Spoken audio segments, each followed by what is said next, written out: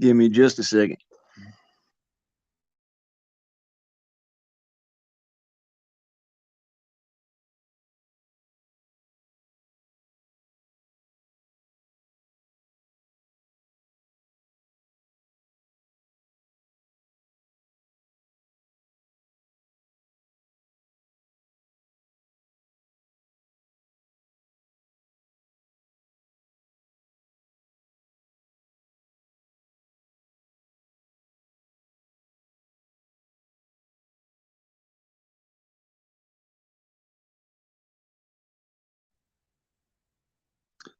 And it all works out.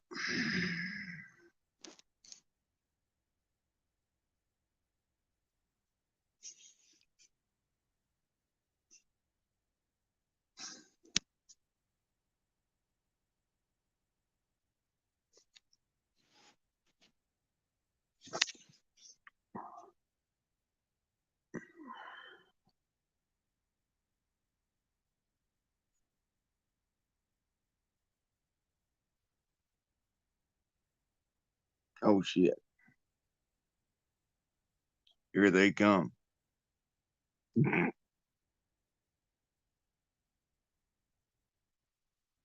Joking, of course. Mm-hmm.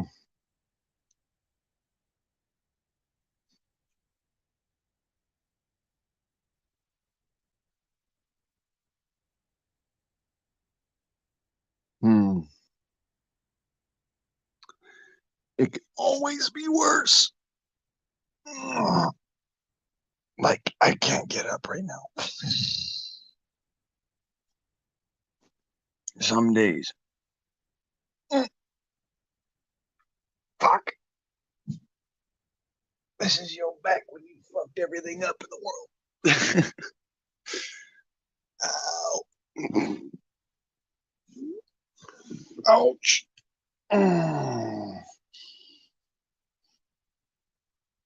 What up, cuz? Oh, shit.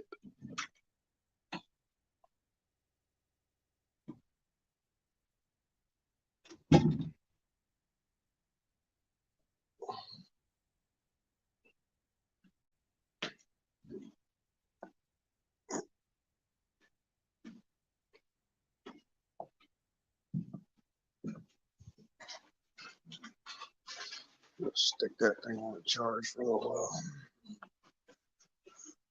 Oh, shit.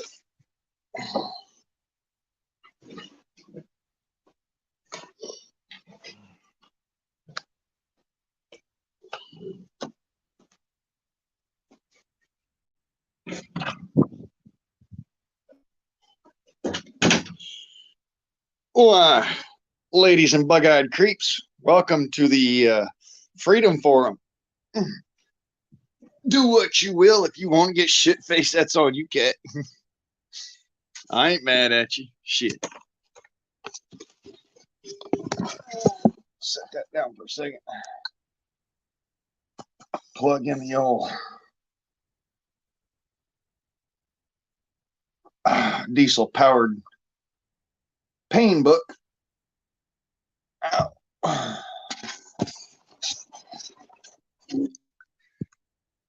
Oh, we're back looking at somebody with a face for radio.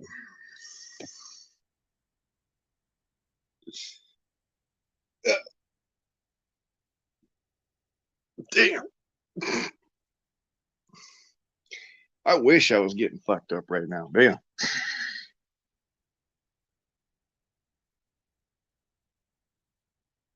So what y'all waiting for? Jump in the box.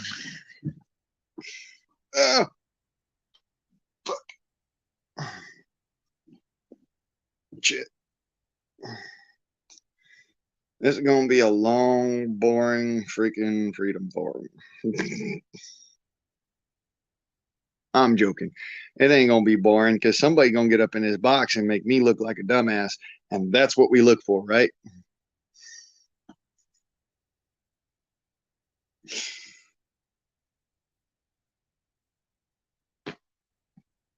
Uh,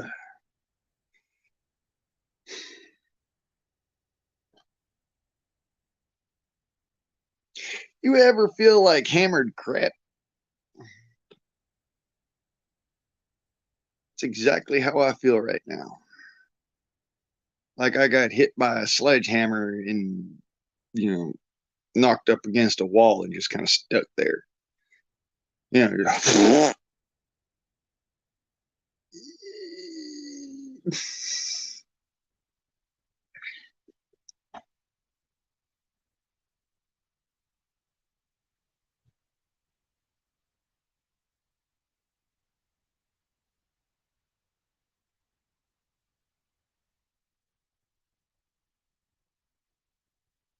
heard, understood, acknowledged. You go do. I ain't mad at you, shit. I'm just, I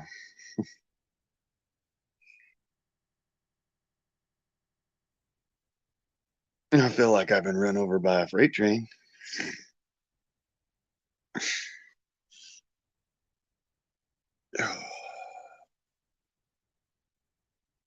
Well, maybe not a freight train.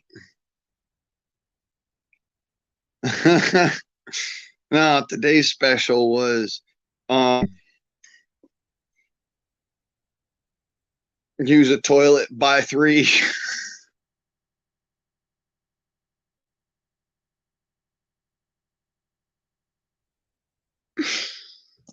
Oh God. It was bad.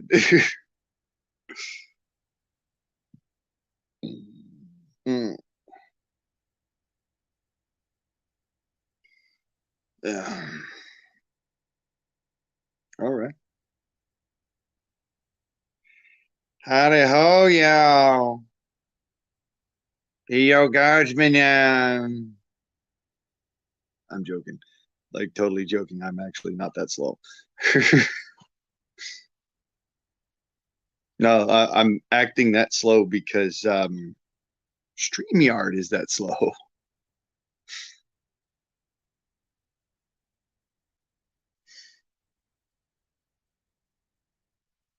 Every time I put money onto my card to go and pay StreamYards for their services, they refuse to take the money off my card. Then when my card is empty, they go and they try to charge my card. Seem like an inside job.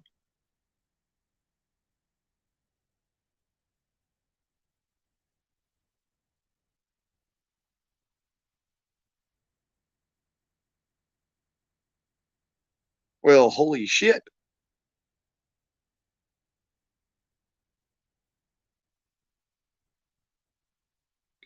It would appear as if we have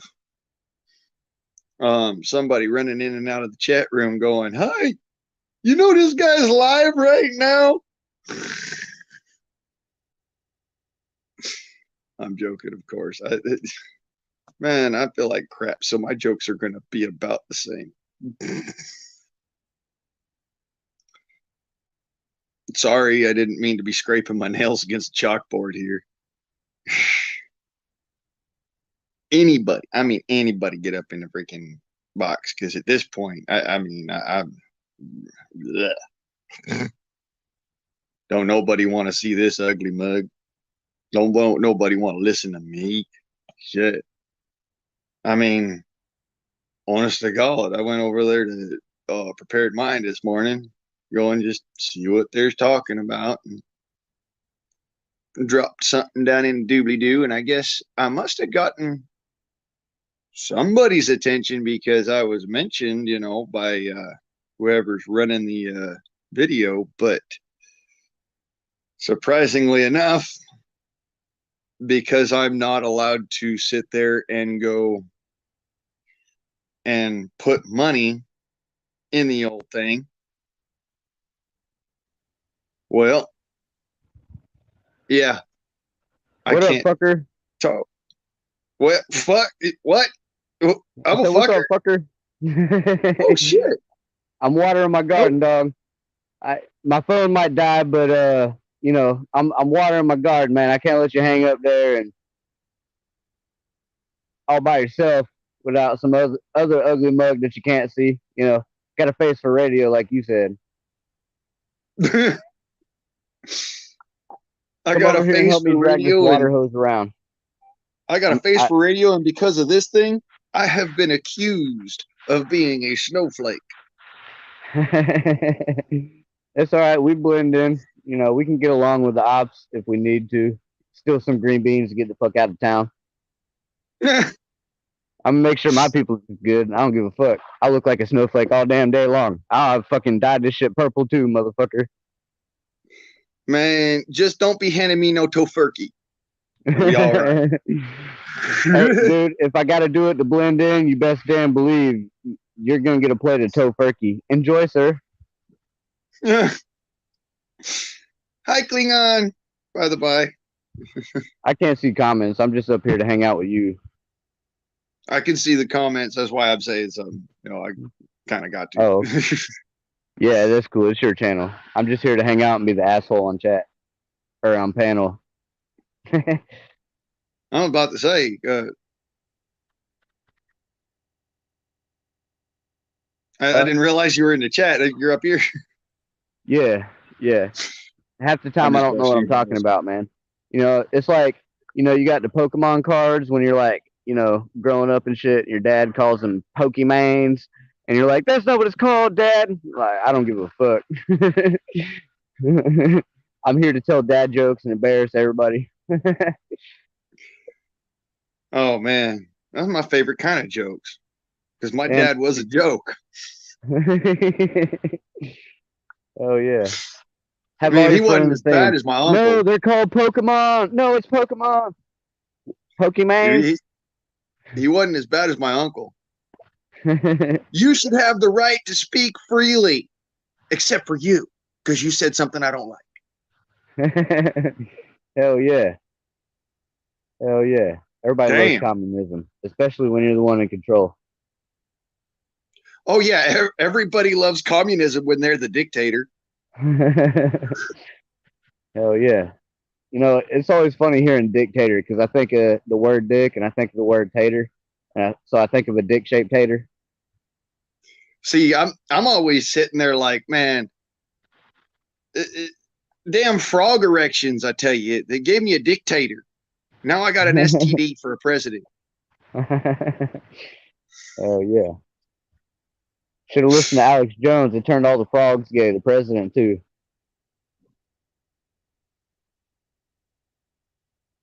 Yep.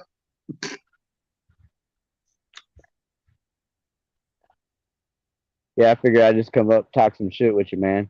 It's always better with company. Klingon, the only resemblance between me and my cousin happens to be that we's both pretty much a bearded wonder.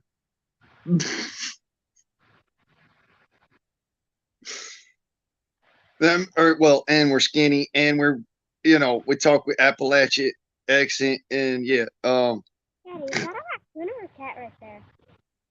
The street light keeps coming in and out, but I'm watering my garden. I just making funny faces.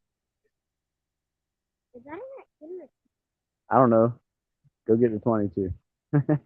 If it's a raccoon, actually no, I'm gonna stick you on it. Come over here. Go chase that thing. Figure out if it's a raccoon or a cat.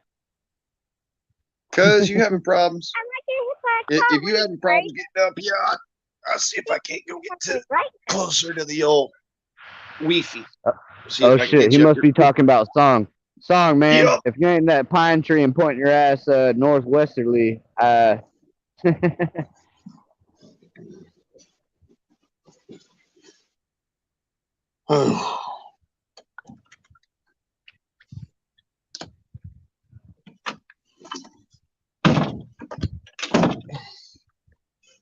he said, cuz that's my brother from another mother right there. Yep, Song of the South is my cousin. Ouch.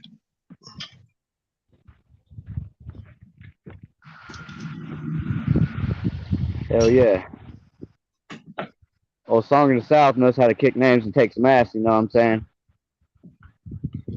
Yeah, you might have to point your behind towards the, you know, the clouds for all I know, because that damn squirrel with the antenna up its ass, it don't run on. Jingles tried to get a hold of it, but you know how that is. Hell yeah. He ain't got no teeth. Hey, shit. I saw your last live stream when you had your plants and shit going. How's everything doing, brother? Well, shit, let's have a walk around, shall we? All right. All right. It's dark. Of course. You can't see shit here. My house looks like an absolute clusterfuck. But Hey, that's how you know you live there. at least I ain't got to worry about motherfuckers trying to break into my shit. Me neither. I think I scared most of them off. Shooting in their general direction and camping out in my garage, which is kind of nice. It's basically like camping. Only So I got good news and I got bad news. All of my pot plants died. that sucks. Hey, my tobacco is still kind of alive. I got 6 of them, and then I had to start a whole bunch more. However, check this out. I have strawberries. Hell yeah. I have Those are some big strawberries too. over here blackberries. Are those the I thornless have, ones? huh? No, Are those these are thornless? wild strawberries. I mean, Oh, wild okay. blackberries. Blackberry. I have Okay. garlic, Nice. and I'll do some more backwards walking here so y'all see. Bro, I have such a hard time with garlic. Salmon berries. Actual salmon berries. I don't know what the fuck a Kino, salmon what's berry up, is. brother?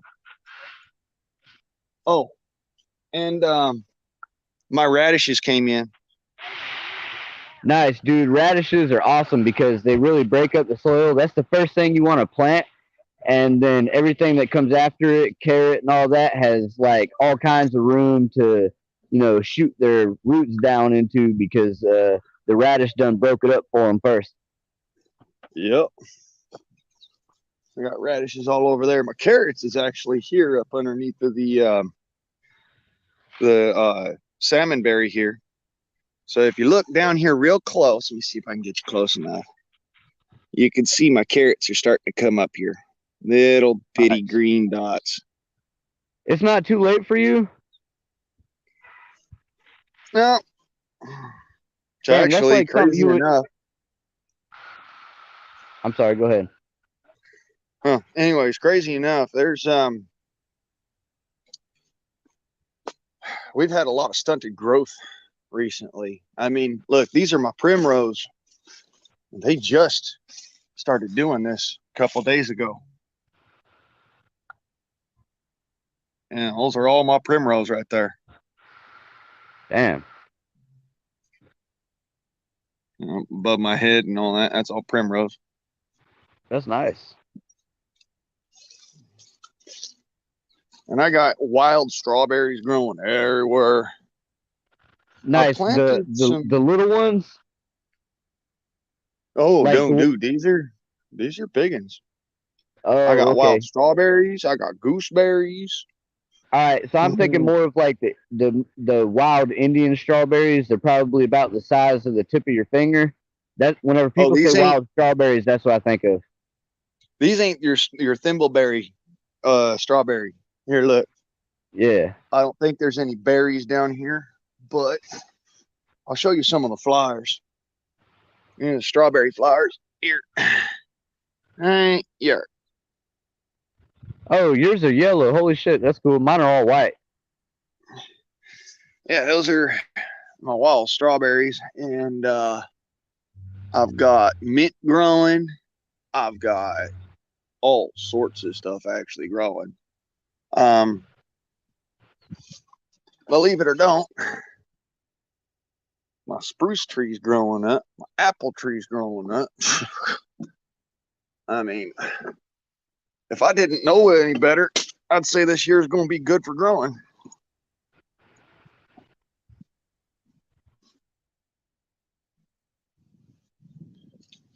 Oh, something else that I'm growing. I'm actually growing these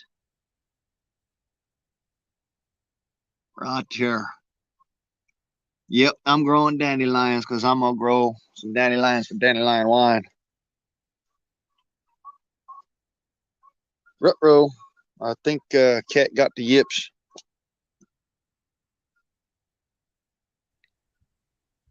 Always welcome on my stream. Oh, thank you, brother. I'm sorry, dude. I just I clicked my phone. I'm watering and I wasn't paying attention. It's okay. Shit. I got a one Oh, track good. mind, and then like I knocked that. It's just like I hyper focus on shit. So I was Yep. watering, and my other finger was scratching my ass and pressing buttons or something. Whoops. Yeah. So, Cat, you remember how you was saying you had some mullein growing? Yes, sir. It's still here. It's doing quite well now. Nature's toilet paper, and I got the other shit that you called it. Mullein, lamb's ear. Same thing.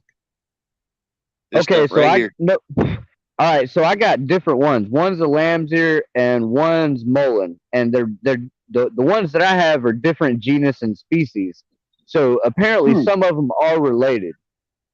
They have related species. Yeah. In the Northwest is one and the same thing. Okay. See, I haven't been Matter of able to fact, get mine to interbreed like that.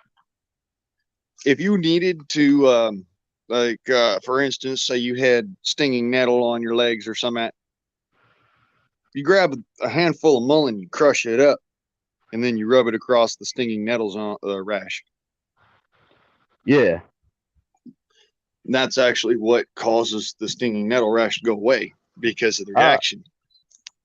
Yeah. So chickweed and also cleaver are both good for like stinging nettle and poison ivy if you make a little tincture or a lotion or something like that out of it. It's funny, they're called weeds until people realize that they're good for fucking something. Yep. It was the same thing with dandelions. It was the same thing with prickly lettuce. It was the same thing with gooseberries for all the time. People actually thought gooseberries were what they call them, witch eggs. Hell yeah. You know what's kind of funny, man? A lot of the stuff that I show off, y'all've got completely different names for them out west, but the ones that they've got out here, there's like 3 or 4 names, and they're more common names, or maybe like Latin names, or early American names like Indian tribes and stuff. It's pretty interesting because like whenever I was showing off the silverberry and you called it what, bearberry, I believe. Yes, sir.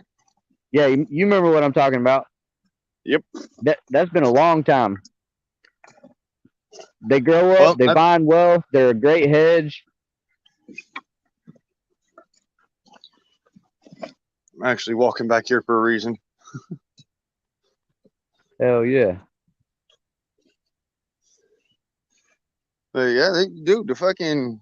I actually like the bearberry and even Labrador tea, mind you. I don't mind them. They're both good. The bearberry can be a bit tart. Yeah, it can be a bit tart, and often when it's actually fully grown, it's rather mealy and not all that sweet. It kind of tastes like a cross between an apple and a tomato. Yep. Yep, that's right. JBA, what's up, brother? I'm about done watering my garden. So, as you can see, hey, we got another in the house. We got another in the house. What up, cuz? So, any Hoosiers, as I was saying, as you can see here, if I can get it to frame, you fuck. Okay. Yeah, I got gooseberry growing in my garden. Oh, hell all yeah. over the place. I mean, everywhere in there.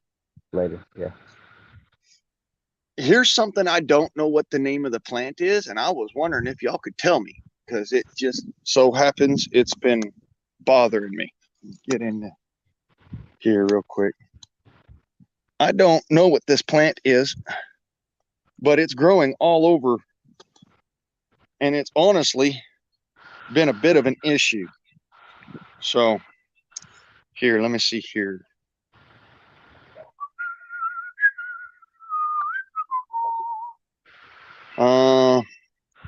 First and foremost, change the layout so we don't look like a bunch of goofballs.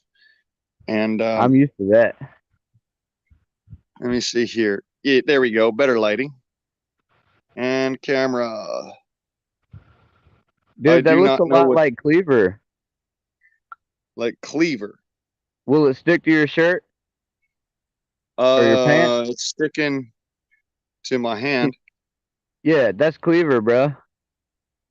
Really? Yeah, dude. That's got a lot of medicinal benefits and shit to it. Yeah, that's like ancient Indian medicine right there. Good stuff. Old Good world to shit. know. Yes, sir. I didn't Look it know. up. Cleaver. It's full of all kinds of vitamin and minerals, and it's got, you know, a bunch of like anti-inflammatory and yeah, good shit right there, brother. That's Cleaver for sure. Okay. I didn't know, and I didn't want to pull it because I didn't know. Yeah, nah, dude, let that shit grow. Let it go wild. You can eat it, but unless you cook it, eat it in small amounts. But yeah, it's got a lot of good health benefits to it, brother. Jim Bob down there. Can you smoke it? I mean, probably you can smoke dead people. How high? That's actually a thing in the Middle East I know about. Yes, they do smoke dead people. I also happen to have a lot of these. Ooh. Can you tell me what that is?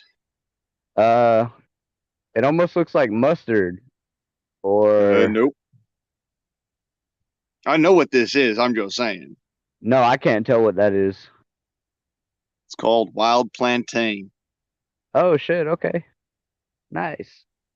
They grow freaking like a wildfire out here. Metal Damn, for Song has a hard breakfast. time getting up here, dude. Yeah, Song is having some troubles. So wild plantain, that's like the little small banana type shit, right? Oh yeah. No. What Actually, wild plantain is a type of moss. Most people don't know that because it has these large lobed leaves on it that you cook up and it tastes like spinach. Okay, nice. but I love spinach. It's actually a type of moss. Oh shit! Oh, I forgot nice. what I was going back there for. Damn, so that's a good cover crop or undercover crop for or understory cover crop for gardening and Yep. shit to keep grass and stuff out. That's dope. Also, I have lots and lots of snake grass, which most people, that's a weed. To me, it's one of the most useful toxins on the planet. You can do a multitude of different things with it.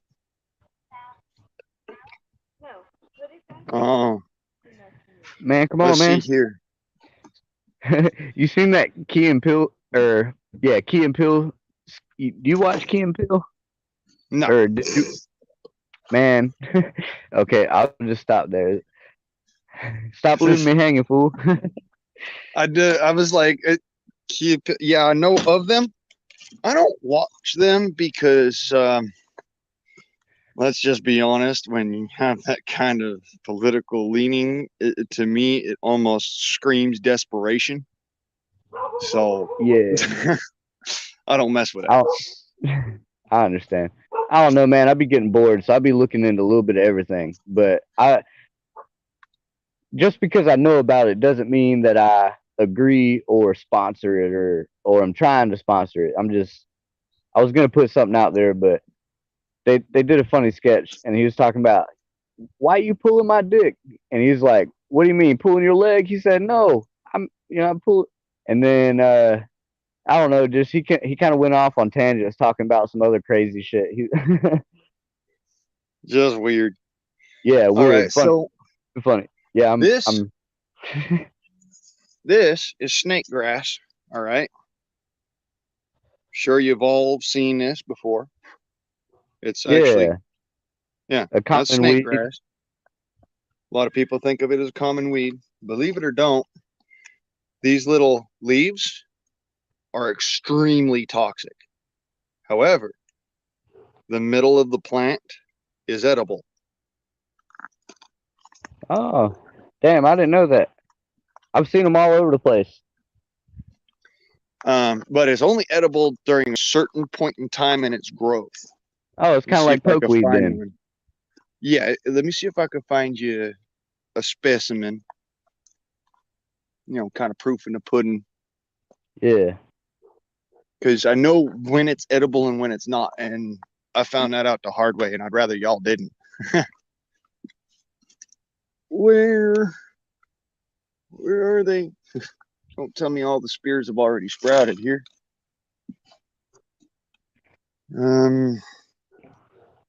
That's not good.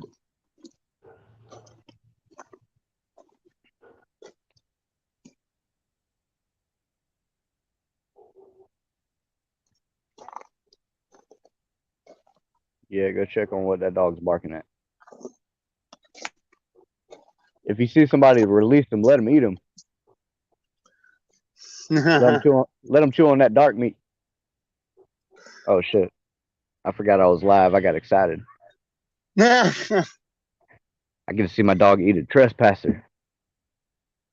It's kind of like seeing a proud dad after his kid done whoop some ass. Well, yeah, guaranteed. I'd be all over that myself. Here we go. Well, son, did you start it? No, sir. All right, you did good in my book. You did finish it. Yes, sir. That's my boy. Okay, so this is what snake grass looks like when it's edible. Oh, okay. And only this. Everything else is actually either mildly toxic or completely deadly toxic. Okay. So, it's dark here. There's a car riding by back there. But, bullbriar is edible, right? The very juicy tips. It's a lot. It reminds me of a mix between maybe asparagus and green beans. But, cut them down each year, and all the fresh starts they put out, the very tips are edible. You can can them, you can jar them, you can eat them fresh, you can cook them, whatever you need to do. Fucking delicious, and you won't go hungry. Very high in vitamins and nutrients. Oh, you was asking about my plants. I got more. Onions. Hell Chad's yeah. been working his behind off on all this. You know what I'm saying? Hell yeah. Hey, how's Hogstooth doing? That's what I'm saying. He's been working his ass off. He's doing pretty good. Hell yeah. Glad he got to out see the hospital, and ever since then, he's been going at it like a fucking minor 49er. Hell yeah, brother. That's cool as shit. The Polarin message. Oh, Polarin. Welcome to the chat. WPK6, WBJ, Polarin message. Some kind of indie radio station. I think I got it right. It's pretty close. I listen to him every once in a while when I got time. He's cool. He likes to punch up at people. If he's got a problem, he says what he's got to say. And I respect that shit. He don't hold no. Yeah, I punched up a little earlier over there at Mad Sheds because I figure I don't like to have shit on my mind. I don't like it to weigh me down. Yeah, me neither. I just make the video, tell him to suck my left nut, make the right one jealous, and I move the fuck on. Right. I made my dinner. I enjoyed every bit of that. I didn't get upset. I didn't get sick. What the fuck? Yeah. Well, the only reason why I was not feeling well is because that was no jab at you, brother. Huh? I said that was no jab at you, brother, but I imagine, it never feels good, especially whenever you have a lot of respect for somebody and you got to punch up, That's why I didn't mention no names. I can, but I'm not going to because I'm not a bitch. Oh, no, I'll outright fucking mention. I don't give a shit.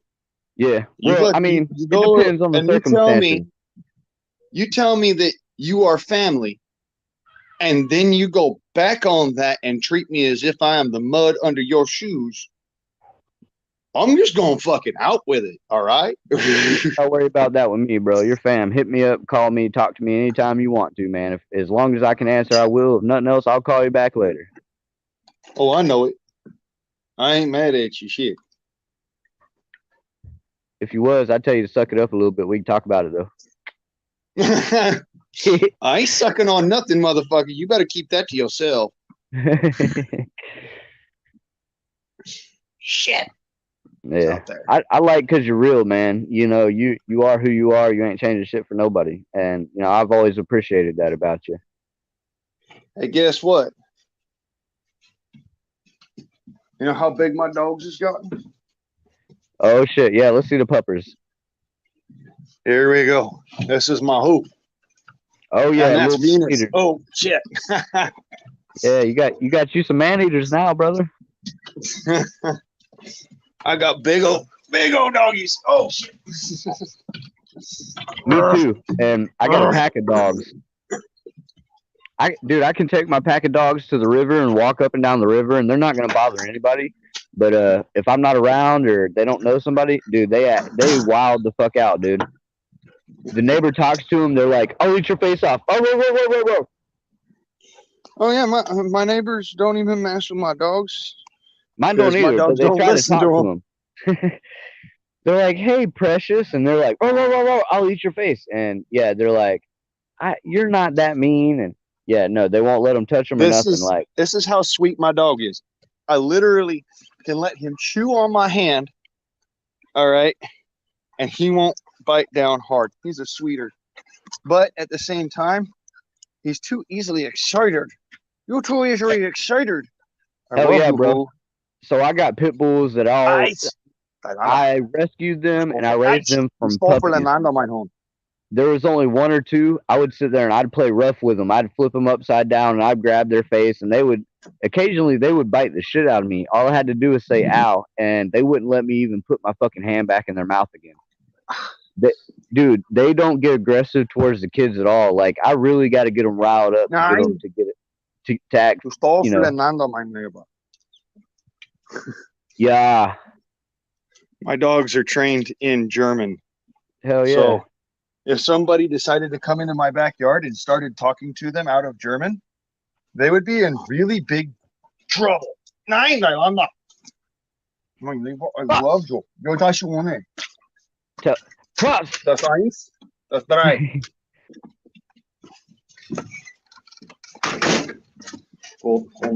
Yeah, I also train. Okay, so even if you don't use like a foreign language to train your animals, use keywords in foreign languages or even your regular language that most people aren't going to understand. Don't tell your fucking dog to sit. Tell him to do a backflip. And no, I'm serious. Don't tell him to attack. Tell him to giddy up or something. Like, make it code words that nobody else is going to figure out, because if somebody figures out that shit and they say it, the dog's going to be a little confused. It's like, hey, how'd you know what my owner's would do or say? Valerian, I did not drop the hammer on Shad. I dropped the hammer on Duke Nukem. John Rossler from The Prepared Mind. Yeah. And I'll come straight out with that shit. I don't give a fuck. You tell me that freedom of speech is what you fought for and bloodied motherfuckers for, and you tell me Semper Fi, and then you tell me to go fuck myself because what I say ain't right, because I'm standing up for somebody. It don't even have to be that. You know, generally people say that they agree with free speech. I agree with free speech. If anybody shows up at my channel, they can show their ass, they can have a good time, they can add to the conversation, they can do whatever the fuck they want to do. I'm not going to block them. I'll make them a mod, and they'll probably earn my respect. I might earn their respect, and they will show some respect if I say, hey, cut that shit out. But if you treat people like they're lower than dog shit, they're going to act like they're lower than fucking dog shit. I mean, you know, you call somebody trailer trash enough and they're like, okay, I'm trailer trash, you know, and then they start selling meth and shooting up the neighbors. Like, you know, you can't say you didn't ask for it, because you sit there and told that person that's what they were. Like, don't, you know, You know, people are a fucked up different kind of breed. That's just my opinion. You know, don't that has no reflection on Guardsman. I'm glad he respects me enough to let me come up here and talk my shit. Like I says, when I says freedom of speech, motherfucker, you better understand. Anything you say can and will be used against you. However, anything you say will be left there to be used against you. Probably only by the haters. Only by the haters. But I'm not Yeah, that's the saying only nothing people that that's gonna use it against you. I'm not saying nothing that don't ring true. You know, if anybody wants to take some shit out of context, you're more than welcome to. But I'm not going to try, nor will I explain it away. I mean, if you actually look at the whole thing of what I said, or you know, you'll figure out real quick who I am. I don't beat around the fucking bush, man. I beat the fucking bush and get my nut and roll the fuck out.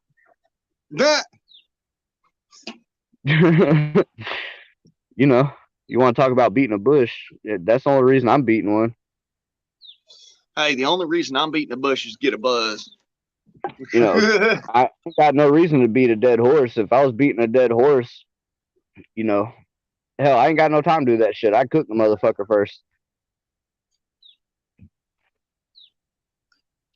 Oh, I see what's up. I get you there, Palarin. You sitting over there aiming at Florida, dropping your maul on the moisture queen. Because she got this big old problem with people saying the word moist.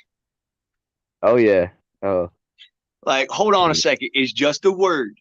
Don't get all butt hurting in a tizzy because you can't get laid. Wait, it just Be a depends. Here we woman, go. use your hand, you know. Here we go. Hey man, how you doing? We've got this new cologne. Go ahead and spray yourself. Just to make the ladies moist. Oh shit, yeah. That's a panty dropper right there, dude.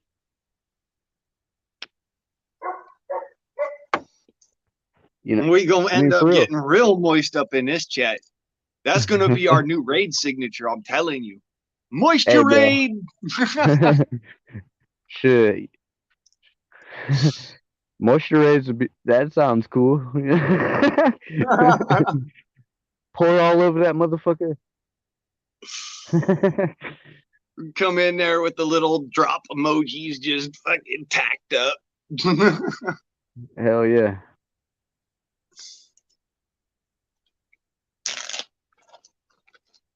Didn't there used to be emoji where there was like 3 water drops or something, or like 3 squirting water drops? Why don't you go? Oh, there you go. Thank you, Klingon. Damn, I feel so bad I'm missing the comments. Here, I'll try to figure it out. If I get kicked again, I might not come back up. All right, down where it says more at the bottom, or no, for you it says comments. You click Oh, on it says chat. comments Okay, or I chat, got it. and you click on the one that says comments, not private chat. And that's how you can see the chat on YouTube. And in order to get out of that little X button up in the corner, you only hit it one time. Even if your phone freezes, just let it do its thing. Yeah, I see it. Houdini's big as a horse. I see that, cuz. It was funny. I was in a live stream earlier, and they called out another YouTuber, and they're like, "This isn't their live stream." And I'm like, "Bitch, do I give a fuck? Hell, fucking no. I'm gonna be me." And I told everybody to untuck their panties, but I got blocked before they even read the message. Let me When guess. That you're a would be stranger, when you're a stranger. that'd be Mr. What's his butters, the fucker that Yeah, you buns went out coast to there and coast. punched up at. I no, okay, so I punched up at Trapflix TV, and I made that be known because that black dude is from like California or whatever, and he's selling 1,000 square foot in Kenya or you know different places in Africa for Right. $1,000 with like 2 Trapflix tickets. And yeah, dude, I'm just like, bro, you're scamming your own fucking people. You saw that video, but no, Yeah. I was No, in a you live stream. I was in a live stream earlier, and you know how like a lot of these bigger YouTubers buddy up together and collab and all kind of like scratch each other's nut sacks. Yep. So anyway, you know, I popped in and I just said kind of what's up, and I cracked a couple jokes. Nobody thought they were funny, and so guns coast to They're coast. wrong. Anyway, Buns, you know, from now on, he's called Buns Toast to Toast. In my opinion, I don't give a fuck what anybody thinks about me. I one of the next videos I'm gonna make, I'm definitely gonna be punching up at that motherfucker because he's always talking about liberals and you know drama queens and you know he's probably one of the biggest fucking drama queens out there as far as you know these YouTube channels, especially since he's got big, dude. I've been watching him for I think 4 or 5 years. I've really been watching him for the last 3 years. I know he's been putting out content at least for 3 to 4 years. Something like that, man.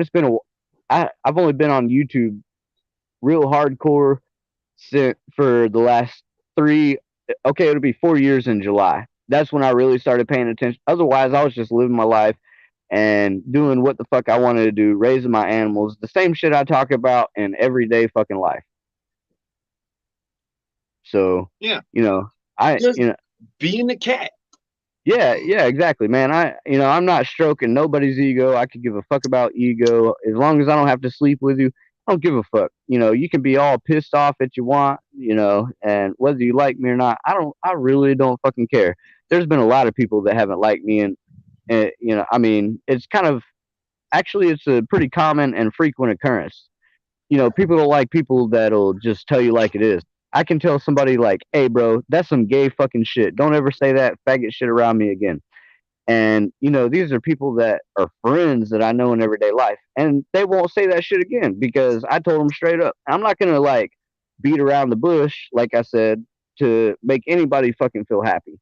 I'm gonna shoot straight down the center line, and I'm gonna call it exactly how I see Well, I'm gonna tell you now, I don't give a shit about your feelings. What I do care about is your morals. Because it. if you lose your Yeah, morals, then you lose my respect. for sure. Some people lose morals whenever it comes down to their feelings, man. You know, they get all butt hurt, and all of a sudden, it's just like, oh, I thought we were like minded, and I'm like, well, you know, that's what you get for thinking. But yeah, we are very Yeah. like minded.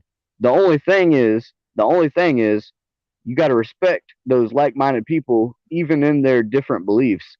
That's the only way to get along and to push through all the bullshit that's coming down the pipeline right now. You know, get your gardens in order, get your family in order, get your community in order, and you know, 100 years ago they didn't dislike somebody because oh, you know, he's a Democrat and I'm a Republican, which nowadays I can understand why, but they're like we're Americans first, and that's one of the things that Trump pushed. And you know, I'm not a big Trump supporter. I'll be the first one to tell you that shit. I could give a fuck less about politics, but you know, make America great again, make America godly again, whatever the fuck you want to call it. You know, God is what I'm all established for it. this nation, and the beliefs based upon God. And like, go ahead, God. I'm sorry. I just went on a rant, man. I'm feeling it, brother. Yeah, I don't get me wrong. I love it when people rant because, dude, when you rant, you sound a lot like me. Only difference is that when I rant, I'm yelling, I'm cussing, and I'm screaming because I'm so pissed because somebody decided that they's gonna fucking either they're gonna mess with their morals and scruples, they're gonna mess with my morals and scruples, or for that matter, all right, then they turn around and they look at it as well.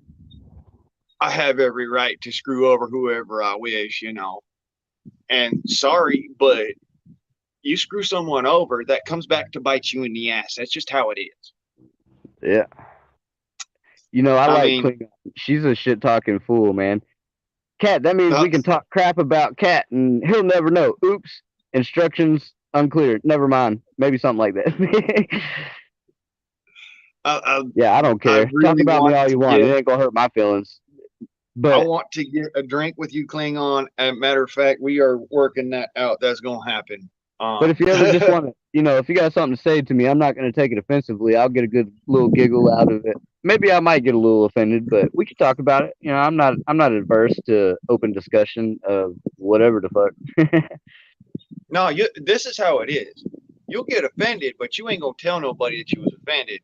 You're Oh, gonna go into bullshit. the back room and you're gonna cuss up a goddamn storm, and then you're gonna Nah, come back bullshit. and be like, all right, this is what's up. I'm making a video about your ass. I'm gonna make you famous. Shit, bullshit. I'll tell people I'm offended. I'll be like, yeah, my butt got puckered up a little bit. I'm not ashamed to admit it. I'm human. I'm I'm fucking with you, right? I'm just saying, I don't fucking think any of my friends is gonna turn tail and run. I don't think anybody gonna tuck tail, either, because that's just how I is. I don't fucking tuck tail. I'm gonna tell you as it is, how it is. Somebody were to come up to me right now trying to start shit, I'm gonna be like, dude, there's the fucking road. That's why I love you, brother. Get bricks, get off my property, because the reality is I'm spending time with my friends. Damn, Skippy, get offended in your own time. Don't bother mine.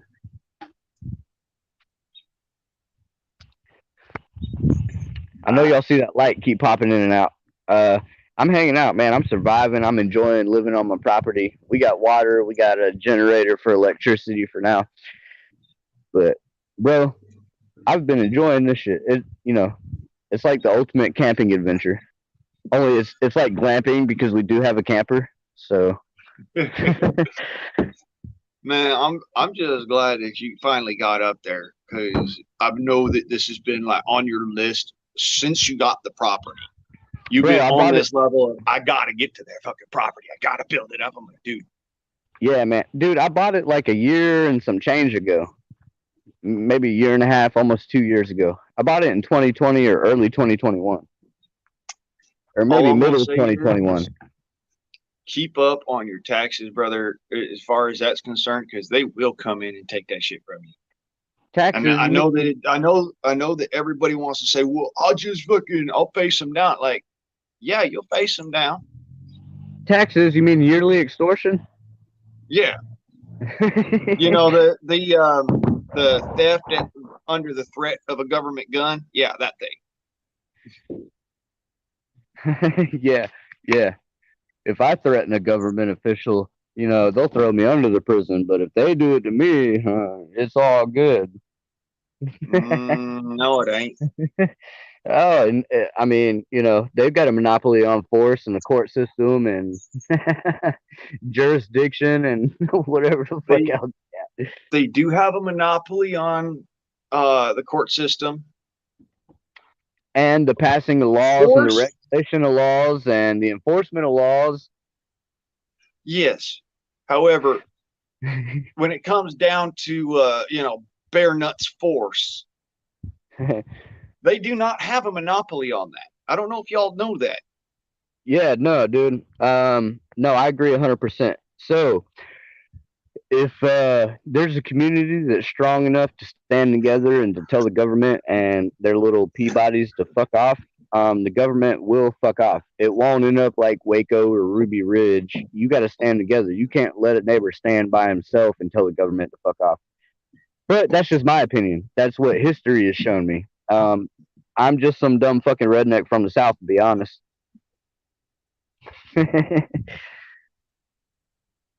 Yeah. It's getting bigger. That's what she said. Yeah. and I like, Hey, Guardsman, what you know about boiled peanuts? Oh, hell yes. Get me some Cajun. Hell yeah. That's southern as shit. What about grits, dude? Yeah. Man, if there ain't no cheese in them grits, we're going to have some trouble. Cheese, man. You got to add cheese. You got to add some bacon, a little bit of onion, and then you set, dude. And if you want to go all out, you could do the shrimp and grits and throw some shrimp in there too, boy. That'd be so good, make you want to slap your mama.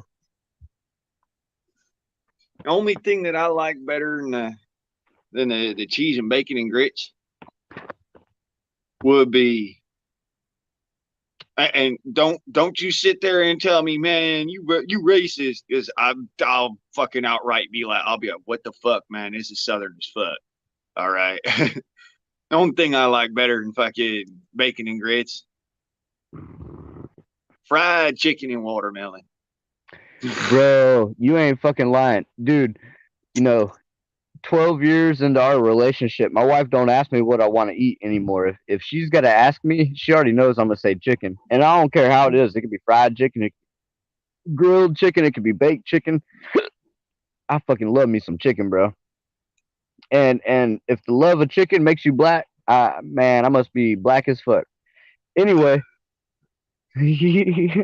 Anti-Jack, that is absolutely fucking 100%. Real bacon, real butter makes everything better. Also, anti-at-Jack said, guards, man, you finished the handle for the blade you were working on? Yes? Question mark.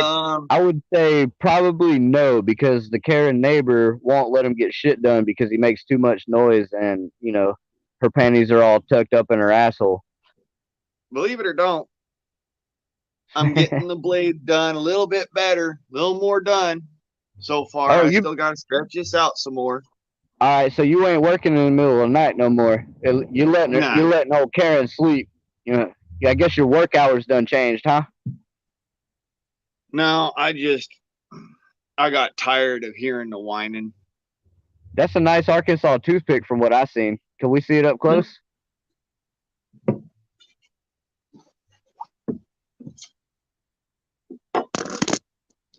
Right, quick. Yeah. Yeah, come on, fucker. Solo. Real quick, just so we can see. It hurt my feelings, fool. From where the handle should be. Oh, shit. And it ain't done yet. I'm still going to stretch that sucker. I mean, you can see that's the edge. Oh, okay. Dude, that's a 1/4 inch thick at least. Yeah. A heavy piece of steel. And I got all this extra meat there if I wanted to, put some more in there, but I don't need to. This is going to be nice. Got all that extra meat if I want to put some more in there.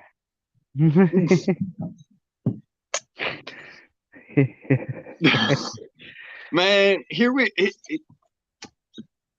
I ain't trying to keep this PG or nothing. Go ahead. I'm sorry, man. If I'm crossing some lines, just let me know. Just don't block me, man. Just tell me, and I will make it PG, man. I'm not trying to be an asshole, but I'm trying to keep this shit PG. Welcome to the Freedom Farm. If you got fucking a weak constitution or baby virgin ears, look away. I throw up by weak constitution, do you mean if I throw up after drinking Bud Light? Oh shit! No, that probably pisses a lot of people off. Depends on how much Bud Light you had.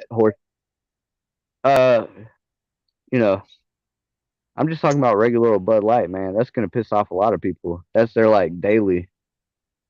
See, like I said, no, because it depends on how much Bud Light you've had. In my personal opinion, you drinking skunk piss, and that's your decision. It's up to you. All right. Hell, it ain't even skunk piss. It's just piss. But I'm drinking my hazy IPA right now.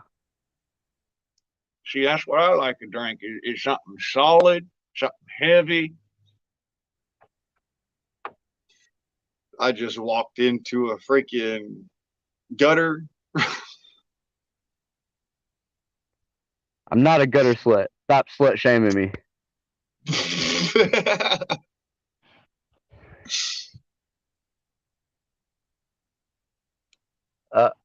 There's my hazy IPA. God dang it. It's Sierra Nevada, hazy little thing IPA. See, the only thing that's different between that and the Cata Fresca is the alcohol content. Yeah, bro. My 3 favorite beers are real high. Okay, so Elysians are like 8.5 or something like that. They're the Space Dust. Their IPAs, and then I also like the Dogfish Head and the Voodoo Rangers, and they range between like 8 to 11%.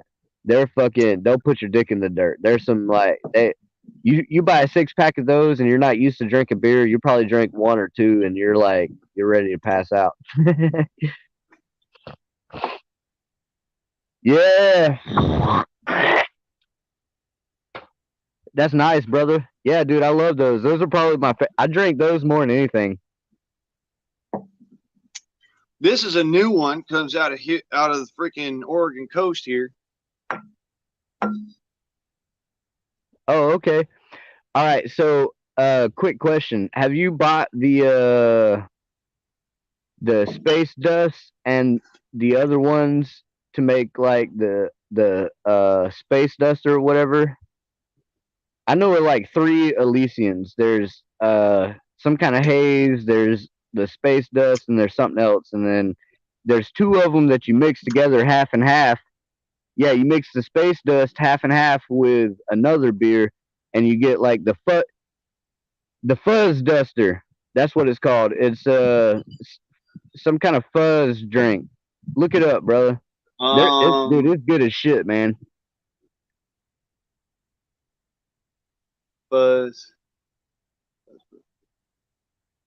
Fuzzy Navel. No. No. I'm talking about a beer. A beer made by Elysian. One of them Space Dust. One of them is a haze, and then another one is like a fuzz thing. Well, you mix you mix the fuzz and the Space Dust together, and you got a Fuzz Duster. It's a good beer, man. You mix a Fuzzy Navel with the Space Dust, and you get a Fuzz Duster. Yeah. No, it's not called Fuzzy Navel. It's another beer, man. Yeah. That's what I'm saying. Oh, okay. It's Elysian Fuzzy Navel. It's their citrus IPA. Yeah, that's it. Damn. Yeah, okay. It's not called a Fuzzy Navel, though. That's where I was confused. But it is the citrusy IPA. Yep. With the name Fuzz somewhere in there. Yeah, it's freaking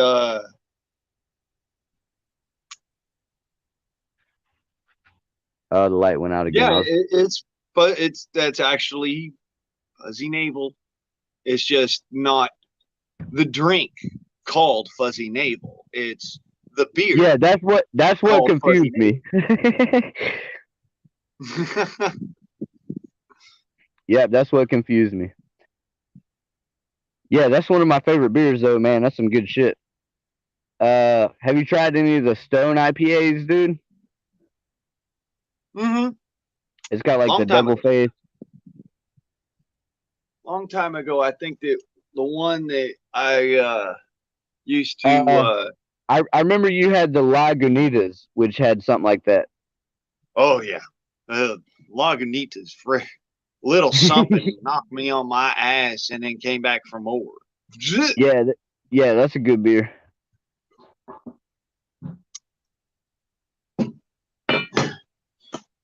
Little something made me want to have a little something.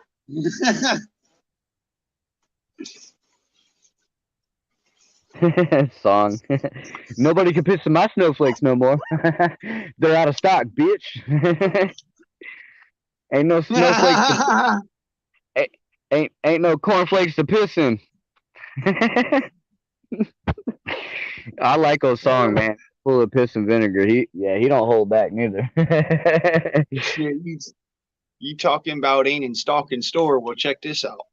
The price of just Amish roll butter. Y'all know what that is. You normally pay about like $5-6 total in the grocery store for it.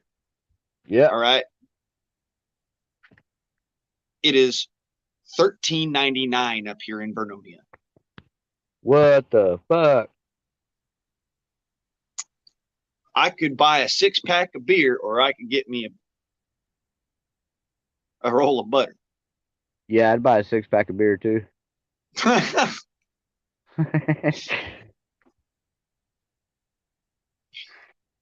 Hey, anybody Shut up. here know Adoneer? Aedoneer. Anybody know that guy? Who? No. Aid I didn't hear. Adoneer. Aedoneer. That's one of the dudes who jumped my shit at Buns Coast to Coast or Buns Toast to Toast channel. Huh. I thought it was funny, bro. The live streaming comments aren't on anymore though.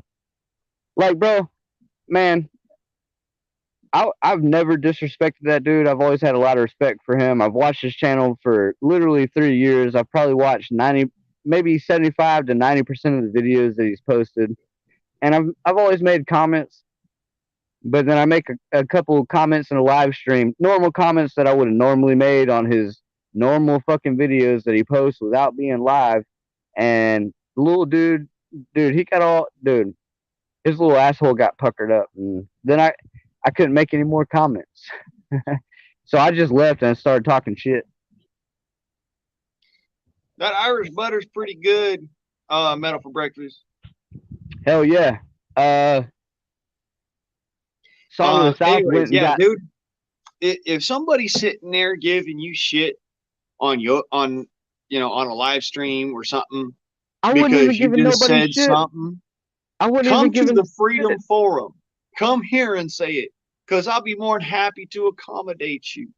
I wouldn't even talk. I wants to hear it. I wasn't even really talking shit, bro. Literally, okay, the first comment I made was probably saying hi, and then like he's getting everything situated, and you know, he's got his gun room posted, and in the gun room he's got Christmas wrap and birthday wrap or whatever the fuck wrap. He took all his guns down, and because a bunch of liberal motherfuckers made some comments, so he took the guns down and put all that shit to kind of troll him. So, I made the joke saying, hey, I'm surprised the room's not full of rainbow and unicorn pictures yet.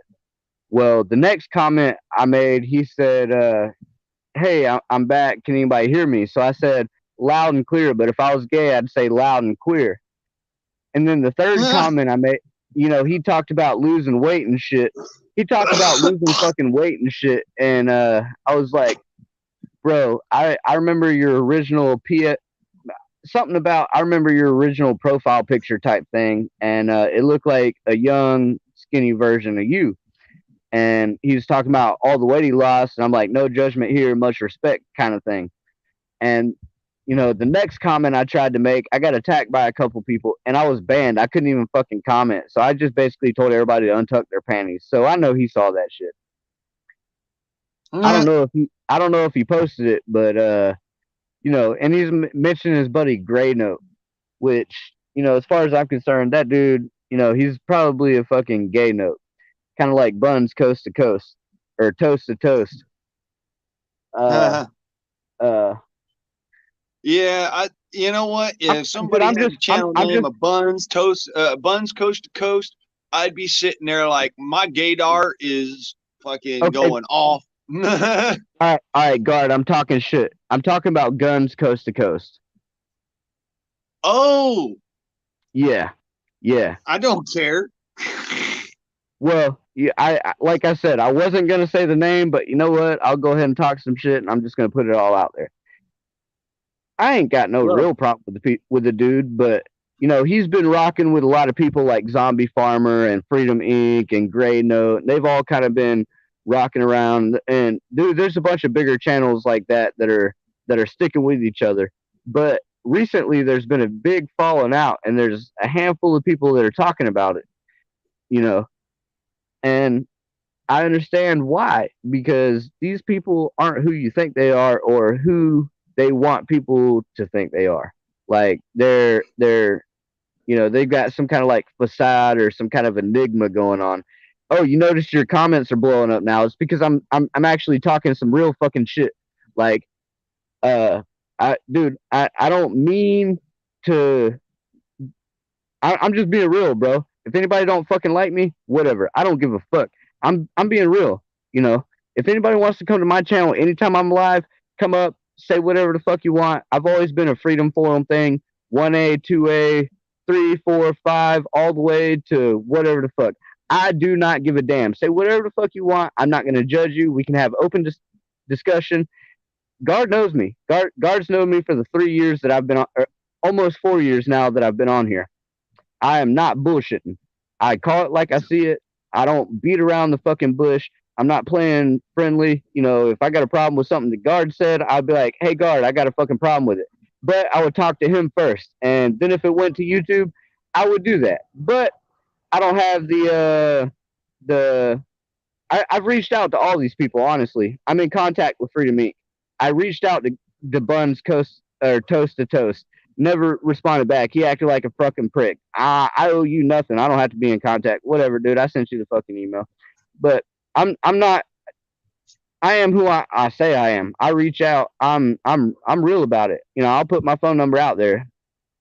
Honestly, a lot of these channels that we watch, they've got my information because I've been the first person to send it out there. If I trust them, if I feel like they're real about their shit, they don't have to get in contact with me, but my shit's out there.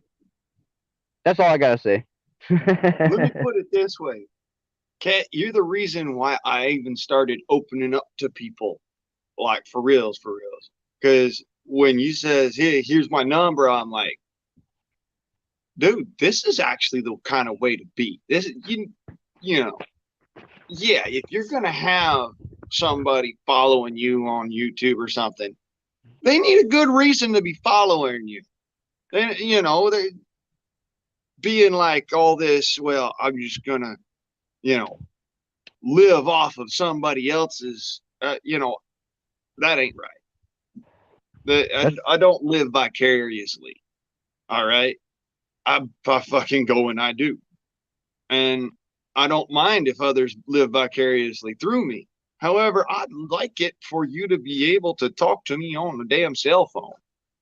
I'd like for you to be able to sit there and, you know, text me when you feeling lonely or whatever. I don't give a shit. Exactly. I'll talk Look, with man, you. I've made these videos private, but there was times where I've been going through shit. I've seen friends going through shit. There were, you know, I've had a few friends commit suicide, and I just put my shit out there. I was like, look, if you're feeling this kind of way, hit me up. You don't know me, you don't have to know me, but I will be there for you. You know, you don't.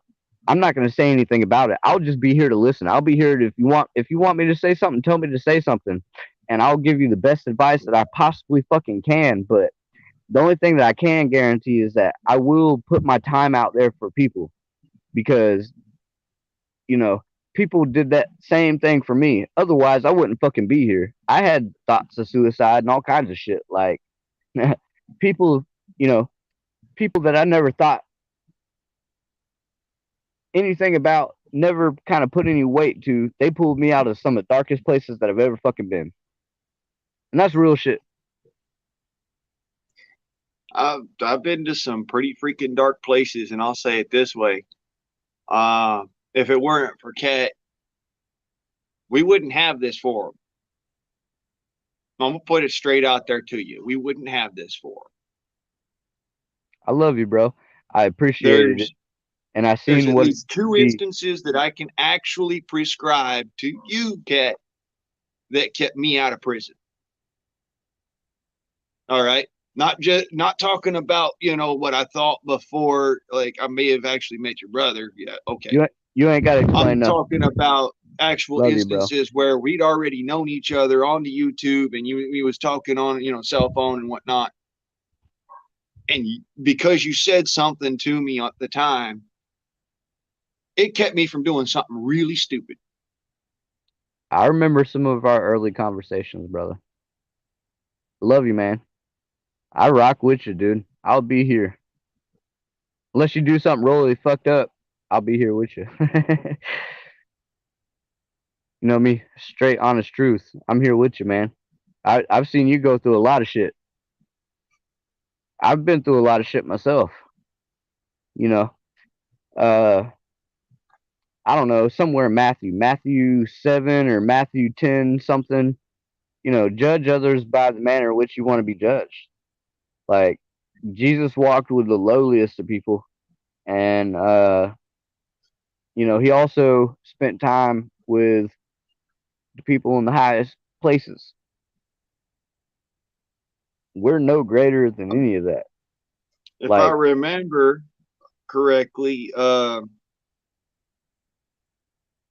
Romans 10:10 was, "Judge not, for you shall be judged by my Father in heaven." and yeah, yes, sir. Yeah, and that doesn't mention that in the manner in which he'll judge you, because the manner in which he judges you is the manner in which you have judged others. He, the Lord God, takes your sin and your judgments and he places them on you the same way in which you did others. So that person, I don't know, there's very few people that God does won't forgive. Pedophiles, people that blaspheme his name. Um, it's all pretty clear in the Bible. Mm-hmm. Yeah, I believe that one of the unforgivable sins was hypocrisy.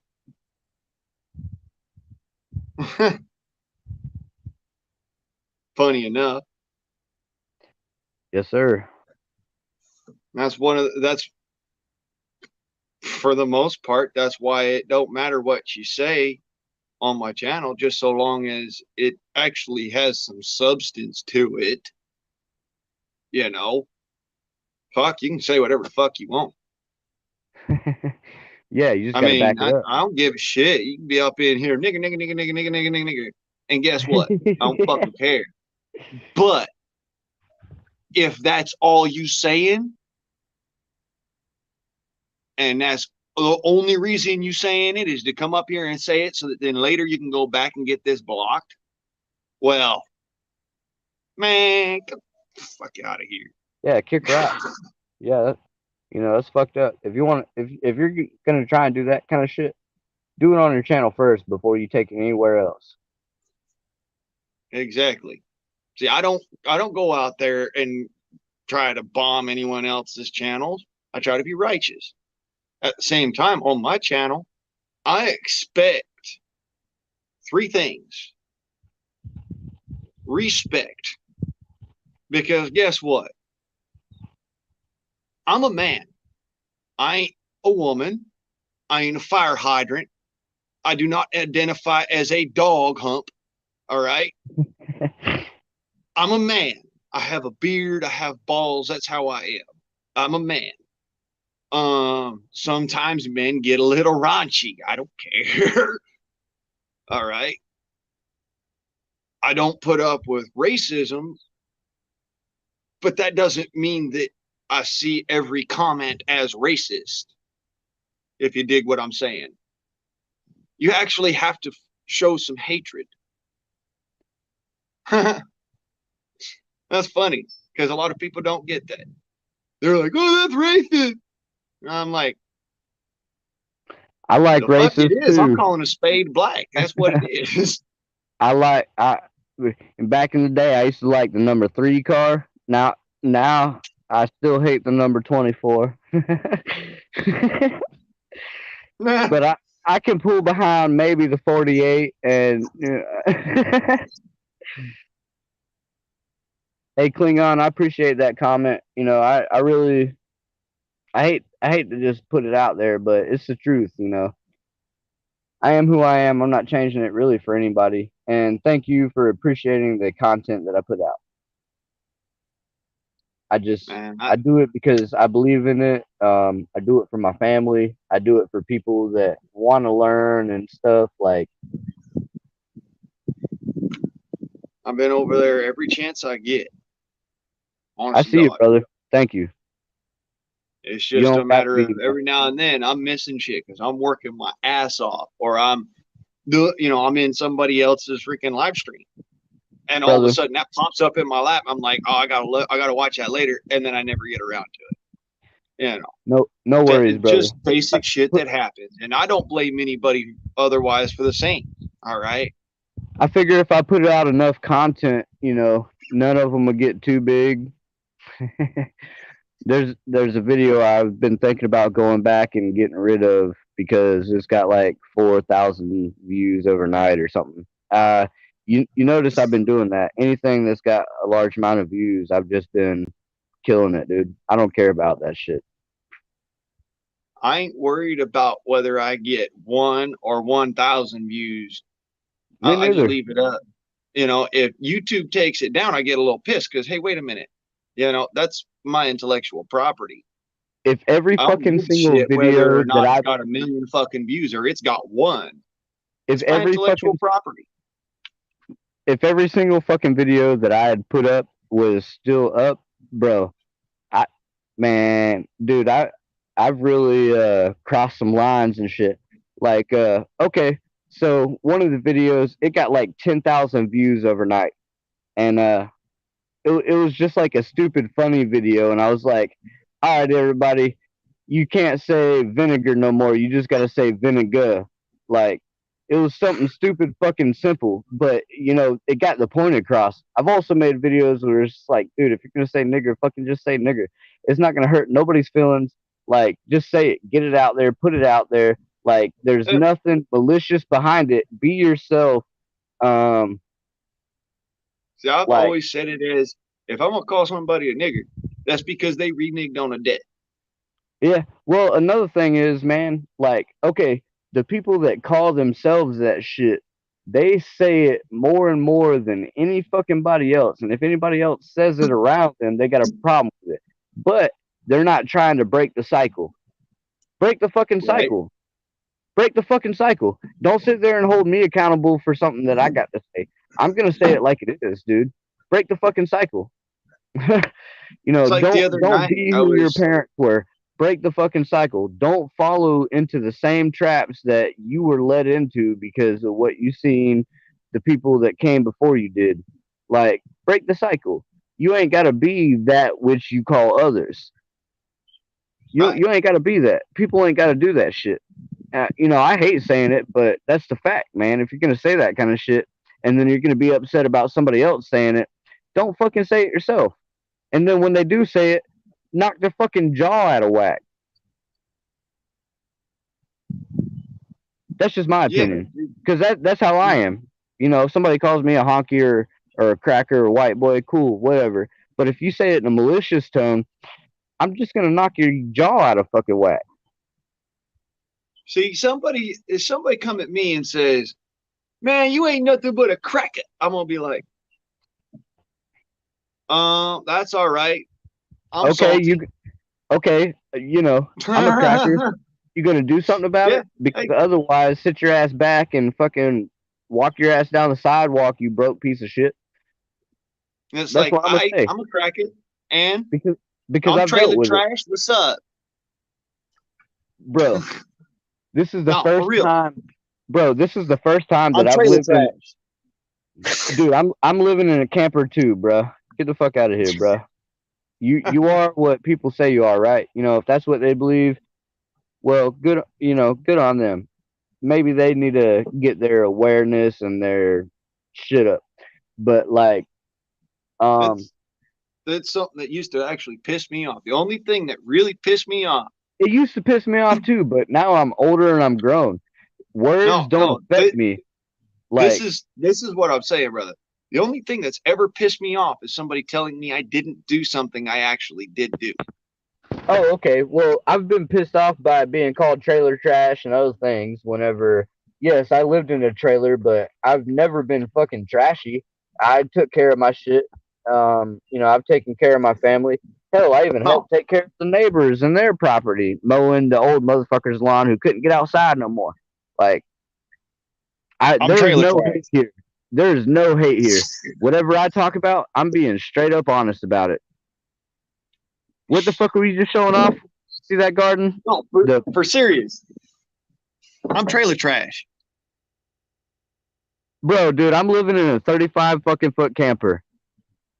I don't give a fuck if people think I'm trailer trash. Don't give a fuck, I've got a bro. 27 footer, and right now I'm living inside of my mom's house. Go ahead, say it, say it, say it. Go ahead. Dude, who Blaine gives lives a in his fuck? mama's basement. Ooh. Shit, the food's good. Fight me, bitch. No, I'm No, I'm the one who's cooking. Yeah, Shit. well, I mean, all right, so the food's good. Exactly. Exactly. The Who food cares is what real people think? good. Who cares what people think? That's a dude. I will come back with all kinds of off the wall shit. Believe what the fuck you want about me. I'd give zero fucks. Nobody's paid my bills. I ain't never asked nobody for shit. The people that have helped me, I'm there for them just as much as they are for me. Like I'm about this shit. This property. Okay, the house burnt down, so I bought a camper, a 35-foot camper, matter of fact. And I've been working on the camper. I've been cleaning up the property. There's a garage on the property that's fucking huge. I give zero fucks. I bought this with my own hard work and my own two hands. Nobody gave me fucking shit. I didn't ask nobody for fucking nothing. I'm not going to. So everybody can miss me with all the shit. Unless I gotta sleep with you or I'm getting all kinds of extra money. And even then, if even if you did give me some money, I'm not gonna spare your feelings because of my beliefs. I'm not gonna change who I am or change my moral code or character or ethics. None of that shit. I'll just What I say it did, outright. I did myself. I did. Me and my family did that. I don't And care if you give me money or not. I don't care and if if you you give me a home or not. I don't care if you give me whatever or not. All right. The reality of the situation is I do not need to change to suit your likes. I do not need to change to gain your views. You came yeah, here, yeah, and that's that simple. So if you came here to see me. You didn't come I'm the here to hype. see what you think I should be, Damn, Skippy, I'm right? the hype man. Kill it, Now, brother. here's Kill the it. here's Lay the down the beat. alternative of that, all right? I'm not saying that I went to the Prepare Mind to see him be somebody that I think he should be. I went there to see the man that I've known for 25 fucking years before YouTube was a thing. Humans are humans, and they will always let you fucking down. Exactly. And I Never will tell ever you, if meet I your ever let you heroes. down, which I've probably let a lot of people down, but I will probably let a lot of people down again. But I'm gonna be honest about the shit that I have to go through. I'm gonna be honest about the shit that I deal with. That's just G-Mon me. Merkel, Granny, what's up? What's up? What's up? Sorry, I'm not looking at comments. I'm taking a leak. It's all good. Just as long as you ain't flashing me with it. Hold on. I'll show you my micro penis. Nah, we're good. Gotcha. Haha, you believed I had a micro penis. That's actually one of the only freaking only rules on this channel. I don't Don't want to show see your you dick. micro penis, but if you got a No, BBC, please show it. I don't care if you's hung like a racehorse. I don't care if you's hung like a hamster. I don't want to see that shit. You don't want to see my hamster's penis? Nah, I'm I good. don't have a hamster. Don't worry about me. I'm hung like a hamster. I'm 2 inches from the ground. I'm 2 inches of glory. Yeah. But I do. I'm sorry. I'm just having fun. I really stopped giving a fuck about what anybody thinks about me. I've dealt with too much shit over the last few fucking years to live my life worrying about what anybody fucking thinks about me. So, love y'all. If you don't like me, that's your problem. Yeah, you figure it out, but I'm gonna keep being me. I might be as crazy as a fucking road lizard, but I'll tell you now, road lizard or not, I'm gonna whip my tail till I'm happy. Damn, Skippy, man. Anybody know what what do they call it? A hillbilly handkerchief. Anybody know what a hillbilly handkerchief is? Fucking Jack sitting there eating on a sausage as we talking about hamsters.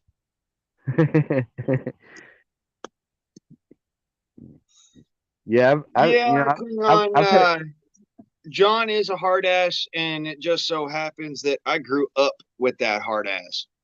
The difference was is that back when I was a kid, he would have no problem with telling you fuck you right to your face. He would have no problem with telling you that it's okay to say whatever the fuck you want. He don't give a shit. sounds All like my right. grandfather, but it also, but on the other end,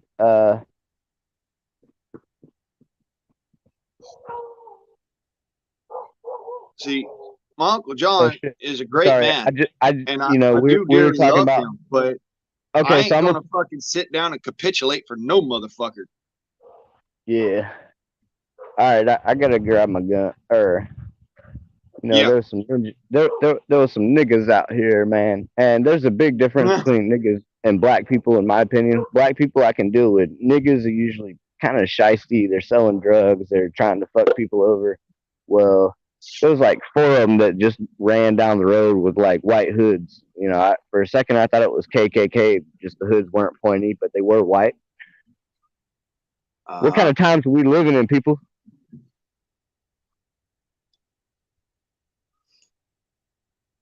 I'm not Hang even on. fucking kidding. I'm not even fucking kidding, dude. Literally, that's just what happened. Like, I won't be disappointed. I drink beer with my mama all the time. uh, Honest to I God. wish I, I wish my mom would even talk to me. Can't hardly ever get a hold of that old heifer. But I talk to my dad a lot, and we drink beer often and smoke weed together. It's great. I wish my grandfather would smoke some weed with me, calm his little happy ass down. Uh, He's also a Vietnam vet, and he's like, I seen all them motherfucking recruits that I sent over there smoking that and meth and heroin, and yeah. So he don't want nothing to do with fucking none of it. But they're also part of that generation that listened to, you know, weed is the devil's lettuce, and what is all that other propaganda shit? You know, make you lose your fucking mind. Reefer madness. Yeah, reefer madness. That's the shit. That's yeah. That's what I was trying to say. They smoke marijuana cigarettes, man. Yeah, marijuana They smoke cigarettes. marijuana cigarettes, Mabel. Reefers. Yeah, they're living in a single room apartment. There's two males and one female, and they all smoke weed or marijuana cigarettes. Reefers. Everybody knows Sublime, right? Yeah, I probably fucked that all up. Daddy, Huh? he once told me, son, you be hardworking man. Mommy, she once told me, son, you do the best Do you the can. best you can. But then one day, One a day, married man man come to me and say, is yeah, dead. hard work good and hard work Hard fine, work but time, but first first take care of take care of him. head. Hell yeah, brother. We had a duet together. We sound a little better together than we do sing by ourselves. You hit them high, I hit them low. No, hey, Uh, guard, I appreciate you letting me come up and be the, you know, the laughing stock of the shit show. Well, not that hey, this is the man, shit show. I will always make you the belle of the ball if you let me. Oh, I appreciate that. Makes me sound pretty when you say that.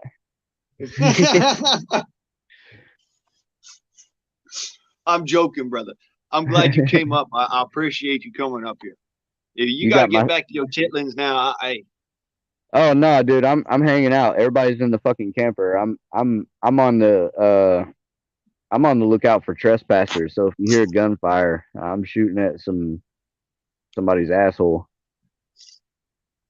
aim small, miss small, brother. Yeah, and don't. I'm not. I'm. You know, actually, if it comes to that, I'll just jump off here because I'll start a new garden because they all look like grave mounds anyway. So nobody's gonna Huh? question anything.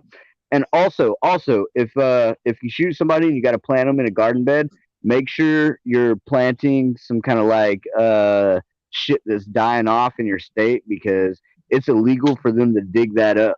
Yeah, Bet y'all didn't know that. Good idea. Yeah. Make sure it's some rare native shit because they can't dig it up by law. You know, they can't fucking dig it up. You bury that motherfucker under there, you plant that fucking tree. No, I ain't been planning this. Stop asking questions. Oh wait, you didn't ask nothing. Believe it or don't, it's actually illegal to cut down holy yew trees and western yew trees There you go. There's without more right there. without having a permit from the British government. No shit, dude. Dude. That's almost like an act of Congress to do that shit, bro. For real. Depending Yeah. on where you're at and which trees they are. Oh fuck yeah. Do your fucking research. If you got somebody to get rid of, don't tell them I told you what to do. Tell them God what to do. I've got holy yew trees. I have western yew in the back. Hey, the They're best thing not is legally allowed to be cut down. You can only trim them. oh yeah. Best thing is nobody knows who Cat Dog is. Except, I'm just kidding. They might do. Apparently, everybody knows, but seriously, apparently there's a lot more people on channels that I've been on lately that ain't normally there, and it's kind of mind blowing because you know I don't know, man. I don't know. Something to think about, dude. We're just getting out about all the people that are fucking real. And everybody can think I'm an asshole, and I'm not real, but I don't give a fuck. There's people that have met me and everything else. Like, you know, this time sucking my right nut make the left one jealous. see, I know Cat to be a good man. Whatever the case may be, whatever he must have to do in order to protect his family, I can get behind. Believe it or don't.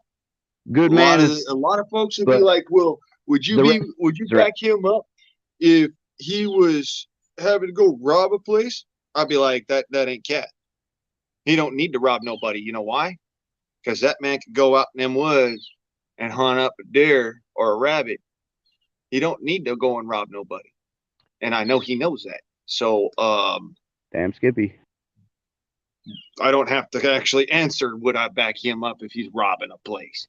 For the people that have never hunted before, and this is your first time, if you're shooting squirrel, if you cook it low and slow, it'll be nice and tender. Otherwise, it's gonna be tough, and you're gonna have to chew on that motherfucker. So there you go. Yep. Cook that motherfucker low and slow. You want to cook it for like 3 or 4 hours. No matter how you cook it, best way to do it is in a frying pan. Just throw it on a low heat. Best squirrel I ever did have in my life was Indian stew. And if y'all have ever had Indian stew, you take cheese wheel plant while it's still semi-green, but the little seed pods are hard. And the leaves and the flowers from the cheese wheel plant, you know, American geranium or American geranium.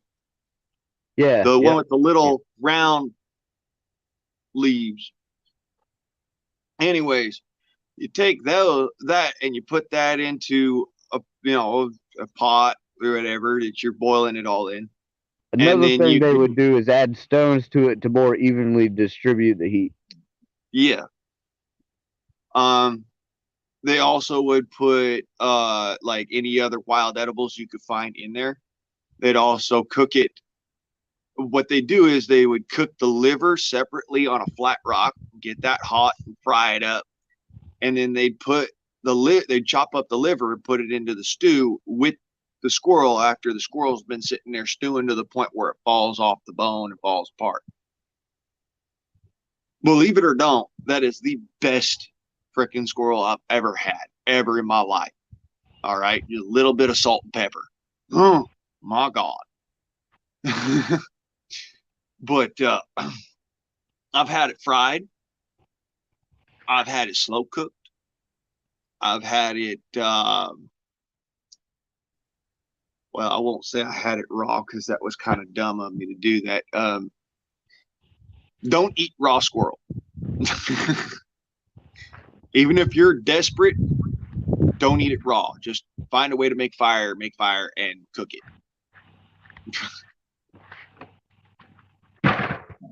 Babe, I was sick as a dog after I ate raw squirrel. yeah. And it takes a lot of them, but you know, if you stitch them all together and you know, make your own little pelts out of them, you can have a jacket in no time. You can make your Believe own it or little don't, pockets. Cat, you seen my some of my hunting videos? Or not my hunting videos, but my after hunt videos. Yeah. I saw the rabbit Yeah. videos you did recently and shit. The only reason why I haven't had any footage of me like really getting out there and doing it is because I'm not allowed to go and film on other people's property. Is kind of just one of those things. Private property, you can't film on somebody else's private property unless you have their explicit written permission and da da da. All right. I just So stand on the road and record, and then watch them go that's the fucking thing. crazy. You can't record their property. Yeah, of course That's you can. actually a crime. It No, is a if you're crime to record someone else's property if you're recording unless you have their permission. if you're recording from a public space, they can't do shit about it, or a property that you own. Well, at least that's where I'm at. actually, they can. They can do shit about it.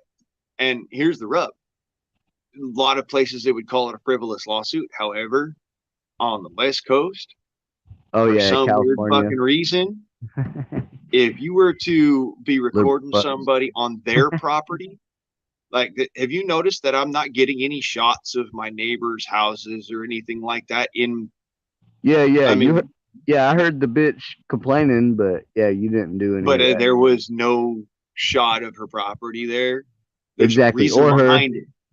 I can get in trouble for doing that, even though she's directly across a roadway without a fence in between me and her.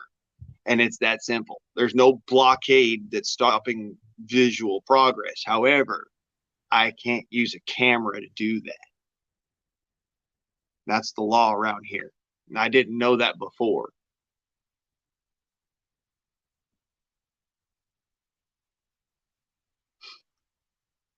So I'm just like, it's good to be armed with the law because a lot of the time you can use it in your aid. Oh yeah, And it's not always man. trying to buck the law, man. The law can actually work for you if you use it right. Correct. Absolutely, I agree 100%, man. Matter of fact, I was just talking to my old lady about these motherfuckers walking up and down the street. I'm like, look, I don't care how old they fucking are. They're gonna be walking up and down past my house. Like, shit, dude. My pistol's in my fucking pocket. Let them try something funny. I'll put a knife in the hand and claim self-defense. I don't give a fuck.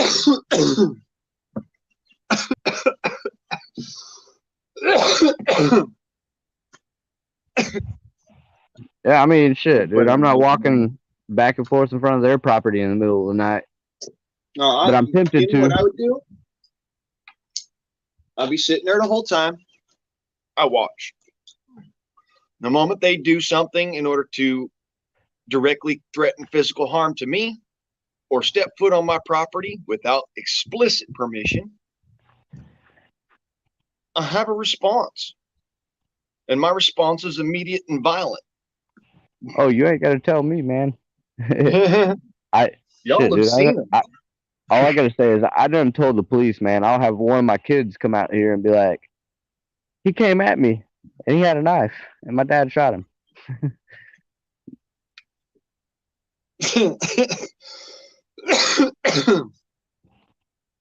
That's what family and community is about. You got to look out for each other. Make sure there's one story. Make sure that motherfucker don't. That's the thing. Body's on my property. And the individual was threatening my life. And I not only do I have a fucking street full of witnesses if they'd ever come out to fucking closet and do some shit. But, on top of that, I also have other witnesses. I give zero fucks. Okay, let me put it this way. I got 4 kids and a wife. They don't carry the weapons around like I tell them to because, women are hard-headed. That's not a derogatory statement to all women. My old lady's hard headed. Let me put it that way. But you could Uh, carry around the 32 or the 22 or and take care of fucking business. But she don't. But whenever I'm here, I fucking do. Women are by actual nature more squeamish than men. It's just a reality. That's something that I have known for a fact for the longest time. It doesn't matter if you were brought up to be, a little Miss Princess or, daddy's little hunting girl. The Oh reality shit. still remains. I agree, Women but are more squeamish than men. oh yeah, for sure. I agree, but at the same time, I don't because like my oldest, whenever I tell her, "Hey, grab the 22 and keep it with you on the property," she does it, and occasionally she'll pop off rounds if she sees somebody that looks like they're gonna come on the property. I don't talk my kids right. Like if Fucking somebody ain't does come right. on the Good property, kid. yeah, yeah, dude. Like I feel super blessed because of how resilient they are, man. They bounce back fucking quick. Like, and they're like, shit, dad would shoot that motherfucker I'm going to. So I gave him the gun. If my kid shoots them, they're less likely to get in any kind of trouble. And I'm gonna buy the best Well, fucking lawyer I can possibly fucking afford to make sure that they don't have to deal with shit. But yeah, yeah, no, for serious, yeah. But at the same time, it doesn't matter. You shoot somebody, you're going to have to explain for whatever you did. So you know what I do?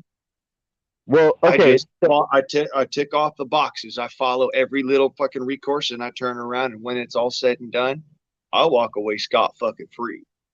amen. All right, so a part of that, depending on where you live, like here in South Carolina, I can give my children weapons, and my children have weapons, and they know how to fucking use them. So if they have to use them, they're less likely to get in trouble because they're children. Yep. So, they know I'm how I just run saying. shit, and if they feel threatened at all, they will use them. Other than that, they might pop off a shot or two, but they're gonna let the motherfucker get away. I Yeah, already know. I'm just saying that. I don't want.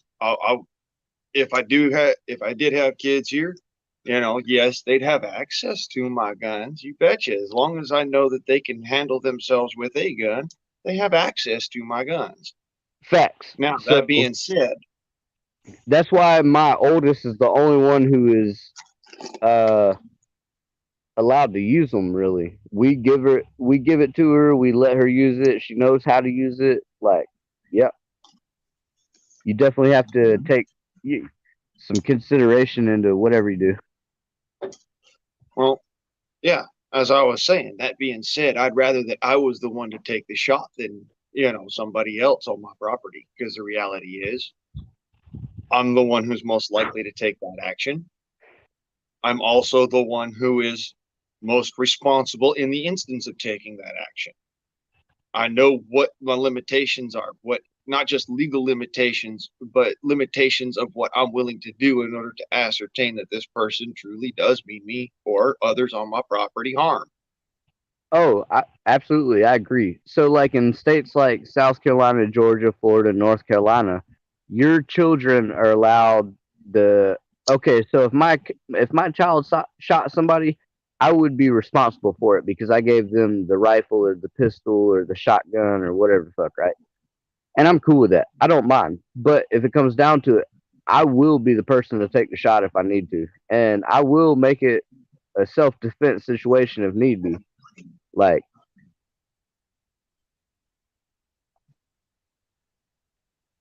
uh, I don't like to play games, man. There's no reason for anybody to be on my property other than me and mine, and anybody that's there is a problem. So we have the right to life, liberty, and the pursuit of happiness. We also have the right to protect and defend every fucking bit of that. Life, liberty, and pursuit of happiness. Pursuit of happiness is fucking property. Pursuit of happiness is living your life the way you want to without being fucked with by some shithead fucking Karen. We've got Mm-hmm. we've gotten a long way from shooting the people and having uh you know duels and stuff, like if you know, so to speak, like I'm almost wishing for the olden days, you know it? Because the okay, reality is, exactly. if I So could just if anyone could just feel offended enough to turn around and throw down a gauntlet, I'd dude, if be people were shooting each other in the streets, population definitely wouldn't be a problem. Neither would be caring for your children, raising a garden, or dealing with fucking crackheads, meth heads, fucking heroin addicts, and the whole fucking well, nine, dude. It wouldn't be a and problem. They would be I'm shot in the just fucking saying face, and as far as dueling is concerned, I would say yes, dueling should be legally allowed in order to whether the depth of the egregious nature of what or whatever, that's what you duel towards. you know they it's make definitely a wax lost bullet art. guns, they make freaking airsoft guns, they make fucking plastic swords. You can duel without being lethal. But if Okay, say bro, you fuck know that. So it if duels say were it still legal, the if situation duels is were still egregious. legal, go ahead. I'm just saying, say that the situation is such egregious that your personal value has been depleted again to the point of your life or livelihood, then you should be allowed to duel to the death if you so choose. All right. So if dueling to the death, if you so choose after being challenged, was still popular, you wouldn't have to worry about fucking having a black powder rifle or a fucking air pistol because you're a felon. You would have the same Right. fucking gun as every fucking body else, and you'd be able to blow their fucking brains out just like every fucking body else. You know, that's what this nation and this land was established on. None of us are any better or lesser than anybody else. We're all one nation under God. That's what this that's what America was founded on. This country. That's what this nation was founded on. One nation under God. We're all Yep. under God, but we're all human. We're all equal in our own right. And let's just be honest, medical health care has gotten much better. If you're you know rich enough to pay or poor enough to receive government assistance, that the government and all the people that ain't rich enough to pay for it. Damn, that's an asshole way to put it. You're either rich, poor, or you're paying for everybody else's shit. Oh wait, that's the truth. It's That's the God's honest. If you have anything to your name and you're not the most elite rich of the rich, you are paying for everybody else and paying for your stuff and paying for everything and paying for this and that and the other. And yeah, it gets on your nerves after a while. Yep. Yep. Yes, sir.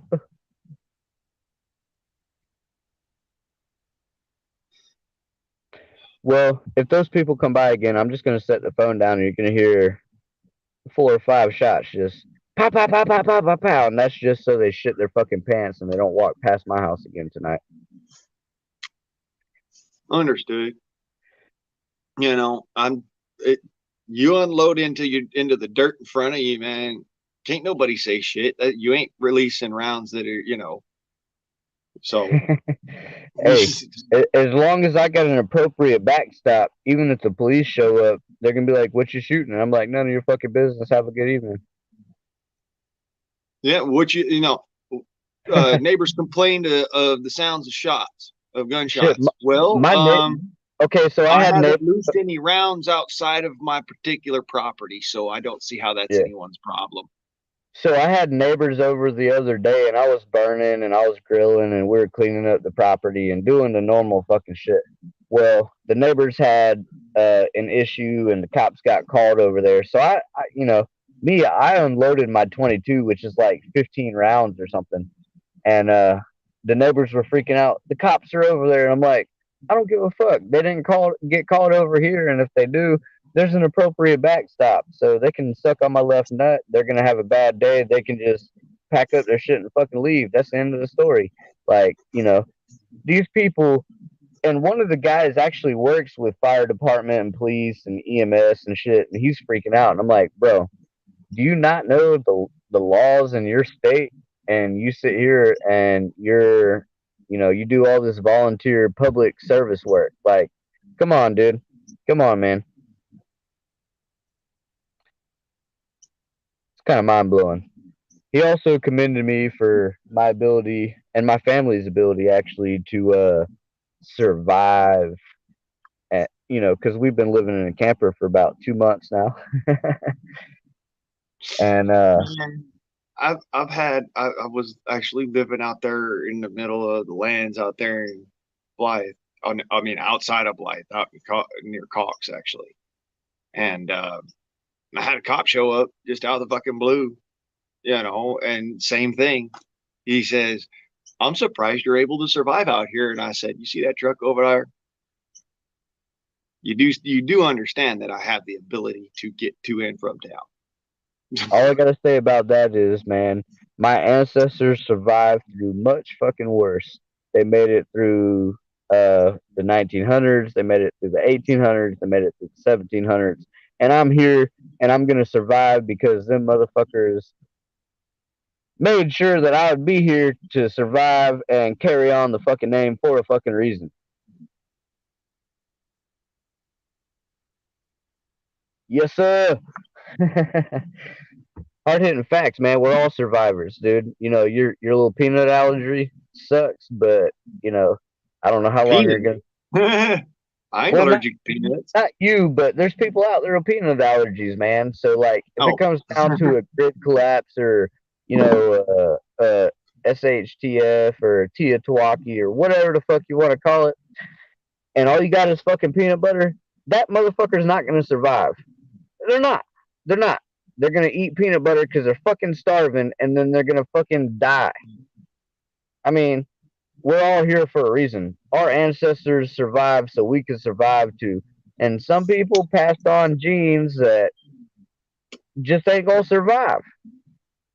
Well, it's kind of like scrambling eggs. When you get, as far as genetics are concerned, it's with our species, it's kind of like taking about like 5 dozen eggs and scrambling them up. Yeah.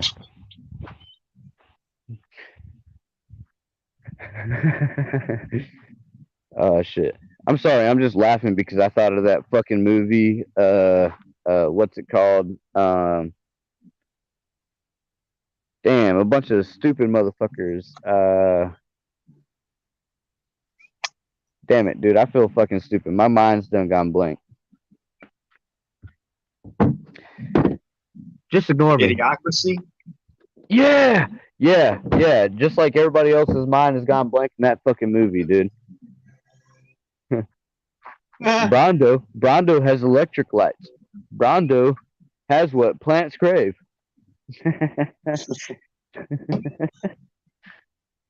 God, people believe anything you fucking tell them. That's what that movie was about. People are just getting fucking dumber and dumber. We can't seem to grow plants. Yeah. Water? You mean like from the toilet? William Tyre, hello, brother. Yeah, water? You mean like from the toilet? Yeah. Yeah. That'd work.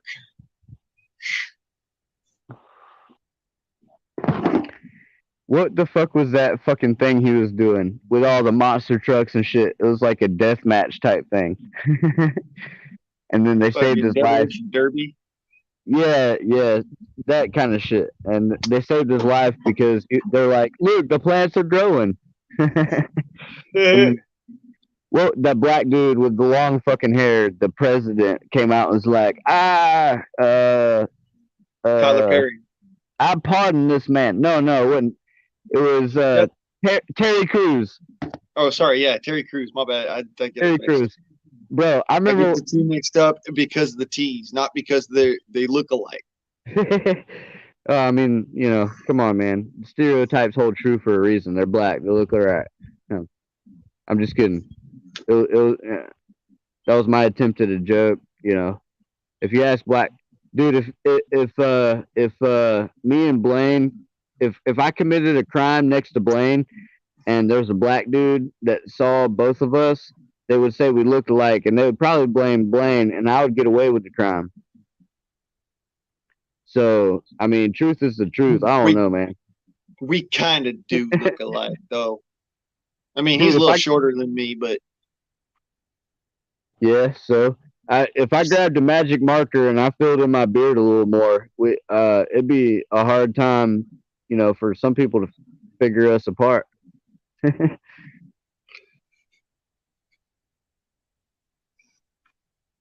I have to Yeah. draw. I have to use the magic marker all the way up my cheekbone, right below my eye, though. Yeah. Dude, you got one You hell. look like a wolf. Man, you can grow one hell of a beard. Yeah, dude. Hell yeah, man. Yeah. Imagine this. People keep on telling me that freaking Native Americans can't grow beards. I thought it was the funniest shit. Dude, I I couldn't was grow. like, wait. You know that I'm like quarter blood Cherokee, right? Dude, I'm a 16th, and I couldn't grow hair for a long time. But I got chest hair and leg, nut hair, fucking arm hair. My beard, though, it took forever for it to start even fucking growing at all. Yeah, same here. Same here. It took lots of shaving, fucking peach fuzz before I ever had a beard. Yeah, but it's kind of wild because it's doing pretty good now. When I You know don't why grow you see out, all these pictures of Native Americans being cleanly shaved? yeah, they didn't have no choice, man. That was the easiest way to survive and the most comfortable. Not only that, but there's one other thing. It was part of their society that they could not have hair on their face when they came before the matriarch. Oh, okay. So They different would than Muslims. shave. They would shave with pieces of flint. Yep. That's why people get so confused and misconstrued that Native Americans don't have hair, they don't grow facial hair. Bullshit. Hey, guard, I know grow everybody facial else hair is just scared to fine. come up. I know everybody else is scared to come up with you and me, man. But I'm glad I'm glad you let me up here. I just gotta throw some stones. Not that I'm without sin, but who doesn't like throwing Hey, stones? we As don't long- live in a glass house. Yeah, as long as it ain't your glass house, is what I was gonna say. No, those are double pane windows. Oh, so I gotta throw 2 rocks. Exactly. Besides that, that's hard fucking wood right there. So you miss. I'm pretty good about throwing darts or rocks or whatever I need. Are you I got pretty good at throwing darts. I mean, I can get them onto a dartboard. All right, keep bragging. I can get them on a dartboard. Yeah, keep bragging. I can't. I'm not. I can't dart shark like my dad did, dude. He used to pay his rent by throwing darts. I can't. I mean, It's he cool. literally did pay his rent by throwing darts. His picture's up on the wall at the Crest Bro. in Torrance, California. Man, you ain't gonna tell me, man. I had an uncle who played pool, and he had $1,000 bills laying next to his bedstand, and he played pool until the day he died. And he was a fucking shark. He would bet those. Okay, so $1,000 bills now are probably worth about 10 to 15 or maybe $20,000 each if you're lucky enough to see one. Like, Yeah, because it's not even a bill; it's a bond. Yep. But yeah, Yep, yes, sir. Back then it was a bill. They stopped making them. They turned them into bonds. You can exchange it for a certain amount of money now. But if you sell it to a collector, you can make a lot more. Yeah. lot more, because what they'll do is they'll turn around, they'll hold on to that bond, and it just keeps on accruing, keeps on accruing, keeps on accruing, and it just more and more and more money. Damn know. right. See, the So- other thing is people don't realize like the $100 bill isn't the highest bill they made. They made the $500 bill, the $1,000 bill, and I think they made the $10 or $50,000 bill. And the $10 or $50,000 bill was only used for, like you said, exchange of Yes, some kind of currency exchange. exchange or stock or share type thing. Yeah, it's literally currency exchange. They didn't use it for anything really other than these are bonds. These are American, American bonds. And if you bought a $10,000 bond, then America's basically beholden to you because of that bond. Oh, okay. What's the sad That's thing where why it was called a bond and not a bill, was because you held so much of our currency. We had to back that up. Right, but for a period of time before they turned it to a bond, it was a bill. You could, if you had the money, you could buy it and you could use it to buy and sell and exchange or whatever. Yeah. Yeah. Nowadays, it should be still considered a bond now, but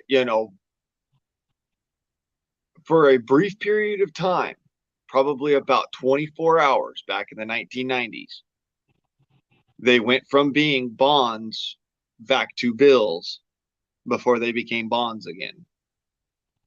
Love you, song. I appreciate you, brother. Yeah, you family, dog.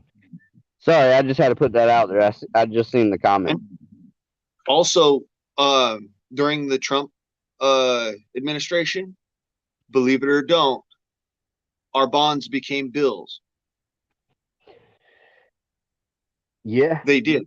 We went out of debt and then went back into debt with Trump. Our bonds absolutely. became bills and then they became bonds again. Thank you to the current administration. I saw maybe it was Nosy or whatever the fuck is your sauna Oz. Whatever. Why are you so nosy? Yeah, maybe that's what the fuck it is. You know who the fuck I'm talking about, man. I'm a fucking dumbass unless somebody fucking tells me. Hey, somebody had to tell me. I thought he's talking, why are the U.S. in Oz?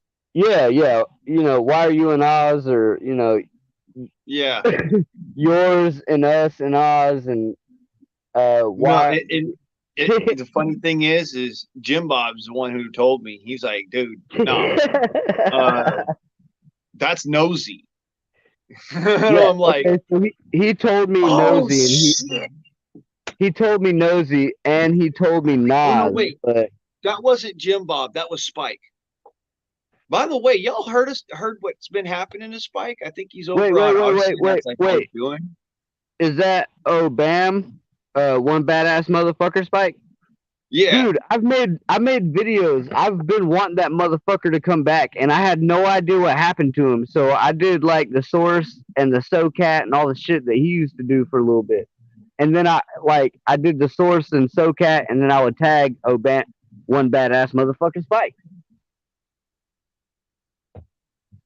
Yeah. But I took all that shit down too. Sorry, just what's going on with him, man? Well, he's over there on the Odyssey, last I heard. So, okay. That's why I was like, dude, shout out to a brother, because you know what? He fucking stood with us, like, and dude's fucking like, dude's on that level of serious, like me and Song, bro. He shouted how he shouted he shouted this asshole out once or twice. Like he was real about his shit. He showed up, he commented on my fucking videos. Like a lot of people are fucking fake, but Yeah, that's why I made the videos about that man because he did the same thing for Jim Bob. Where's Jim Bob's arcade? We need Jim Bob. And then he did the Spike, source. And check this out. All of his videos that he made are still circulating around YouTube. He's still here on YouTube. It's just that, I had that's no the trip idea. of it. Like, what happened to Spike? Everybody's like, what happened to Spike? Dude's over there on Odyssey, man. He's just every now and then he'll dip in, he'll watch a video or something of yours and whatever. He don't necessarily comment because fucking every time he comments, YouTube goes in and shuts him down. And Dude, that's why I stopped commenting because, and then, okay, so I can make a comment and YouTube's gonna shut me down, or the fucking piece of shit comment creator is gonna get all fucking butthurt and he's gonna be like, I don't like your comment. See you later, Felicia. Tell me I'm wrong, bro. Tell me I'm wrong, bro. YouTube shuts you down, or the fucking content creator is gonna fucking shit on you. Like, how many times have I gone and turned around and said, "Yo, Cat, what did you take that comment off of my video?" Yeah, nah, yeah, Like, dude. A ton, dude.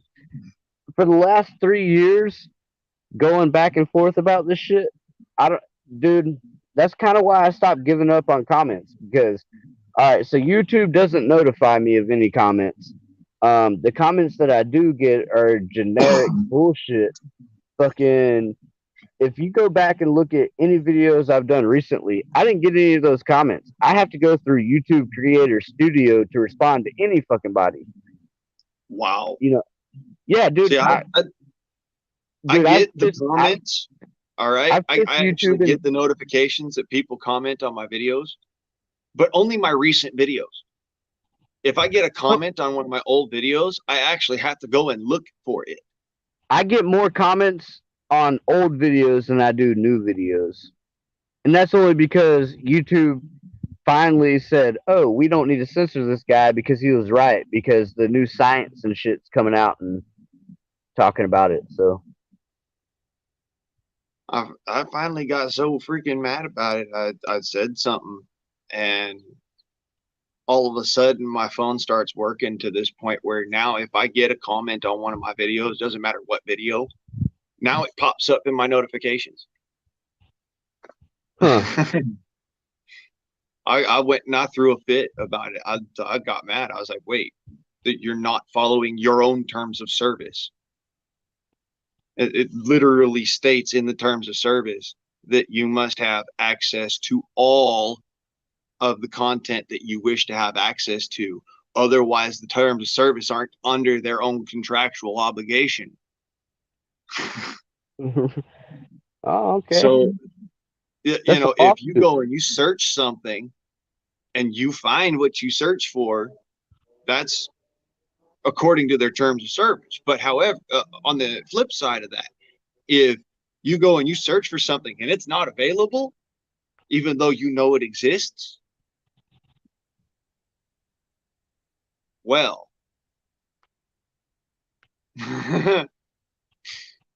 guess what? That means they're not following their own terms of service.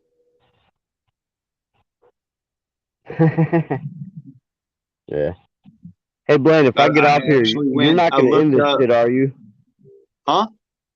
If I get off here, you're not going to end this shit because you have got a bad habit of doing that when you should go a lot longer because I don't like sitting by myself. If I'm sitting by myself, I'm kind of like, all right, motherfuckers, then I'm going to hang out and I'm going to stay up. It's 11 o'clock now. So man, somebody jump up in the box. Come on. Give Cat some sleep time, y'all. Anybody. Bro, it could be my trolls. It could be it could be my mama. I don't care. Sleep is for the weak and rest is for the dead. I'll be all right. All right. I'm about that shit, bro. Huh? I'm telling you. Sleep is for the weak and rest is for the dead, dog.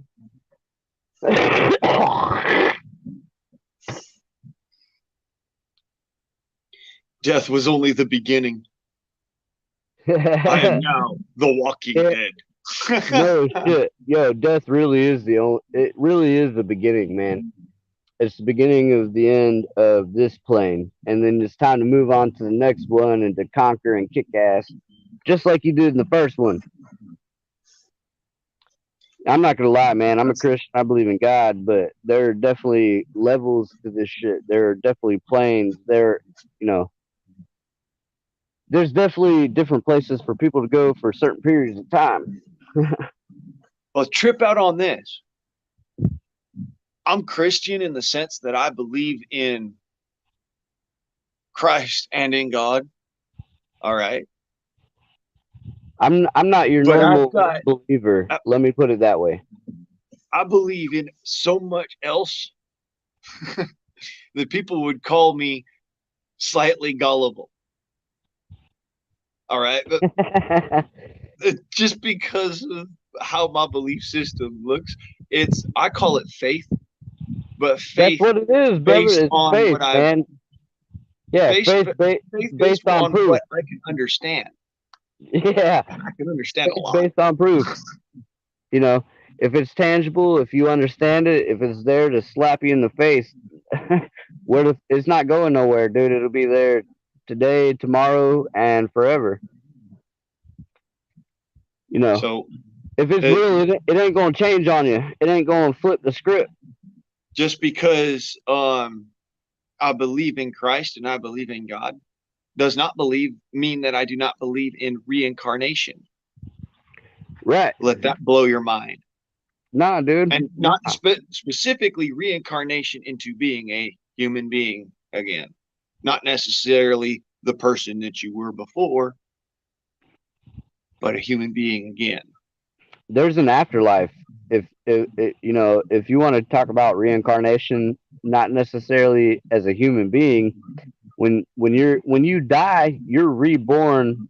You know, what do they say about matter? There, you know, it doesn't. It doesn't. Matter is always going to be there. It doesn't build or it doesn't decrease or whatever the fuck. Matter is matter. It's always going to be there in some form or another, and there's really nothing that can change it other than maybe a black hole. I have a bunch of family members. I have a bunch of friends. And yet, if I die, which is very fucking unlikely, I'm sorry to say it, but it's true. It's very unlikely, based on past experience. Hey, I giggle, but yeah, y'all have to understand. I have tickled the tiger's tail so many times. The pussy's ass. I just Jesus. You better stop tickling my butthole, guard.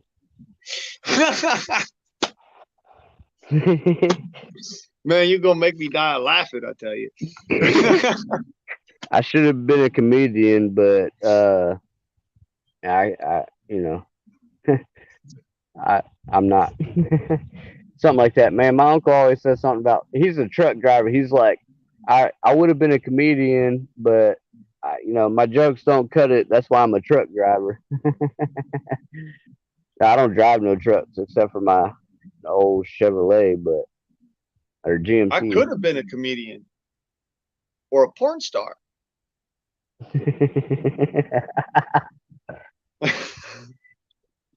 My penis wasn't big enough, and my jokes wasn't good enough. I'm just kidding. No, that's what my dad. That's what my dad used to say. Is I could have been a comedian or a porn star. Oh yeah, I really dude, could that's have. funny. All right, Instead, so I turned out to be a machinist. Damn, Skippy, my dad's a machinist too. So Klingon Princess said, "Here's an idea. My family has Joe Morgan's contact info in case I pass on. I encourage you guys to have an online contact to share if something happens. Our final uh, outro. Well, I've definitely thought about that, Mrs. Klingon Princess, because if anything ever happens to me, my old lady, my dad, my kids are gonna know how to handle my shit, and it's gonna be out there, man. There's so many videos out there of me that nobody's ever fucking seen. There's a part of me that you know it'll blow your fucking socks off. Yeah. I ain't gonna say much else, but if you think you know the cat, you really don't.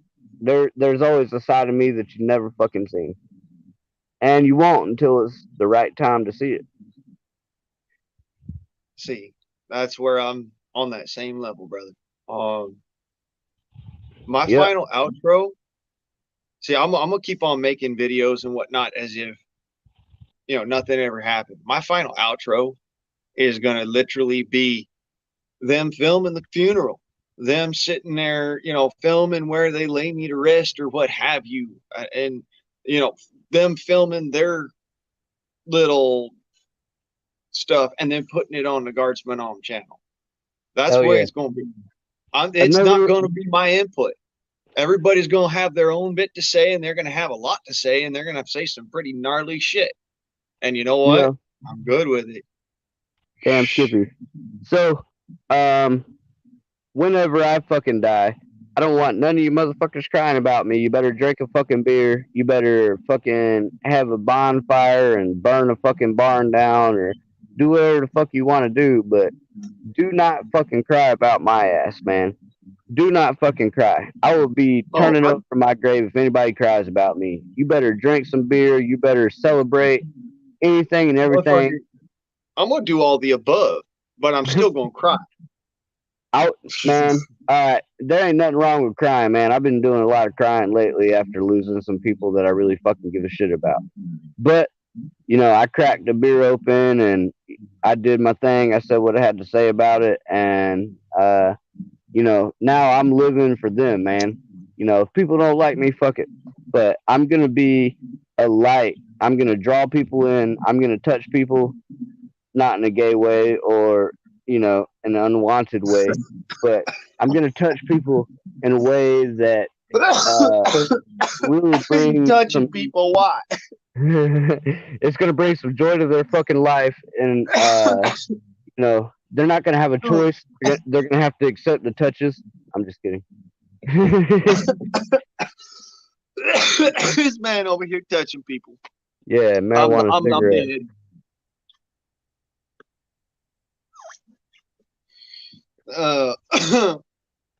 But yeah, bro. If whenever not if there ain't no if about it. Whenever I fucking die, and y'all motherfuckers hear about it, drink a bottle of liquor, raise some hell for the night just for me. That's all I want, man. And if you know where my gravestone is, show up, drink a little bit of liquor, pour some out for me, smoke a joint, and tell me you fucking love me because, that's all I ask for, man. Because if I show up for you, I'm gonna smoke a joint, I'm gonna pour out a little bit of liquor, and I'm just gonna hang out for a little while and we can talk.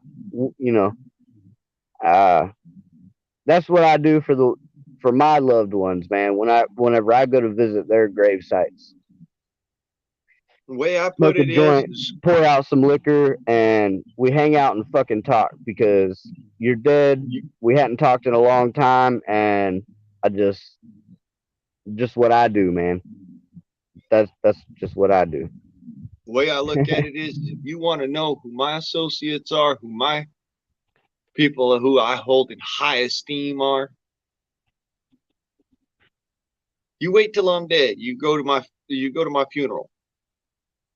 You'll find out who held me in high esteem. You go to my graveside and sit there and you wait till the day you die. And you'll find out who I held in high esteem. Because they will show up at my graveside and they'll hang out. They'll be like, motherfucker. Well, damn it, brother. If it comes down to that shit, I tell you what. Once I find out where the fuck you're at, I'm showing up. I'm pouring out some liquor. I'm gonna drink some liquor. I'm getting fucked up. Not gonna lie. And then I'm gonna smoke a doobie, and I'm gonna bury the other half just for you, motherfucker, while you're in heaven. So you got something to enjoy, man. Yeah. That's what I've always done, man. my uncle Frankie, he left me a Mickey Mouse. I still sleep with the fucking Mickey Mouse. I don't give a fuck if anybody what the fuck anybody thinks about that, but I still sleep with that fucking Mickey Mouse. He got hit by a drunk driver and fucking died. And it was ruled okay, so he had marijuana in the system, so they threw it out. So the drunk driver didn't get charged.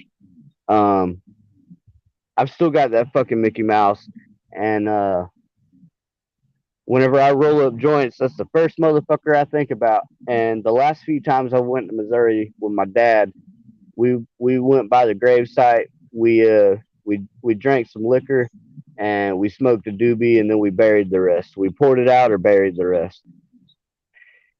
And that's what I want to happen whenever I fucking die. Even if there's no gravesite. If you fucking remember my sorry ass, fucking light up a fucking doobie and say, I fucking hated the cat or I fucking love the cat, but smoke a fucking doobie for me, take a shot or two of liquor and say, yeah, that's what the cat would have done. Because that's what I would have fucking done, man.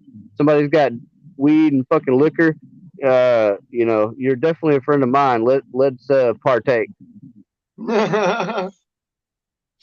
Man, if you was here, I'd be like, here, brother. I Hey, need some. You know why? you ain't got to worry. I'm about to smoke up my doobie in a minute. I'm about to roll one up. This is some fine Buddhist temple right here. Oof. Man, the green I got, man, it smells good. It tastes good. Oh, dude. Yeah. If I could get this shit to where you're at, I would definitely try, but I know it's futile and I'd probably end up in jail or federal prison or something. You know, transporting that shit across borders. Especially Ain't with the way fucking that dope. some states still are. I mean, just like, Yeah, try to take it into Arizona or Texas, dude. They're gonna fry your fucking ass, dude. not You know, really. Not really. but Here's the funny thing. Here's the funny thing about that. Texas, less than an ounce is a felon is not a felony. It is a misdemeanor. And in Arizona, if you have a prescription in the state of California or in any other state, they recognize it. They just don't allow you to utilize or partake outdoors. You have to be yeah, inside. where are the papers? Okay, so all right. So if in Texas, you know, if you're on your front porch and smoking weed and a police officer comes by, they can't do shit about it, right? They can. They can give you a ticket. They can give Okay. you a ticket for possession of marijuana. But what it is it's a misdemeanor. Oh, okay. See, it's a But misdemeanor out if you're here. sitting there and you're passing, a freaking, a lid back and forth between people, that's not a misdemeanor. Not out They there. weren't on the table. Sorry, I'm looking for my papers. I'm trying to roll a fucking joint, man, so I can get high and shit.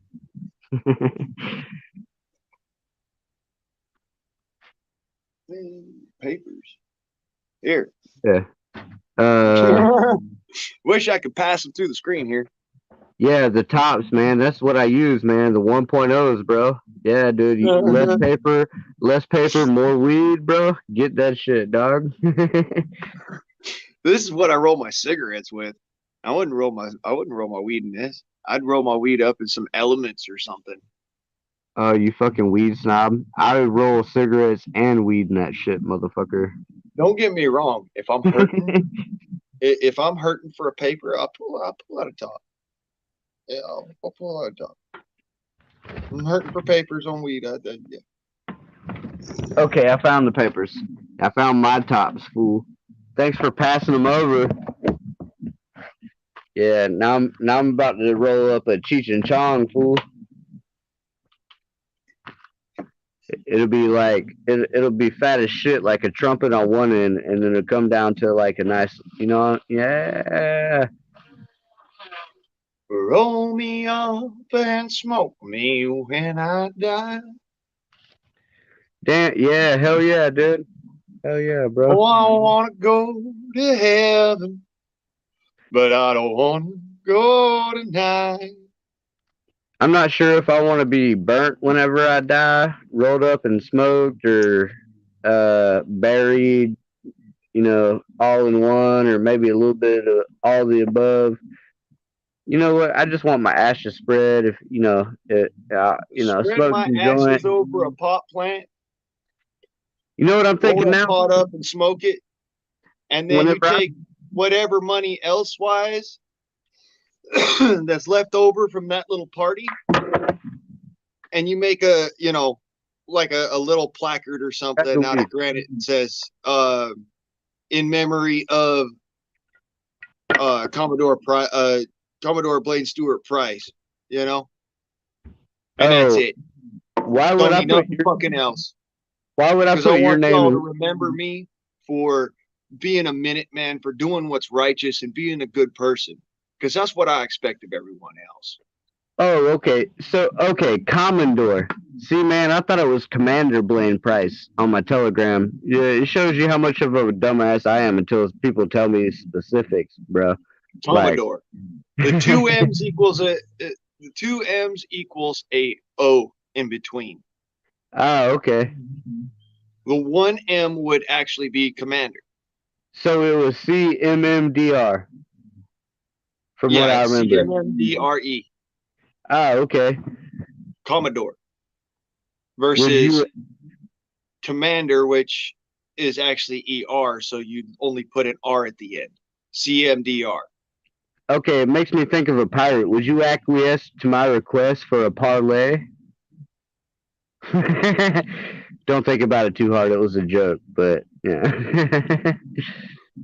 I got it. I'm not slow. I'm just like. I didn't say you were. You said it. Well, you said you're not slow, so yeah. I did not see that coming. That's what the dinosaur said about that meteorite. Here's one of the worst ones. Here's one of the worst ones I'm ever gonna make. Worst jokes I'm ever gonna make. That's what the Jews said about Hitler.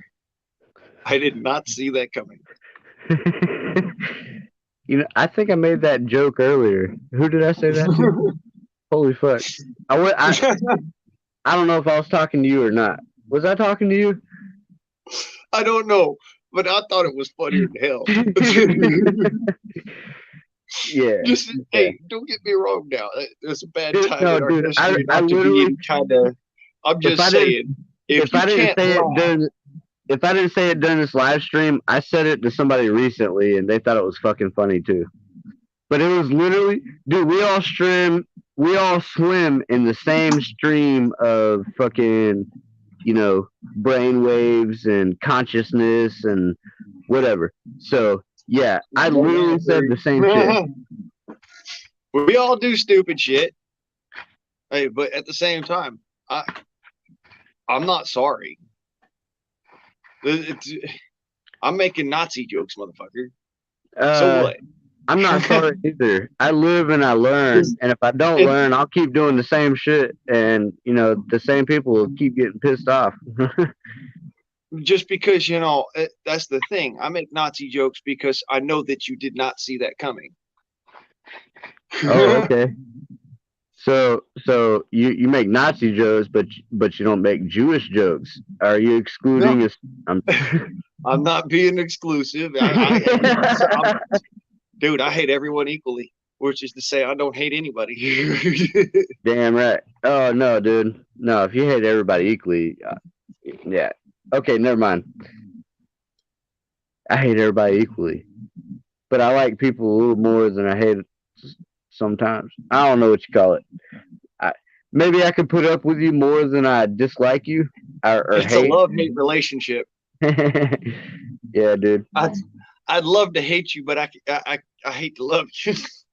Yeah, man. Yeah, I'm gonna have to steep my nut sacks for a little bit and test the waters. You know what I'm saying? Well, there was a teabag on the chair. Sorry, dude. If I push the limit too much, just let me know. You think I'm worried? Like I said, dude, I'm I'm more raunchy than ghetto. Like, Oh yeah, you think, yeah. no, y'all don't understand. You're right. I started off as a prospect. I started off with the wake up every fucking morning, keep your fucking hair high and tight, you're clean cut, you fucking clean shaven, all that shit, all that fucking from the top down, everything is 100%. Your rifle's in good condition, you're marching your ass off. I went all the way to second lieutenant. So when they were Okay. preaching that at you, did you ask if it turned you on? If your hair? Never mind. I'm just being a dumb fuck. Inappropriate jokes are just like my bread and butter. Y'all don't understand. Marines, y'all are freaking PG by comparison. We got nasty. The militia gets nasty. I'm glad you hit me. But whenever you get bigger than me, because I'm probably not gonna get bigger, I'll just continue to piss off everybody because that's something I'm good at. You know, everything I say and do. Most people don't understand until it comes around and they're like, "Holy fuck, this asshole is right," and then they forget that I ever said it. You know, whatever. And so like I talk about a lot of these channels that are like preppers and shit, and a lot of them are really more closed-minded than you think they would be. But if they hear something that they can jump on from a small channel that nobody's gonna give a fuck about, they're gonna fucking drain the fucking semen out of that sack, and they're gonna claim it as their own. Because why help the smaller person? They're, I mean, Blaine, right? Right? How many times have you said shit and then you've seen a channel repeat that shit that's got thousands and thousands of subscribers? And I've seen it personally watching your channel for the last 4 or 5 years, something like that. Mm-hmm. Yep. They don't acknowledge anybody. They act like they're the ones that come up with it or something. I don't give a fuck. I'm not punching up. I'm not punching out. I've said what I gotta say. If I see somebody really fucking people over, I'll say something. Or if I see something that's 100% wrong, I'll say something. Otherwise, I'm minding my own fucking business because it don't fucking matter. Yeah. Ooh. You might hear me before you see me, and you might see me before I hit you. But if I see something that wrong, yeah, I mean, until you actually hit somebody, you're really not teaching any fucking lessons. Sorry to say it, but you gotta make some kind of impact. Impact on their face, make an impact on their fucking wallet, make an impact on their influence, make an impact one way or another. But as soon as you impact that motherfucker in a way that they really understand it, otherwise it'll never make a difference. People only get smarter through trauma. I'm finally getting my joint rolled. You know what's crazy? I used to be entirely against whipping a dog. I mean, 100% against it. All right. I did too until I had a pit bull, and that motherfucker whooped my ass and then I had to whoop his ass. And once I finally whooped his ass, he understood that I ain't crossing that boundary no more. Like, that motherfucker's better than I am. I didn't want to do it. And I let the fucking dog get away with hell. But until I put that dog in his fucking place, I didn't earn respect. Now that I earn respect, dude, I walk out that motherfucker. And it's literally just that. That's all you're doing. It's an earning of respect for, I don't do this. That's bad. I'm going to get my butt whooped for it. But once I've gotten my butt whooped and I've learned my lesson, just because I feed my dogs, just because I feed my dogs and kids don't mean they give me respect. Well, no, it's all a learning curve. I get my ass whooped, and I learn not to do it again. I can function better because I can function properly. When you feed them, they learn to like you, but respect ain't earned until you're there feeding them 100% of the time. You're teaching them something 100% of the time, you're giving them some kind of valuable influence. Otherwise, it's whatever, man. It's bullshit. Other than that, like you're wasting your time, you're wasting other people's times. Yeah. Well, my dog, at least I could say this much: Houdini's actually well trained. Y'all saw him jumping on me earlier, but that was because he was so excited that I was even paying attention to him because he's been fucking up for the last couple of weeks. Oh, And I says figured that lovingly, mind you. He seems to think that the only attention I give him is when he's fucking up. The difference is I try to give him attention as often as I can without influencing his training too much because he's still young and he's still in that mindset of I'm learning everything.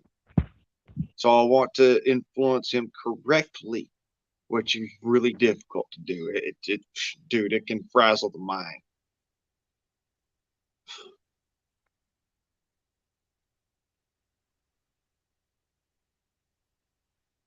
And forget about Venus. She listens, but she don't listen all the time, and it's strange. Like the dogs are making their own decisions,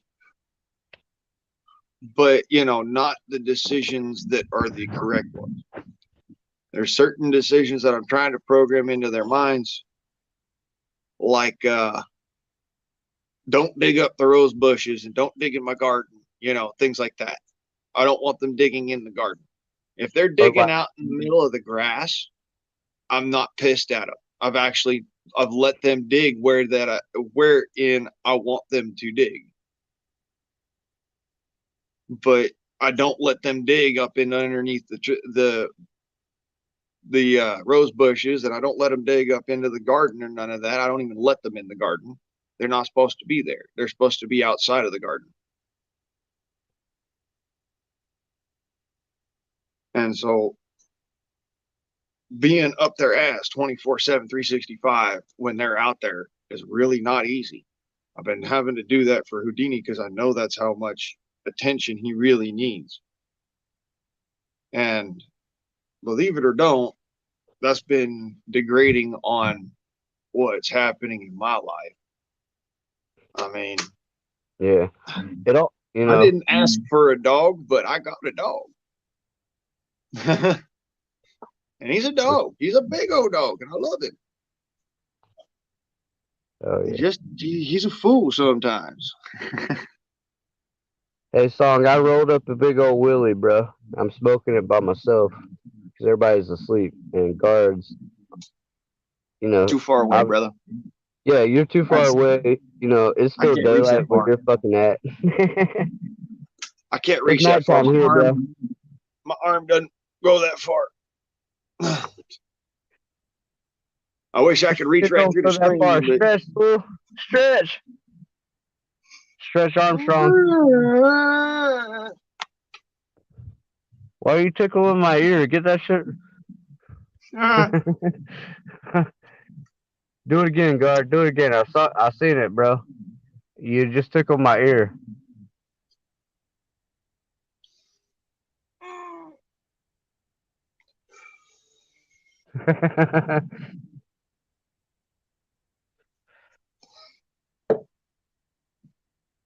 Some South Kakalaki green gold. So that's what that is. Yeah. Knock your socks off, fool. Actually, I can't just say green gold because there's some purple and there's some like super white and there's some yellow and there's some orange and red in there too. Whoever I picked that ounce up from, they had some good shit.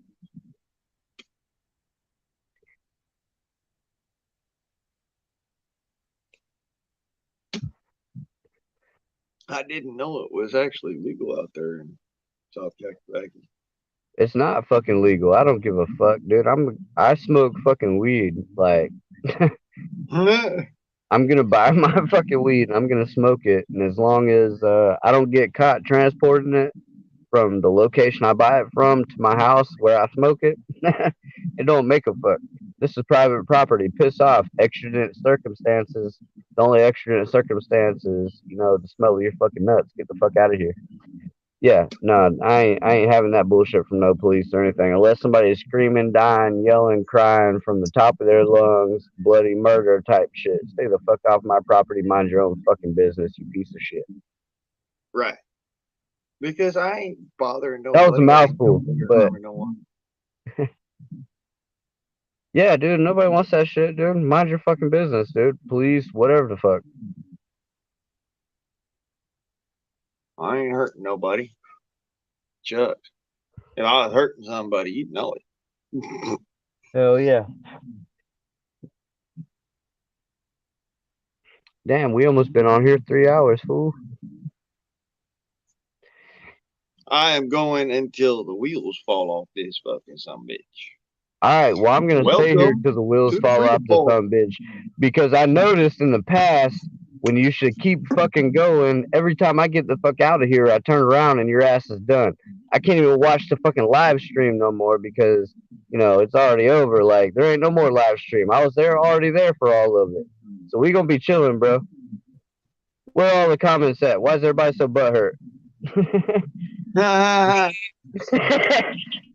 What up? Howdy, brother. Well, fuck me running. Not even on your birthday, cuz. How's old Jingles? I had to climb up a pine tree. You ain't in a pine tree, man. You're hiding in your fucking pine house. I've seen you in the top of a pine tree. I know what it looks like with your ass pointed northwest. He's up there in the treehouse. Can't you see the flag behind him and the fact that it's wiggling all around and whatnot? He's up there in the treehouse. He's swinging back the tree. Yeah, no, I missed the treehouse. When you said to climb a pine tree, I imagine him like, Snoopy standing at the top of a pine tree, looking like it was about to break out or something. Damn it, Song. Good to see you, brother. Love you, man. That's one of my best friends, Blaine. You know that. Man, I love that man. I'm one of my friends. I love him. Shit, he's great to have around. Now, if we could just keep the connection. There you go. I love. Damn. Well. What up, brother? Good to see you. Love you, dude. Somebody put a quarter in the machine.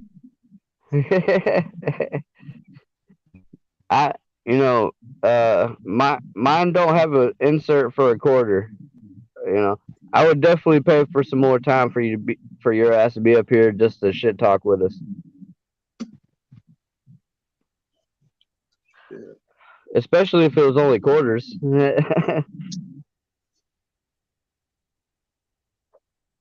I gotta pay for this too. Gotta figure that out. Bro, why are you paying for StreamYard, dude? Why am I paying for StreamYard? No judgment. Normally I get good quality out of it.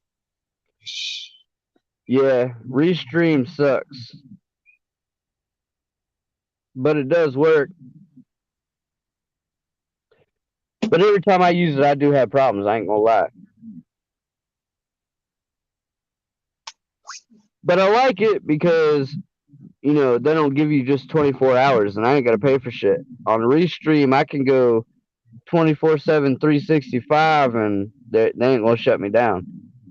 StreamYard, though, they're going to want me to pay for it. And I'm just like, shit, I got 4 fucking kids. I got a family of 6. I'm a poor bastard, bro. Everything I can get, I'm trying to fucking save and use it for whatever the fuck I can because that's all I got. That's my options, man. Reduce, reuse, and reuse again because I'm a poor fuck. And I don't mind being that. I made my life decisions. I'm poor as shit. because I'm here with my family, bro. I Yeah. could be making 200, 300, $400,000 a year, but I'm not trying to be a journeyman. I'm not trying to be all this shit. I enjoy doing a little bit of work I got and being home 90% of the time to take care of my fucking family. And I made that decision because, you know, my parents talked about their wishes and their wants and blah, blah, blah, blah, blah. Well, I made the fucking difference. I broke the chain. I broke the cycle or whatever the fuck you want to call it. But I made the difference that I wanted to see for me and my family. Well, I'm about to drop a bomb on you. I could go and charge oodles and gobs of money for my pest control service that I do, and it's at an actual service, an actual pest control service. And Yeah. I go out and I shoot rabbits with air guns, and I shoot coyotes with air guns because they're air guns. I can use them, and that's it here in this area. Crazy enough, I don't charge a dime for it, You silly and I'm bastard. proud of that. Nah, I don't blame you. I'm proud of you for that shit. You're helping the community. It'll come back tenfold, man. What's it say in the Bible? What's it say in the Bible? Whatever you give up, whatever you sacrifice, whatever you put before the Lord, it'll come back tenfold. And there's a reason for that. I ain't trying to do shit but help community and stuff, and it's definitely come back tenfold. Shit, dude, if it didn't come back tenfold, I wouldn't be able to sit home 75 to 90% of the time, take care of my family, and then go to work whenever I fucking want, make the money that I fucking want. Amen. That takes a lot of hard work. It takes a lot of effort, and it takes a lot of really being fucking honest with people, straight up, and the whole nine. Like whenever I tell somebody something, they know it's going to happen. I might be a little bit late delivering on the promise or my word, but I do get there and I communicate about that. Hey, shit came up. I'll be there when I can. Yeah. Same here. I I get her done. I and I tell people up front and honest about what I'm doing, how I do it, what I'm doing, and what's required, you know. And So, the only thing I've ever really asked for was the rabbits themselves, and they're happy for it because I'm getting them off the property and ain't got to deal with it. well, see, it's not just rabbits. A lot of people will probably give you hares thinking they're rabbits, and you can still use the pelt and the skin and everything the same way. Because I know where you're at. You got a lot of hares, and the hares aren't edible for some reason. I don't know why that is. If you do, can you share? Yeah, sure. It's Are they actually it's not so much hairs are not edible. It's that uh both the rabbits and the hares during a certain time of the year up here go through a specific phase in their lives where they go through like a mating cycle where their bodies put out more chemicals of a certain type that can make their meat toxic, and it Oh, can okay. cause you to go through um, a situation called um, March Hare Madness. I've heard of hair madness. Yes. Well, this is what's called March Hare Madness, and it's specifically because right about March-ish in the year, that part of spring, they That's start when they're going into this breeding cycle. and they start getting violent Yep. and they get real lean and the meat Hmm. it doesn't. Okay. I read a little bit about it, man. I don't really know, man, because raising rabbits and releasing them around here, you don't have to deal with that, dude. They're good anytime year round, except for maybe once they get worms. And if they get the worms, you just cut the worms out and then you cook it good and hard, and it does. Yep. Yeah, that's one of the other problems that you might find with rabbits. But most of the time out here, especially that I've seen, but also down south in California, they go through this specific cycle during a certain part of the year, and it's mostly to do with temperature. Okay, but it also has to do with their uh, specific breeding cycle in the wild. In captivity, or in what's called relative captivity, like if you feed these rabbits or something like that, okay, the animals tend to be they become fatty? no, they become what's called multinatal, which means that they will go through 3 or 4 or 5 pregnancies before autumn. And Okay. Yeah. so it depends on how it goes. Like some rabbits will only breed in the beginning part of the year, whereas other rabbits will go all the way throughout the year, and it has to do with human beings feeding them. Yeah. It And then depends also on. has to Yeah. do with how their liver changes. You know, showed you all that. I know it was kind of graphic, but you know, Yeah. hey, Oh, that's cool, bro. I rabbit learned gets- something. I was trying. That was to be educational. It wasn't to be like, oh, here, ugh, you know. No, dude, No. I asked the fucking question. Thanks for the puking up of your immense knowledge on the subject, because really, I've only raised them, so whenever it comes to wild rabbits and hares, I don't really know the difference. They all kind of look the same to me. Yeah. And Well, that's also why I uploaded the video of the other rabbit that I shot. It's yeah, that looked like same variety. They're hybrids out here. yeah, They're that definitely looked like hybridized a hybrid. between. That looked like a Dutch rabbit and a hare, not Dutch. It looked like 3 different kinds of rabbits. I can't remember the other one, but it looked like a Dutch, a hare, and some other kind of mix. There was a feller had a bunch of sables and a bunch of angoras. All right. Oh yeah, the And Angor's big as shit. his house burned down, and they got out and started reproducing with the local rabbits, which are American cottontail. And Okay, yeah. the American cottontail can breed with the European rabbit, and you get hybrids like what you saw when I had that one in front of the camera. Now, the one that I gutted actually was an Angora variety.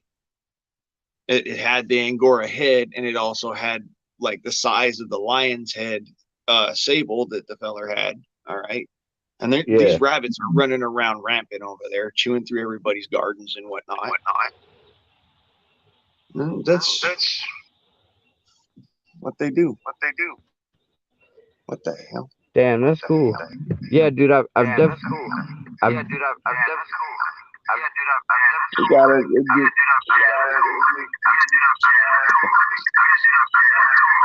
Damn, I'm fucking echoing.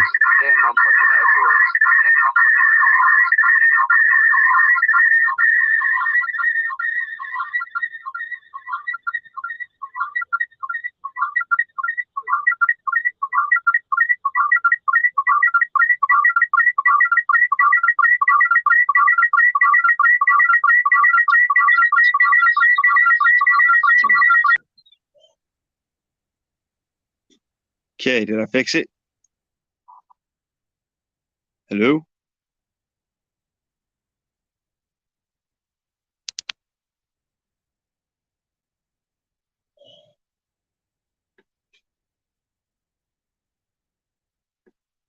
Ruh-roh. I think I broke it. I'm joking, y'all. Oh, I know what's going on.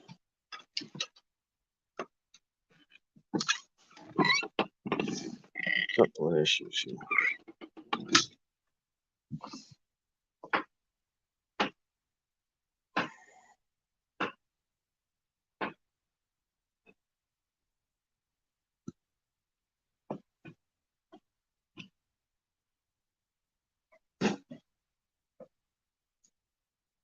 Okay. I think this will work. Hello, everybody.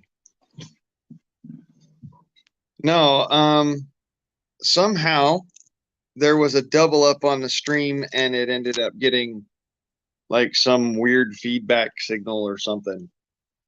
My apologies. Oh, shit out of the way. Table here. There we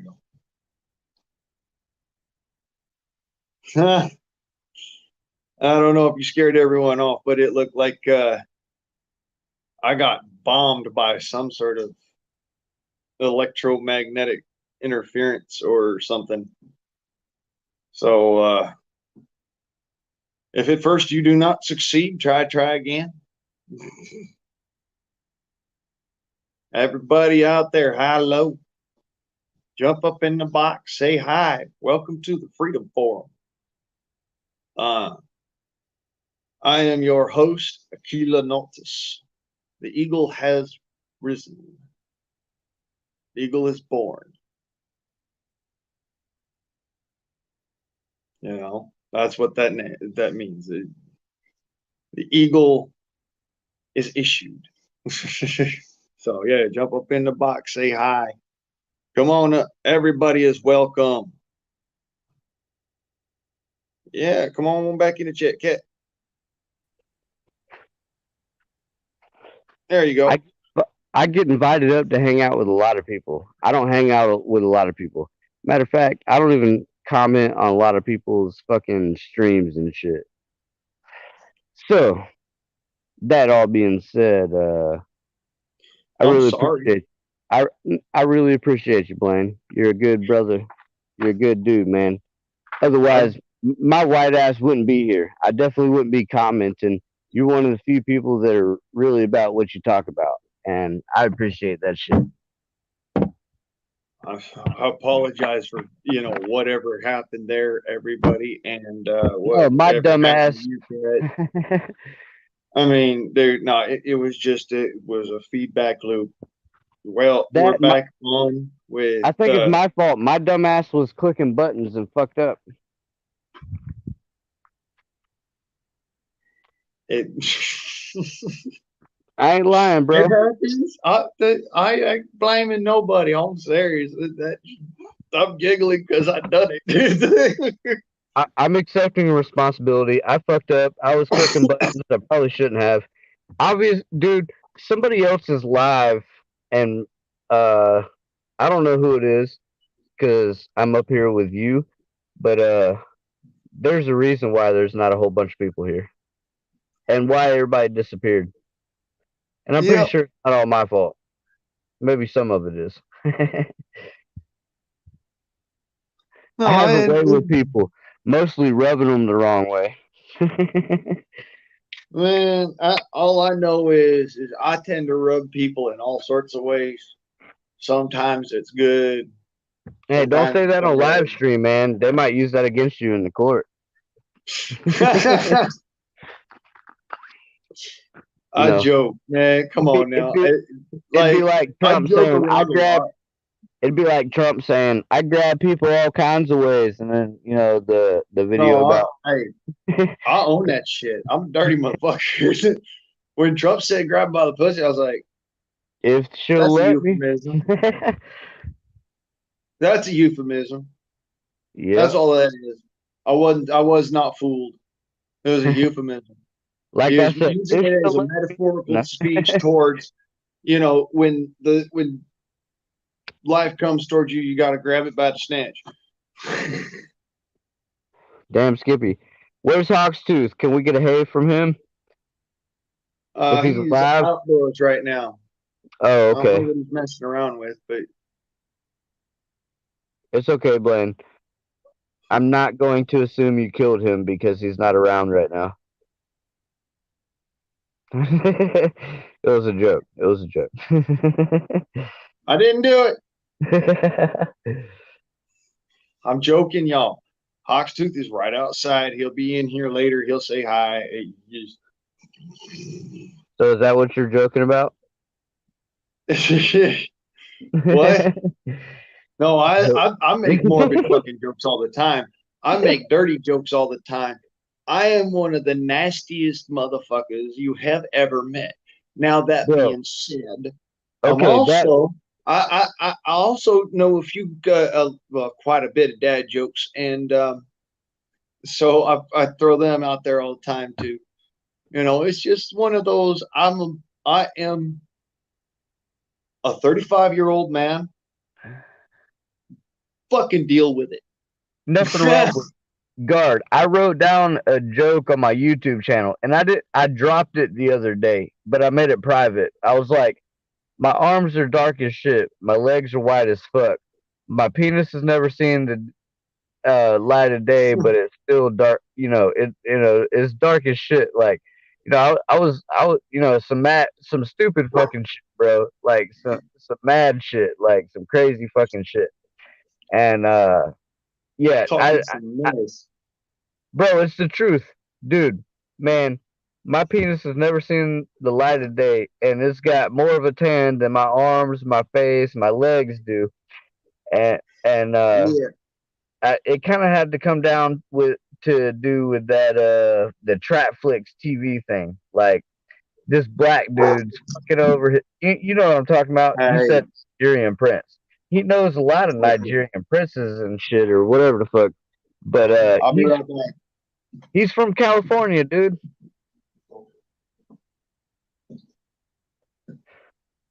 This ain't my live stream, but as long as you don't come back showing your penis playing, we're good, dude. I don't, you know. Damn, I feel all awkward up here by myself. Just Sorry here to have about fun. that. My dog's No. alerted, and they don't alert for stupid shit. They alert because of the next door neighbor, somebody getting hurt. Don't or, explain. Ain't gotta tell me, bro. There'll be there's motherfuckers walking down carnivores the in the street. backyard. There'll be motherfuckers walking in the street, nowhere near the yard, and my dog that's in the camper is going ham, ready to eat a motherfucker. Was ist? Mein Hund, was ist? Who? Kannst du das denn? The dog what? Ist dein Neighbor? You're Nein? saying, oh, okay. Was ist? Yeah, you said it faster than I could understand for a second. Ist in den restroom? Was war die? Donkey.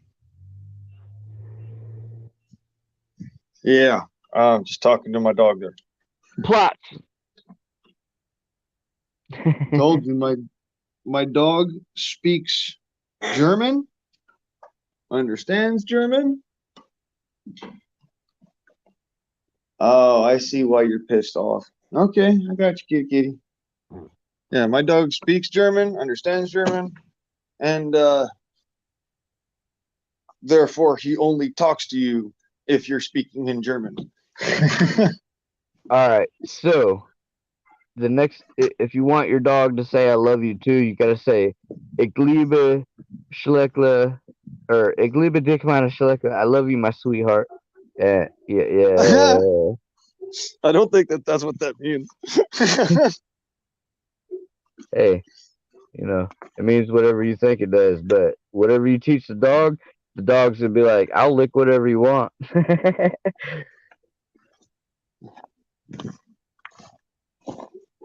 All right, so dich is like for do, which means you, and okay, ich liebe, I love you, meine Schleckle, my sweetheart. So yeah, that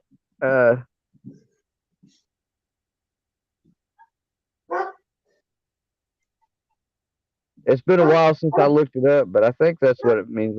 Unless I really fucked it up, I probably said some wrong words. I don't know. It's been a while since I've done any German shit, but I know a couple words.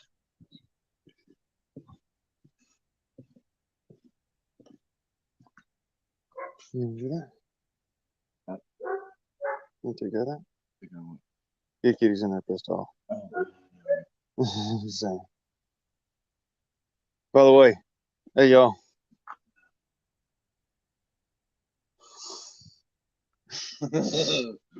Fucker. That was Hawk's Tooth. Yeah. Hey, go back and slap him in the back of the head for me. No, you can do that. If he was here, I would. You know, you know. My uncle tells me that shit all the time. He's like, how's your wife and family doing? Make sure you slap somebody in the back of the head for me." It's very Tulane. My horn. Tulane on your home. Tulane on Travis. Tulane and Robert. Sapphire. Tulane and Travis. Papa do good. Oscar some hope in your heart.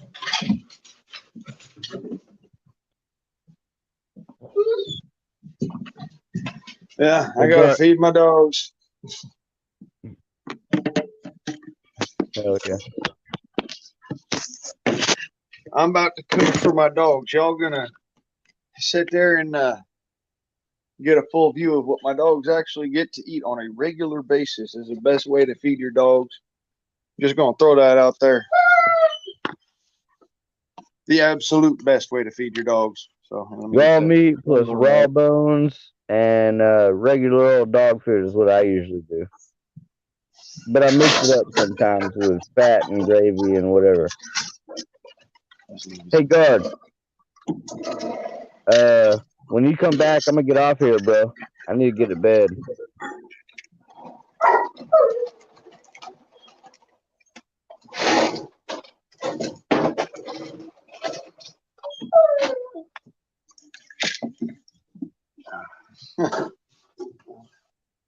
All right. Yeah. I like that cast iron hanging on the wall there, fool.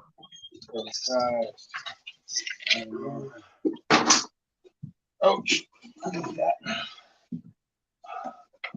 Get off the wall, both of you. Silence, my ones. This way. If you want the dog to calm down and listen, you gotta jack it off.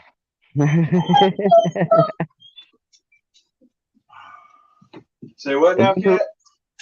I said sometimes if you want a dog to listen, you gotta jack it off, man. That's what the police do. That's why them and their canines.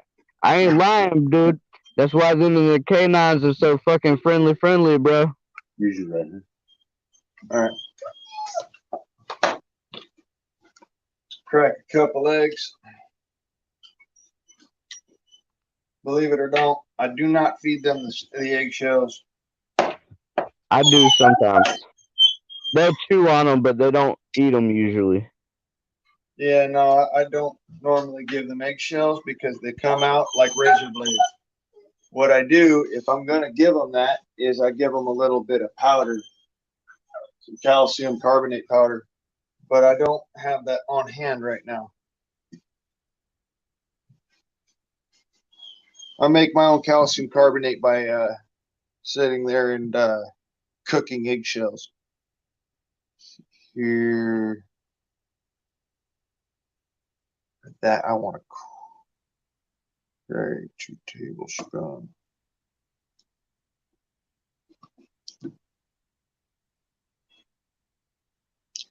Two tablespoons of butter.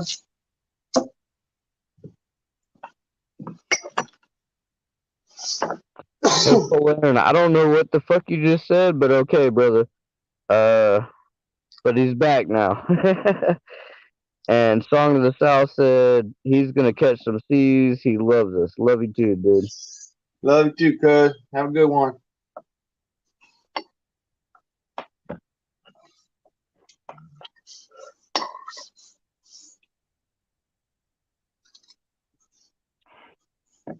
Hey, Blaine, it's been on 3 hours, 3.25 hours.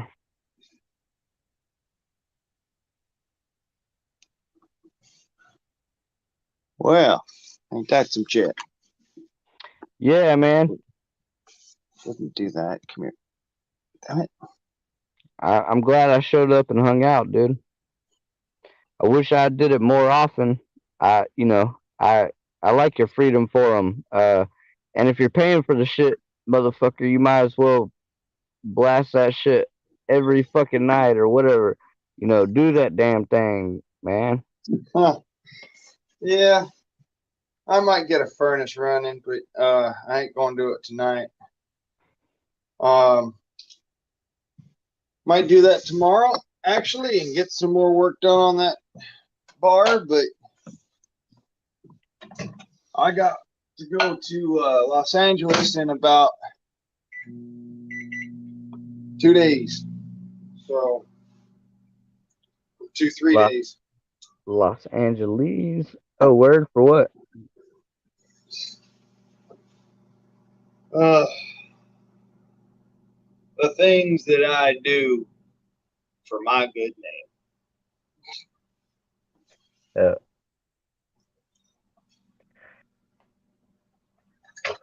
Hell yeah. No judgment here. Gotta do what you gotta do, brother. All right. Now, some cheese for good gut bacteria. Believe it Bro, or don't, I do this for my dogs. This hell, is how you win a dog's heart.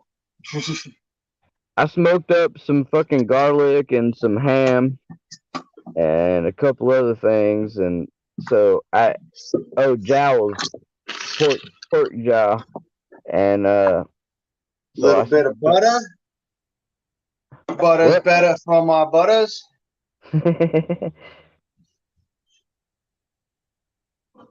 And I'm gonna mix all that up and give it to my dogs. Believe it or don't, that's how my dog got so damn big. I feed them like I want them to grow up to be big and strong. I feed them like I want them to have all the nutrition that I can give them, and at the same time, have them have something in their gut that's going to help them digest it and make them feel good about themselves, have them some flavor. Cheese does all that. The eggs give them the extra added nutrition that the dog food can't provide. Specifically in certain nutrients that you would normally cook out of the eggs. That's why I put them in raw. And this helps them with their joints, believe it or not. If you're really worried about compost or any kind of shit like that, you know, you can use any kind of manure you want, whether it's your own fucking manure or some of your animals. But as long as the temperature reaches 150 to 200 degrees, it's perfect fertilizer to add to the garden. And it don't take much. All you gotta do is cover it with like maybe some 6 mil plastic. If you got it, dude, it takes a small scrap piece of 6 mil plastic to cover that shit and get everything to die. And my dogs eat so well, brother, that I can literally turn around and use their shit as proper manure in my garden. you can. That's God's mom's truth. Yep, absolutely. I feed them so well that, in fact, my garden probably has more nutritional value than most gardens. Not saying it's more than yours, Cat, because I see how you do. Shit, I just plant everything together, and whatever fucking happens, happens, and I enjoy whatever happens.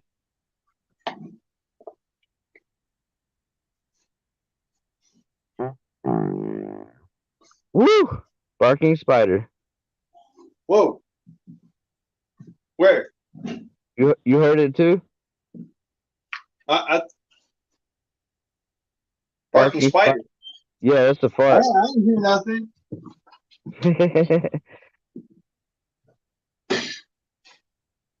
I'm home. Off my bed. Night, Dub. God bless you.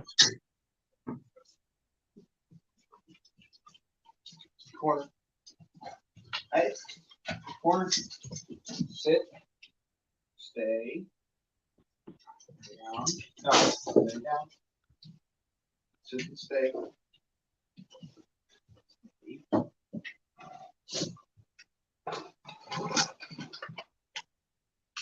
Hey, good girl. My home. Off on my head.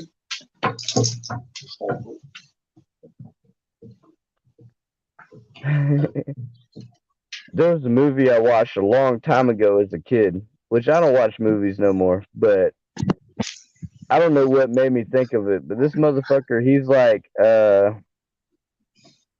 don't know. He ended up falling into like a blue pool and he came out looking blue. And then like the dog bit his nuts and he ended up with the dog bit his nuts like twice. He ended up with prison time and like his nuts got chewed off by the dog, so he ended up with two metal balls. And every time he walked, it'd be like tink tink tink tink. So everybody called him Music Man. I'm sorry. That's mean, but that's funny. I don't remember what fucking movie that shit was from, but it was fucking hilarious. Like it was a kid movie too. I'm just a big kid, everybody.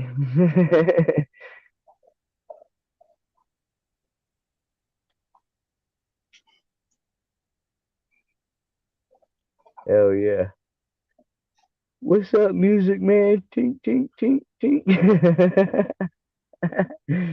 Fucking the balls slapping together, or, whatever. The fake balls, yeah.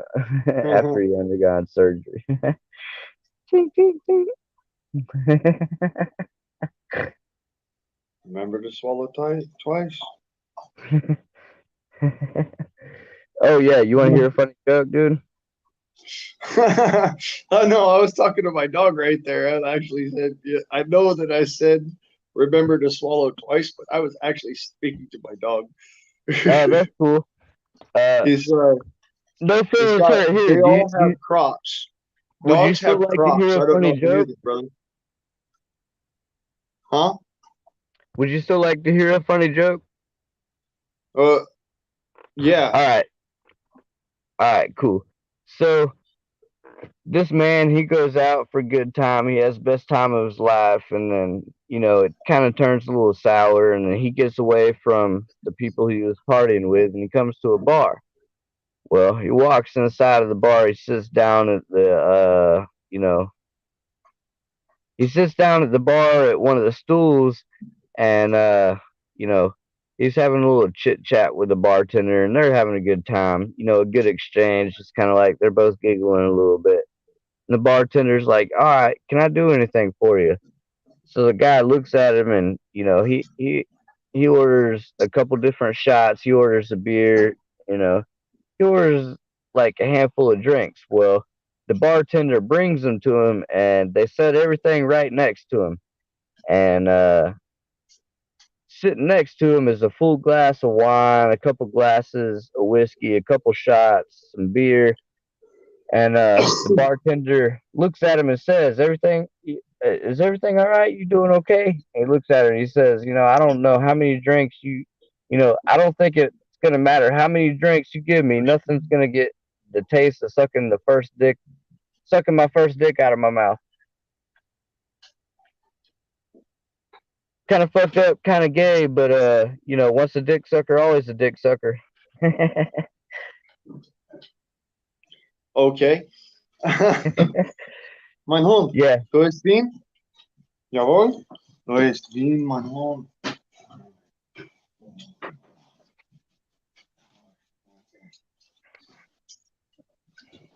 Mein Hund. So I used to be a fan of a lot of different kind of jokes, man. I love you. And then I got older and cooled off, and yeah.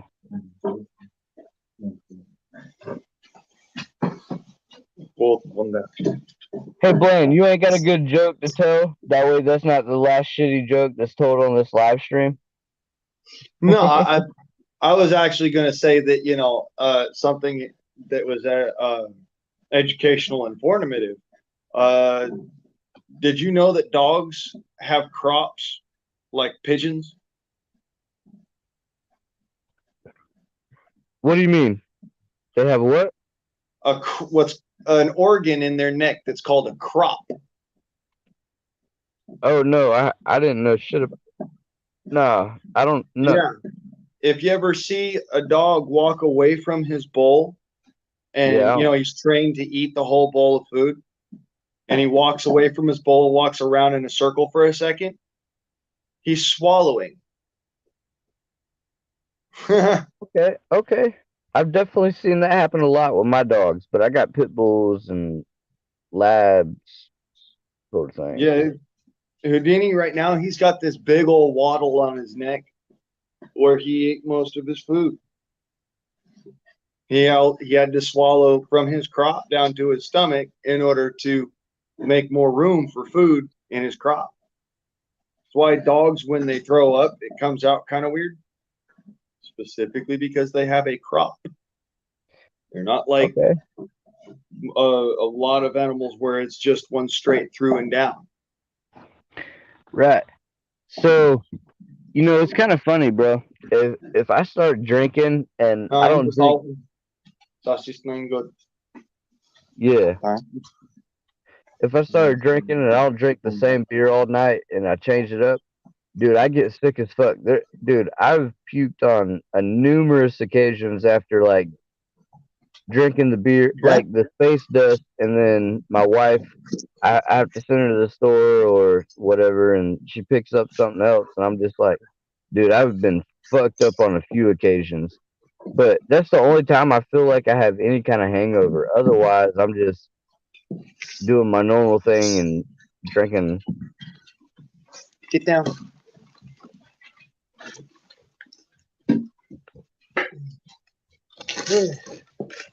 Yeah. She's taught English. He doesn't handle English very well. Dat is te open. Zie je? Dat is te open. Nein, mein Hund, dat is open.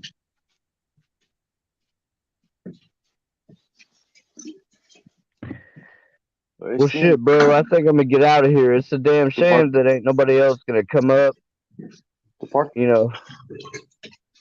Too bad Song couldn't come up, but it's sad that people that actually have channels or Houdini. talk a lot of it. Talk a lot of shit they do. Alex. Houdini. Park. Houdini, slap him with your nuts. He's been over, I can tell. No, he's learning how to be a canine. He's got to learn these specific things so that he's got command words for when to go, when to stay, when to do things. Houdini, take him down and hump him. Nah. Show him who's he the boss. Do that. Yeah, I'm talking shit at this point. He wants to go outside. Yeah, I could do with another smoke, I guess. All right, brother. I'm gonna have I'm gonna smoke a cigarette, not no marijuanas, but I'm gonna smoke a cigarette and I'm gonna get out of here, man. Time for me to hit the haystack. Well, Arrive dirt cheap, my brother. Have a good night, and thank you for coming. I don't know what you said, but I resemble that remark. I mean, I whatever it says, I was being funny the first time, but I forget. I resent that remark. That's the word. Yeah. You remember that big old chicken? That big old rooster? Remember that big old rooster from the Saturday morning cartoons and shit? And then I resent that remark. Yeah, I said that's a chicken hawk. And then like the chicken hawk's whipping his ass and he's whipping the dog's ass and the dog's whipping the chicken hawk's ass. Yeah, man. Hey, y'all, looky over here. He thinks he's a chicken hawk. Hell yeah, dude. Yeah, you know what I'm talking about. What was that fucking rooster's name? Foghorn Leghorn. That's right. That fucking that fucking bastard. You know, Yeah. I think he was racist because he was all white. He wasn't white. He was a Rhode Island Red. No, he's foghorn leghorn, man. He was a rooster, and he was all white with a little bit of red to him. You ain't noticed that? Yeah, that's what's funny about it. It's a white chicken. Sonny, I'll have you know I am a full-blooded, a Rhode Island Red. Damn,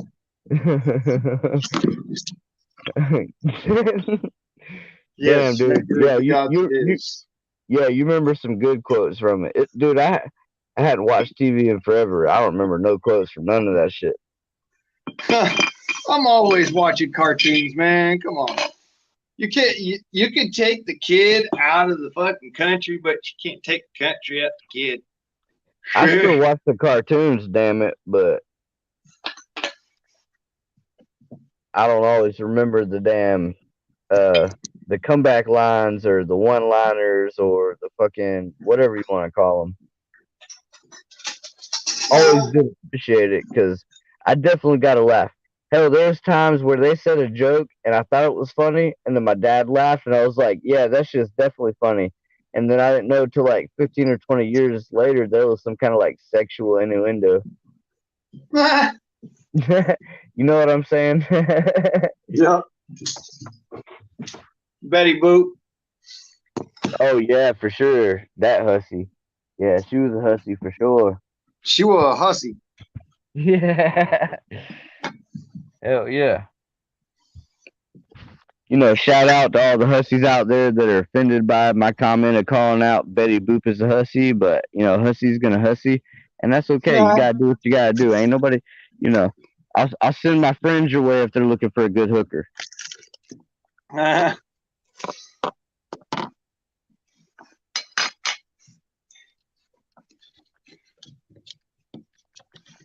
Now I takes offense to that remark. Hawks tooth. I'm sorry, that's just funny. I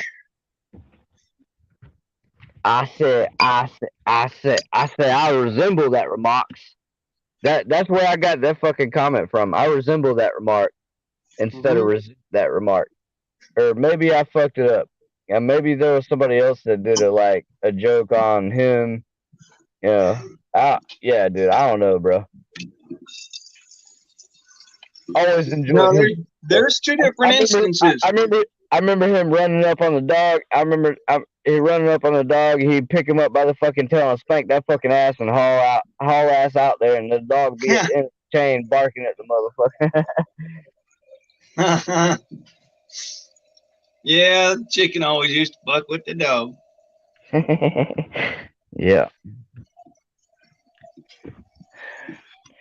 Well, Blaine, how's your garden and shit doing? I know you showed off a little bit, but you know, is it doing better than you expected, or is it maybe doing worse than you expected, or is it doing okay? You know, doing its thing. It's not what I expected because I didn't expect to have to seed out a bunch of the plants the hard way.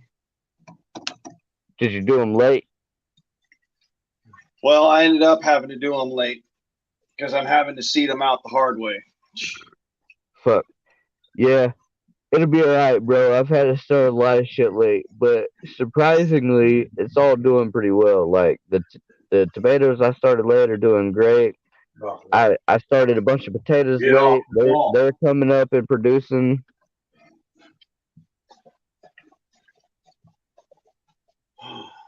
Get some radishes, get some squash if it'll ever grow. Hell yeah. Well, you know, plant your radish and plant some squash and plant some corn and plant some fucking beans.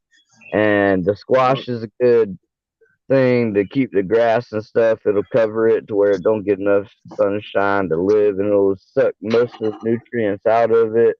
The corn adds a lot of nitrogen and stuff to the soil along with the beans. And they also add what is it? Phosphorus, potassium, and I don't fucking remember. Nitrogen, potash. Yeah. So Well, what do you know? We got some of the seeds are popping now.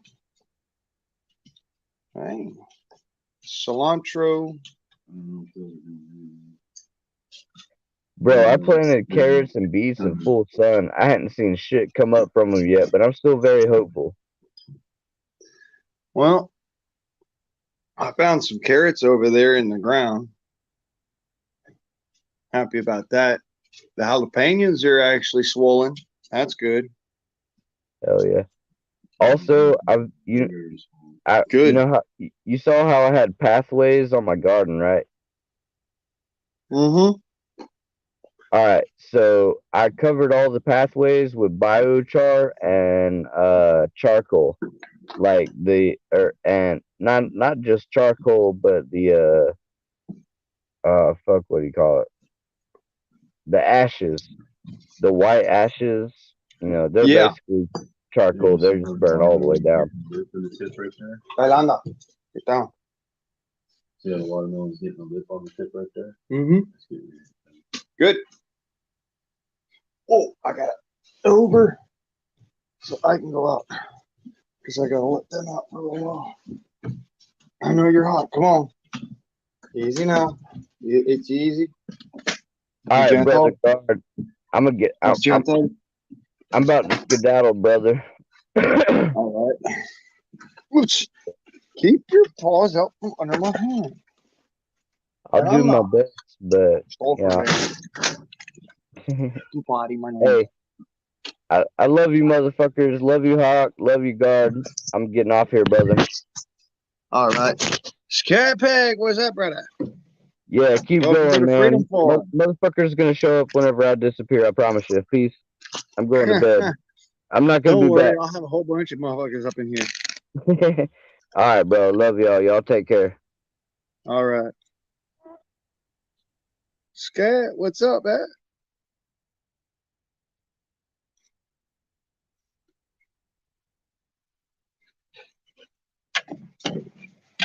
All right, Pupper Doodles, go to potty. I'm watching. Don't do nothing stupid. Well, we gonna have corn. We gonna have corn. Dog out. What's all open?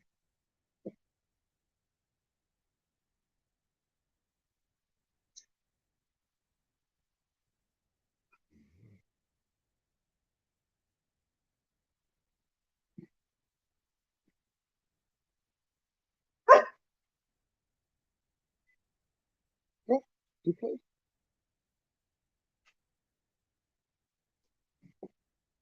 The sky and me as soon as I get this bowl loaded. I like that, Scat. What's that?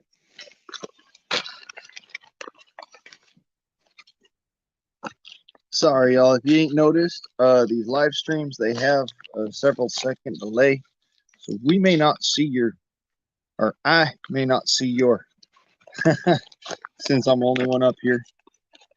You know, comments pinned and all that fun shit. But yeah, I may not see your comment for a couple of seconds. How I been? Well, shit, I've been pretty good. As per.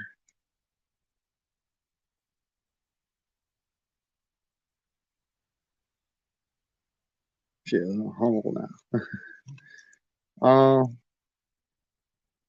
What to talk about other than the crickets and the frogs in the background?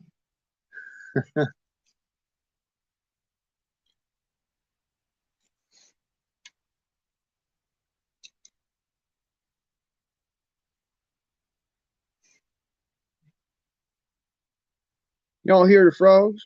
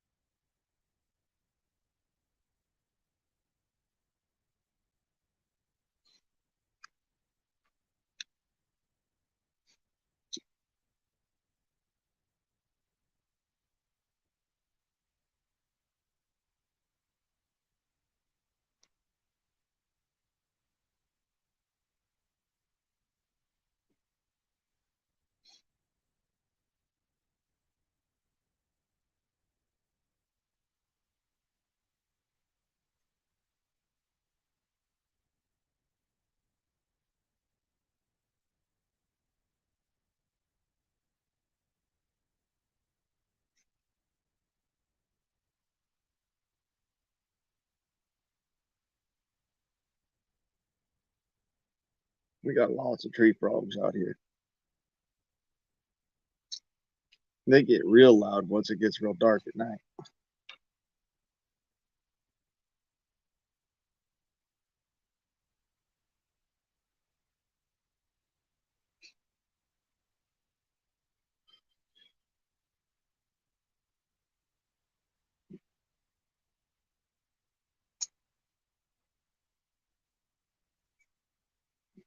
I'm still waiting for you to come up with that loaded bow there, Scat. What's up?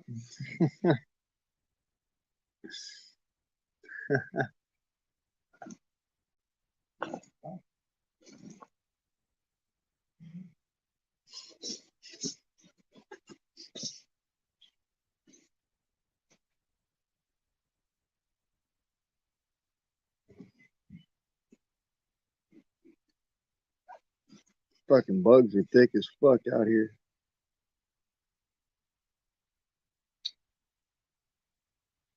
Being I'm standing so close to a particular light source here, which I want to turn down for certain. Especially since mm-hmm.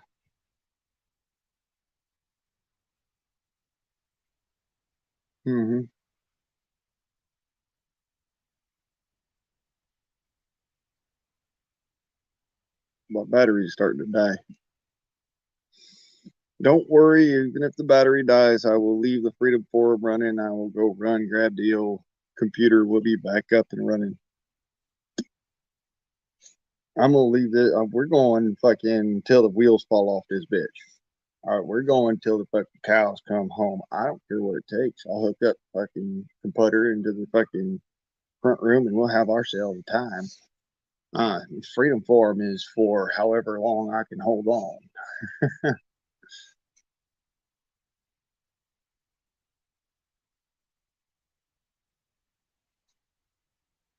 So yeah.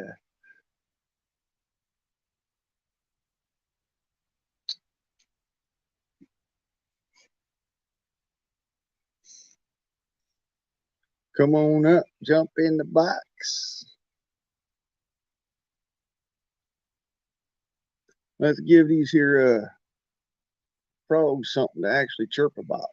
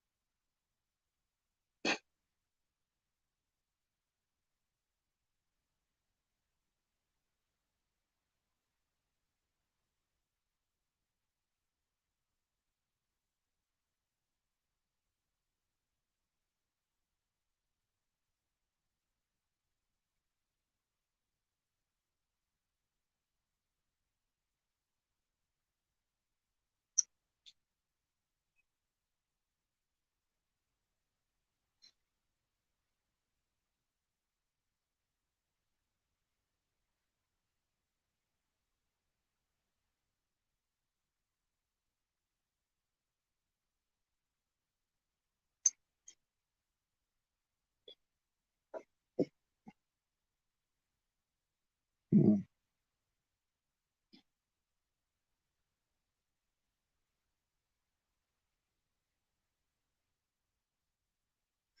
Howdy ho, y'all. Welcome to the Freedom Forum. Jump up in the box.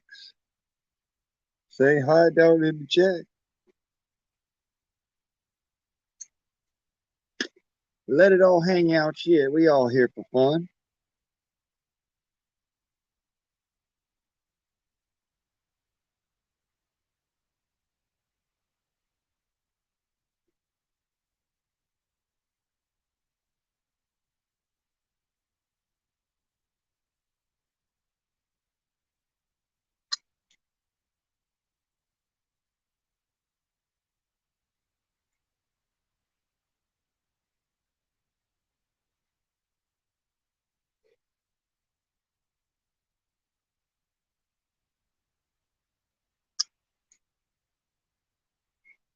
Or we could listen to crickets some more. Shit.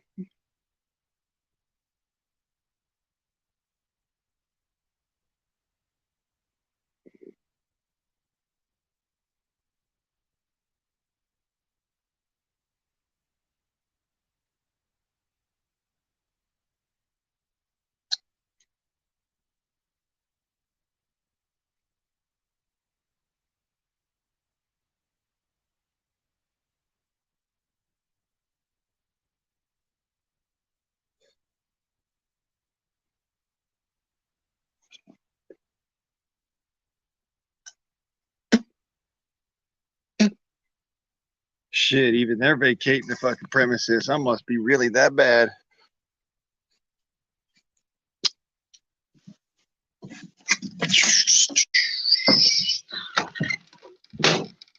Flame on. Come on in. Call it. Du ist fin. Ahoj. Guten Hund. Guten Hund. Oh. Ah. Okay. Ah.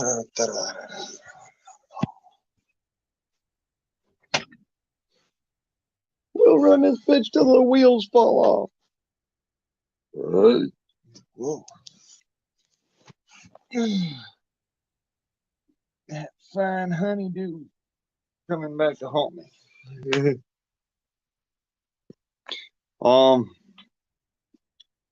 Good.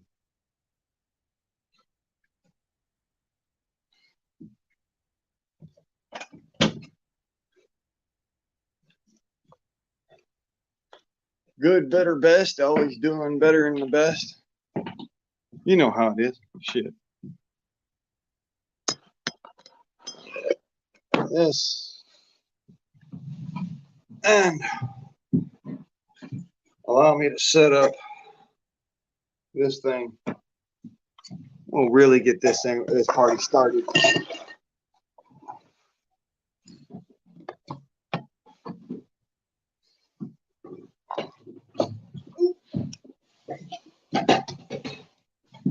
Falling all over myself here.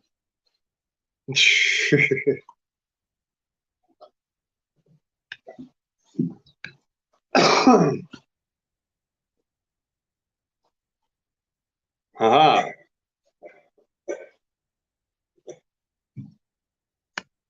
Oh. Kindly look away for a second.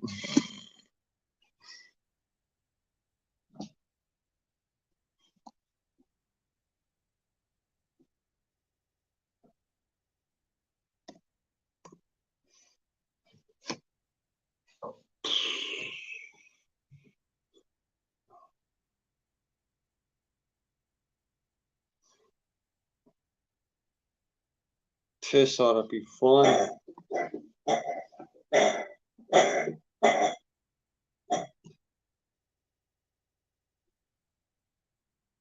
Okay. Yahoo! No, thank you. Let's go. Need to clear all. Just keep fucking hitting that until it's good. Bring the brightness down just a count higher. That works. Huh. What do you know? Spoogle-doo. We'll go here. Go. That's better. There we go. StreamYard.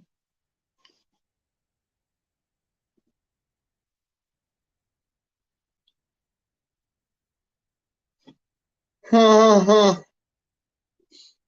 shit, there it goes again. All right. This is going to get lar. After I'm done checking shit out. I understand. However,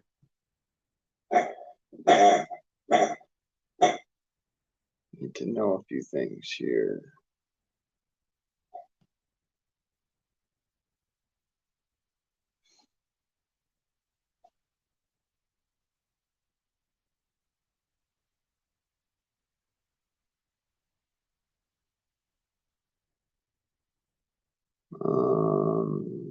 Right, because my money has not been paying like I did because I haven't done that. And probably won't till I go to Los Angeles. Either or. Broadcasts for now. All right. Okay. Bear with me.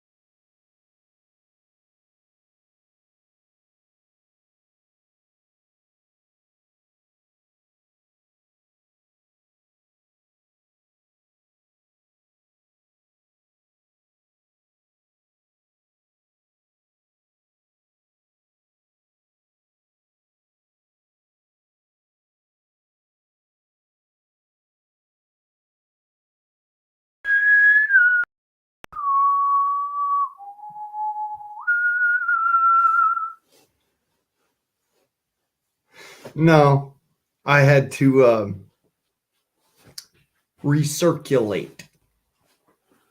Needed new equipment set up because my phone was dying.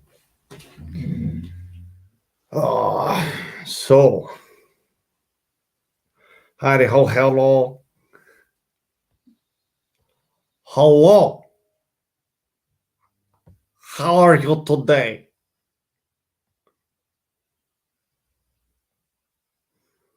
Are you having fun yet? Are you not entertained?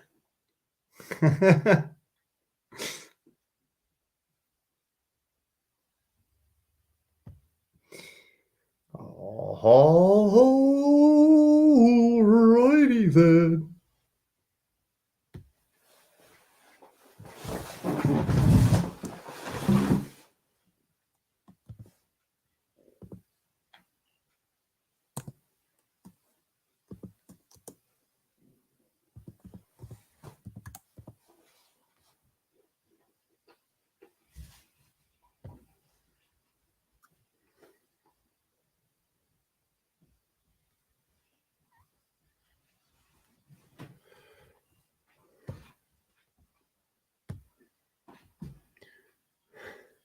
Okay.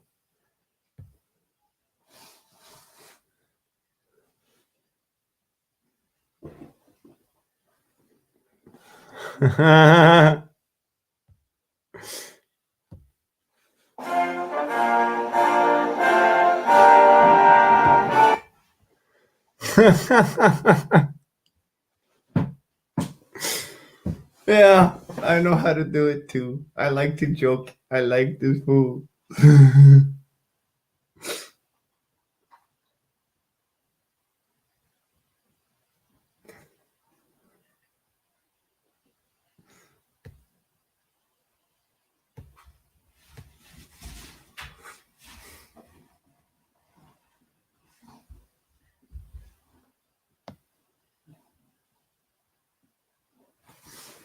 Hmm.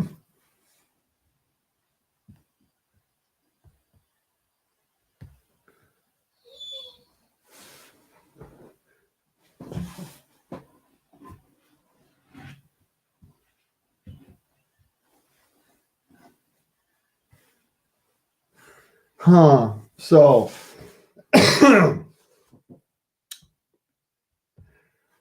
monkeypox. Because supposedly That's what the next big thing, scare, whatever it is. Monkeypox has something that looks very similar to it that human beings are susceptible to. It's called chickenpox. And this is one that you would know. One that you wouldn't know but might be also familiar with is smallpox. Basically all the same reaction to a virus. Okay. What's funny is that chickenpox and monkeypox actually looks like folliculitis. And if you've been staying home for a while and haven't had running water or things have been going wrong for you, say, and you don't shower as often as you'd like, you might get folliculitis on your backside. And guess what? That looks eerily similar.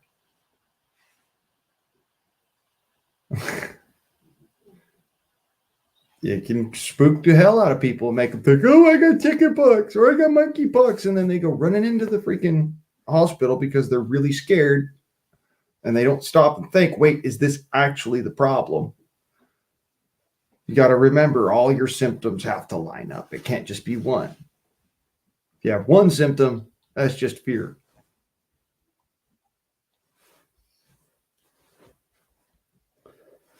Really?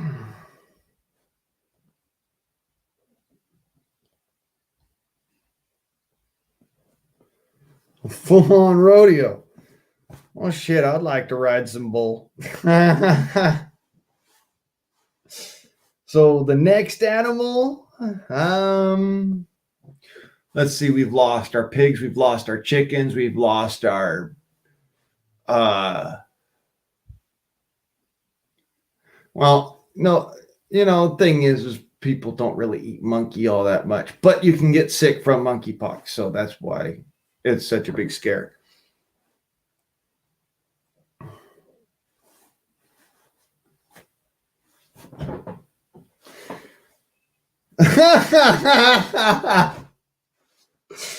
Polarian up in here getting things moist.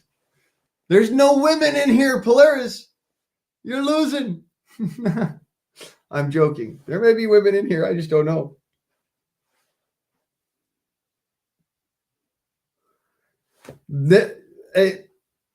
Dana, isn't that what they said about AIDS?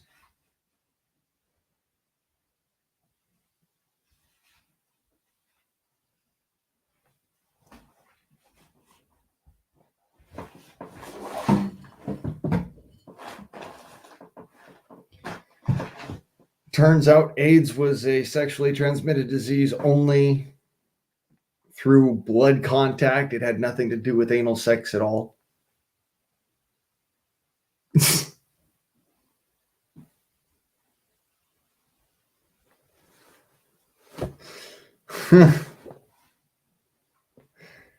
AIDS was a bioengineered virus to an extent, supposedly. I have to throw that in there because otherwise people will be like, but conspiracy theorist and all that shit. But the reality is yeah, it was bioengineered. That was obviously bioengineered.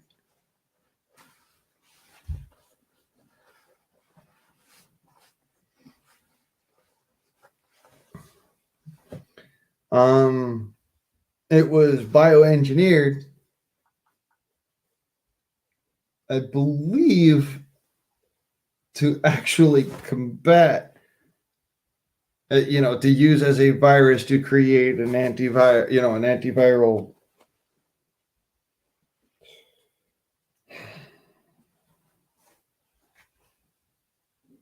vaccine that would beat that other virus or whatever. And guess who was at the head of that one? Mr. Fauci, I hate you so much. Shout out. Many of you know who that one was. Man, I ain't seen that motherfucker in forever. He has got one of the funniest fucking podcasts I've ever seen in my life. Holy shit.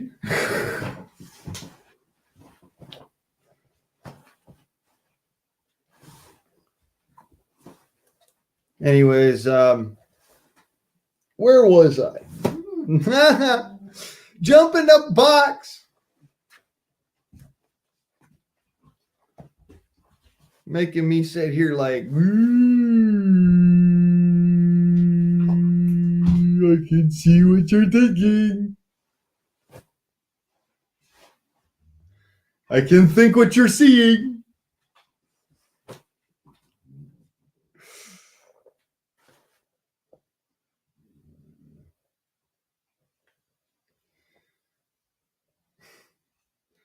Shit, don't bum roach the box all at once.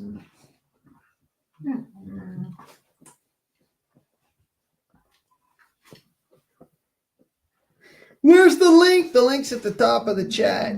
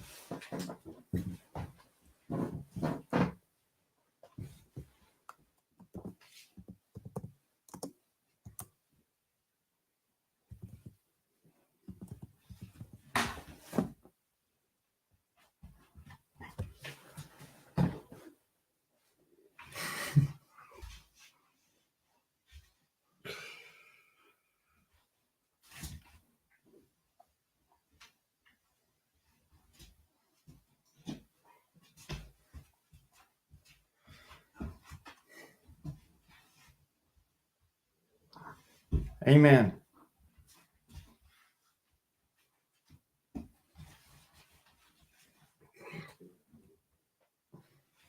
Most assuredly, amen.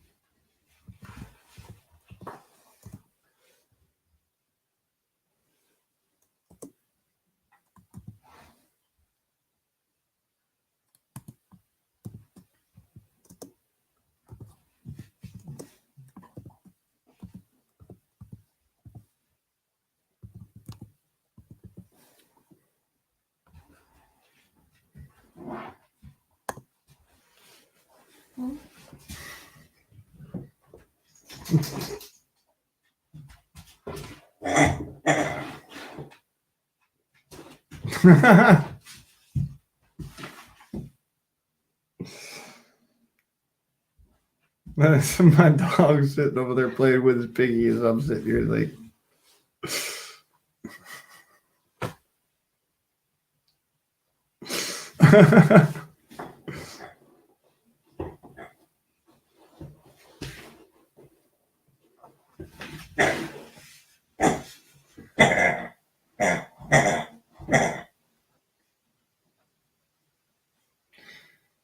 That's when it's good to have a dog.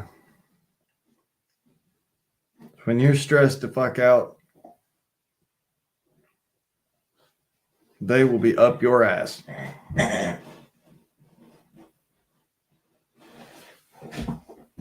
More love than you can share.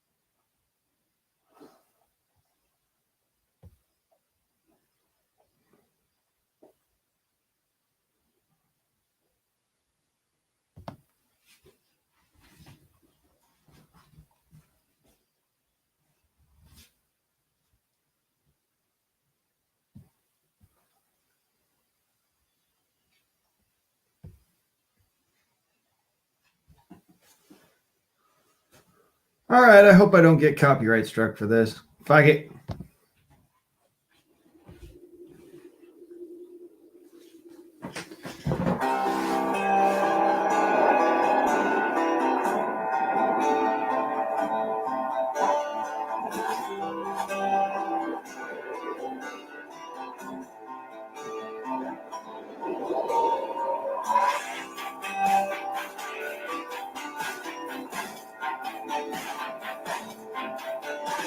I'm writing this in case I'm gone tomorrow. I'm writing this in case I've moved along.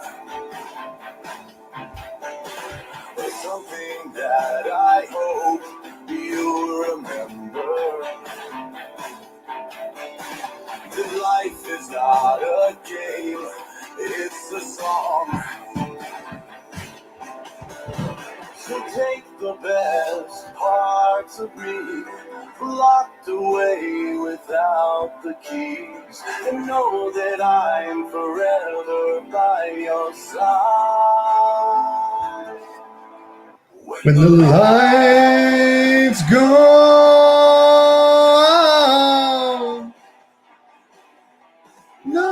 that I am never far away. The sun burns out. I'll be waiting on the brighter side of gray.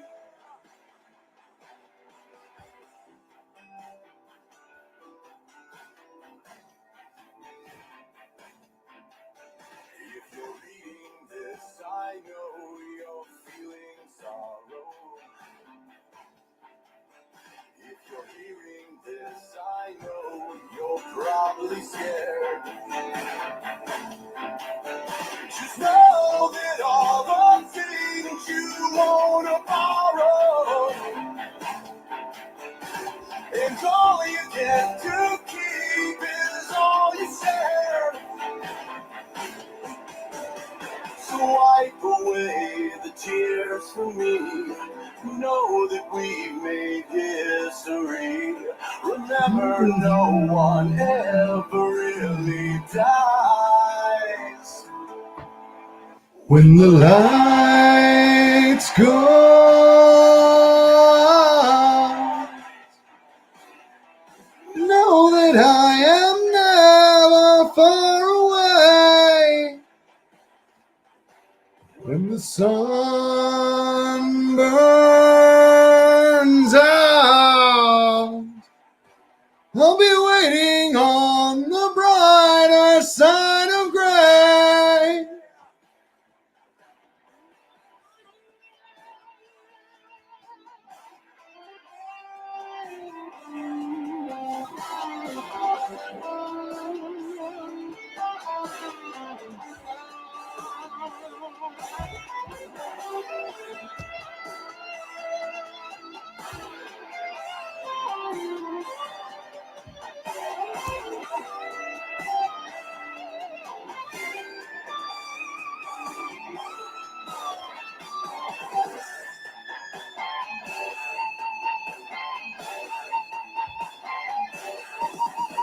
When the lights go down,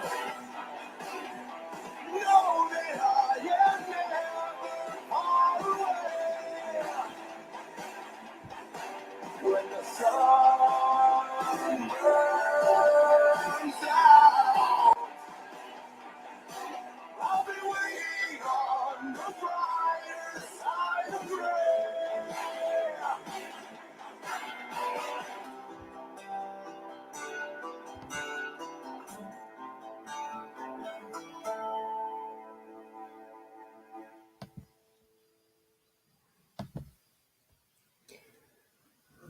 Yeah.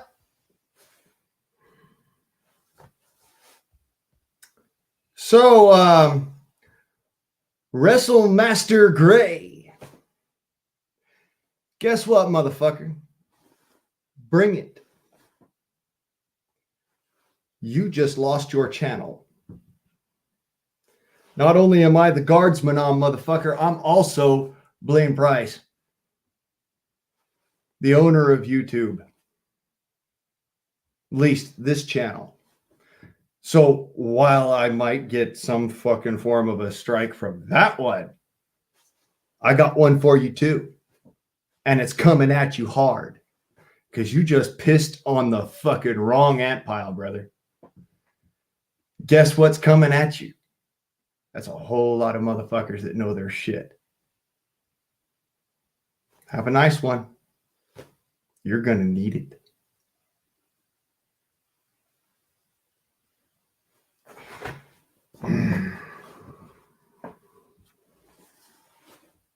You know what the ultimate troll is?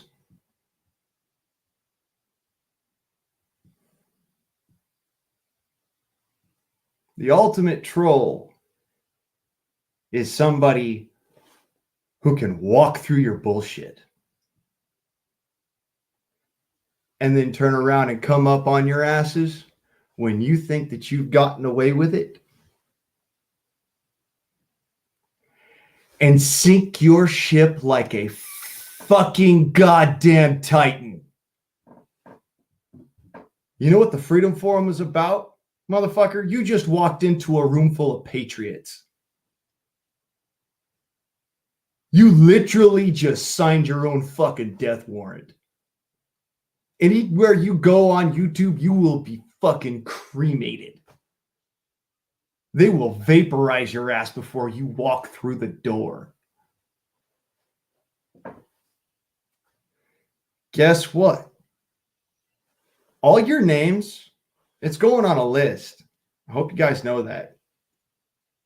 And I hope you guys also know.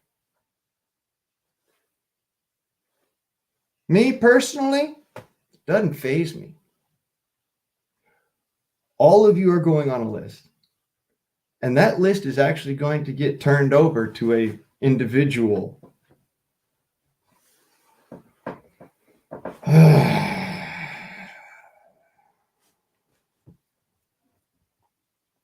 They say he has certain skills. A certain set of skills that you couldn't possibly contend with. Okay.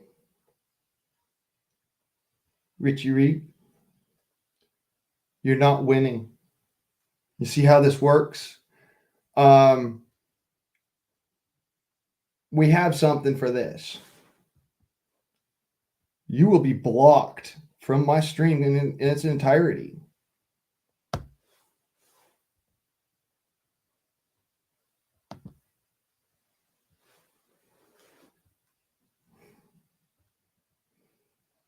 Have yourself a nice one, fucker. Don't worry, though. We will be coming for you. We will be coming to find you. You betcha. You see, what your fucking idiot ass was swinging around, dude, that's fucking small. That was actually kind of insulting. I was looking at that. I'm like, dude, you can't get a better angle on that so it actually looks as small as it really is. That's pretty fucking sad. You know what? It's funny. Christina, Delicious Pizza. He's not going to win because I'm still here. You cannot faze me. I'm the guardsman, motherfucker.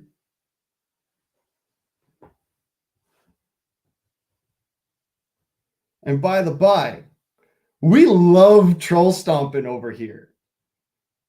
Some of us actually work for the feds. You know that?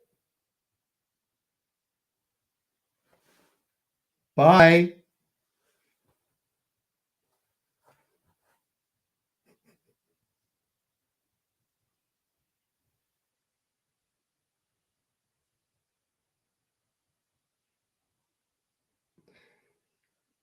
Aaron, that would be a very bad idea.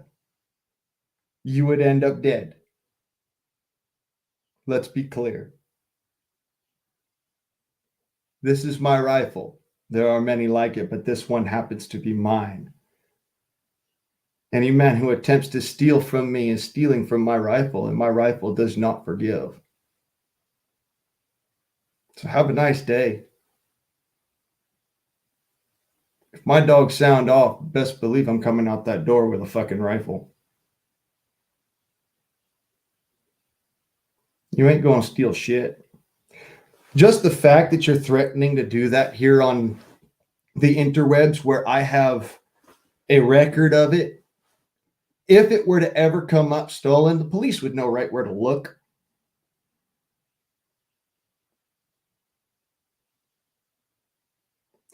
Hey, retard, how high is the grass in Germany?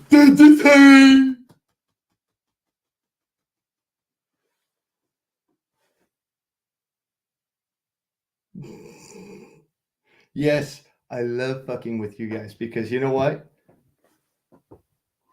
You are all insta-banned on my accounts and all that shit. And my people love fucking Troll Smash.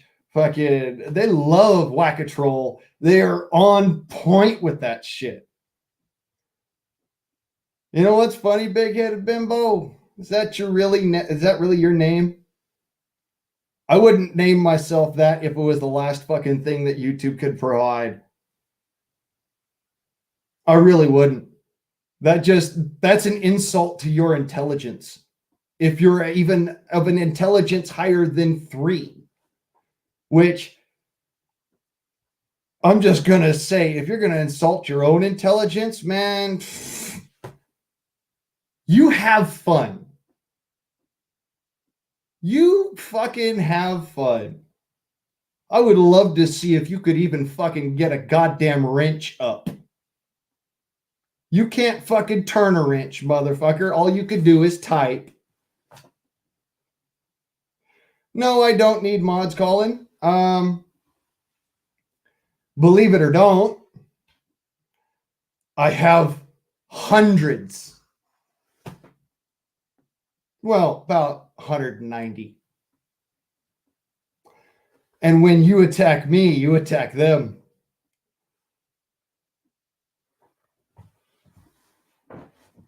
You're not winning, though. That's the thing.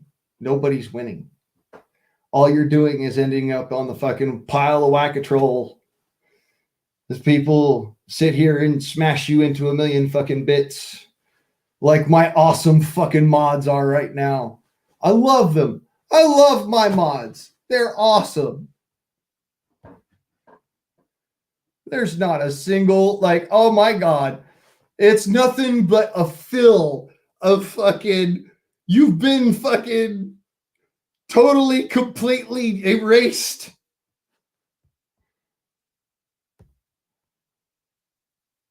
Here's a good one.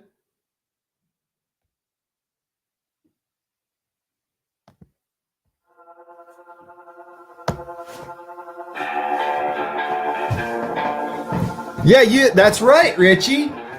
I've got more mods than subs. You know why? Because in my world, we watch each other's fucking back. Welcome to the fucking core, you shithead. Now eat your shit sandwich, but you get to have the bread taken away, fuckhead.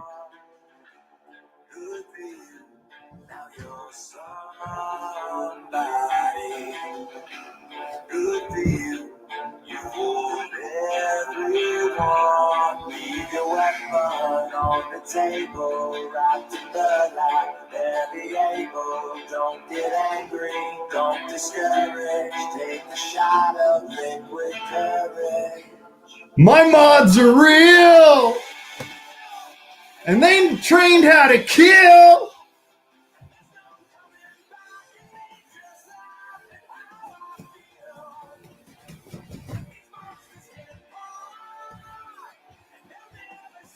Wahoo, motherfuckers.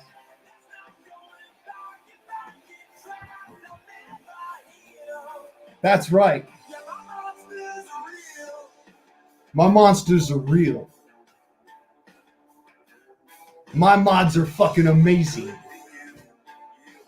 And you just climbed my views to the fucking roof. Thank you so much. I'll be here all week.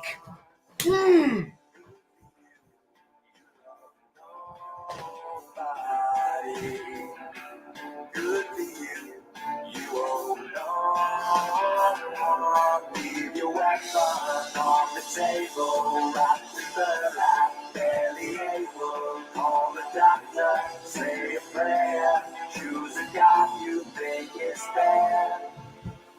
'Cause my monsters are real, and they're trained how to kill. And there's no coming back, and they just laugh at how I feel. Joke's on you, Teresa. I haven't had a fucking, even a fiance since I left your dumb ass. Boom! Bomb dropped.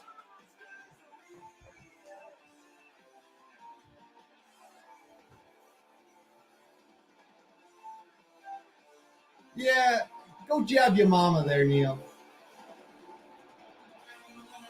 By the way, you guys are the ones that are actually keeping my stream going, so keep the fuck on. I love this shit. Have fun. You know what's funny? I love it when trolls come into my stream because my mods mash the fuck out of them because we all like to have a good stream. And at the same time, we all get our blood rushing. We get ourselves pumped.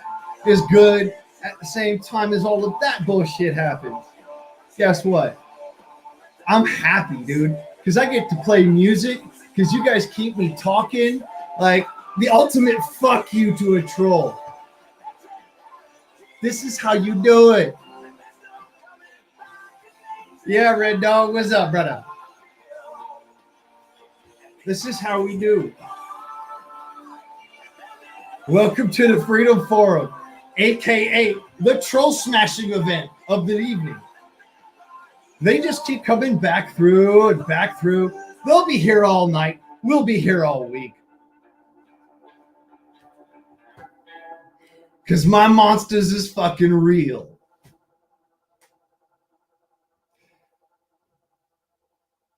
Man, King Kits, man, you look like you got a freaking alien as a dad. What's up?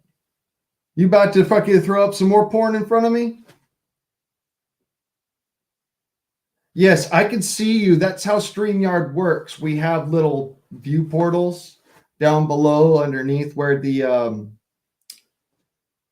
main panel is. It's pretty interesting, isn't it?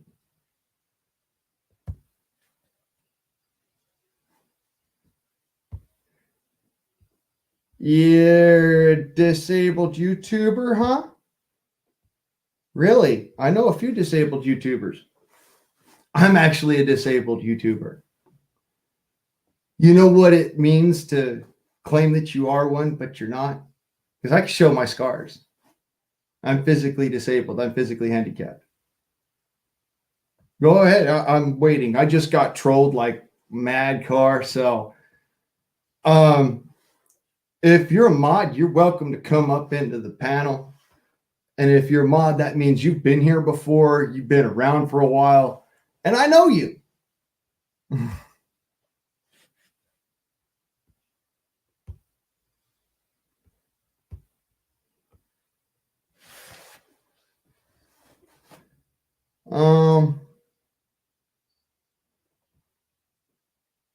You know my buddy Zach?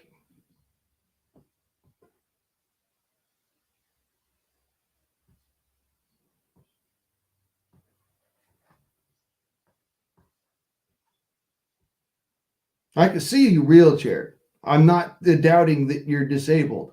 I also don't doubt that a lot of people do this sort of shit to troll folks. I've never seen you before in my life. So I have to account that there's a good possibility that I'm going to end up getting trolled again. And somebody's going to come up here waving around some porno flash on my screen. Believe it or don't, I'm very well aware that that is how cerebral palsy works. Believe it or don't, I'm talking because I talk more easily through my voice. That doesn't mean that I can't understand that you use a screen board. And I couldn't hear you while you're down in the dashboard to begin with. But like I said, I've never seen you in my life, and I've met everybody else who is on my channel.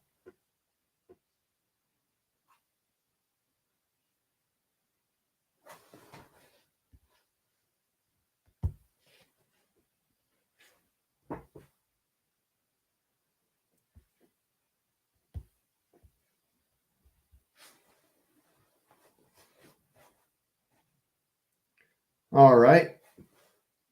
Hey,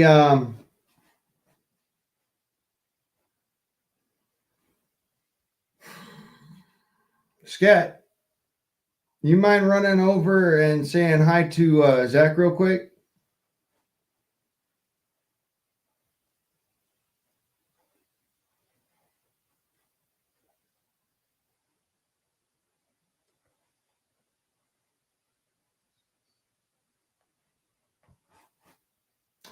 Oh, okay. So King Kit, you don't know Zach. You just lied to me then. Well done, brother. You didn't think I knew Zach. Well done. Go and play some fucking game somewhere else. We don't play those games, especially when it comes down to people who are disabled. We don't like that fucking shit. Take your fucking ass on and don't never come back.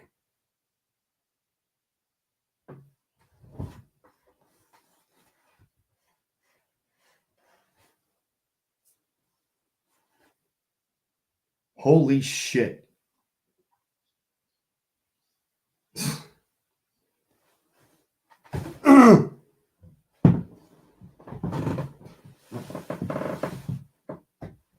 Motherfucker says, when I said, do you know Zach? He says in the private chat, he says, yes. That's why I asked Scott to go and run over to Zach's, because immediate response is,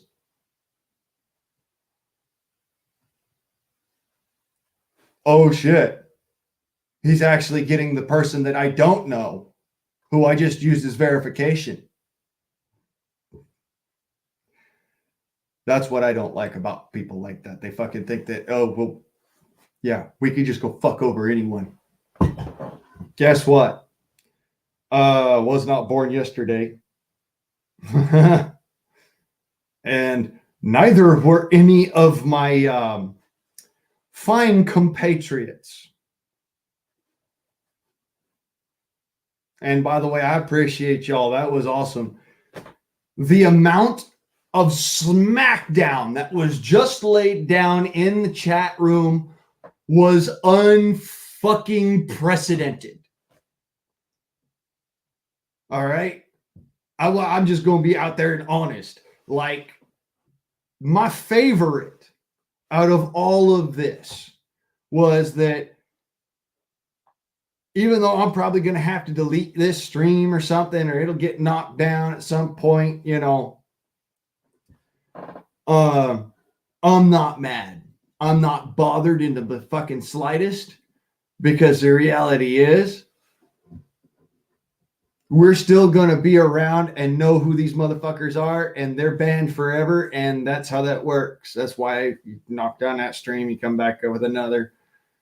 If that's the case, I'm probably not going to get a strike off this stream. If I do get a strike off this stream, I can contest it, because the individual I let up put his actual name up there and was verified with Facebook, and that makes it Facebook's problem.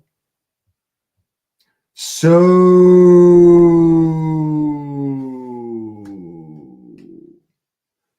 next,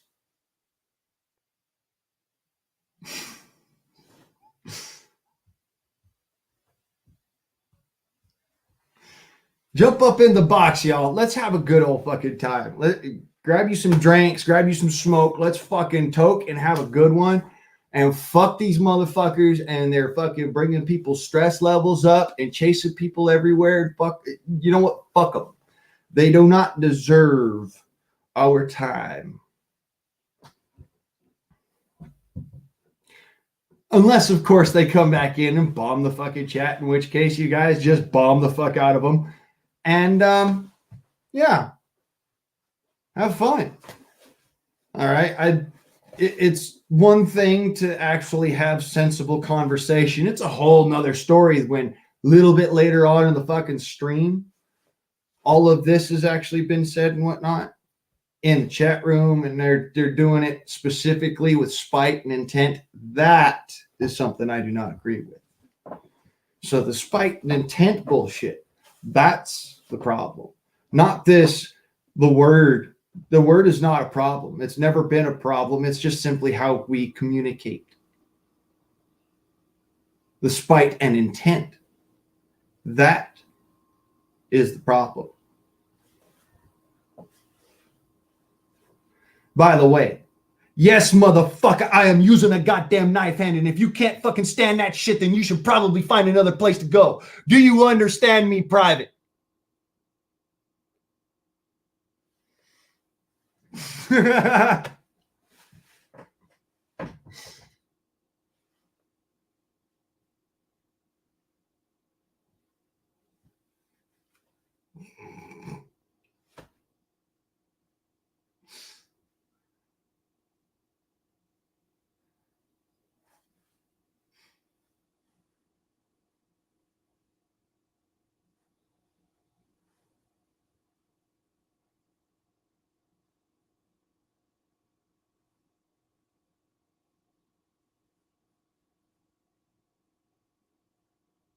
Yeah. No, I that's why I ask questions. That's why I want to know. Because I do know these people. And believe it or don't, I consider them to be my very good friends. Trust me now and believe me later, if anybody ever brought harm to that young man, they'd be fucking riding the lightning and not the one given by God. That is not just a fucking threat. That's a promise. That is a solemn fucking promise. I don't put up with that shit.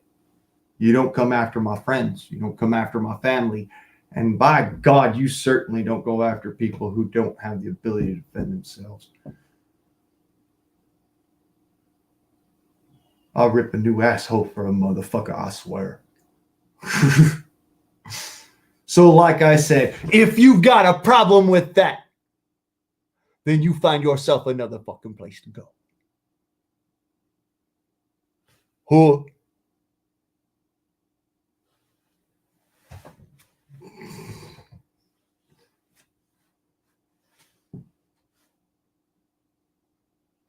Shit, I got about like this much fucking tolerance. Like this motherfucker. Guys, you can't leave me hanging here. You got to actually get up in the chat. You got to get up in the fucking panel. Like, you can't leave me hanging here. I'm sitting here fucking. Don't get me wrong. I can go for days. But this motherfucker ain't getting a rise out of me, mind you. I'm not getting risen. I'm just getting aggressive. As is my posture, you know. We all love the trolls. We don't feed the trolls, you know. We love the trolls as a matter of we love to beat the shit out of the trolls. We love to go on crusades, motherfucker, against the trolls. Jim Bob's Arcade, what's up, brother? How you doing? Thank you for coming by. Love to see you. Always a pleasure.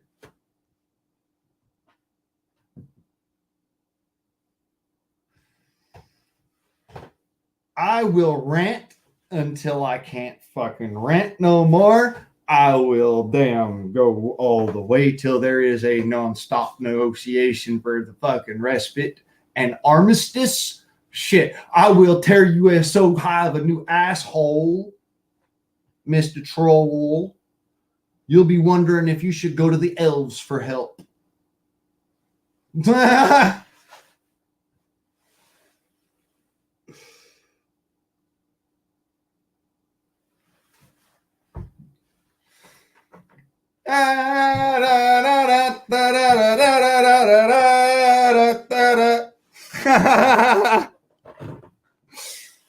Winning, motherfucker. Hashtag always up. Your IP2 don't fuck with me, who? Check this shit out on my left. Check this shit out on my right. You can't fucking handle this, brother. I can go all fucking night. Top speed.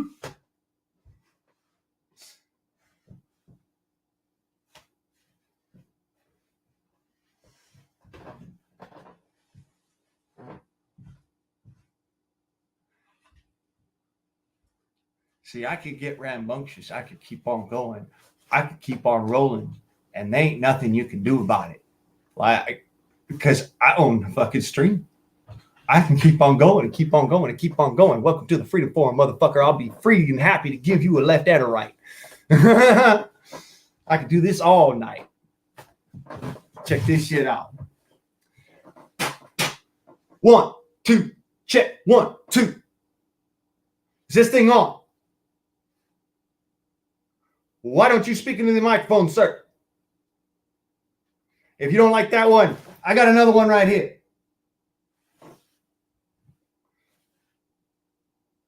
I am a little dirty.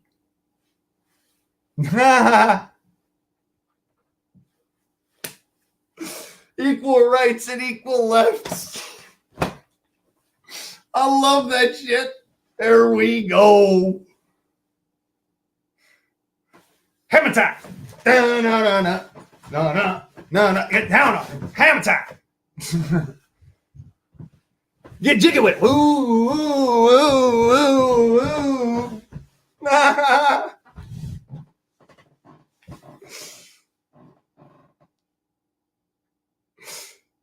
Stop. Now bring it back.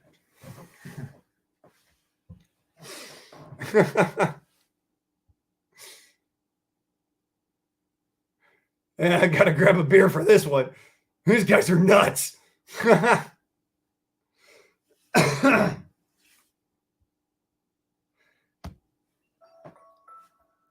Welcome to the world, baby boy. I'll paint you red and white and blue. The indoctrination starts as soon as you come out the womb. Pretty quick, we'll make you stupid with curriculums at school. And if the classroom doesn't do the trick, we'll make you watch the news. Pick your team, right or left. Take the red pill or the blue. You can vote, but even if you win, still everyone will lose. Don't forget to buy designer because Gucci makes you cool. We prioritize material belongings over truth. Get a job that you can't stand so you can buy some cans of food. Go overseas and die for freedom. There's some oil we can use. Our democracy exists so that you think that you can choose. But our algorithms make you do what we want you to do. What's the problem? Your depressed society has you confused. We got medication for you that you'll probably abuse. Go get married to a lady who also don't have a clue. And pump out a few babies that are just the same as you. Welcome to the system. Everyone's a victim. Doesn't matter if you're black or white, it hates you all. Here inside the system, violence is a symptom. Fighting for what's right, but somehow everyone is wrong. Welcome to the system. Everyone's a victim. Doesn't matter if you're black or white, it hates you all. Here inside the system, violence is a symptom. Fighting for what's right, but somehow everyone is wrong.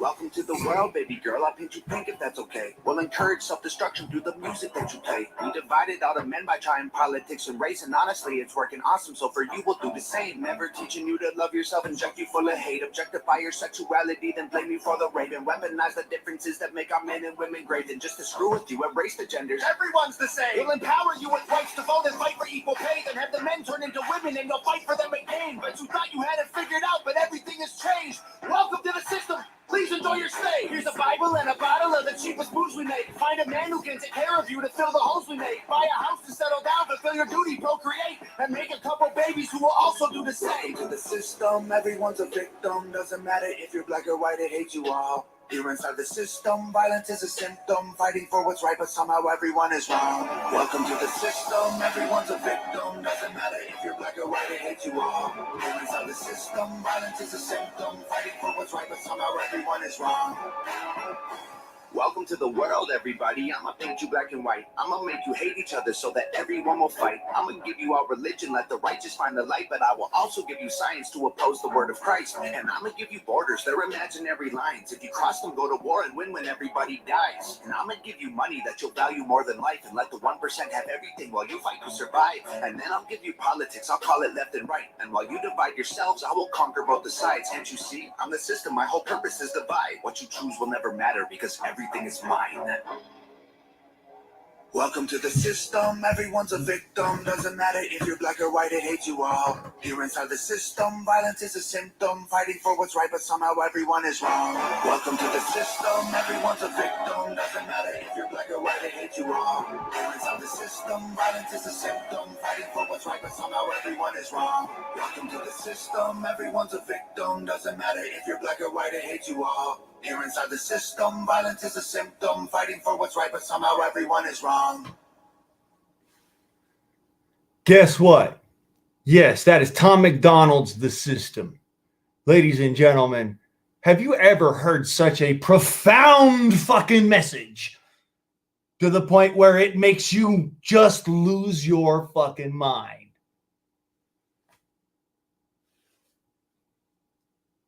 Welcome to the system.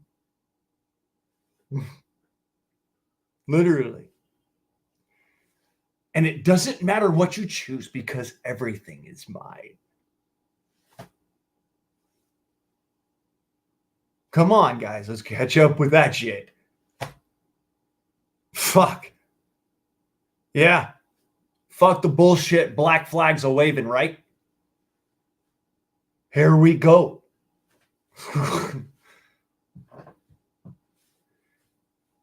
You do realize this means war.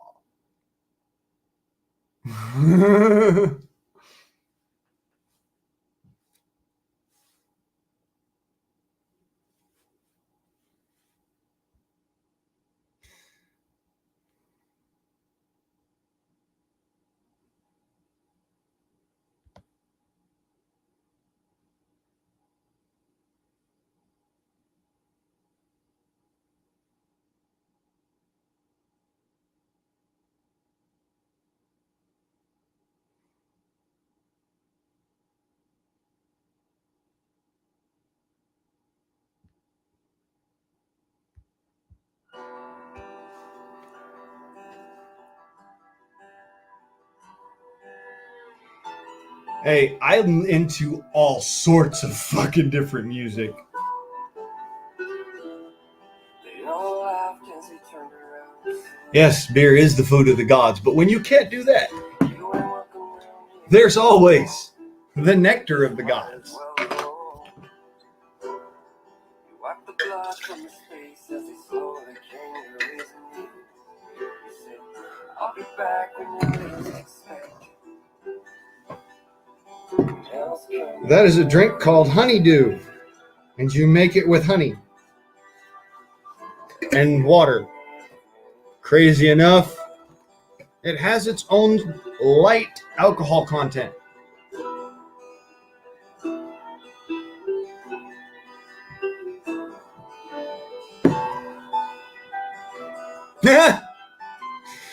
He says, easy on that stuff, man.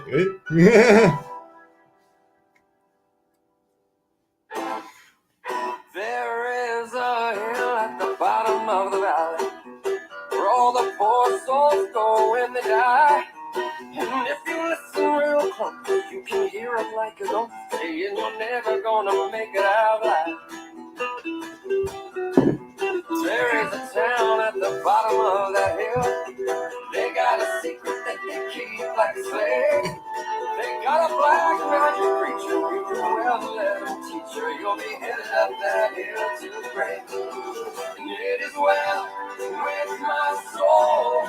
You line your pocket full of money that you steal from the poor. And on your way down the hill, you hear me ring that bell. I paid the devil twice as much to keep your soul.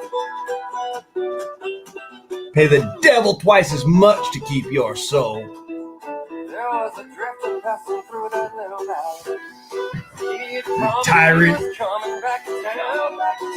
Dictator.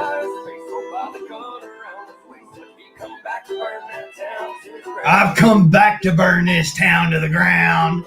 Rah! Then that preacher man was hanging by a rope.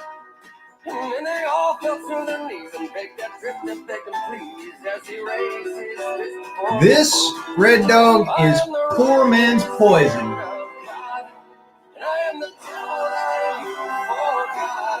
And I told you one day you will see that I'll be back, I guarantee. And that hell's coming, hell's coming.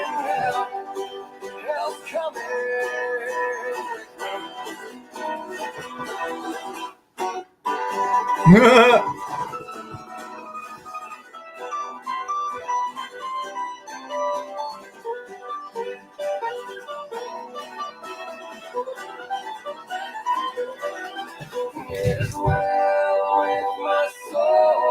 You line your pocket for money that you steal from the poor. And on your way down the hill, you hear me ring that bell, and I said, Ah! hell's coming.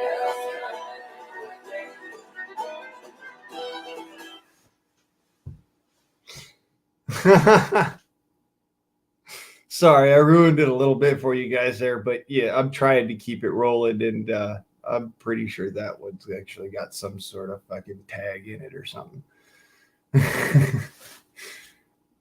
That's one of the ones I got struck for the other time. Well, not struck, but you know, I got a fucking them telling me you can't use that if you're gonna make any money. I'm not making any money. Joke's on you, motherfuckers. I'm into that shit.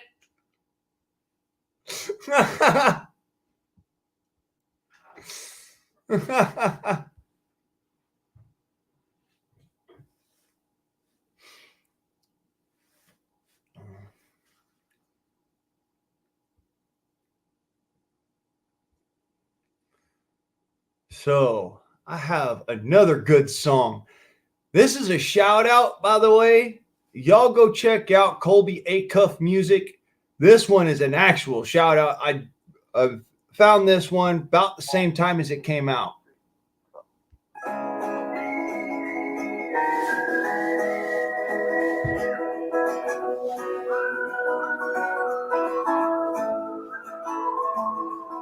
If I were the devil, the first thing that I'd do is I'd come off like I ever gave a damn about you. Let you catch a peek of all your greatest desires.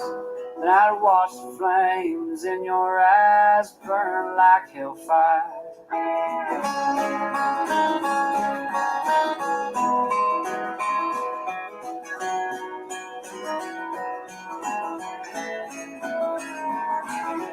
Find all the wolves in the land, and I'd make them fight each other tooth and nail and hand to hand. Find all the sheep, make them stir up the pot, 'cause once the wolves have killed each other, sheep are what I want.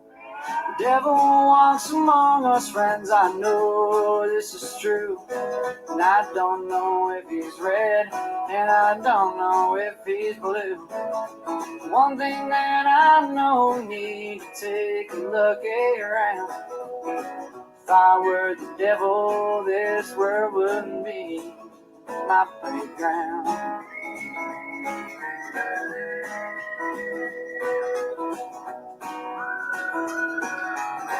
Pretty fucking profound, man.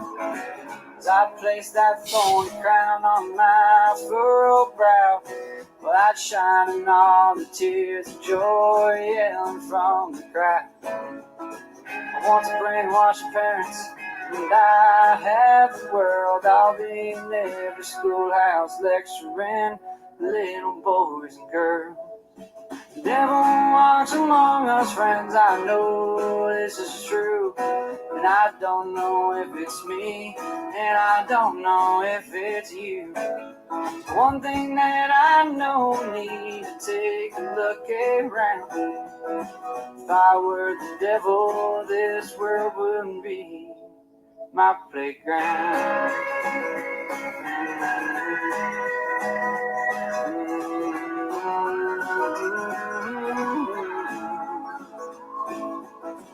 My final act, tell you what it'd be.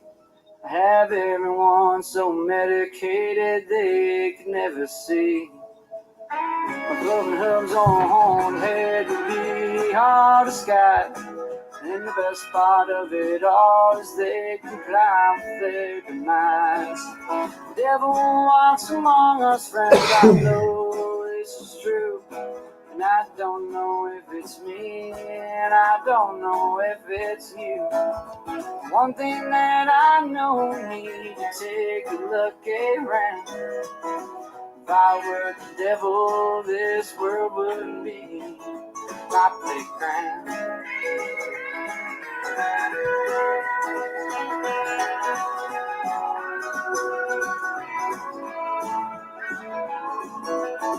If I were the devil, this world was mine to see. Well, I'd witness all the atrocities, and it probably frightened me. So I run back home with a story to tell. I tell all my demon friends that I always preferred hell. Mic drop.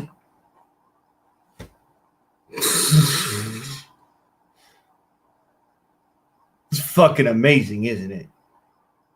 When you really think about it. That is a fucking profound message. That is a message that is just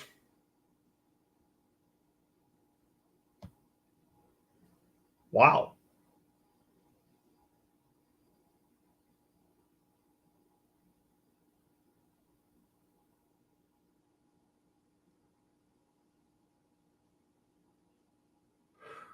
Oh, I've got a shout out to make, I tell you, in the music world. That was the name. The name of the song is "If I Were the Devil," and it's by Colby Acuff, spelled Acuff.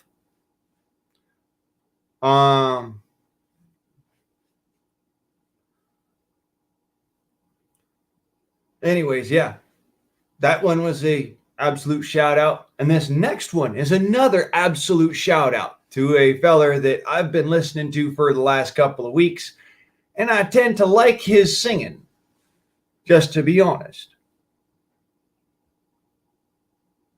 Okay. Grab a beer. We'll be right here. Unless we were gay, then we'd be queer.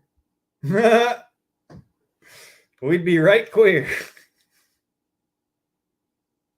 That was a joke. It's not that good a one. Okay, I'm sorry. I'll see myself out. Anybody else want to take the reins?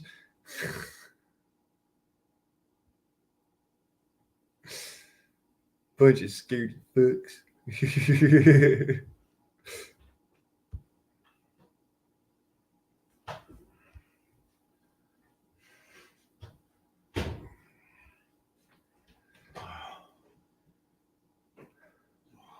Oh, righty then. Where is it? Oh, fuck. Okay. Where is it? Some Irish fighting music. I know I've seen it. Where is it? It was here. Damn it. Now it's gone.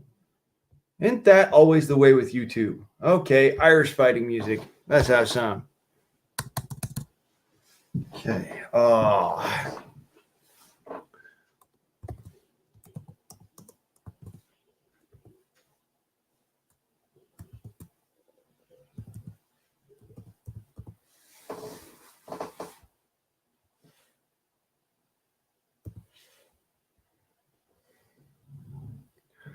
Where the fuck is it? Where the fuck is it? It should be right here. Yes, there it is. Some Irish fighting music for y'all. All right. Now, ladies and gentlemen, this is Colm McGuinness. And the song, well, it's kind of just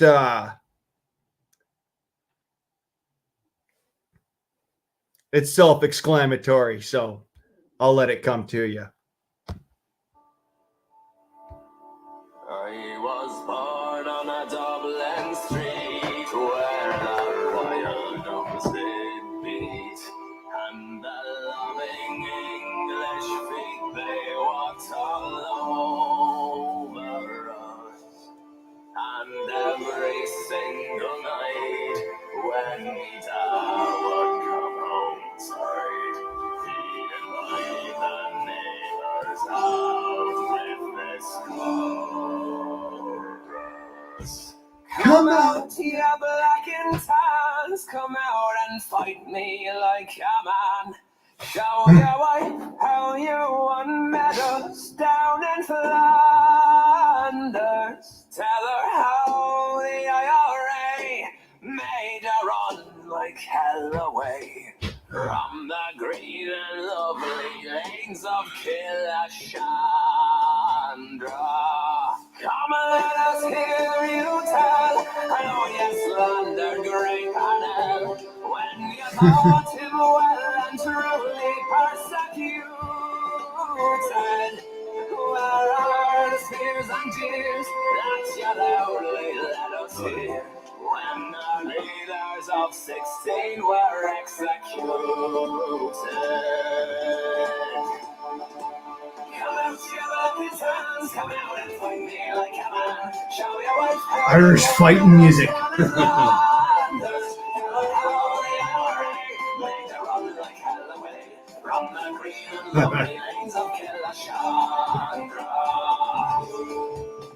Yeah, you go and you play this in a pub in Ireland, you're guaranteed to get an ass whooping if you're not Irish.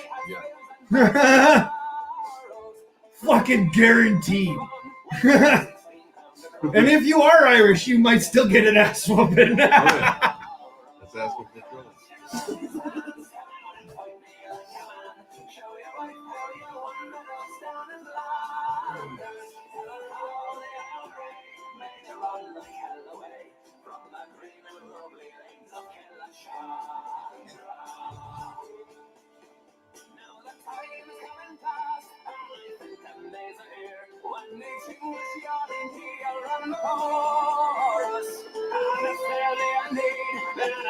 to sing Godspeed with a verse or two of singing this fine chorus. Come out, you black and tans, come out and fight me like a man. Show your wife how you won medals down in Flanders. Tell her how the IRA made you run like hell away from the green and lovely lanes of Killeshandra.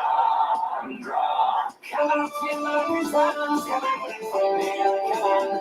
Show your wife how you won medals down in Flanders. Tell her how the IRA made you run like hell away from the green and lovely lanes of Killeshandra.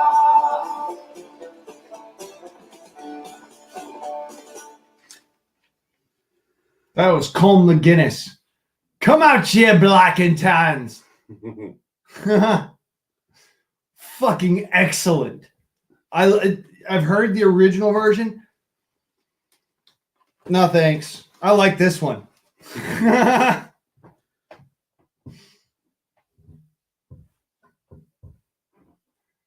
He's got more of a, even though I'm not certain that it's 100% that he's Irish, even though his last name is McInnes. You know, he's got that brassy Irish voice. Yeah. Perfect for this song. That's why I was like, fuck yes, I love that song. He sounds like a Dubliner. Like he's Irish, like he's in somewhere in Dublin. It's a Dublin accent.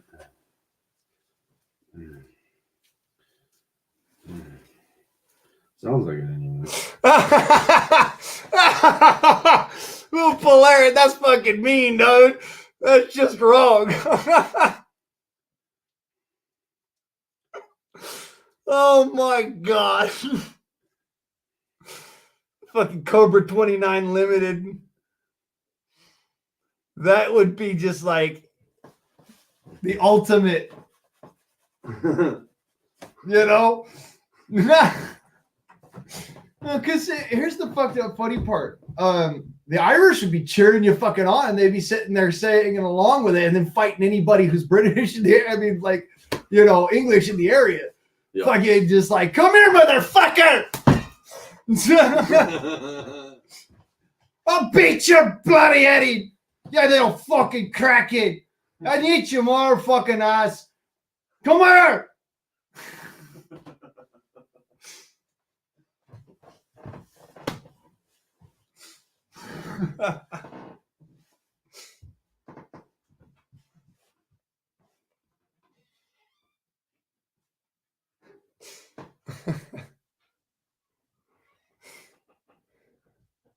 I'll have your guts for garters and your backbone for a stinking cane, you little animal. Come on, you ratty bastard.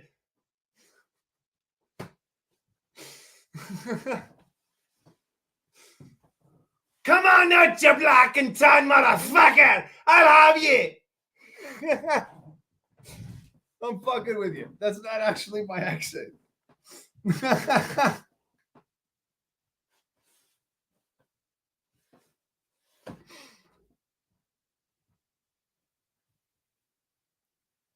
I actually don't hate English folk, so as you know. I just like comedy a lot. I mean, it's comedic when I get it, you know, energized.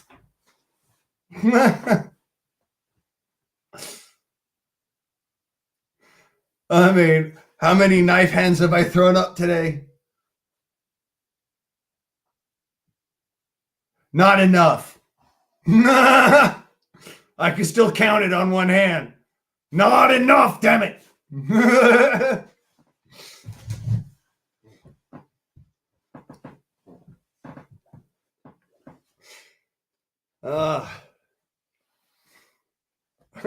Perfect accident.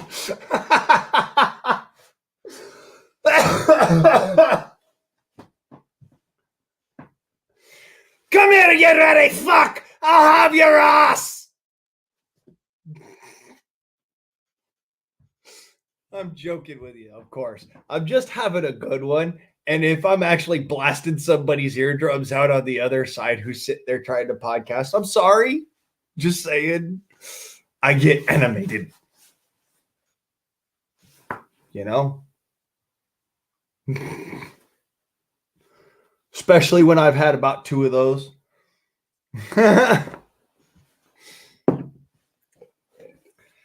Nature's energy drink.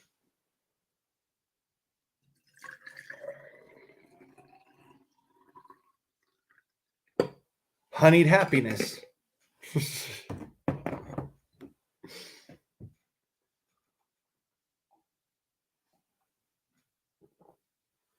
Whoa. I better be careful with that. I'm going to start fucking doing a ricochet rabbit off the walls here.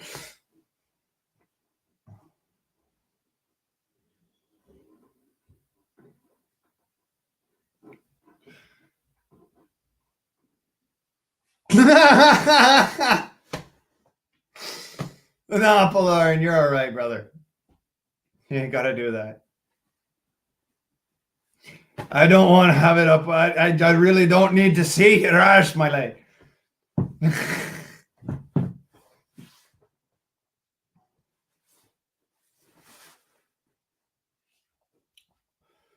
Unless, of course, you're a lass.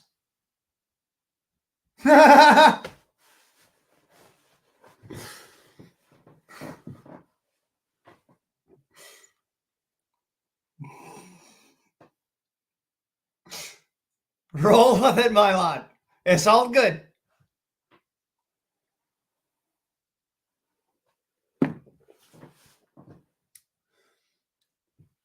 Three of those might be a little too much, though.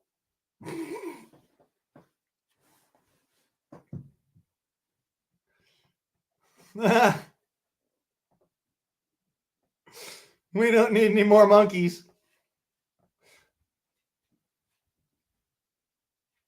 10 monkeys were jumping on their bed. One fell off and bumped his head. Mama called the doctor, and the doctor said,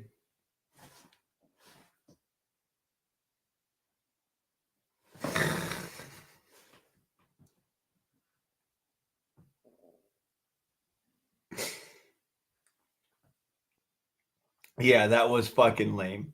I got you. All right. I got you. Fucking lame dick donkey fuck.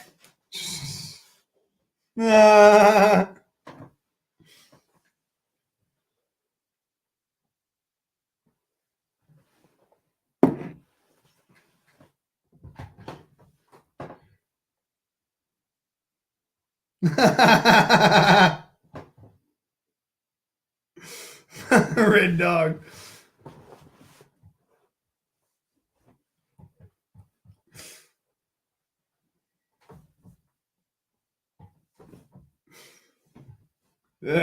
Scat pack. No, you're right. No more monkeys jumping on the bed. Yeah, I lost my. The moment's ruined.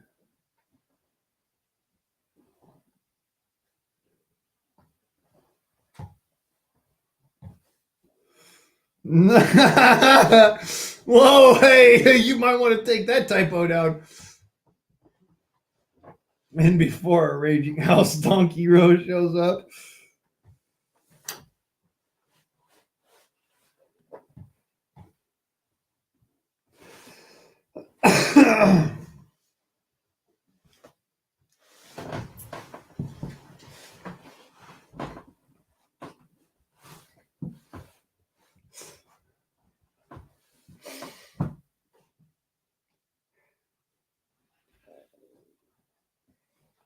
Don't care.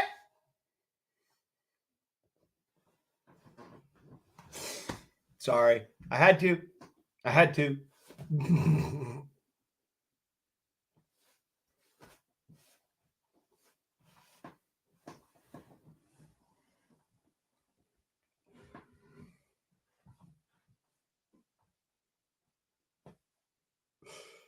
Anyways.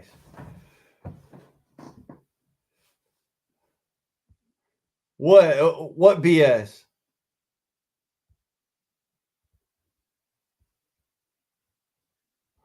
Oh no, no, no, no, no, no, no.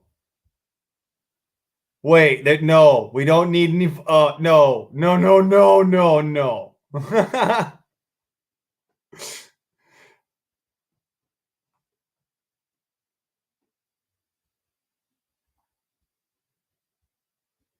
Speak in Spain. Lo siento. No, no, no, no.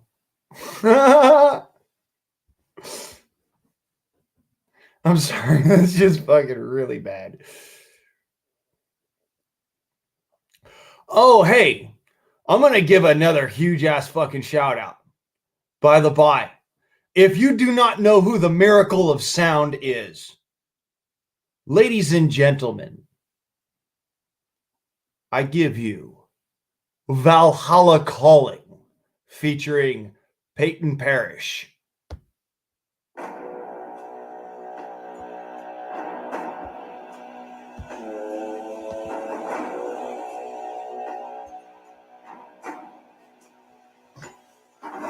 Ships on bigger of the waves of skimming barren summits to the verdant plains. Each horizon is a new beginning, rise and rain. Far from the fjords and the ice-cold currents, waving soar over new frontiers. Songs and sagas of a fate, German shields and spears. Vows of favor or the thrill of plunder, pull together for the clan and king. Clank of hammers and the crash of thunder, bound within. Oh, oh, the echoes of eternity. Oh, oh, Valhalla calling me. the strings of destiny. Oh, Valhalla calling me. Valhalla calling me.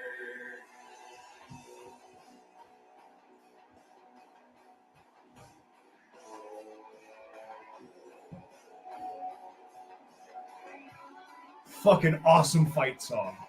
Sails of sway, Ah! rivers blood and glory in the fighting field. Shields that shatter into splintered timbers, iron and steel. Fires are rising and the bells are ringing. Glory take us into Odin's hall. Golden liver and the sound of singing as dawn falls. The echoes of eternity. Valhalla calling me.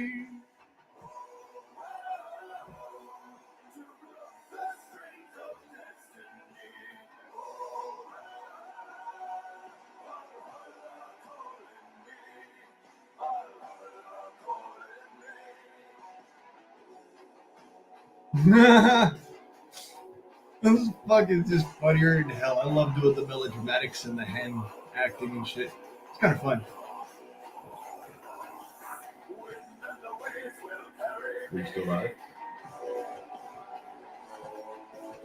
Wind and the waves will set me free. Wind and the waves will carry me. Yes, I like tribal music. Wind and the waves will set me free.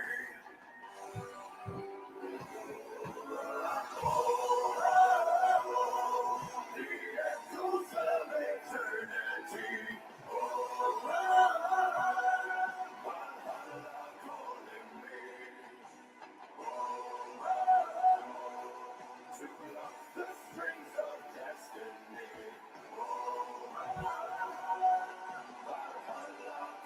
I'm sorry, it's hard as fuck to do this when you're sitting there watching me, dude. I'll get on this one,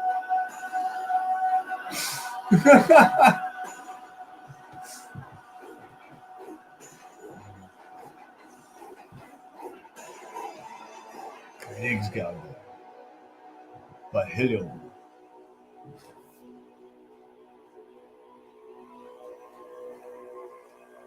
Good song.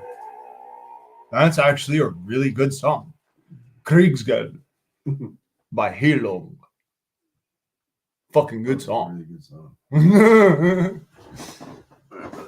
All right.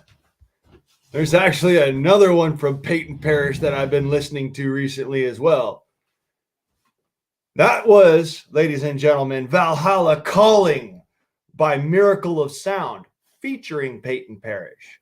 This is Peyton Parrish himself, all himself, only himself. I won't even be singing along.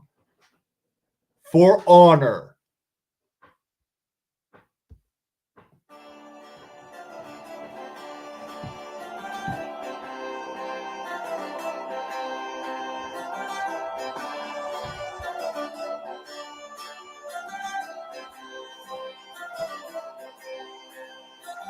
Sailing across the mighty rivers, in a row to the beat of drums, heading amongst the raging seas. On time we approach the gates of foes, ready to gather all our strength. The night has come of soaring rain. For the honor have no fear. We shall ascend this night of war. Together, all our strength. The night has come of soaring rain. For the honor have no fear. We shall ascend this night of war. In the whispers of our feet.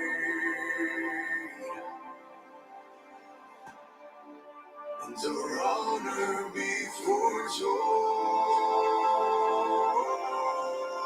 warriors of the northern land, heaven is scorched into a heart. Shields be shattered, arms of steel, bloody axes fly with fury, raging thunder shake the sky.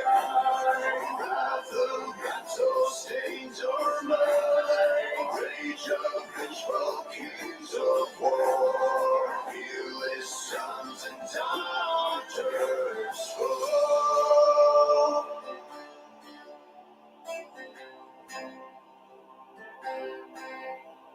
Sailing across the mighty rivers, in a row to the beat of drums, heading amongst the raging seas. On time we approach the gates of foes, ready to gather all our strength.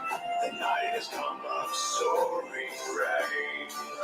For the honor have no fear. We shall ascend this night of war. For the honor have no fear. We shall ascend this night of war. God, I could fucking just imagine being like that, dude. Viking with a sword.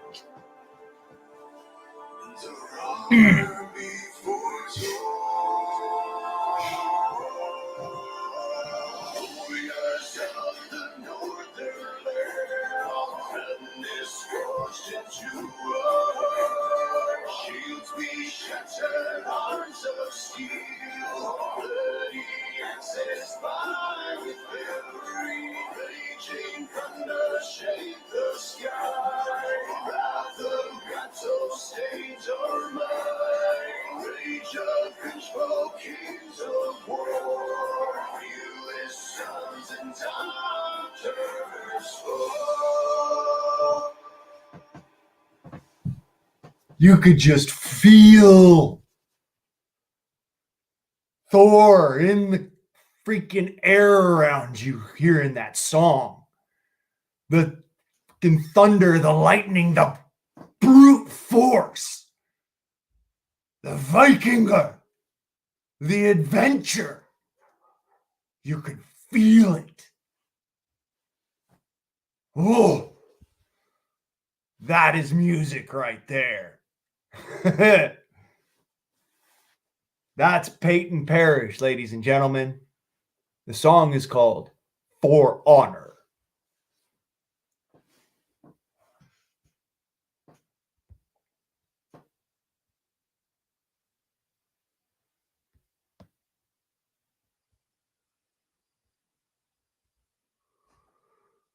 Where is it? I saw it.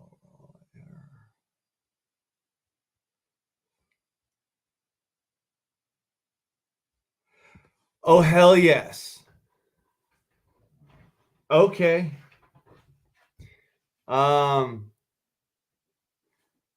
This, I'm sure you've all heard this. This is a song that I fucking just cannot get enough of. I heard it when it was the first rendition of it. And now it's just, if it's possible, it's only gotten better. Okay. This is The Who, Wolf Totem, featuring Jacoby Shaddix of Papa Roach.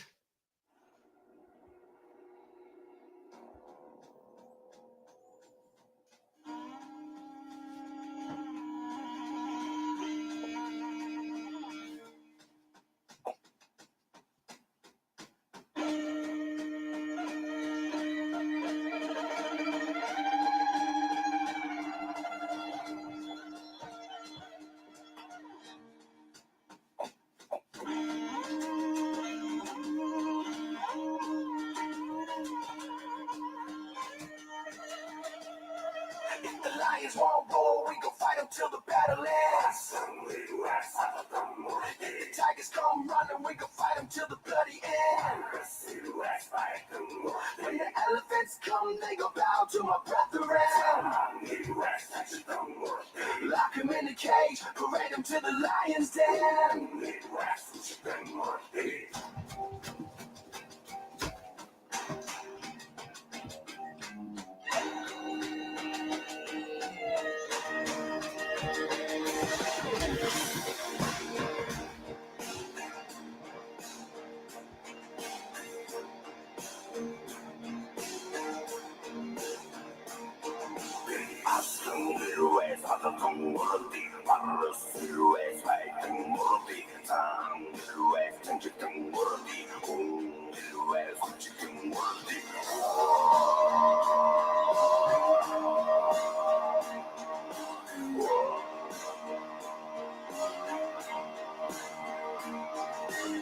I breathe fire like a dragon, killing demons. I'ma go hard, yeah, we gotta seize the day. Hellfire raining down upon my people. If you're gonna bring the evil, we can bury it today. We all been lost, we all been cold.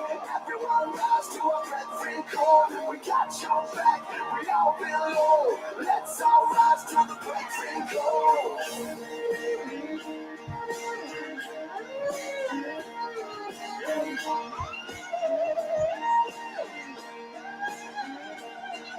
We all been lost, we all been cold. Everyone rise to our brethren call. We got your back, we all been low. Let's all rise to the brethren call.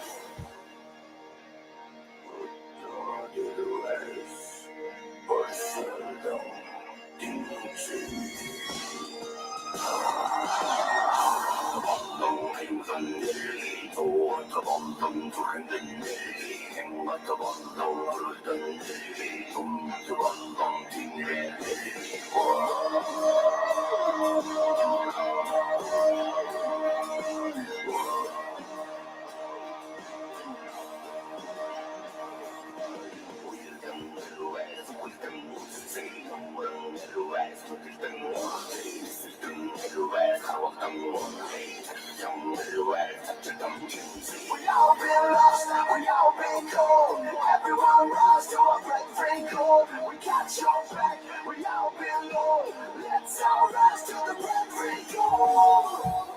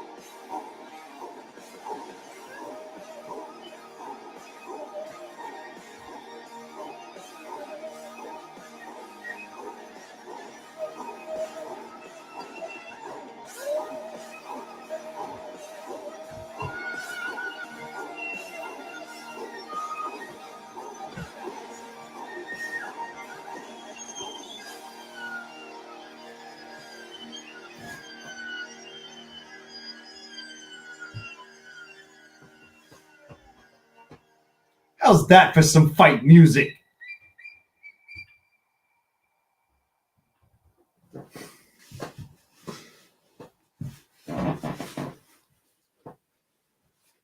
We've all been lost, we've all been cold.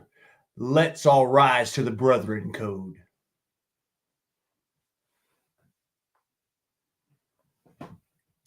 That, of course, was, ladies and gentlemen, The Who, Wolf Totem, featuring Jacoby Shaddix of Papa Roach.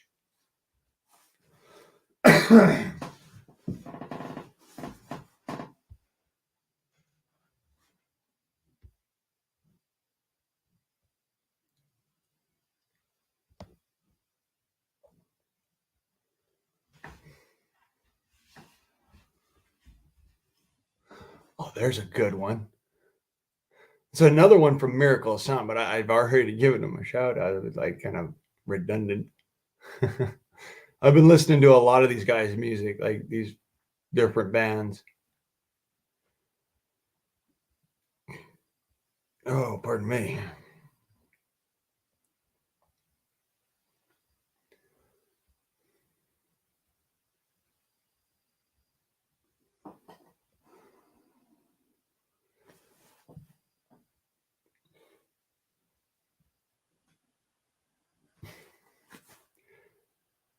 There's a song I just can't fucking pass up. All right. So, this song, ladies and gentlemen, is called Feed the Machine by Poor Man's Poison.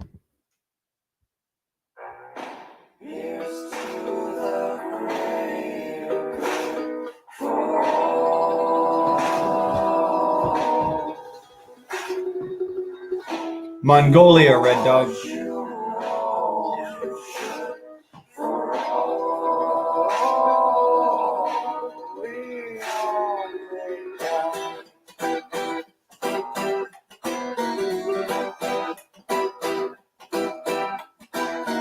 Something's going on, just look around. Fear is on the rise, and there's blood all over the ground. Let's all just blindfold the folk. We must remind them what's in store. We got them now, just break them down a little bit more. Say, hey, you feed the machine, bring them all back down to their knees. No time to waste. Remind the slave, they ain't gonna make it out alive today. I said, hey, you poison the well, watch it all burn, take him straight to hell. He's got the whole world in his hands. It was nice to know you. You've all been dead, come on.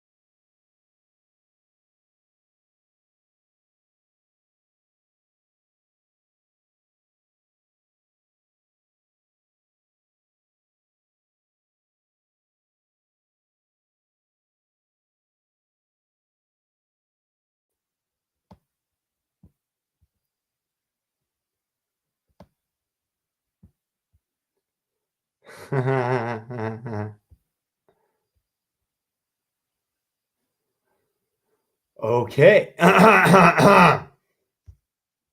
Looks like we got somebody triggered. Told you we'd go for fucking ever, you trail fucks.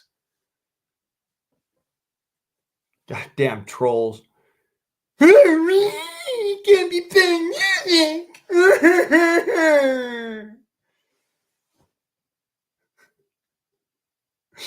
Guess what? Feed the machine, motherfucker. God damn, come in here and try to ruin the damn decompression chamber. Like, well, who's next? Don't worry, though. I'll get a song on here they ain't going to be too pissed about. I'm joking. I know that even if I played Cole McGinnis again, they go, Ree! If I play fucking Tom McDonald, welcome to the system again, they'll lose their fucking minds. Welcome to the world, baby boy. I'll paint you red and white and blue. The indoctrination starts as soon as you come out the womb. Pretty quick, we'll make you stupid with curriculum. Come get some! Do the trick, we'll make you watch the news. Pick your team, right or left. Take the red pill or the blue. You can vote, but even if you win, still everyone will lose. Don't forget to buy designer because Gucci makes you cool. We prioritize material belongings over truth. Get a job that you can't stand so you can buy some cans of food. Go overseas and die for freedom. There's some oil we can use. Our democracy exists so that you Fuck think you. you can choose. But our algorithms do what we want you to do. What's the problem? Your depressed society has you confused. Fucking We got trolls. medication for you that you'll probably abuse. Go get married to a lady who also don't have a clue and pump out a few babies that are just the same as you. Welcome to the system. Everyone's a victim. Doesn't matter if you're black or white. It hates you all. Here inside the system, violence is a symptom. Fighting for. And I need not explain anything else. Welcome to the system. Everyone's a victim. Doesn't matter if you're black or white. It hates you all. Here inside the system, violence is a symptom. Fighting for what's right, but somehow everyone is wrong.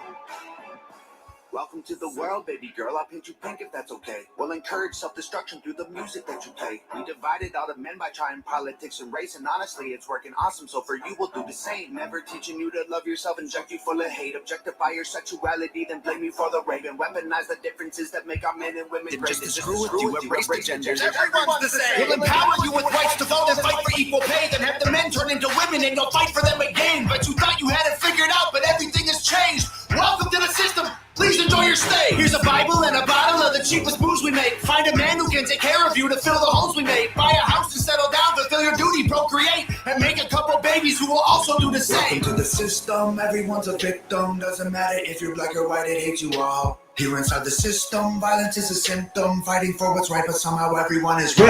Welcome to the system. Everyone's a victim. Doesn't matter if you're black or white. It hates you all. Here inside the system, violence is a symptom. Fighting for what's right, but somehow everyone is wrong. Welcome to the world, everybody. I'ma paint you black and white. I'ma make you hate each other so that everyone will fight. I'ma give you all religion, let the righteous find the light. But I will also give you science to oppose the word of Christ. And I'ma give you borders, they're imaginary lines. If you cross them, go to war and win when everybody dies. And I'ma give you money that you'll value more than life, and let the 1% have everything while you fight to survive. And then I'll give you politics, I'll call it left and right. And while you divide yourselves, I will conquer both the sides. Can't you see? I'm the system, my whole purpose is divide. What you choose will never matter because everything is mine.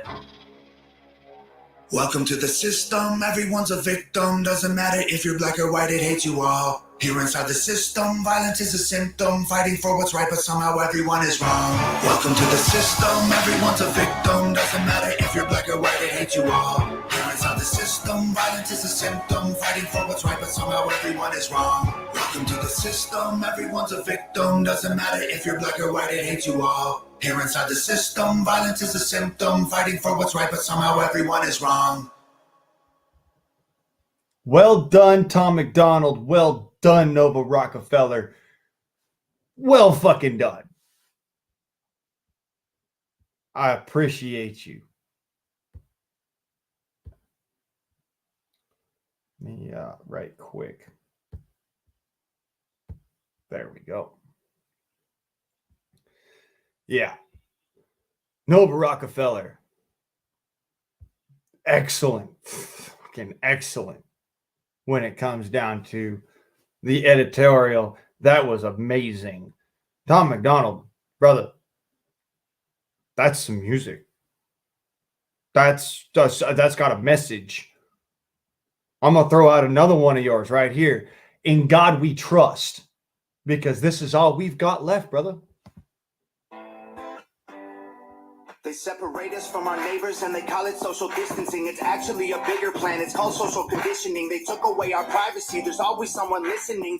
The elections planning riots for the citizens. The government has always lied. It's history repeating. But the problem is the schools dumb you down so you believe them. If you try to speak the truth inside a tweet, then they delete it. Whole administration Satanists who claim they praise in Jesus. Every year there's a new name for enemies that we're facing. It's Al-Qaeda, then ISIS, and now American patriots. Who would have thought those who love the country the most would be hated on by folks who call America home? Both political parties are equally just as evil. They've been working for themselves, don't give a damn about the people.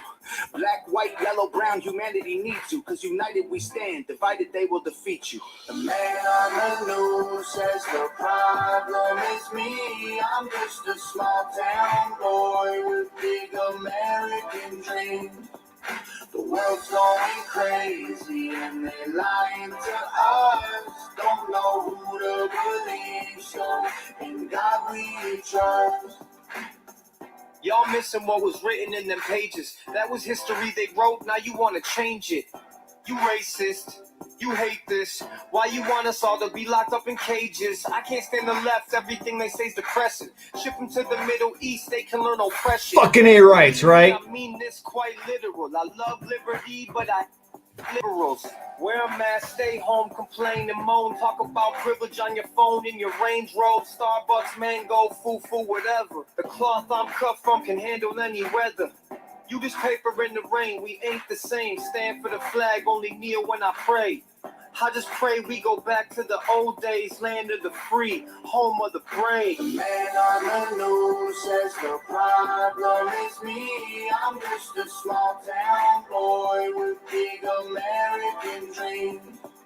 The world's going crazy and they lying to us. Don't know who to believe, so in God we trust. Yeah. I see through all the illusions, refuse to hear rumors or accept that we are losing. Easy to get caught up, consumed by the consumer.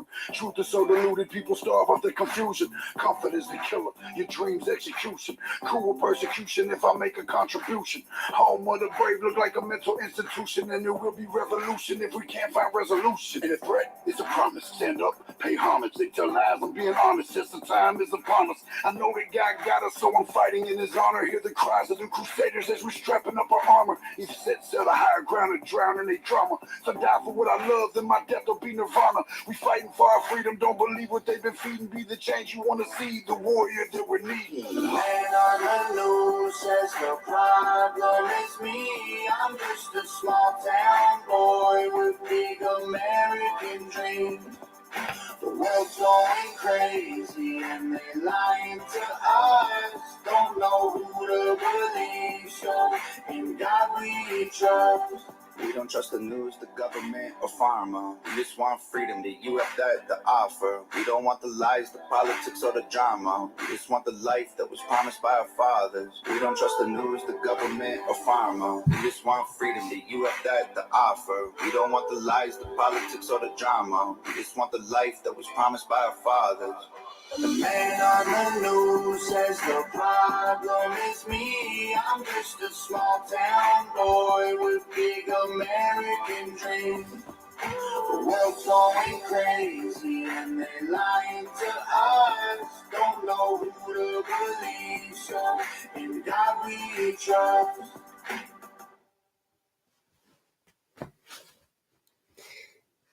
Let's just break down the message Mr.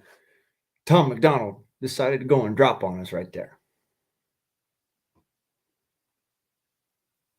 Don't know who to believe, so in God we trust. Means you can't trust any fucking other person on this planet. Only people you can trust is you and God. Some of us can't even trust our own mama. Some of us can't even trust our own our own children.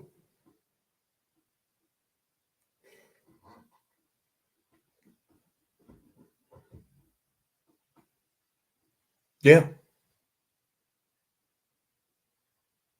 Our country is done with the bullshit.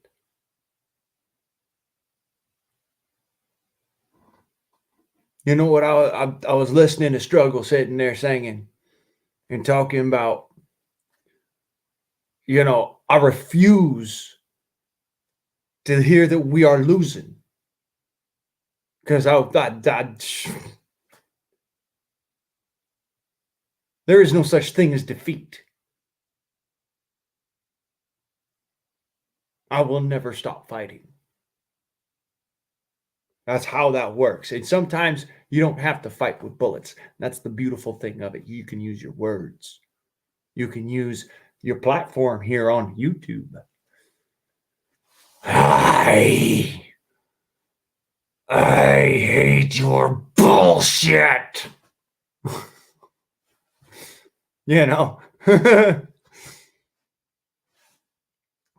Hello to YouTube, all the freaking YouTube world. Quit treating me like a goddamn green ass lawn. I'm not for you to heap bullshit on. Because believe it or don't, that might make your lawn grow nice and green, but it doesn't do fuck all for anything else.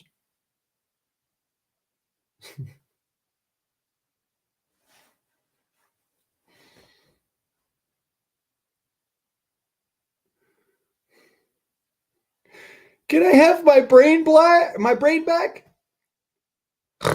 No, it's mine. That's literally what they're doing to you. With all this fucking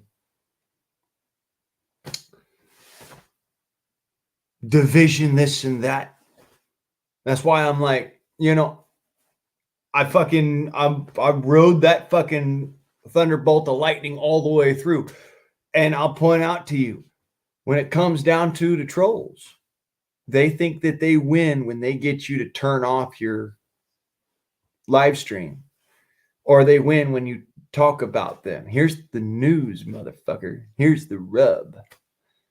That was embedded so far into the stream before it actually had a chance to even, get very far. I mean, it actually was very far into the stream. So good luck finding it. You know how much it actually took me to hunt down evidence of a troll on one of my channels and then turn that over to the proper authorities, and that video is still fucking up, by the way? Guess what? So when it comes down to it, you can try and fucking mob me. You can try and fucking troll me. But guess who wins every fucking time? Because why, motherfucker? Because I'm the king of trolls.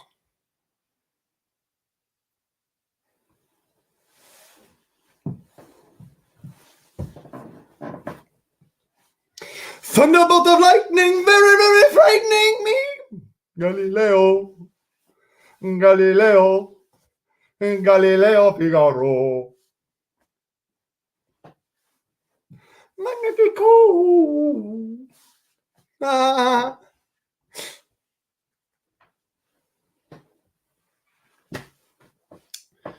So, what are you doing?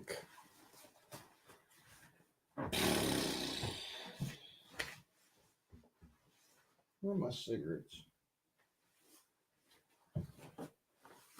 Tobacco? Whoa! Hey.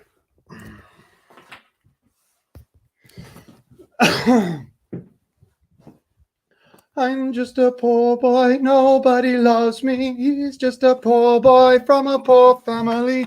Spare him his life from this monstrosity. Easy come, easy go, will you let me go? It's the law. No, we will not let you go. It's the law. No, we will not let you go. Who will not let you go? Who will not let you go? Magnifico. Ah.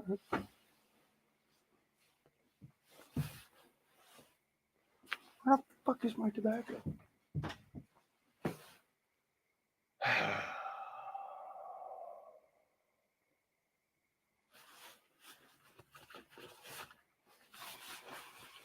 Well, that could be worse. Right? Yeah. All right. That could be worse.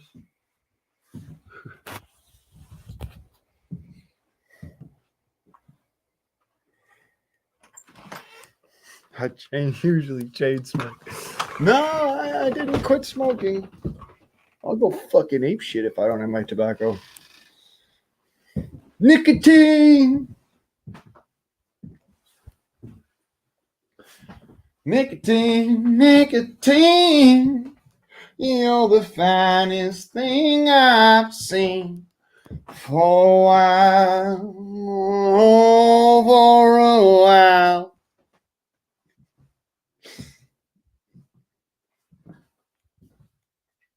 Damn it. Why am I missing my shit? How'd I drop my ass?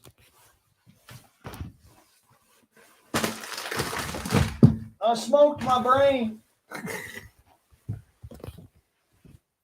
And dropped my ass. Fuck. Are we really on this? No, I thought we were. No. Good. Until further notice, I'm on rushes. Yippee fucking ki-yay.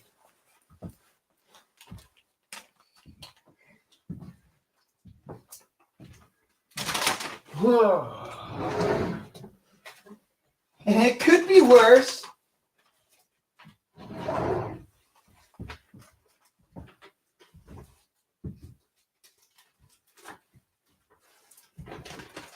It could always be worse.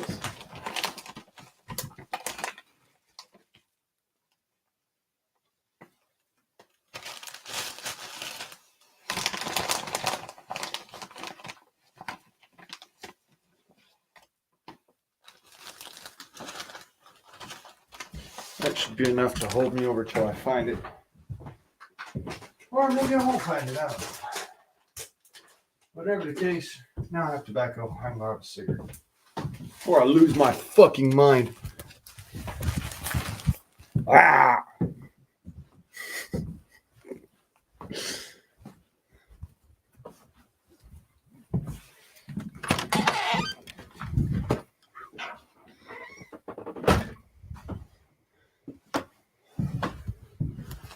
And the darkness settles in. Ow. Whoa.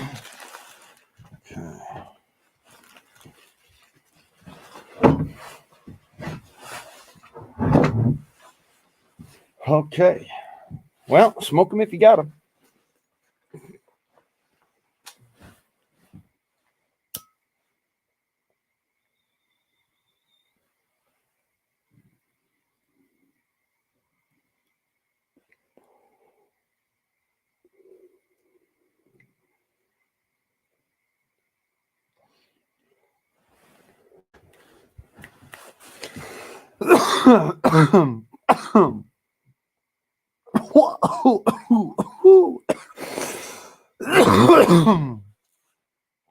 Whoa. That hurt.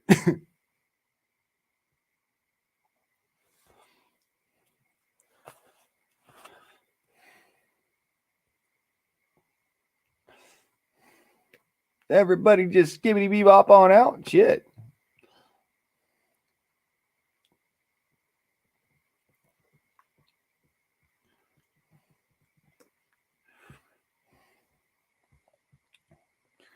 Skadoosh. Skadoosh.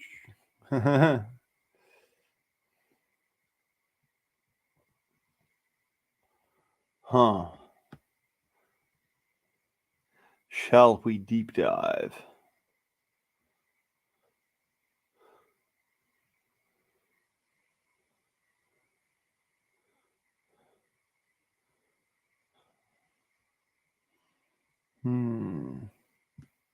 What else is on the old screw tube?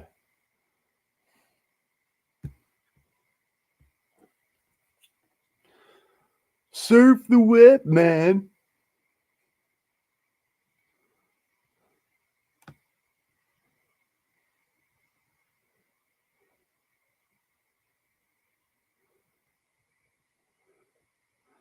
See, I watch a whole lot of shit throughout my day, even though I'm still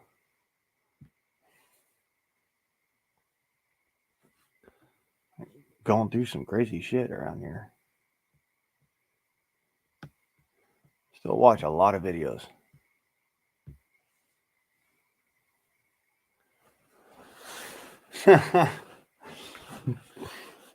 Top's running back and forth between one of his other live streams that he likes. Don't be shamed. We all know.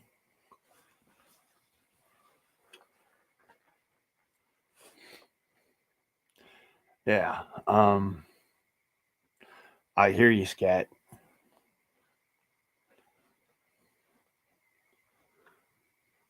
The way I look at it, as long as an American is alive, it doesn't matter if you're here in America, but as long as an American is alive, America will always exist.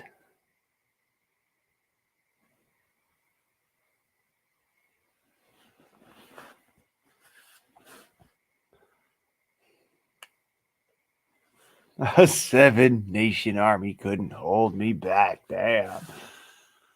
Pull out some Jack White on them. I wish I could play Jack White and not fucking get instant blitzed off the fucking stupid tube.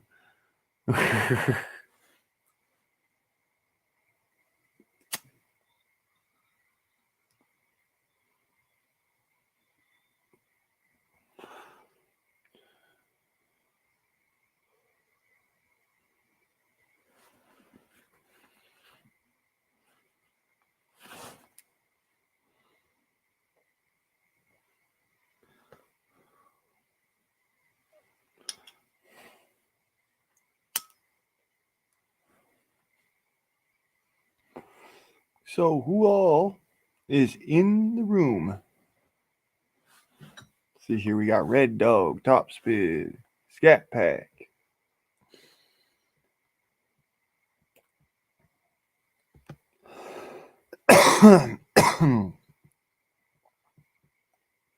Polarin, perhaps. You still here, Polarin? Give me a heads up. Say hi.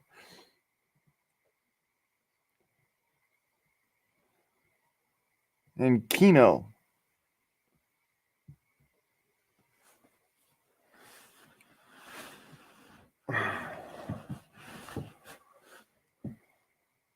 I think.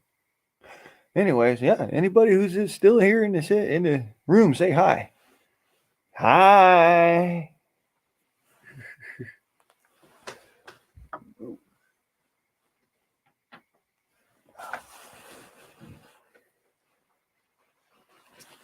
All 300's around. He's been around for, you know how he is. He's around. He's constantly streaming and videographying. He's down there in Texas right now doing, well, fuck, God knows what. Last I checked.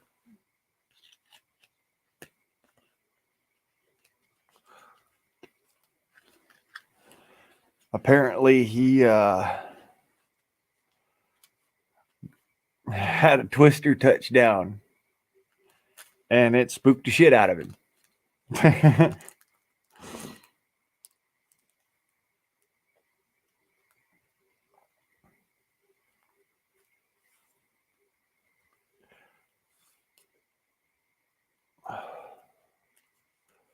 Well, if you can't find him, that's interesting, because if you look up 300, I'm pretty sure you can find him.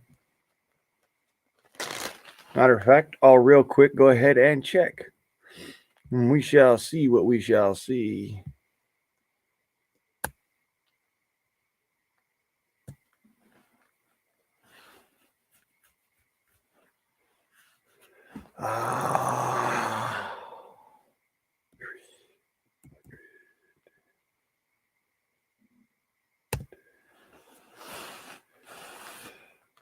Nope, she's not there. Okay, so look up.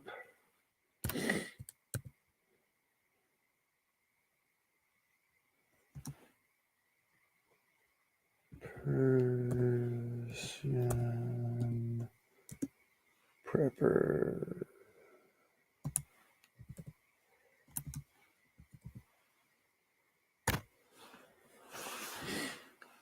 What? Really? No way.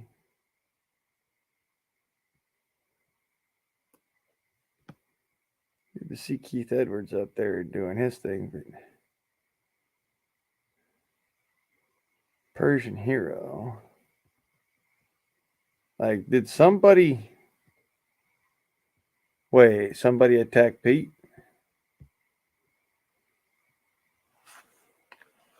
What the hell?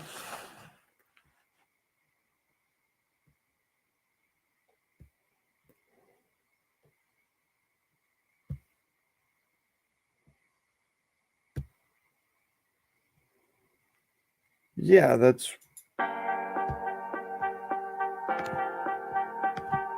one of his previous there, Scat. I was there, I believe.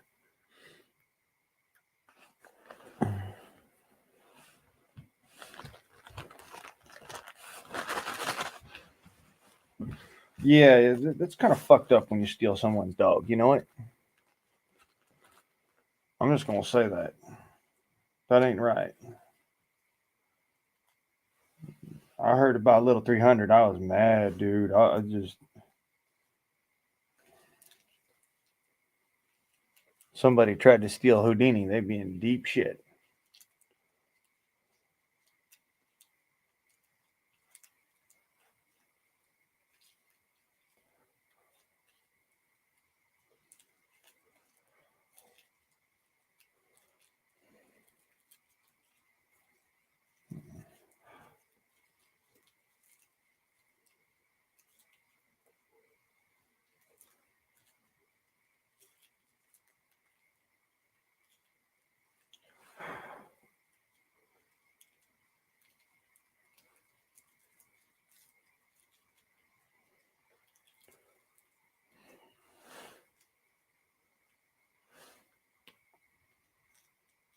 Shit, Little 300 was fucking cool. I was a fucking cool ass dog. He'd have had a fucking great friend, and I'd have been really proud, really appreciative of that. Because regardless of the friends we've got here on YouTube, and I do love y'all. I'll be honest. There is no comparison to 4 paws and a long wet tongue.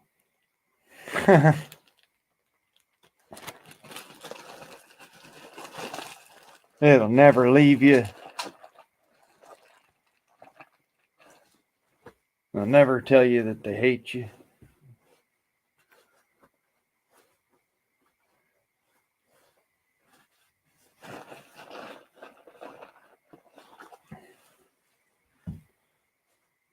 They're always loyal.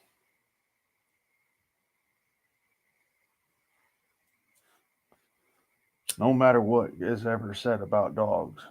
I don't care what anyone ever says about dogs. You will never have a more loyal friend. Your dog will die for you. Just like I know many of my friends would die for their dogs. I'll fucking dive on somebody for my dog. Shit, you best believe I whoop an ass for my dog.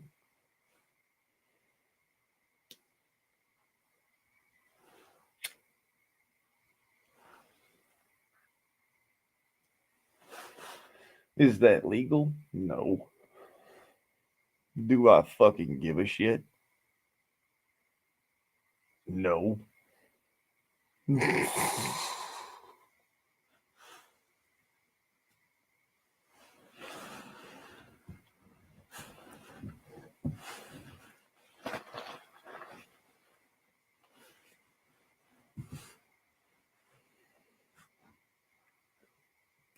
Yeah, that's something else too. I do need to do that. Probably. Okay. No, I don't. Okay, I'm still subbed. Hey, what do you know?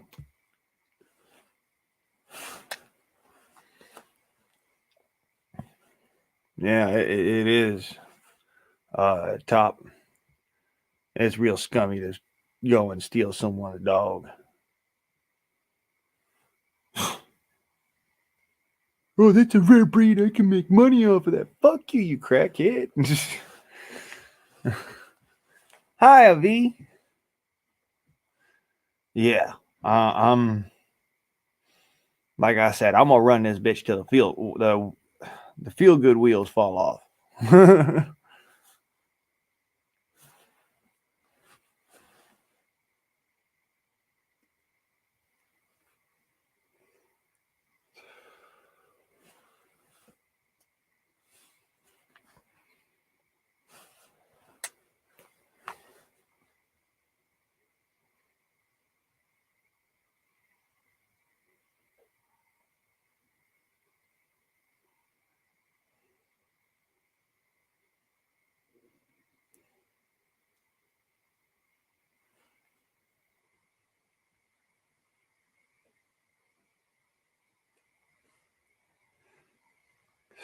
Oh yeah, everybody here, drop your links.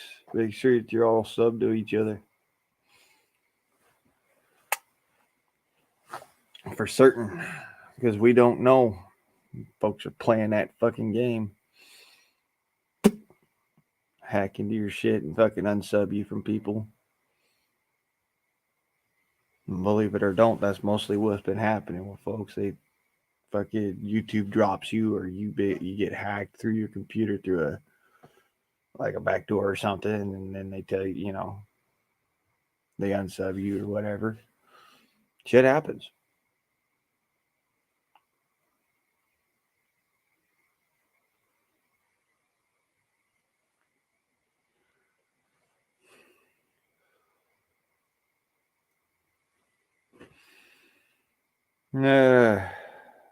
I'm sorry, V. Well, jump up in the box. Tell us what happened.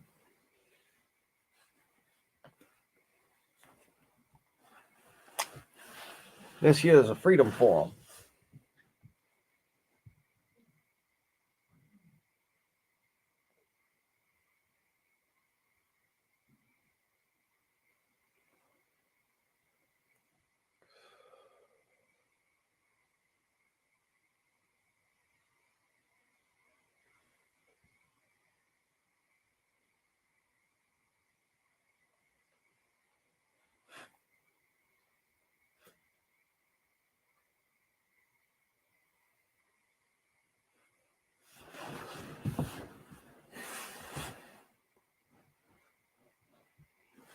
Oh, okay.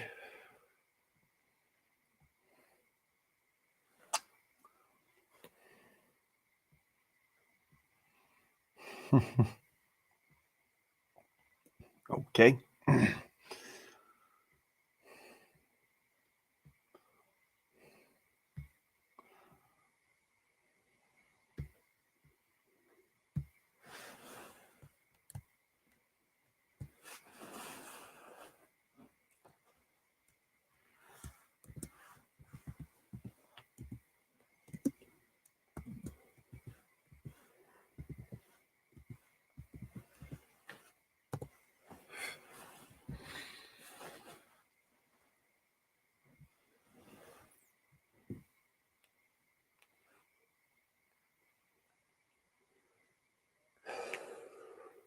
Yeah, I noticed that my name was sitting there kind of looking funny. I was like, okay, no.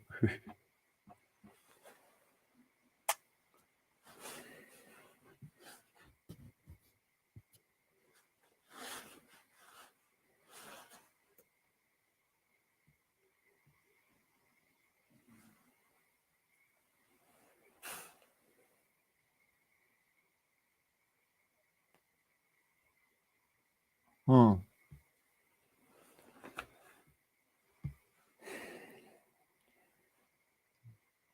Sorry to see that, V. I'm glad you had a good rest.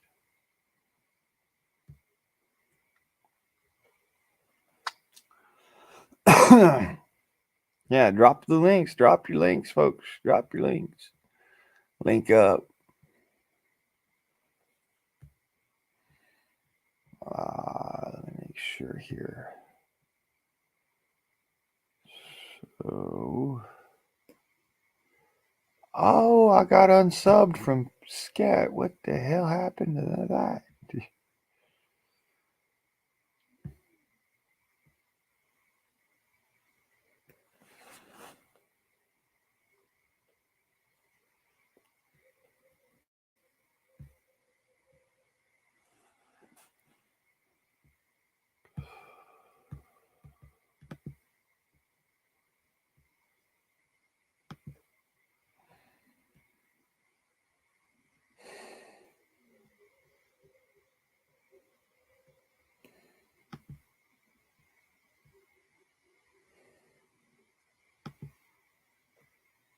Might as fucking hell well.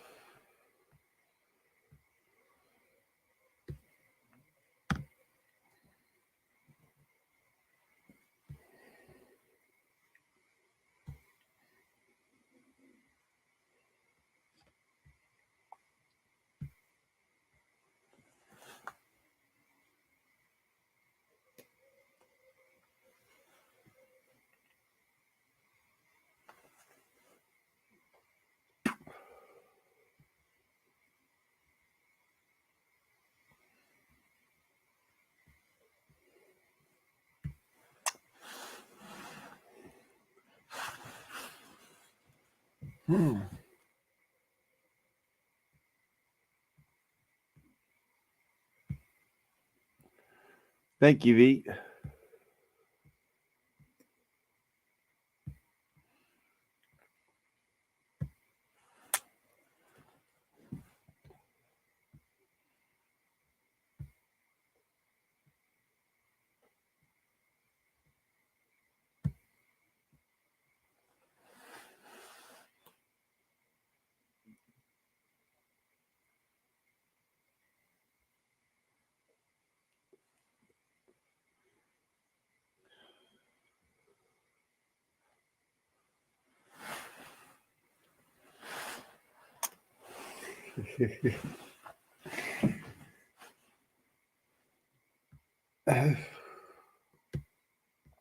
Duh.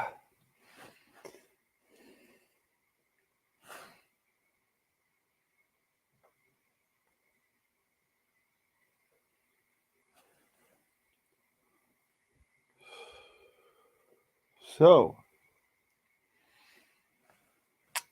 damn. All of a sudden, shit got dull. We gonna have to sharpen it up.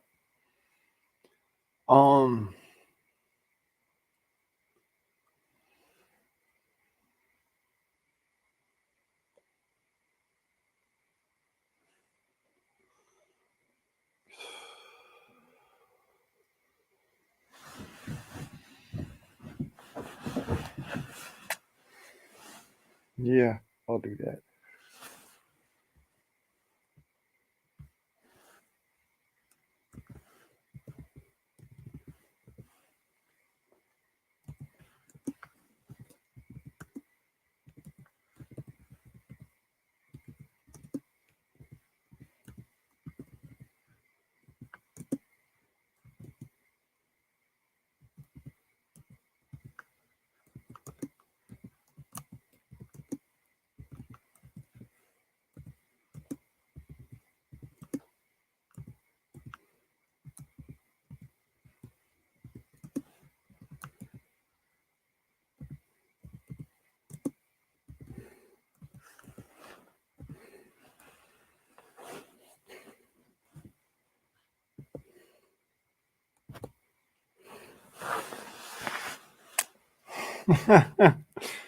Sorry, just had to troll y'all.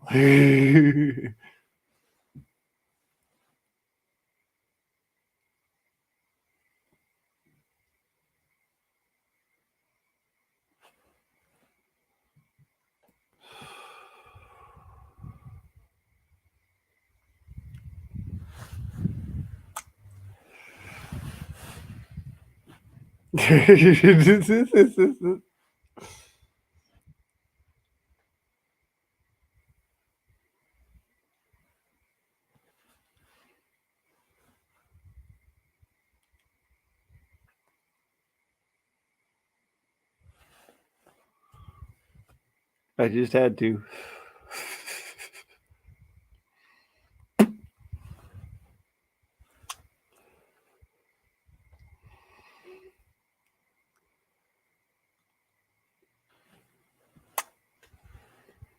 Yeah, who knows?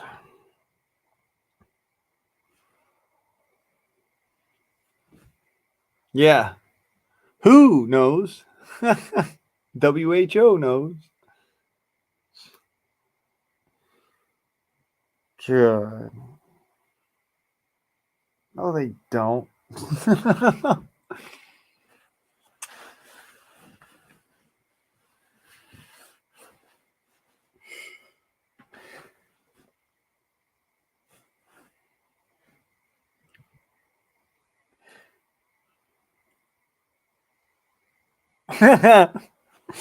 Monkeypox. I'm sorry, it just sounds funny. I'm sure it's not. I'm sure it's not funny at all. I'm sure it's actually a very serious and sickening disease and it sucks. However,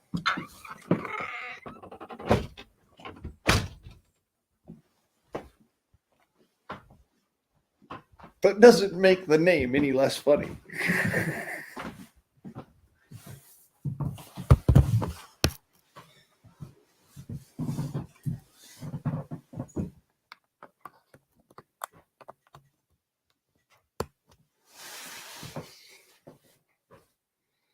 They're trying to give us all cooties. Scat.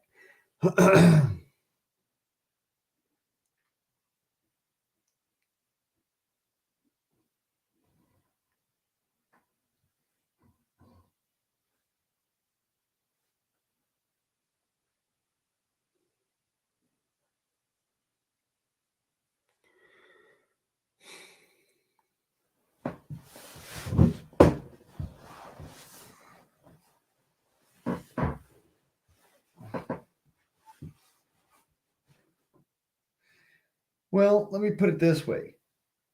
Shingles really fucking sucks. I've had shingles. It's not fun.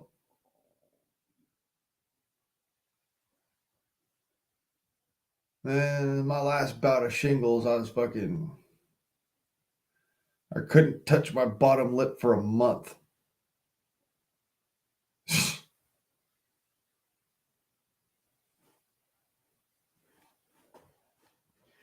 Proudly unpoisoned.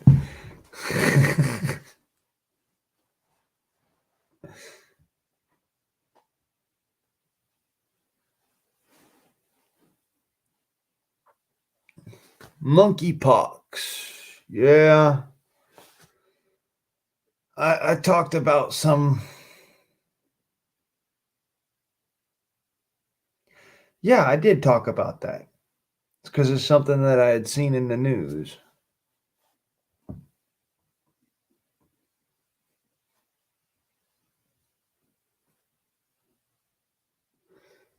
What the hell is? Oh, never sleep. Okay, I get it. I get it. Never sleeper. I get you.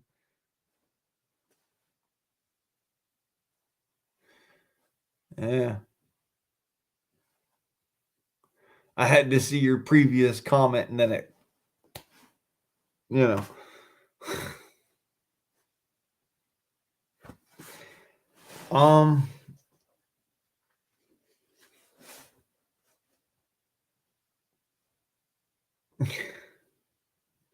I'm Club Never Sleeper. I'm with y'all. I ain't never been COVID vaxxed or for nothing, and I ain't gonna be. The only sleeve I got is one that I've started with a couple of tattoos. I'm gonna have some sleeves, I guess.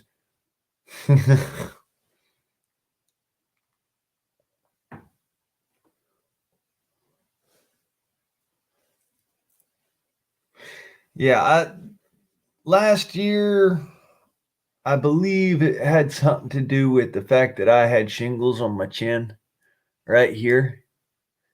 Well, right there, and it went down like this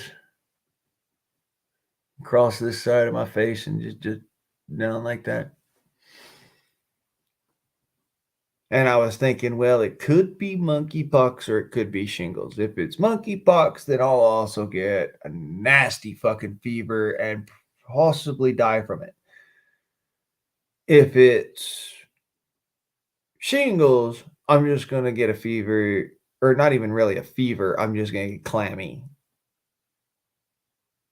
And I'll need to take a shower every couple of days. And that's exactly what I did, and it went away.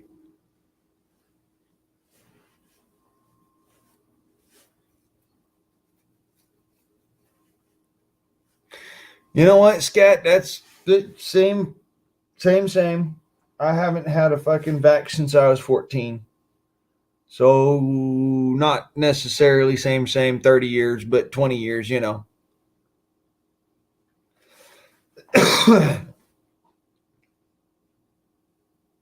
Oh. Sorry, V.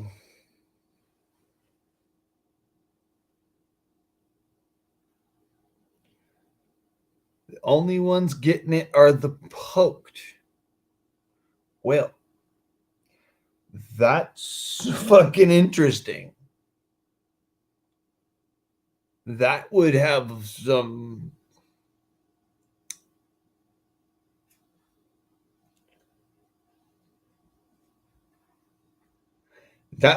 difference.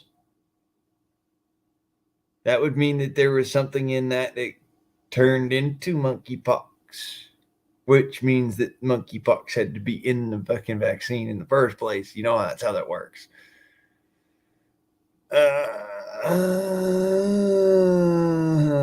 So they're injecting. Okay. So this is this is why I have a problem with vaccines, with certain vaccines, mind you. I'm all for the original set of vaccines everybody has to take specifically because these diseases exist and whatnot. But once you've gotten to a certain age and your immune system actually has something to be able to do some deal, there now that's why lots of folks that are actually right my age. I knew a couple of folks recently that they went and they got the jab, Burwaki, Majuga, you know, the gin and juice, the jack you up Seuss, you know, the sauce boss. And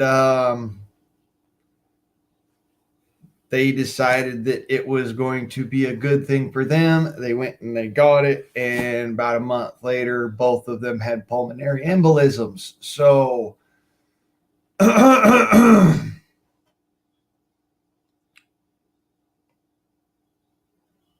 they're my age, like 35, 40. I no more. Never again. Not a one. And mind you, this is coming from somebody. I've had SARS MERS. And I've had it. I went through that. I walked through COVID-19 like it was a fucking slightly bad cold.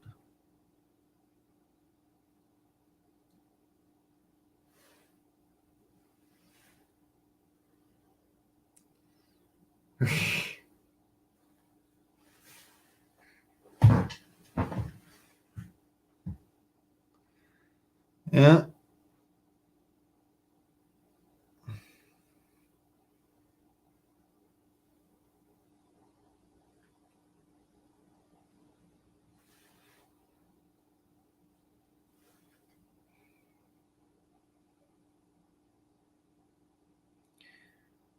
That's really what scares the shit out of me. They could be injecting you with fucking anything.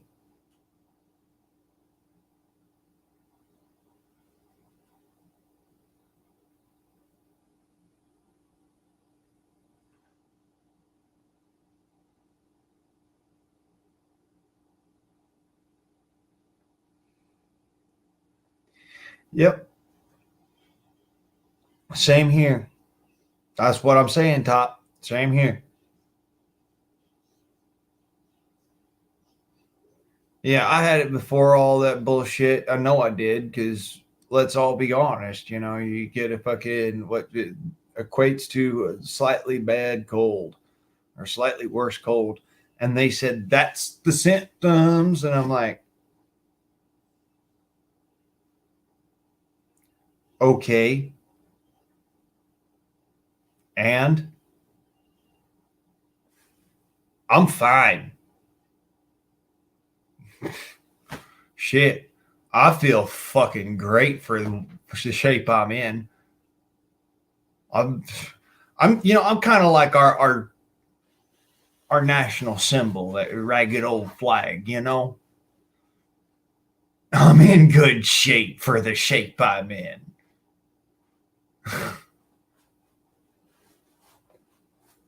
That's the way I looks at it. The jab, not impressed. Really. Oh, here's the fucking crazy part. My sister got it. My mama got it. I think my other sister got it because she's a pilot. She had to.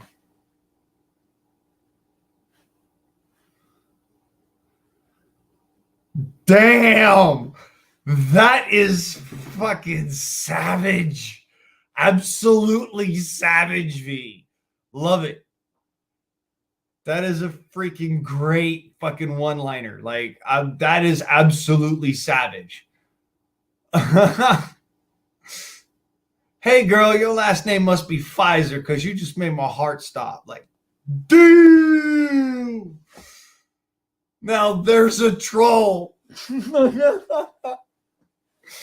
See, this is what I love about that, y'all. Fuck them other motherfuckers. They fucking they kiddie pool trolls. They don't know who they fucking with. It's the reality. Welcome to the Freedom Forum. This is where we are. This is who we are. This is how we do. Them motherfuckers don't got shit on V. Oh my God. Troll of the century. I'm sitting here just raffle mow my motherfucking ass off. Like,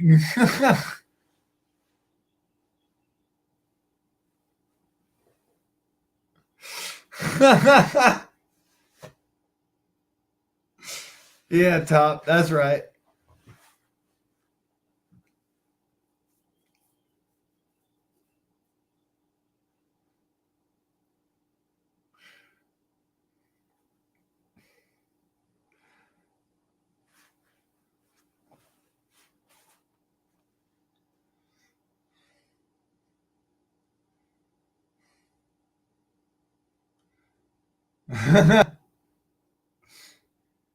There's another good one, V.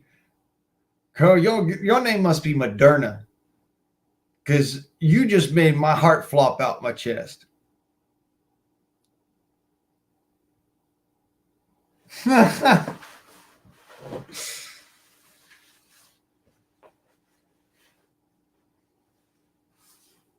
Yeah, I'm riding the wave. I know it's not so funny anymore. That was a good one, V. Honestly, that is just.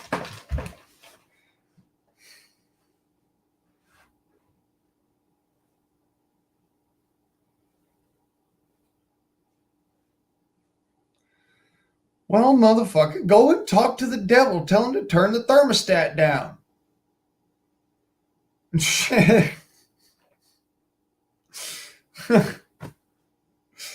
I know he's over there in your backyard. Just, I'm gonna make this motherfucker hate his life.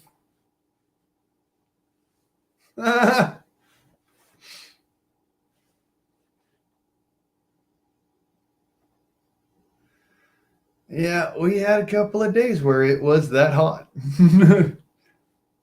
Same here. It's actually been kind of warm this last couple of days. That's why we've had an explosion of growth in our plants out here. Believe it or don't, I might have to mow my lawn again in a couple of days.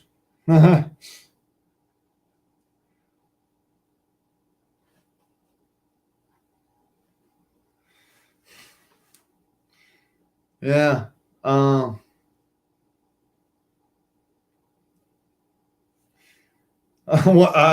sure hope that when I mow my lawn, there ain't no vegans around. I'm gonna get accused of holding a buffet.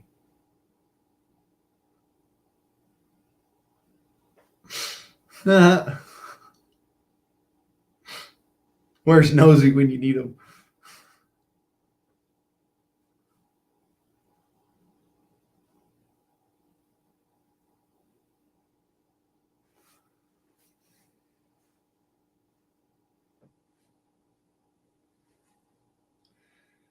Oh.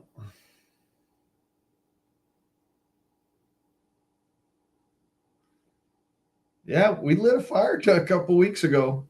For certain. We had a fire going in the fire pit. You betcha. It was just a little nippy. Just a little nipply.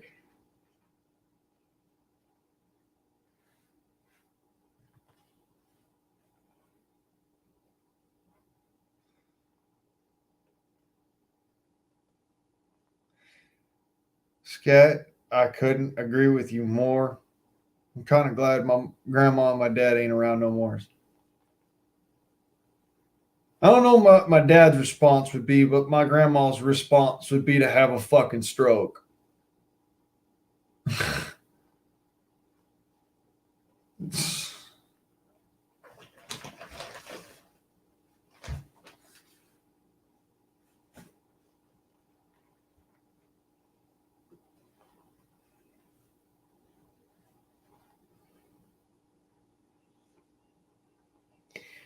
Yes, I was worried about my garden. I'm up here in Oregon again.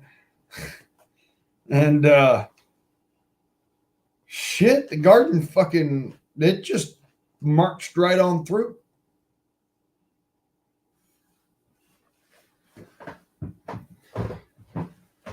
I mean, my dad, if he was here nowadays, he'd be like, the fuck?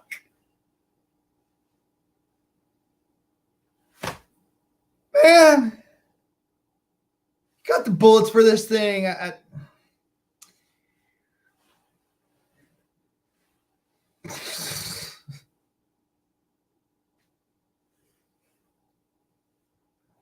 Telling you that I recently I've been looking around for a tall building.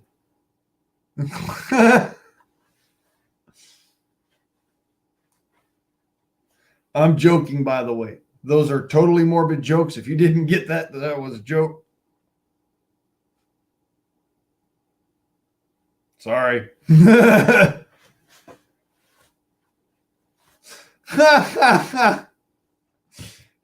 fuck the global warming.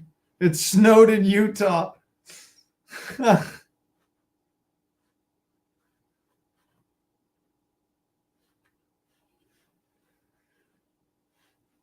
Yeah.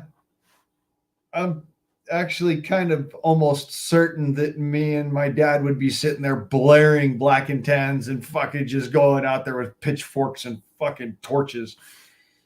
Just for the fucking giggles and the lark. You know what I mean? Just for the lulz.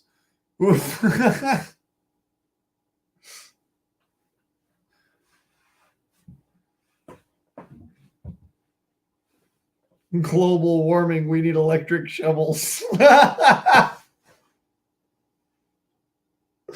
Red Dog throwing the dirt on him.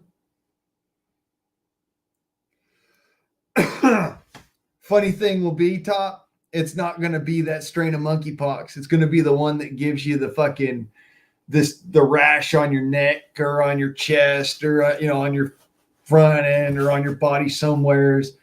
Heaven forbid if it's on your balls. It's the one that's going to give you a rash somewheres, and then you're going to be like, oh man, that fucking sucked. Oh well.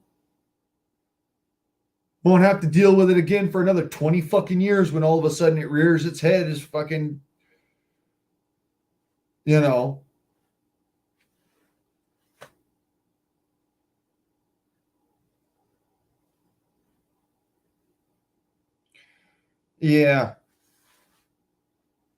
I know. They lost their fucking minds with power. And honestly, it's up to us to never let them have that power again. And when I say it's up to us, I mean that every single fucking American, to make sure that they never have that kind of power again. 10%, well then we're fucking riding the lightning, motherfuckers. 40%, 50%, 90%, fuck it, we're riding the lightning. Because fuck that bullshit. I'm sorry, but I'm going to be real right and honest with you. I have never seen a fucking disease that could ever take me. And fucking I had SARS, motherfucker. 25% death rate.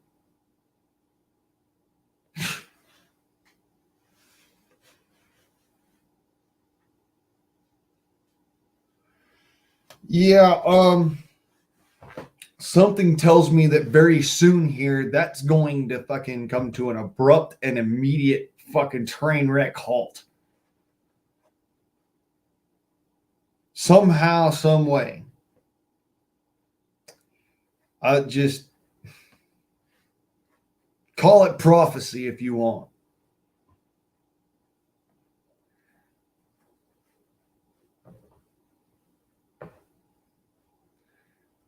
The night is always darkest before the dawn. Believe it or don't, that is an actual prophecy. It's a self-fulfilling prophecy, of course, but it's a prophecy. The night is always darkest before the dawn. And it doesn't necessarily have to deal with night and day.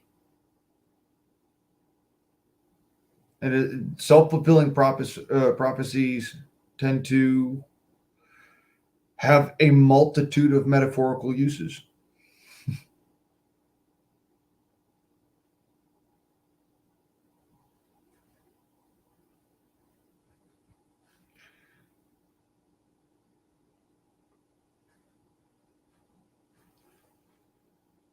Yeah.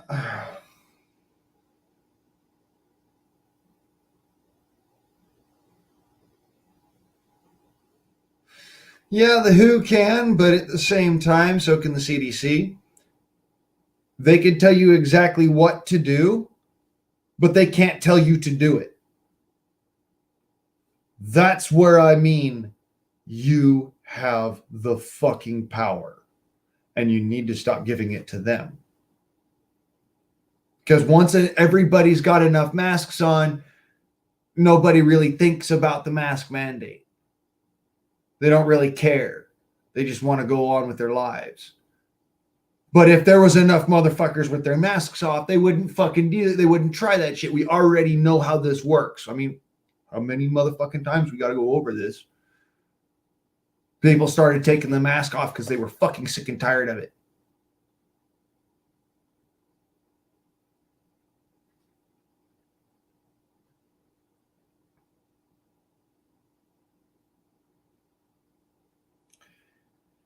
Nope. We haven't gotten any one of them for treason yet. Here's the thing, though. But as I was saying earlier, I believe in God and I believe in Christ, even though I believe in so much more than that. Okay? let this trip you out for a second. I believe God actually has a plan for how that's going to roll out. It may not entirely envelop keeping human beings on the planet. They're corrupt ass fuckheads. You know, for the most part, we're a bunch of shitheads. It's the few people like you and me that are actually out here trying to do a difference and trying to be good people. That's why God has even allowed us to continue on this long. So it may not be human beings. Your soul will still be here. Hopefully you will inhabit a body that has a brain capacity large enough to deal with the situation, you know? Because you have all of the knowledge in the world at your fingertips. You have all the knowledge of the world and in the universe, for that matter, should you choose to actually go out and find it, to access it, so to speak. I'm believing in a Akashic record because I've fucking seen some shit that I don't have any explanation for. But I could guarantee you this.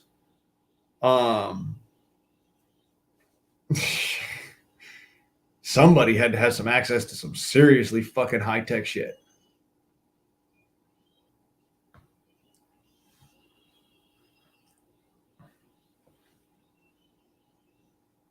That's right, Scat.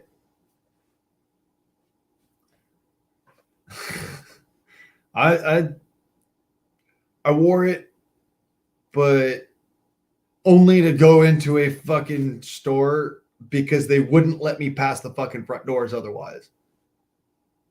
I actually had several times there I had arguments. And then finally I just had enough. I stopped wearing it outright. And I had a couple of people tell me, well, you got to wear it. I'm like, no, I can't. And they're like, why not? Because I have a firearm. And at that exact moment in time, they all shut the fuck up.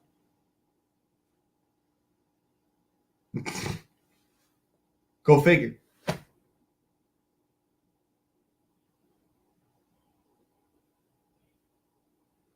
Well, now, Mike.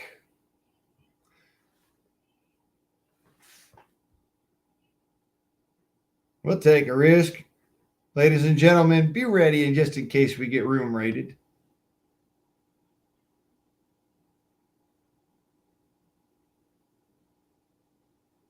Hi, Mike. Hey, man. How you doing? Doing well. I'm just trying to get my up here. My speakers are all screwed up. Can you hear me? Yes, sir. Yeah, man. Yeah, I was passing through the channels. I seen some of the things you was talking about. You know what I mean? I agree with you. We got a problem on this planet right now. You know what I mean? Mm-hmm. We got a bunch of assholes running the circus. Well, they're creating all these different, madnesses and chaoses to keep everybody distracted so that they could, systematically subdue them. You know what I mean? It's like people don't realize because, yeah, you could go get up out of your house, go to the grocery store, go buy food right now. You know what I'm saying? They don't realize that we're in the middle of a literal war. People are waging war against us, and we're just not aware that we're in it yet. I've been aware that we've been at war for the last 200 years, and nobody's talked about that one. I'm saying there are people aware like me and you and probably the people in your chat, right? But I'm saying the majority is just walking around heading to clouds, you know what I'm saying? Planning their next vacation. You know what I'm saying? Yep. Doing their 9 to 5, still expecting a pension to pay off. You know what I mean? Yeah. I've been, like Scat Pack says right here, I've been at war my whole life. Yeah. Well, some people have, you know what I mean? I grew up in the city, you know what I mean? I grew up in a rough area. Some people have been at war with, their environment their whole life. And, I was smart enough to realize that and get out into the woods, far, far away from everybody else. so that I could be at less war with my environment. You know what I mean? That's honest to God. I went and I fucking joined the militia because I thought I was doing a good thing with my country, doing a good thing for my country. I believe in the American dream. I believe in the American way, you know? And anything that tries to threaten that and change that, I'm at odds with. I try to face down what could possibly be a threat to my ability to just do as I will. I see I'm not harming anybody else. Certainly not intentionally. Yeah, I think that the limit of a man's freedom is someone else's freedom. You know what I mean? Like, I believe the limit of a man's freedom is physical harm to another human being. well, yeah, that's what I'm saying. It's like when your freedom extends over somebody else's freedom, that's when it no longer exists. You know what I mean? So, like, all right, you have as much freedom as you want until it crosses over somebody else's freedom, right? When your freedom starts taking away from somebody else's freedoms, that's when you can't have those freedoms. You know what I'm saying? Not necessarily, particularly because if your freedom, say your freedom is to keep and bear arms, which is an American right, it's everybody's right. Yet, if you make a mistake, just a simple mistake, and you damage somebody's property, they can come and take away your right, your freedom, because you damaged their property. You see how that could be like slowly devolve into stupidity. I mean, I'm all for it unless I actually go out there and shoot somebody, or I rob a liquor store. I should have every right to have a gun. All right, I'll give you an example. Right? Let's say I had a neighbor, and my neighbor was, fucking around with his rifle, and he shot around and it hit my house. I'm going to be real with you. I got kids, so I'm going to go and shoot my neighbor. You feel me? And that's where his freedom ends. Okay. You know what I mean? I can understand that. He was fucking around. He popped off around and it went through your house. Okay. Exactly. That's all I'm saying. It's like our freedoms, until we cross other people's freedoms, that's when we have them. Now, here's the thing. Say that your neighbor pops off rounds all the time. However, your neighbor is doing it so safely, but you can't tell because another neighbor happens to be popping off rounds unsafely, but you don't see that they're the ones that are doing that. See how easily that could devolve? Yeah, I mean, I would probably investigate, the situation and kind of like use my brain. You know what I mean? I'm not just going to randomly shoot someone because a bullet came through the house, but look, I might not even kill the dude. I might beat his fucking ass, like really good to the point where he never does it again. But there's got to be some type of. Yes, I agree. There does have to be some kind of repercussion for doing harm to another individual, whether it be their property or their person. You see my point? I'm not disagreeing with you on that. I agree with your point. I was just saying that freedom has to have a certain limit. Like, we cannot have unlimited freedom. I would say that any time that you attempt to limit a freedom, or attempt to limit somebody's rights, by that very nature, you are dictating that they have no right. They have no freedom. It's not exactly to say that they don't is to say that the ultimate bad word, dictatorship. I'm not saying that deep into it. I'm just saying on a simple level, like if I have a wife, right, and somebody wants to just like kidnap my wife, there should not be a freedom for that. You get what I'm saying? There's a reason why we all, we can all agree. Yeah, that's not okay. There has to be kidnapping people. So that's the limit that I'm speaking of. There has to be a certain limit for freedom, but it has to be for a specific reason where like I said, it infringes on someone else's freedom. You know what I mean? Well, somebody kidnaps your wife, they're definitely Taking that's not her a freedom, one, and that's actually going and committing a horrible, heinous act against somebody else's individual, you know, and not necessarily just their freedom, but their life. I was just giving an example where their So- freedom was taken away, another freedom. You know what I Yeah, mean? that- When but your that's freedom not a takes away freedom. freedom. That's not a freedom. That's my point. You don't have the freedom to do anything that could cause me harm. That's not a freedom. If Okay, you I do got it. so, then what you're doing is you're actually committing a heinous act. So the That's way not that a you define freedom is that we have unlimited freedom, but you define freedom by not constituting of a heinous act. Right. So yeah, under those terms, I would agree with you. You know what I mean? That we could have unlimited freedom as long as it doesn't involve heinous acts and destruction of life and property. Right. You know what I mean? That's completely reasonable. I You know what I mean? I'm not going around and shooting up people's houses and cars and all that. So, you know, if I'm just shooting my rifle or, you know, my shotgun and I'm out there in the woods or whatever, I should have every right to do that. If I'm out there in my backyard and I'm shooting a skunk or a badger or something, I should have every right to do that. You're I right. don't need to have a license to do that. I should have every right to do it because it's in my yard and it's causing me harm. And there should be no hunting season. That should be illegal.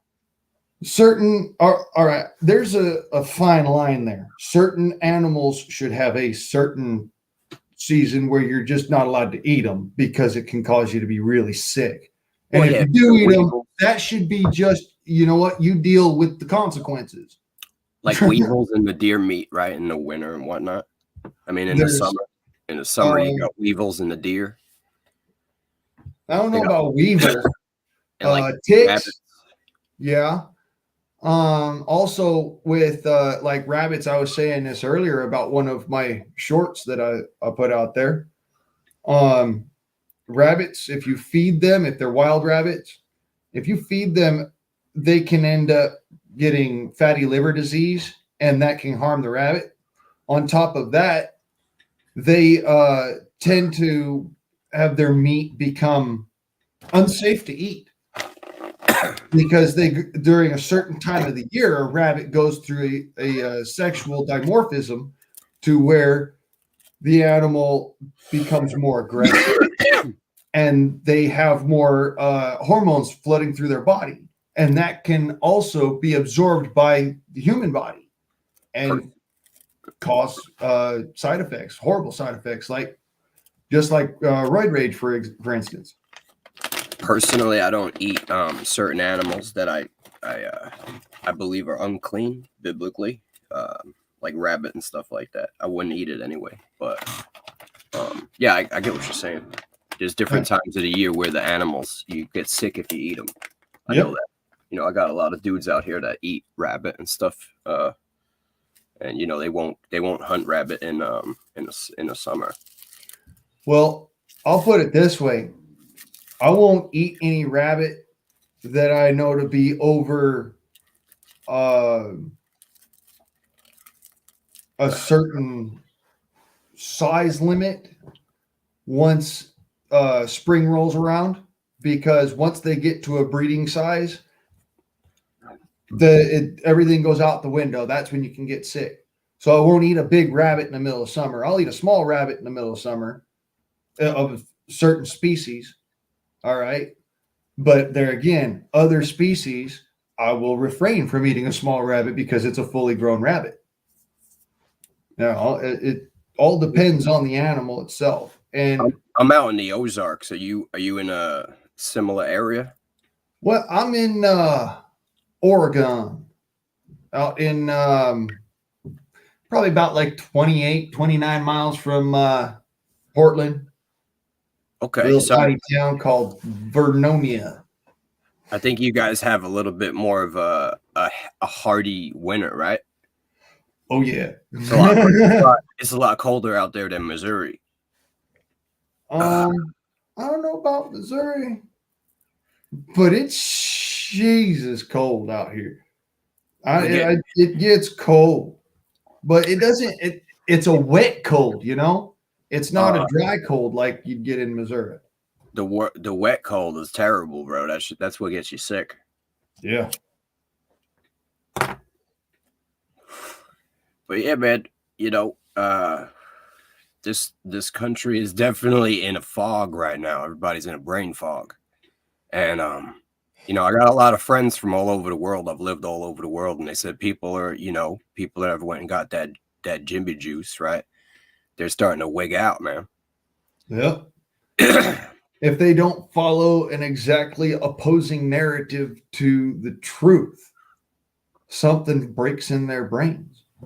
Like I've actually seen this. I've factually watched somebody lose their minds when I explained raw fact to them, as I learned in school. They can't handle the truth because they're stuck in a bubble of cognitive dissonance, right? Cognitive dissonance is like I smoke cigarettes, right? Yeah. And I can sit here and justify it and say, oh, well, I've got good genes. You know what I mean? That's cognitive dissonance from the fact that cigarettes are obviously bad to smoke. You know what I mean? Yeah. I'm going to smoke them anyway, right? So I'm better off just saying they're bad and I'm going to smoke them anyway, rather than sitting here and trying to justify it with the cognitive dissonance of, well, I have good genes. My grandma smoked. She lived till 90. So, you know what I mean? And well, same with me. You know what I'm saying? You could sit there in the cognitive dissonance, but when you break someone's cognitive dissonance, like if someone had never known that cigarettes were actually bad, never saw a picture of it, you know what I mean? Then they have to make a decision. Do they keep lying to themselves, or do they, you know, accept the truth? When they have to keep lying to themselves, right? It does break something in their brain, because now they have to accept a lie that they know is untrue. When you start accepting lies, right, that's when you start to keep accepting more lies. Oh, okay, so everyone's sick. All right, we got to put the diaper on our face. Oh, okay, and what else do we got to do? You know, now you're just waiting for your next order. You know what I mean? I don't need permission. I need forgiveness, damn it. I'm an American. I don't ask for permission. Exactly. We drink the keg of beer. We steal the golf cart. You know, we get arrested on the train tracks, high on acid, and we say, sorry. But can you prove, officer, that I did all that? Can you prove it was me on the acid on the train tracks with the golf cart? You know what I'm saying? Yeah. Oh, no, I know exactly what you're saying. Been there. Not with acid, but been there. I was just giving like a wild example of, like, you know. Well, funny enough that you say, I did something stupid when I was younger. Mr. Trump probably knows this better than anybody. I was caught running across his golf course down there in California in Palo Verde. Just trespassing, just trying to walk through. Because of that, man, I got a second chance rather than getting thrown in jail for trespassing. It's very easy in this country as a youth to fall into some stupid shit and get, you know, very serious charges put on you. Yeah. You know what I mean? Man, I was just 18, just barely turned 18. It's a setup too, by the way, because they indoctrinate you with all these movies and shows, right? To get drunk and go crazy. And then you turn, you know, 18 and they basically, you know, stuff liquor down your throat. Then you get into drugs and liquor and, you know what I mean? You do crazy shit. Now you get arrested for the crazy shit you did. So now you're a criminal. And what they've done is they've effectively suppressed your generation from, you know, being able to succeed in this system they've created for their people. Right. You know what I mean? And they'll do it. They'll do it to their own. They'll eat their fucking own. I mean, Hunter Biden with a crack pipe in his mouth, passed out in a fucking tub. If that doesn't say they won't eat their own. I mean, we're talking figuratively and literally. They will eat their own. That's creepy, but yeah. I won't deny that they won't actually. I wouldn't put it past them. Well, look, man, I don't know if you're really, in on all the different things that is going on with these secret societies and these people that worship Satan, but, sacrifice is a real big thing to them. So I wouldn't put it past on the secret society, but yes, I'd have to agree. You know what I'm saying? Mm-hmm.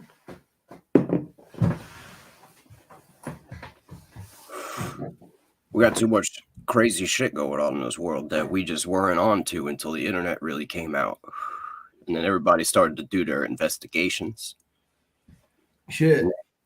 Tom McDonald fucking said it the absolutely the best. Welcome to the system. It's the information renaissance right now. You know what I'm saying? And these people that do control the world, they know that people are actually gaining information, gaining knowledge, and uncovering the plot. So now there's really only like one option for them. You know what I'm saying? They have to shut this down. Here we go. I'm just saying, expect for that to be, one of their next big moves, is because people are getting too smart. And if they allow people to continue to learn, they're going to have a really big enemy. So before their enemy grows, they're going to want to shut down this whole technological system and send it back 10 years. Well, they'll probably blame something on the sun. And funny enough, it's because folks are actually watching the sun now that they'll fucking blame the sun. Yeah, they've been saying, solar flares are coming out of the sun every day. And if one of them hits us, it could wipe out all the technology, I've watched several that were what I would consider by its, particle density and whatnot. But mind you, I do astrophysics as a hobby. Don't mind that. It's just a matter of I've seen some stuff coming out of the sun in the last couple of weeks that should have already wiped out all of the electronics in the United States, especially with having the magnetosphere going through what it's going through. So, and let's say it didn't hit the stuff on the planet because it was shielded, right? What about the satellites? Right. Like, they're not even like sitting in our atmosphere. They're even further out of the shielding. So what's preventing them from falling? Because we know the whole planet's covered in satellites, allegedly, right? Well, because the fact that is they really are up there. I've seen them through telescopes. I've seen them in broad daylight. I've seen the actual equipment on the ground. I've watched them launch. I pay a lot of attention to this stuff. I'm not just your average, space junkie. So do you believe the Earth is round? Oh, I know the Earth is round. I've been high enough up off of the ground to realize that you cannot fly that distance without there being some sort of way for all of that to exist. And for all of that to exist in a gravitational state, you have to have some form of an orb. That's just how it is. So I'm going to be honest. I don't really know the exact constitution of the planet, but I do know that in one way, shape, or form, they've been lying to us about its constitution. Well, yeah. I don't know how they've been lying. If you've got access to the knowledge of all the different diamonds and gold and rubies and emeralds and oil and everything that's under the ground, are you going to tell people what this, that, and the other is and where it's at? Well, not just that. I'm talking like the shape of it, the way that, because we know that there's a firmament over the earth, right? The firmament over the earth, meaning the atmosphere that's around our planet. It creates what would be considered to be, in astrophysical terms, a firmament, a line between what is vacuum, okay, and what is below that, actual condensed gas. To the Yeah. point where it's no longer a vacuum. It has some pressure to it. How does gas provide us? How does gas provide a solid foundation for the vacuum to exist? For the pressure to exist within. You know what I'm saying? Wouldn't it pressurize into the vacuum until it All right. equalized? Look at it this way. Imagine my fingertips are gas molecules, okay? And out there in space, the gas molecules are out here and they've got all this room to dance around and they're not really rubbing up against each other. But when they get down to a certain point where there's so many gas molecules, they all kind of just get into that same space. And now they're pushing up against each other. And by them pushing up against each other, they're also creating pressure. And it's all due to the fact that they're being held down to the earth by gravity. Now, each one of these particles has their own weight. Hydrogen being the lightest particle is, of course, going to float to the top. It's going to fall under the natural course of buoyancy when it's not connected to another atom, and it's going to come to the very topmost layer of any atmosphere that's perceivable. See, I believe more along the lines of buoyancy, like the way that Einstein kind of understood, gravity. And I don't believe in the necessary gravity idea of gravity. Well, like the way it's proposed. I mean, you got even Nikola Tesla. He believed gravity was more along the lines of magnetism. Well, it is, but it's not. And then at the same time, it is like Einstein said, an effect of a large body creating a depression within the time and space. Okay. At the same time as it isn't. And it's also Newtonian in the fact that everything that goes up must come down. Everything that has a density or a weight to it of any particular gravitational weight, it will weigh that at certain places on the earth, and it won't weigh that at other places on the earth due to fluctuations in the earth's gravity itself. Now, it's comes down to a convolution of quantum physics and regular Newtonian physics. They come together and actually work together. It's strange, and I don't really know how to explain it in 5-year-old terms. I'd have to explain it in college level. Well, I understand the concept. So when you explain it with, the background that I already have, I know what you're talking about. You know what I mean? Yeah. To the majority, I get what you're saying. It's hard to really piece it together, even in a small stream. You would need a lecture to really break it down. But yeah, I'm completely unprepared. I don't have materials to present. Yeah.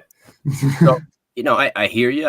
Me personally, I do have a belief that there is an actual solid crystal firmament over the entire Earth, right?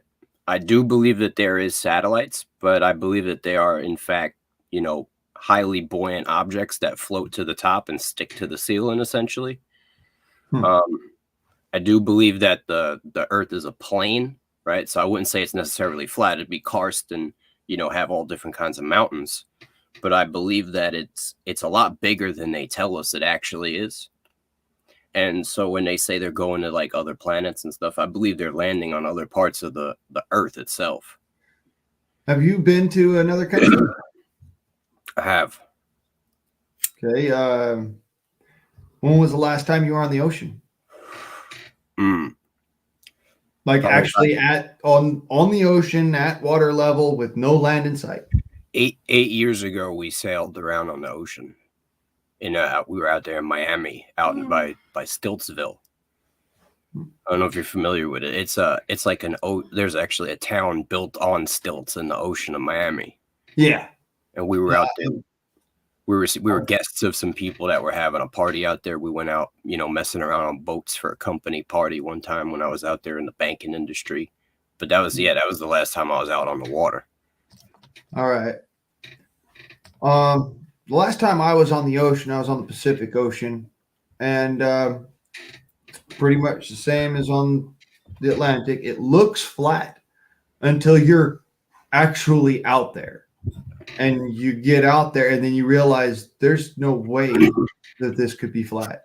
There's no way that that water could cling to a flat surface and be shaped the way that it is. It actually has to always move a majority of what I'm sitting on. Yeah, so always water, when it is in stasis, creating its own gravitational form, creates sphericals. You can see that in a raindrop in slow motion. It comes down as a spherical.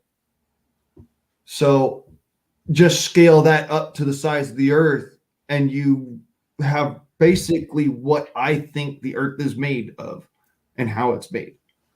Lots and lots of liquids that are all just roiling around, and that's why it's spherical. So I did a video recently. You should check it out one day. In that video, it has a man who goes to an ice lake, right? The lake had frozen over. Mm-hmm. And he drills down to the water level, right, with a drill, and then he puts cameras on tripods directly on the sheets of the ice. So he drills down and shows you everywhere there is water. It is the ice lake. He puts a tripod the same distance off the ice, and he does this for 8 miles, right? Yeah, I've seen the laser. I've seen the laser experiment. So he sees the lights that are 8 miles away on the top of the surface of the thing from only 1 foot above the ice, which is, theoretically impossible with curvature. Theoretically, however, there is one thing that many people don't take into consideration when we're talking water. And I want to show you this with a glass so you guys can understand what I mean by this. Pretty interesting how it works. And it's very simple to do. I've actually done this for folks who they asked me about it in science class or whatever. How is it that water has this strange shape? And it all comes down to this: surface tension. Okay, see, perfectly flat glass of water, right? Now, if you look at the sides of the glass of water, if I can get it right at the right level, you'll see, if I can, jeez. I know the effect you're talking about. It's like when you look in a graduated cylinder, you'll see it curve. Right there at the edges, you'll see that it's got this little dip down and then dip up and then dip down into the middle. Mm-hmm. All right. And what that is basically the water does this at the side and then comes up, and it's very small. It's really hard to see, but it goes down and then up and then into a dip in the middle of the water. And you can see it if you look across the water, exactly flat. And you can do this at your house with any old cup of water. You can actually see that the water itself has a little ripple of curve. Okay. And that's with every form of water and everywhere across the world. There's always going to be a slight undulation, a slight curvature to the way that it's formed. And that's due to seismosity within the water itself. Okay. So I understand that concept. So if you've got all of this deformation to the top of the lake itself, then you actually cannot get a proper straight line unless you're up above a certain distance. And then by doing that, you can create that look, that parallel look, with just as simple as refraction off of the snow. Okay. And the fact that light, even though it doesn't have what we would consider to be weight, it is still affected by gravity, even minutely. Okay, so it will actually curve with the curvature of the earth ever so slightly. The closer to earth it is, the more curvature there is, and the more pronounced that curvature is. And you can see this same effect by looking across the water at from Chicago to or not Chicago, from maybe it is Chicago, but it's looking across the lake there. You can actually see the other side of the lake as if it was right up on you on a good sunny hot day. And it's this same effect I'm talking about. It curves the light so that you see what is actually on the other side of it. Even though it's down here, you can see it as if it's up here. I'm just saying that with the model of the earth being curved, I mean, right? Look at it this way. That's called refraction. Okay. No, look, light refracts. So I hear what you you're can saying. curve light. I'm just saying that, like, all right, so if you have the ice lake, right? The distance that the guy is stretching it out across, right? There's got to be some like curvature to the earth, and like I mean, this is a highly, 8 miles is not. It's not enough, even with a certain. Okay, like say you're talking. He put it up to 18 inches up above the lake, like he did in the video. He put it like 1 foot above the ice, and distance like 1 foot. That's 18 inches. This is 18 inches. Yeah, 18 inches is a little bit bigger than 1 foot. Yeah, that's all the more he put it up above off the ground. But here's the thing. He should have, if he was pointing it directly across the lake in a way to where that it would be, as far as the light's concerned, straight. So you can see it because you see light, okay? You see it as if it's straight. However, that light is subtly curving as it goes over the top of that. And it's something that cannot be seen with the naked eye. It's actually something that has to be measured, and not with a ruler. That's got to be measured on nanoscale. I'm just saying that the amount of curvature that is supposed to be in between the 2 points is like a drop of like 3.5 feet or something like that. No, it's actually supposed to be 8 inches, but it's very interesting that people would be confused by that. 8 inches. It's a small error in the guy's math. 8 inches per what? How many? Like per mile? What is? No, that's not 8 inches per mile. It's an inch per mile. So it's 1 inch per mile. Yeah, so it would have dropped about 8 inches. And all right, so then you'd still be able to see with it being even a foot over the top of the lake. That's still within 8 inches. I'm gonna have to look back into that.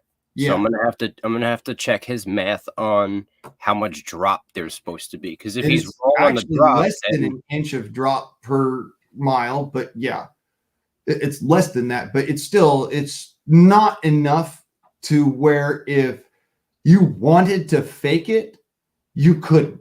Okay. It's not enough to be able to, such a subtle amount. It's like literally this much over 8 miles. It's not much. It's so subtle you wouldn't be able to see it. Yeah, they were showing a calculation that was showing it much greater than that. So that's what made it seem like yes, it's like very easy to get. You know what I'm saying? It's very easy to get pulled into that. I understand completely. When they showed the chart and the calculation, when you look at it, you're like, it looks like it's legit, doesn't it? Because it's using all the fancy math and all that. But there's a couple of small mistakes in that math. You have to really be looking at it to know. One other thing that really did catch my attention, though, I don't know if you ever seen the video of the amateur rocket that was called Go Fast, and they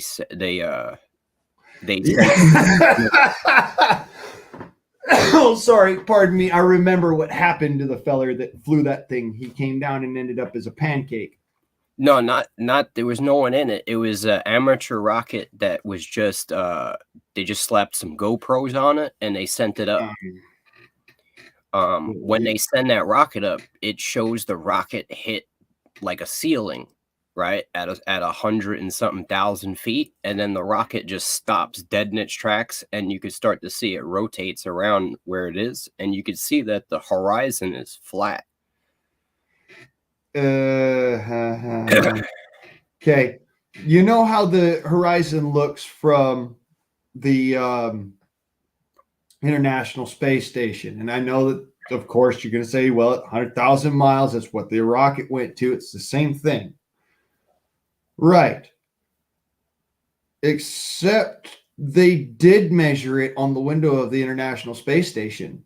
There's a video on that. And you can get different effects with cameras that can cause things like curvature to disappear.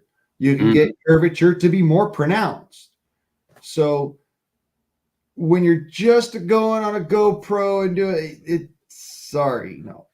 When you can actually do it on a window and see the curvature by calculation of a rule, you take a ruler, you draw out your line, and then you take your protractor and you draw out your second line to your point, and then you check your math. You've got what's visibly about, a quarter of an inch to about a half of an inch of curvature, of angle. And that's how what's his butters back in the 60s flew the Mercury mission back to Earth. By the way, when his computer went out, he actually had to do the calculations I just told you about, which is called vector math, vector analysis. Actually, he had to do vector analysis in order to tell what's the curvature of the Earth so that I can calculate my drop so that I come through the atmosphere and don't bounce off of it. Yeah, I mean, I've done some of the vector math and stuff in some video games. I mean, it's probably not exactly the same, but you ever heard of Kerbal Space Program, bro? Yep. Yeah, that game is actually pretty fire if you wanted to like learn about, what like they say that these things do. Yeah, it's pretty good if you leave all the analytics alone. Yeah. All of it. All just Earth purpose, all right? According to Earth purpose, as is according to the mathematics that the freaking Greeks put down 3,000 years ago. That's literally what they base everything about, Earth math off of, is the Greeks. However, they also go further to use the actual numbers. The logos, bro. The Greeks believed in the logos. You know what I'm saying? That was the Greeks' philosophy. Like the core of it was the logos, like truth, logic. You know what I'm saying? Yep. Now I get what you're saying. Yeah. I don't speak enough Greek in order to understand everything. I do know a few things in Greek, like common phrases that everybody misconstrues or misrepresents. Like everybody says "sig semper tyrannis." That's not at all correct. It's actually "sig semper eternoi fel." Believe it or don't, I found that out from researching it, not from going and, somebody telling me that. I actually went and I Googled it first. Then I went and I looked in encyclopedia to make sure that Google was right. And then I mean, America is based heavily off of a lot of Greek stuff, like our universities, like the law system. You know what I mean? Like all these different things is Greek. The word logic, the word law. Mm-hmm. It's pretty Both great. stemming from the Greek logos. You're right. It should have been off the top of my mind. I was dehydrated. I apologize. No, you good, bro. You good. Don't forget to hydrate. You know what I'm saying? Yeah. The smart water. I like coffee, even though it dehydrates you. I like coffee. I like this other stuff that I make.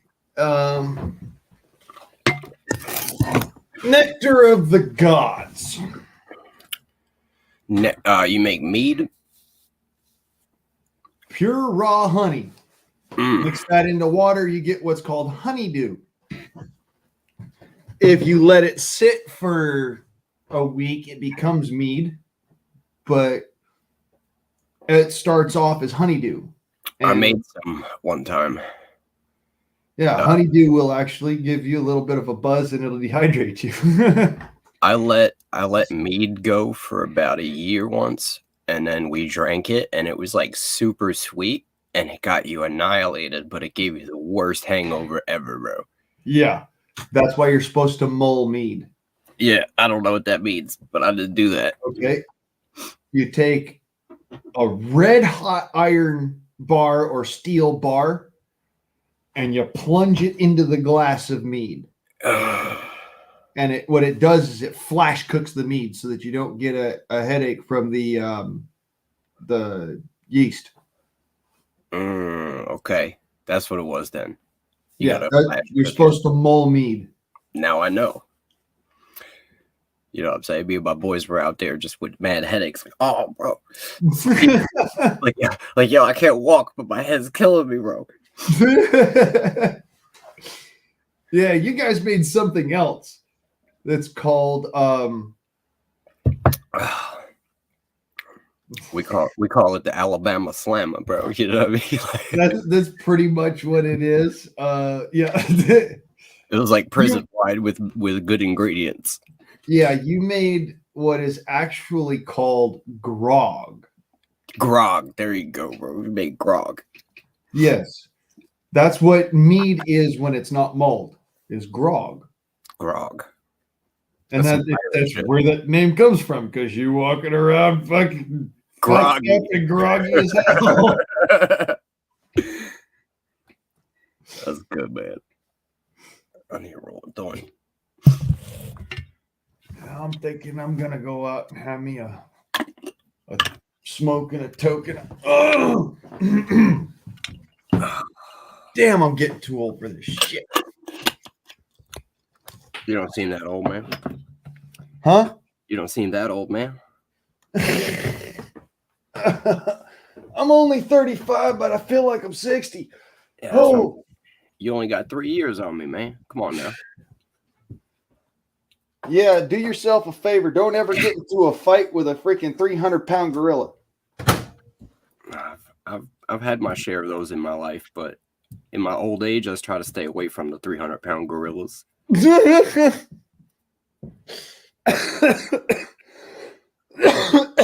know it. Shit.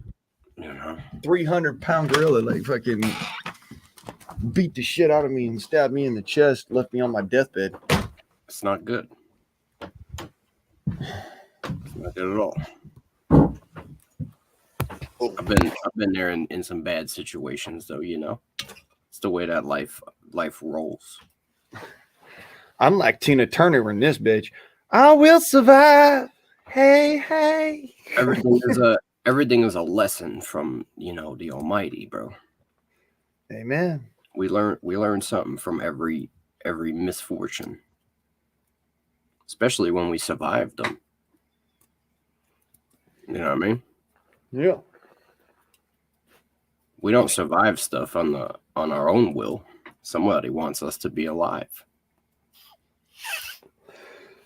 All I know is God's sitting there holding me by the neck, throttling me like fucking Homer throttles Bart, going, "Survive, motherfucker, survive!"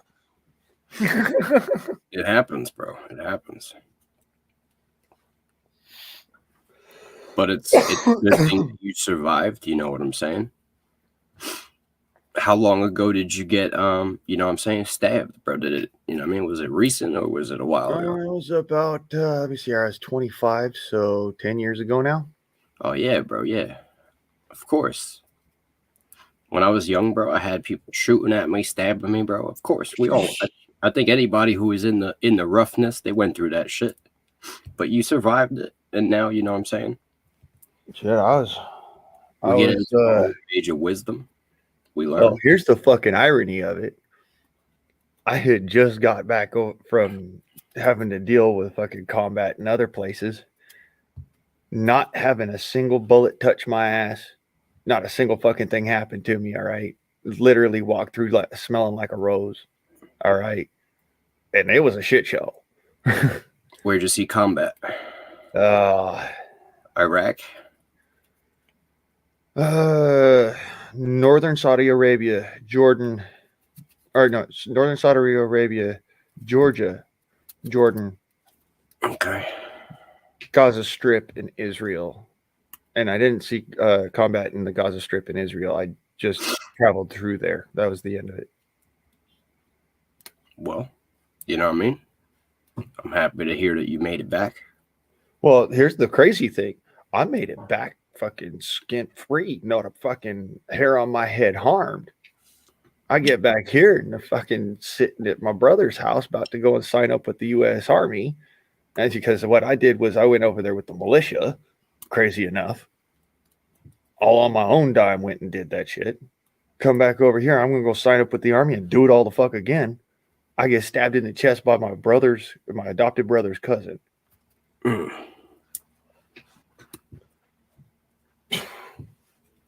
The fucking irony. Did he have a good reason to stab you though, or was it just a random? We got into a fucking knockdown, drag out fight over some shit I don't even remember. Okay. Like, All right. Well, you know. But If you were beating his ass, bro, and he couldn't handle it, and he had to pull out a knife, you know. You know what? I wouldn't be surprised that that's what happened because people usually don't stab people in a fight unless they have to, or unless they're just wicked. You know what I mean? Well, this dude had a fucking reputation for wicked.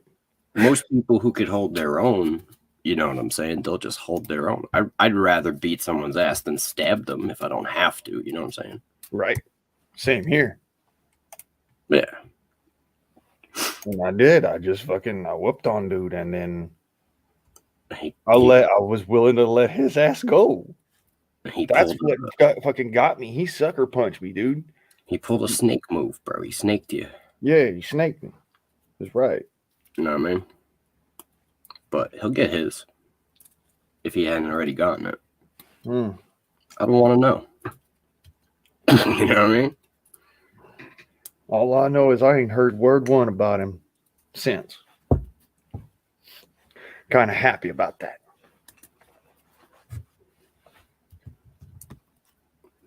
But yeah, man. You know, everybody goes through this shit. You know, I lived in New York, bro. I had people run up on me, bro, try to kill me, bro, all kinds of shit. The thing is, I should have known better. I lived in Watts, California.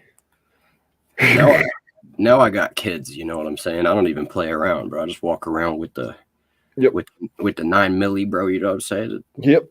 You know, I used to fight, but now I got kids, bro. I don't got time to fight. I got to make sure my kids are good. You know what I mean? I ain't got time to fucking fight no more. Exactly. I'm fucking disabled. We're going to let off the hammer. I can't lift more than 16 pounds up to my chest. Oh, man. Yo, I'm going to be right back. Let me just go hit the bathroom real quick. Roger that. So, yeah,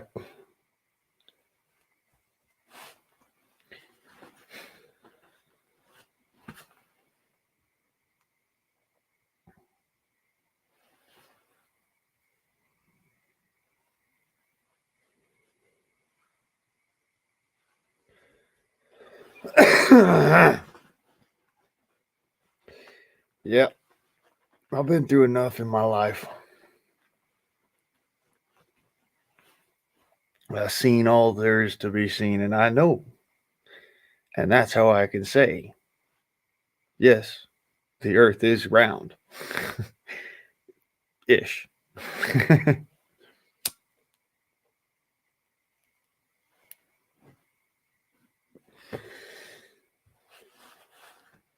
$100,000 feet.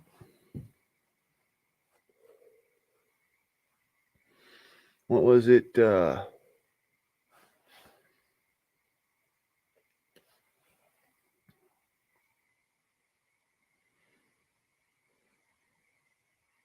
No, we've got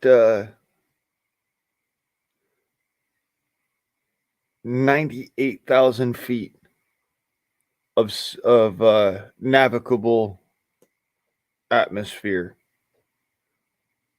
90,000 feet. Not quite sure how that put away. Let's see here. 90,000, 5,200 or no, 5,125 feet per.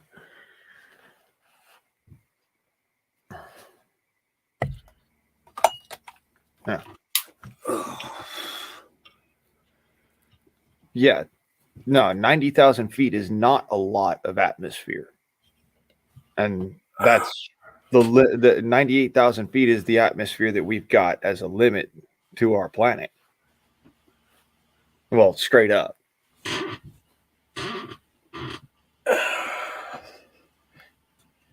I'm back, man. All right. I was just sitting here humoring my subs here.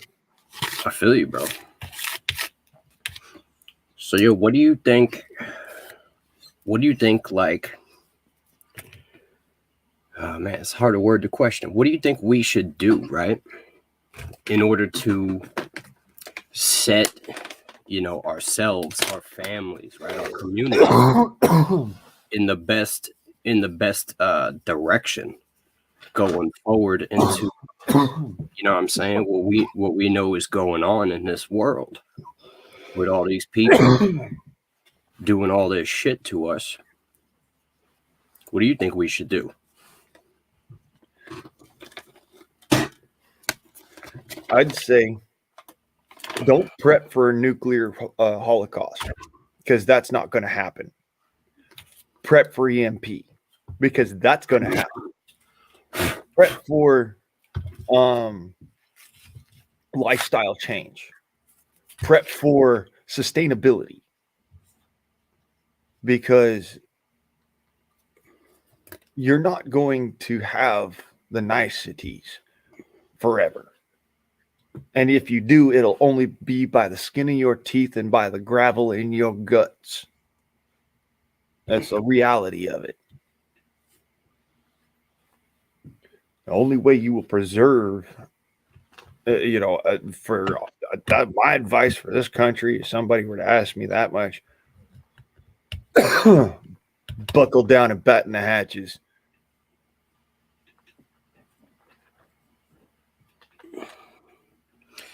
But I mean, as far as a solution to the issue, what do you think we could do?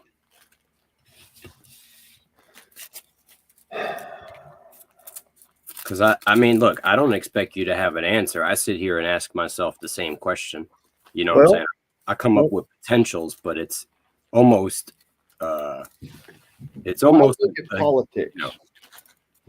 When I deal with politics, I look at history, because history teaches us how to deal with those who would try to dictate to us what we would be able to dictate to ourselves. All right. Without their help, I mean. In other words, government. If we look back through the history and going back 200 years, an eagle was born out of ashes. Literally, our country was born out of the fires of war, out of hell and fire. And the only way forwards is going to be having that same gravel in your gut. That crick in your craw to make the job get done. It doesn't matter whether you're talking the revolution as it was or the revolution that it will be. It's just a matter of there will be revolution always. Our country revolves every 4 to 6 years. 4 to 8 years. People don't realize how important that particular substance of that sentence is. But we got to look at it like this real quick, though. And I know you're gonna I know you're gonna fucks with me on this idea because you see what's going on. So back in the day, right, when we had these revolutions, you know what I'm saying? Like you said, crook in your craw, right? You got to have that gravel in your gut. Now, these people that lived, the colonists, right? These were some rough, rugged people. You know what I'm saying? The early No, settlers of they weren't America. rough and rugged. They was businessmen. They was upright and happy and standard. But the difference was they had been kicked too many times. No, I'm saying the average citizen. The average citizen still had, they were working for something. They had some ways of making their living or they would not be living. That was Well, how things worked back then. However, people were tired of being governed over and told what to do. what I'm saying is these people were in their own right, self-sufficient, right? These were, Yeah, for the majority, these were people who already knew how to survive. Because that's that's what correct. they had been surviving. It was harsh in the olden times here. It was harsh environment. And there wasn't any type of system that they could sit there and rely on. So they had to develop skills. Everybody knew how to trap, sew, cook, hunt, skin, you know what I mean? Tan, all these different things, build houses, build shelters, make fires in the wet. They knew these things. Kids grew up, you know what I mean, surviving, Yep. right? Your average person had more gravel in their gut than 10 people combined today. The majority of the people that live in this country today, bro, they're propped up on the comfort of society. You know what I'm saying? Like little fat piggies. You feel me?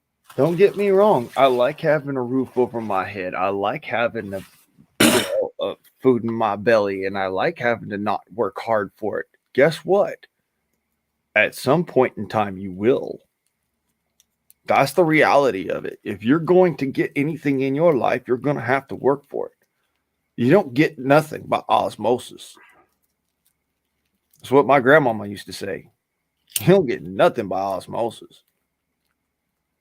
I just think that when shit really does hit the fan in this country, I think that for the majority, the places where people are already struggling to survive, you know what I'm saying? Like in the rural, deep next to the woods, you're going to find that they're going to be a lot better off than the people that have it easy right now. And more people have it easy than don't in the country right now. Well, yes and no. I know quite a few folks that have it hard. And you'd think they have it easy. You'd think that, they're set up. Well, it's like something that my buddy Cat was saying, he thought that it was hard and he didn't realize that, yes, he has more mouths to feed. But here's the crazy thing. He's working hard in order to feed those mouths, and he's got a paycheck to prove it. Lots of the folks that look like they're doing good aren't actually doing that good. They get maybe $400, $500 a month. Maybe if they're lucky and they live in an expensive state, they get $1,000 a month. And that's a month. That's for the whole month. They don't get to go and splurge. They just get to just cut off. I only buy what I need. I don't buy things that I want because, unless I need it, I don't want it. I believe the devil gives you what you want, just vain things, and you'll find out. You could buy all the shit you want, and you only want it because you don't have it. When you have it, you don't want it. Yep. You know what I mean? It's a mind fuck.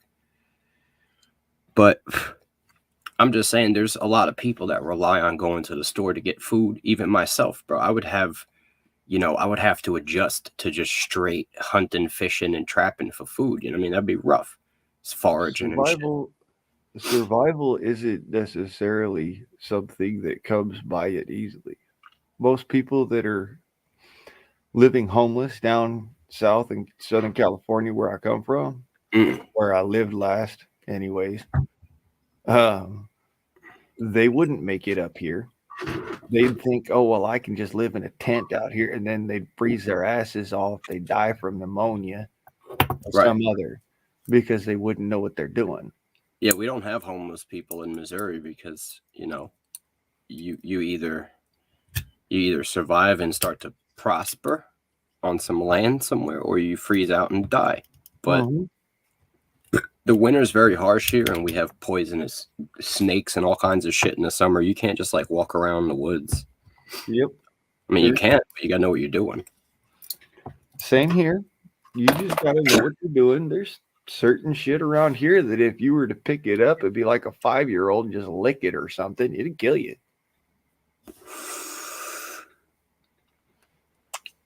There's tree frogs around here that if I wanted to, I could rub a dart on their back and drop a fucking elk with. Word.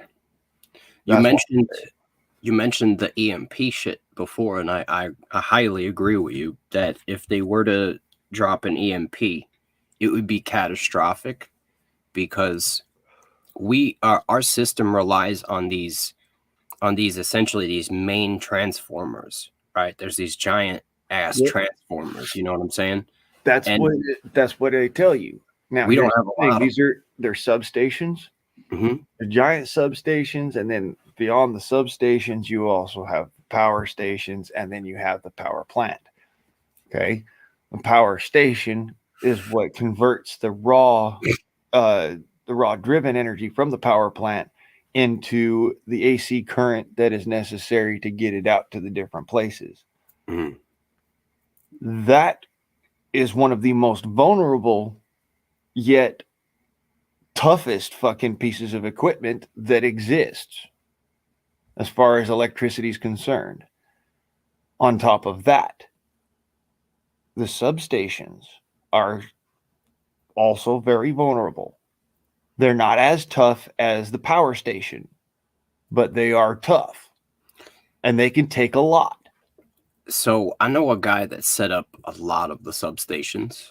You know what I'm saying? He was a line guy. That's what he did. He went up, he would set up towers, power lines, dig down, putting in substations and shit. He was a line. And like he even explained to me, like, yo, I can't even tell you where these things are at because they're like secret. You know what I mean? Like he had to get all kinds of clearances just to be able to do this job. But he basically told me, look, we've got two grids, right? He said, there's a backup grid. If we got hit by an EMP, it's isolated, right? He said, but if we get hit with 2 EMPs, he said, it's over for us for at least 2 years.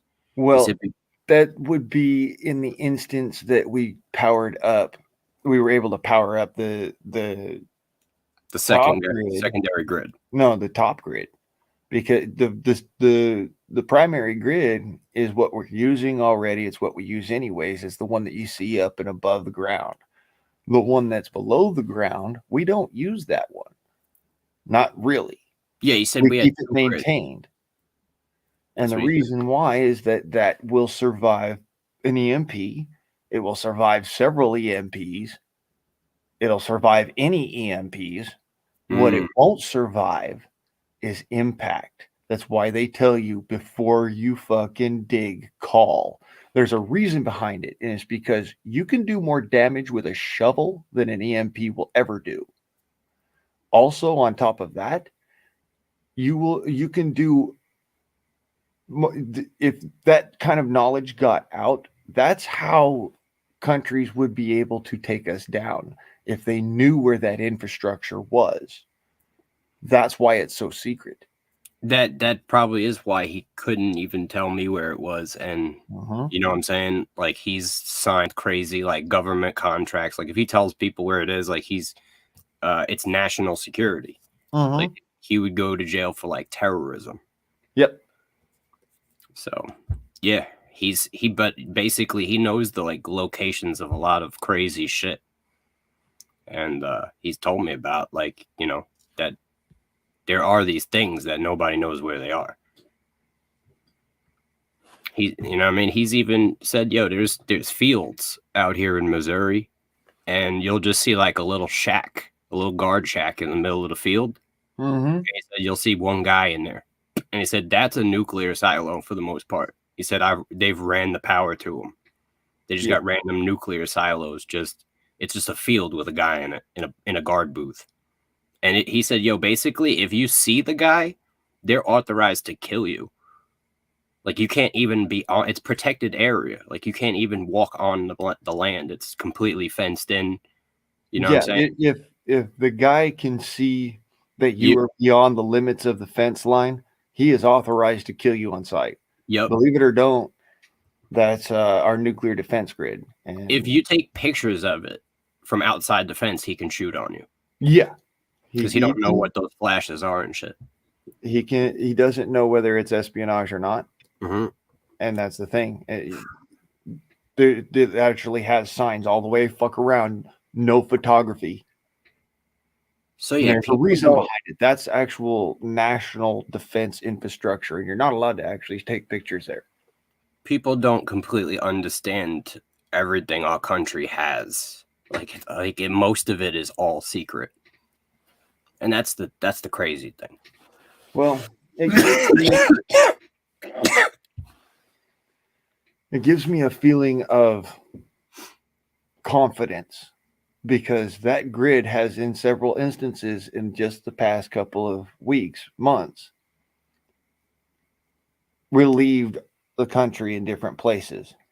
What people thought were, blackouts or rolling blackouts, rolling brownouts was actually switching between grids because the sun is throwing EMPs at us. But here's the thing. Your computer is hardened against it. All right. The power lines are in essence not. The most vulnerable part of the electrical grid is actually the power lines. It's the lines themselves. That's what's vulnerable to EMP.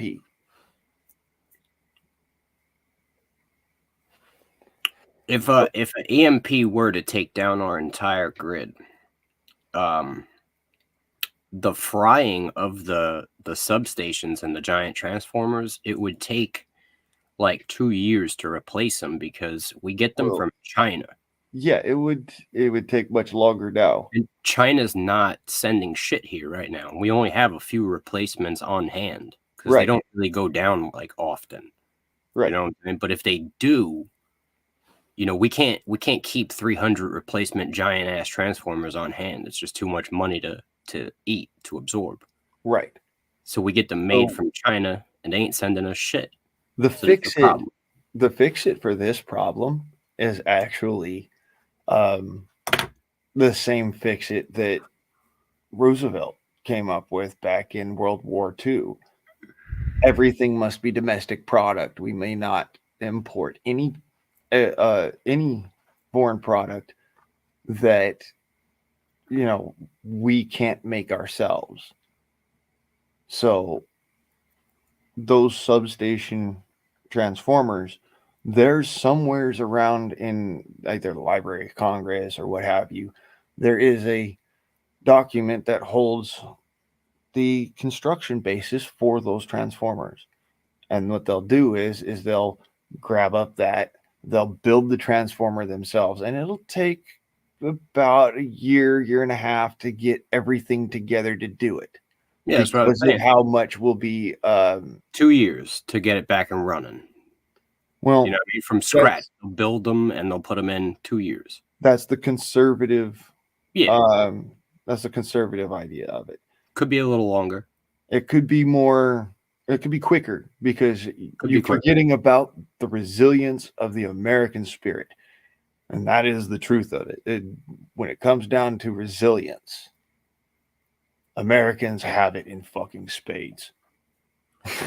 So we got a lot of cards on the table, right? The Illuminati, bro, they got all these different cards on the table right now. You know what I'm saying? We got a war possibly pending, a global war. We got a famine possibly coming. We've got a possible EMP problem. You know what I'm saying? We've got an underlying a mass medical, whatever you want to call it, inoculation, right? And they've got at least half of the population with the shit in them. So then we got a possible alien invasion coming on, because they talk about UFOs. Now it could be real aliens or it could be fake aliens. We don't know. You know what I mean? These could be genetic hybrids. We have no idea. They could be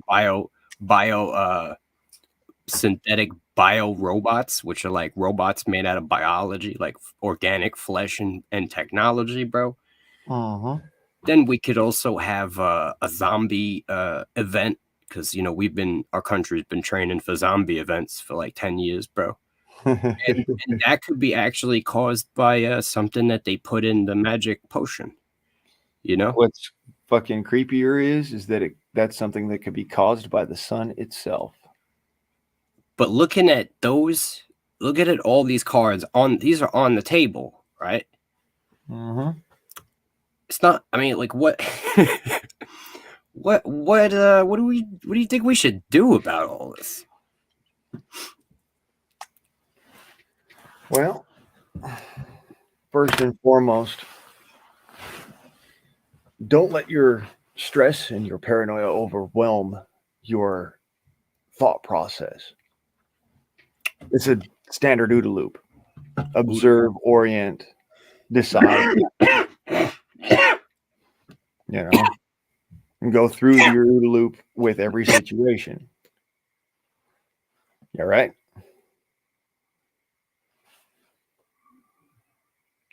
Hit the good stuff, I guess. Yeah, bro. I got halfway through it. It started to make me cough.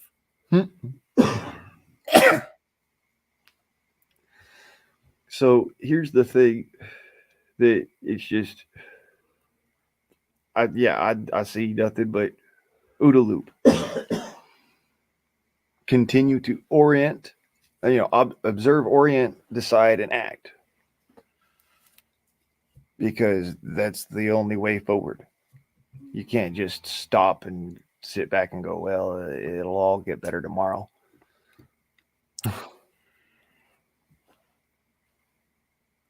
As a single person, like, yeah, sure, I'm confident going forward every day, and whatever happens, sure, I believe I could handle the situation accordingly. But the problem is that we actually need enough people. Yeah. And family friendly, that's the thing. It's not a family friendly situation. At the same time, those people that have the strongest bonds in family, the ones who understand why family is and how that works, are going to have an advantage that the single guy does not have. And that is that they're going to be able to depend on each other 100% because they know each other. I'm not even saying that. What I'm saying is, the world the world changes by the pen, not by the sword. You know what I mean? The world changes by the pen, by the sword, and by the coward's heart. That's Thoreau. But it's the pen that moves the sword, though. You know what I mean? Yep. And right now, the reason why it's the pen is because the pen, right, creates the document that could be read by the masses. The masses see the document. They understand a certain concept that has never been put before them in such a way. And then they're able to see the truth. You know what I mean? That's what really needs to go down, in my opinion. I just don't know what to put in that document. You know what I'm saying? The people need to see something. They need to hear a certain message to wake them up, so that we don't have to sit here and worry about, all these different cards on the table. The reality is they're there, but we're allowing it, as a whole, as a species, we're allowing certain people to, take over this world. Well, that's the thing. We got to drop this saying of I would rather be judged by a 13 than carried by a 6. Who said Now, that's a lot of folks actually that I've met. I'd rather be judged by a 13 than carried by a 6. I'm like, I'd rather stand than fall.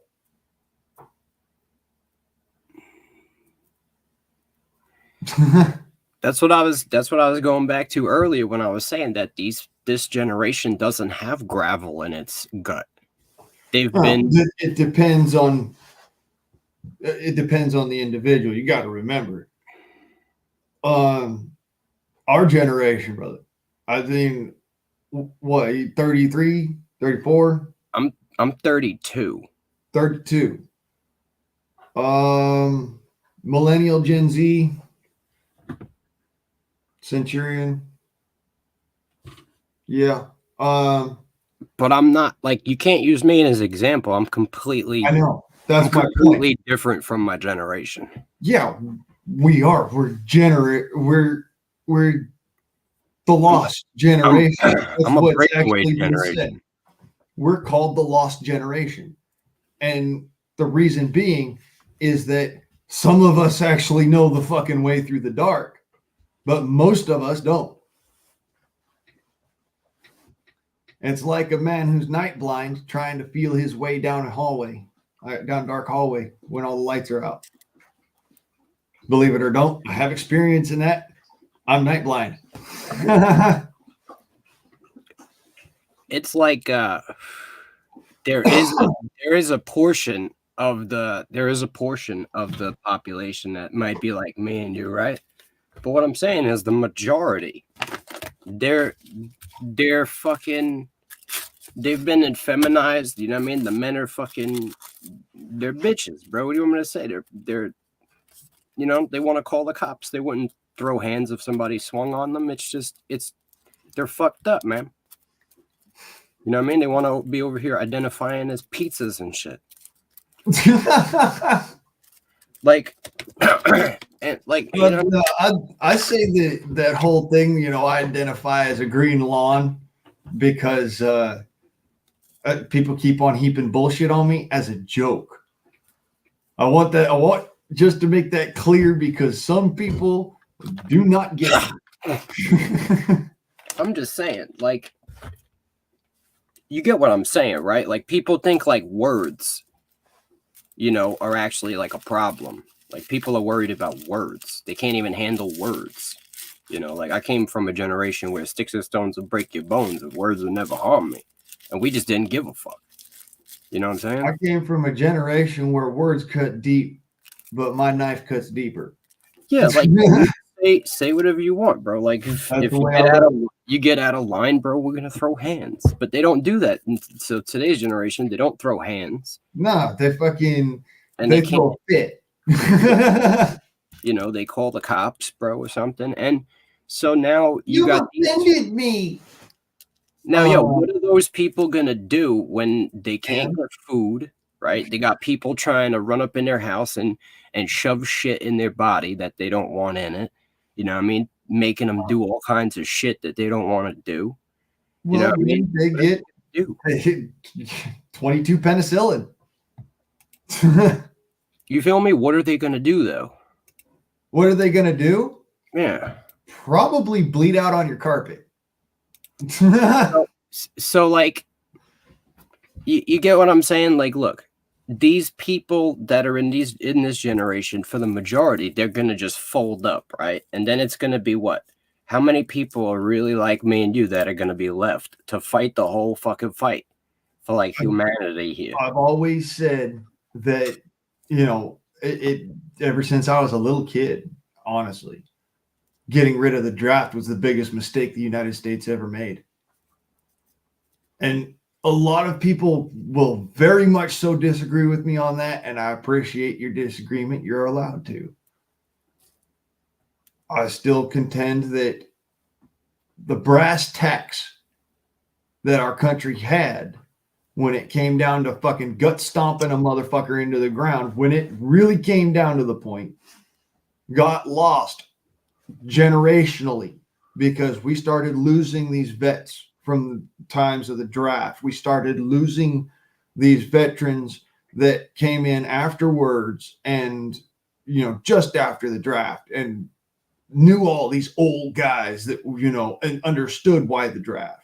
And yo, don't get it twisted. They would draft a shit ton of dudes and they would never even see war. They just had all these dudes trained and ready just in case. And they would send them back after many years of just training them. Yeah. So like, you had so many people in this country that were hardened by military training that didn't even see war. Yep.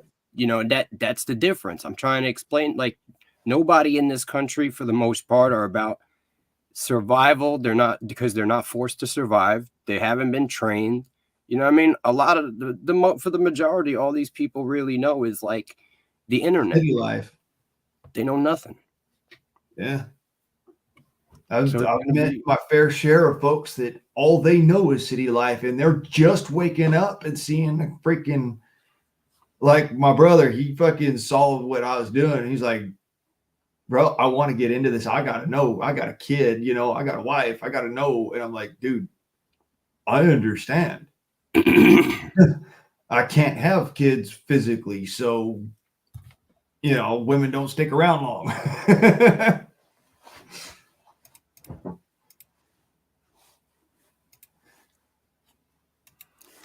It's just like, I don't know, man. Look, at the end of the day, I think that, the people as a whole need to like do something, but I don't think they're capable of doing it. They've been like put in a box. Yeah, I know how that feels. It's like, yo, what do you do as the one fish that's not in a barrel? You know what I mean? But you see a whole bunch of fish in a barrel. And that's who you need to use as your allies against the people that are trying to kill you. Right. How do you get them fish out the barrel? Beat against the barrel until one of them gets their fucking wild hair to find out what the hell the beating is. I be doing it. That's what this is all about. That's what you're doing right now. And, Exactly. I appreciate you. Shit, that's what we all need to be doing, is working together in order to get things done. It doesn't matter about your butt hurt. I grew up, with Dirty South as my grandparents and my parents. I grew up with Los Angeles as my mama. All right. When I says I've seen both sides, I've stood in both fucking worlds. It'll make you sick.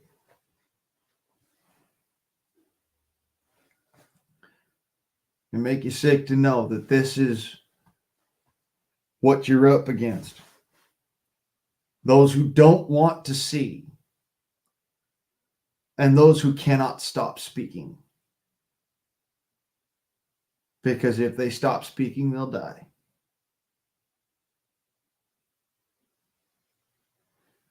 That's the line we're on. That's the battlefield line. You cannot stop speaking. Just got to keep banging on the barrel, bro. Yeah. Death was a foregone conclusion a long time ago. It's already written. It's already going to happen at some point in time. However, if you're going to be the deaf leading the blind, you have to be able to have, at least speak. Because otherwise, it's the other way around. The blind are going to go their own way and start leading the deaf around.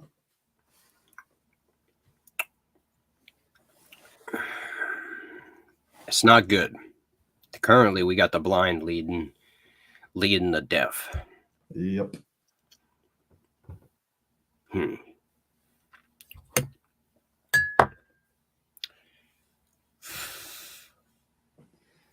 We need to turn this whole shit show around.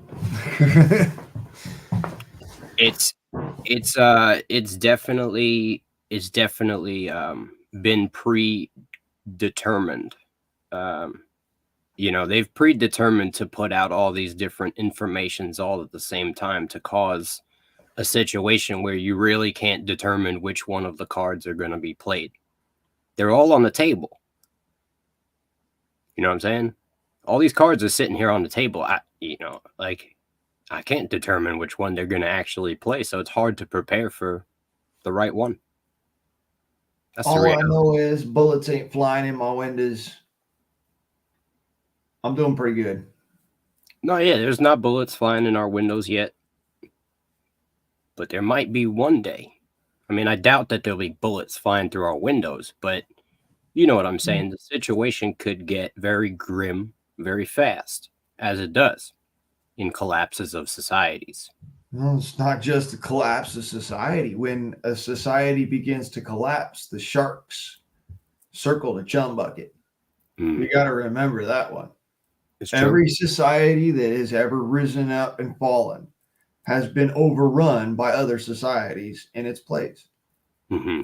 You look at the Byzantines, you look at the Byzantines, sorry, my enunciation is a little off.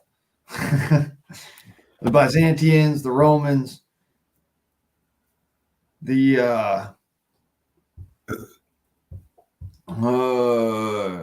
Empire of Britain, you had a Holy Roman Empire. Who do you think is going to be chosen to take over this society?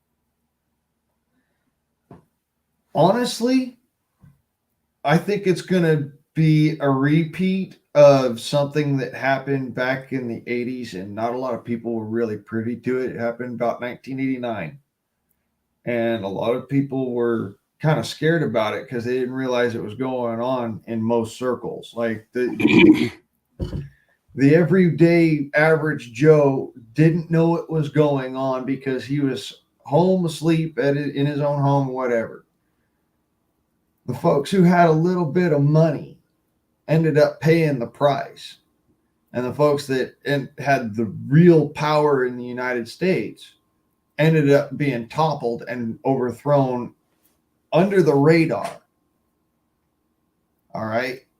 And there was this new brand of crazies that came into power as far as Congress is concerned, the White House, the Senate, and all that. And it steered our country in a direction that we've never been able to come back from. Are you talking about when we had the issue with the maritime flag and all those different maritime law? How we have different flags with the golden trim? Yeah, but it's the way a little bit further back than that. I'm talking 90, 89, 90, 91, 92 area. The whole thing with the Enron and all that, when all of that started to evolve, and the people we're dealing with now came into power. Some of them had been doing it for years, like fucking Schmo Biden, but when he was a senator, it wasn't that big of a deal. People basically fucking ignored his ass because he was, a Democrat that really couldn't get much done in the way of things because he was too radical. So he really didn't go very far with where he represented from. Fast forward to today, now he's fucking making sure this country's going to hell in a handbasket, carrying 2 grenades and a gas can.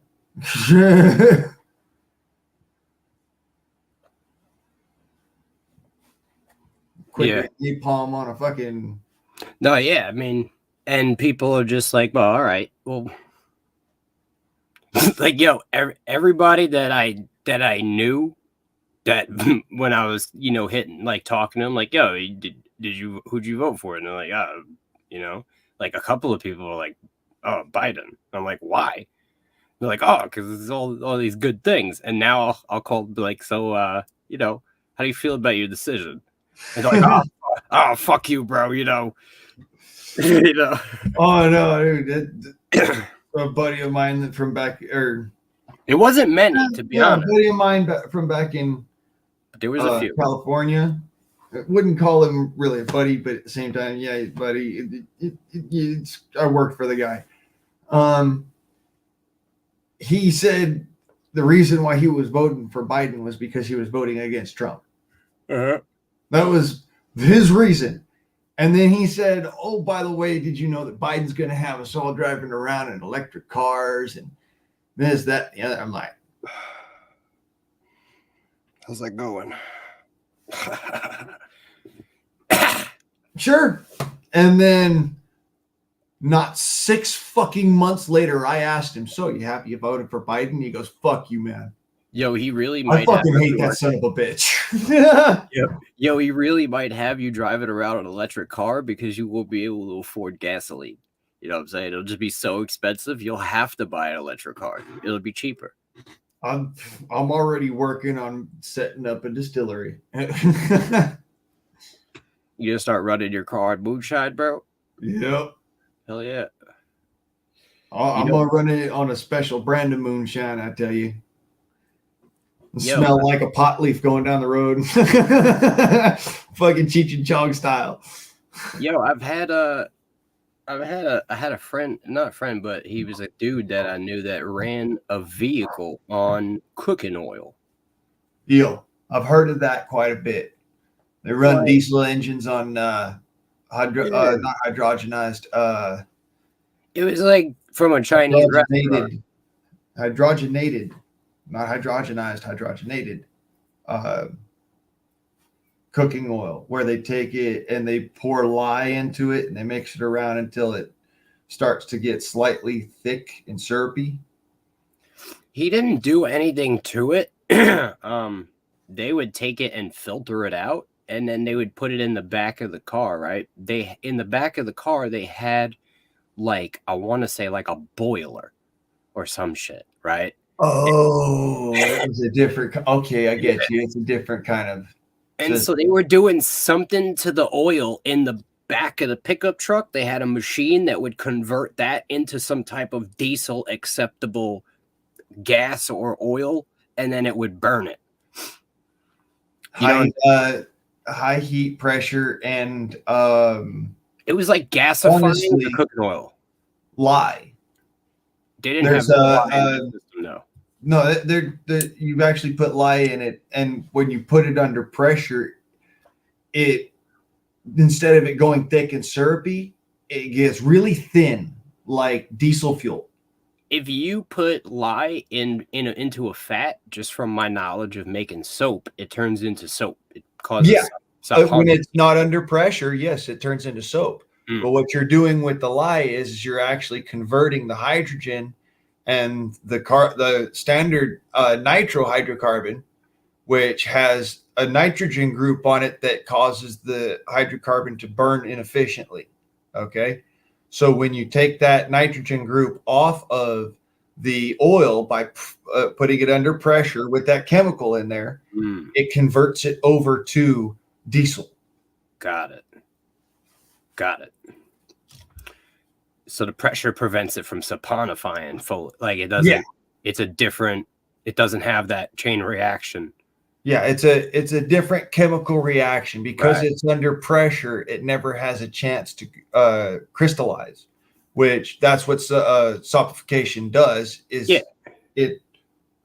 a crystalline structure. Yeah, and it causes heat and shit like that. Yeah, if you crush it down and get it under extreme pressure during that process where it causes heat, it will cook itself to a point where it becomes separated from all that nitrogen group.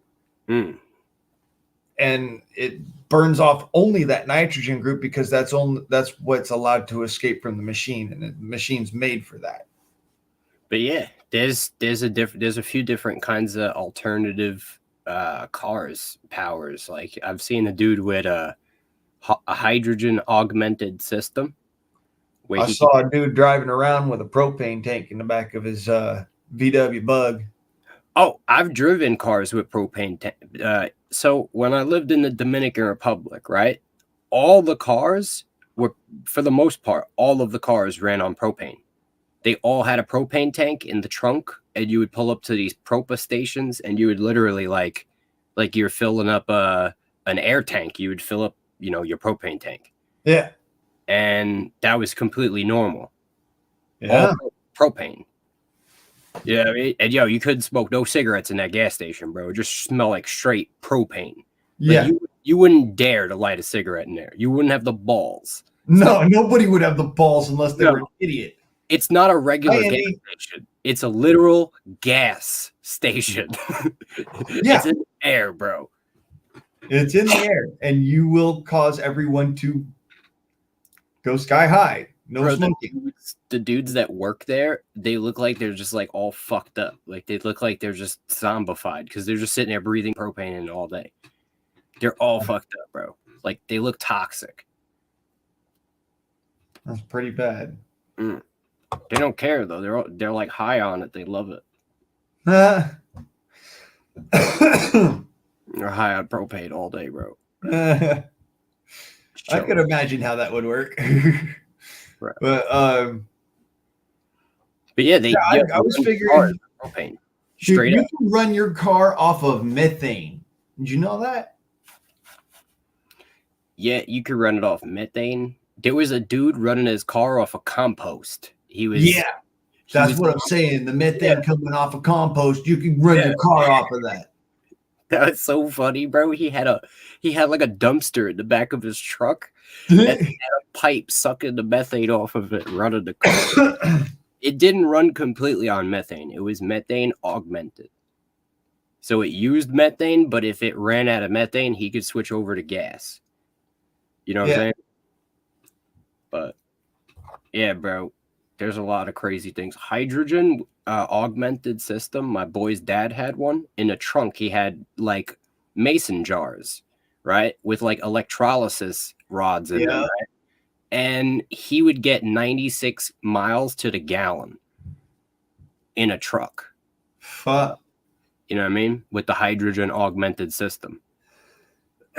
Yeah, just having that little bit of gasoline in there to burn so that the hydrogen and the oxygen reconvert into something other than water. Right. And it releases a greater amount of potential energy. Yep. At the same time, you can blow your shit up if you don't know what you're doing. The way this guy had it set up was that, like, Brownian yes, gas is explosive as hell. All right, so the way he had it set up, I had asked about it, like, is this a hydrogen bomb? And he explained it like this. He said some systems, they collect the hydrogen gas in a reservoir and they burn it from there. He said that is a hydrogen bomb.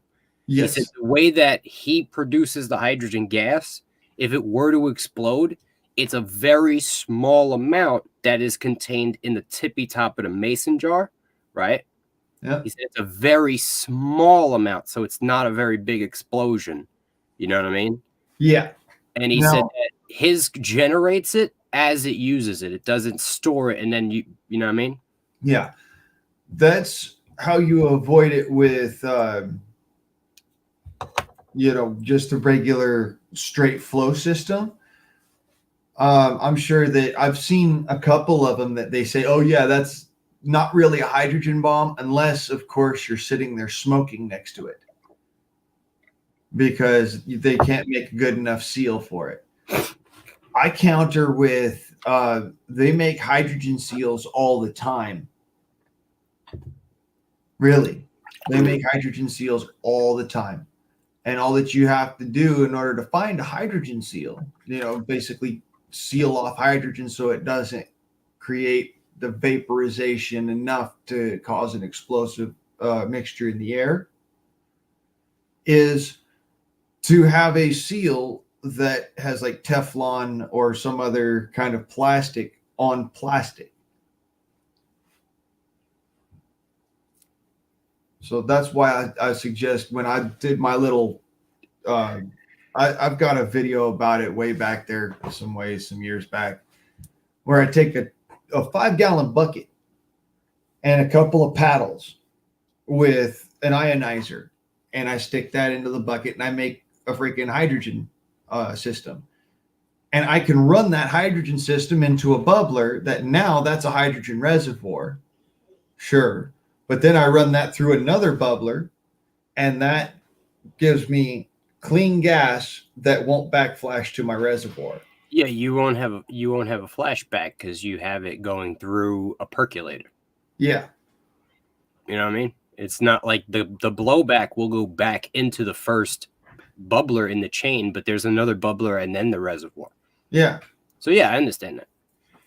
And I mean, a lot of people, they don't know about connections, but when you make connections, for example, if you're setting up yourself a propane tank on your house, you got to put Teflon on the threads. Yeah. Well, Yeah. And not just any kind of Teflon. Liquid It's actually a gas-rated Teflon. It has a small amount of nylon in it as well. It's a liquid Teflon usually. For propane threads, you want to use a liquid Teflon. Or like I said, there's also the yellow tape. And believe it or don't, a lot of gas, the guys that I've actually talked to with that do the main gas meters and stuff, they recommend the yellow tape specifically because the yellow tape actually adheres a little bit better and creates a better seal. If you're using a high pressure line, then you would definitely want to use the yellow tape because it's less prone to blowing out of the threads and shit. Yeah. But if you're just hooking up your house, you want to use the liquid because it gives you can put liquid on the inside of the brass, and then you could put liquid on the other side of the brass. Since it's brass, if you were to put tape on them, right, on that low pressure connection, when you torque down on the brass, you could bend your brass out. Yeah, if it's a low pressure connection, and I understand that. Then you want to use the liquid. But yeah, you're right. You know what I'm saying? We both correct on it. Just different. Believe it or don't, I built a hydrogen system using chewing gum as my sealant. And it works. If you can make a bong, bro, you know how to seal off different, you know what I'm saying?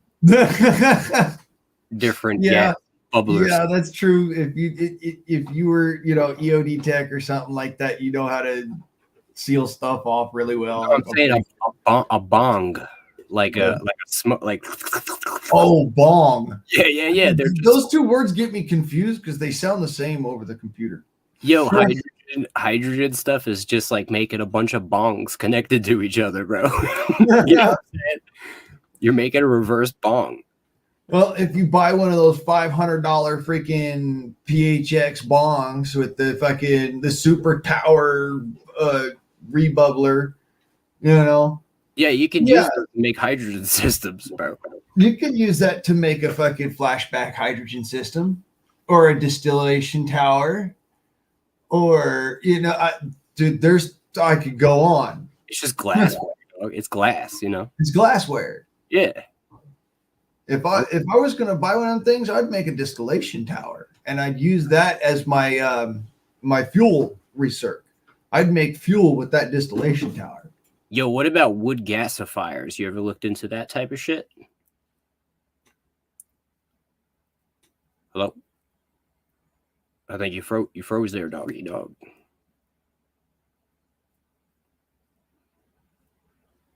Yo.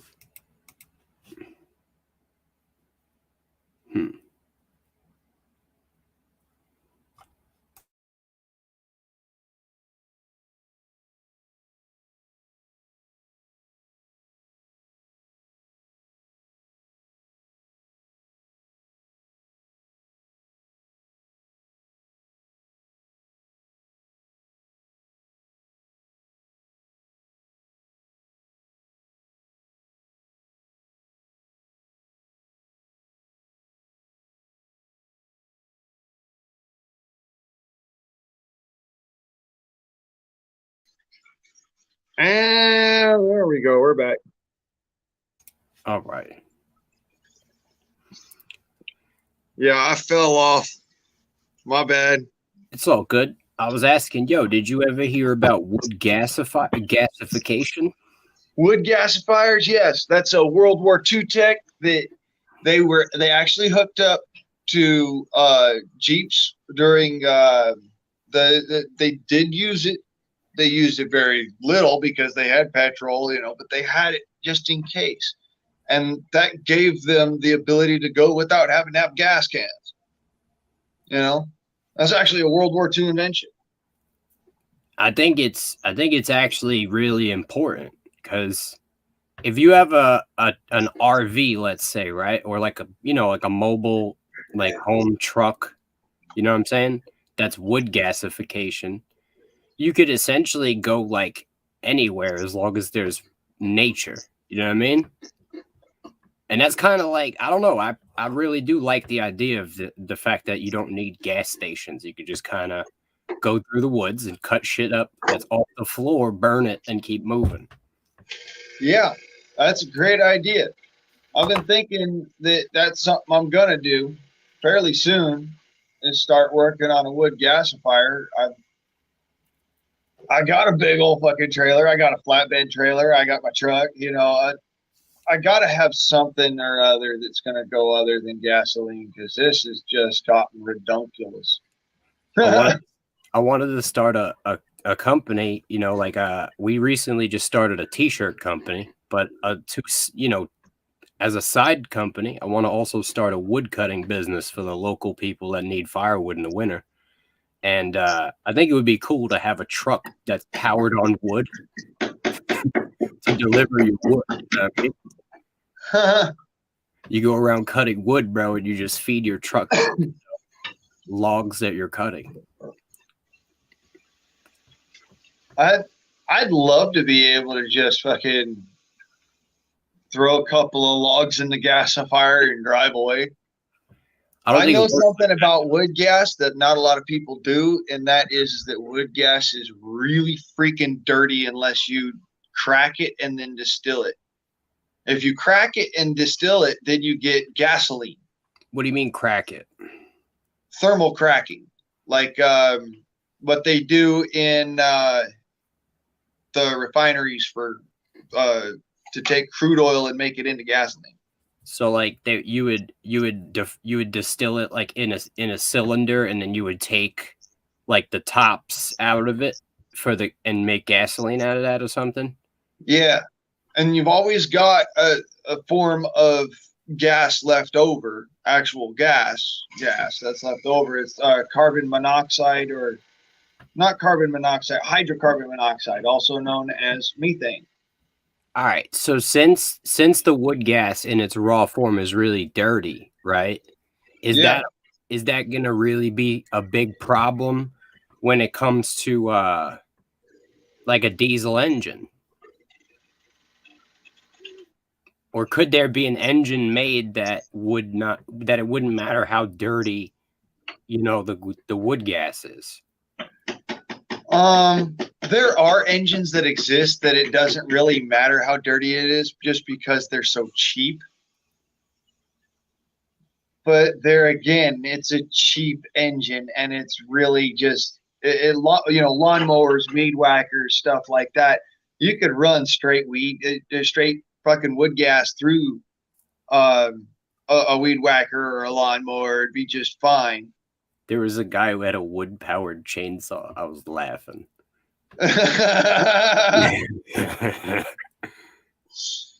That's pretty good. It was humongous, and it was ridiculous. You would never use it, but he just wanted to make a wood-powered chainsaw.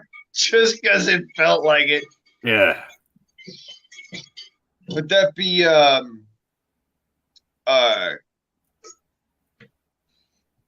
Furs, Colin Furs? I don't remember who did it.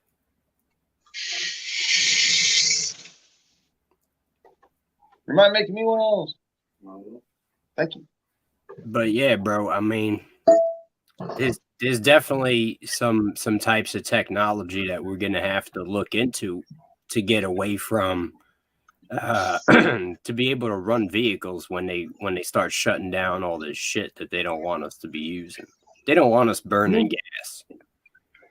They don't want us burning gasoline. They don't want us burning anything. They don't want us.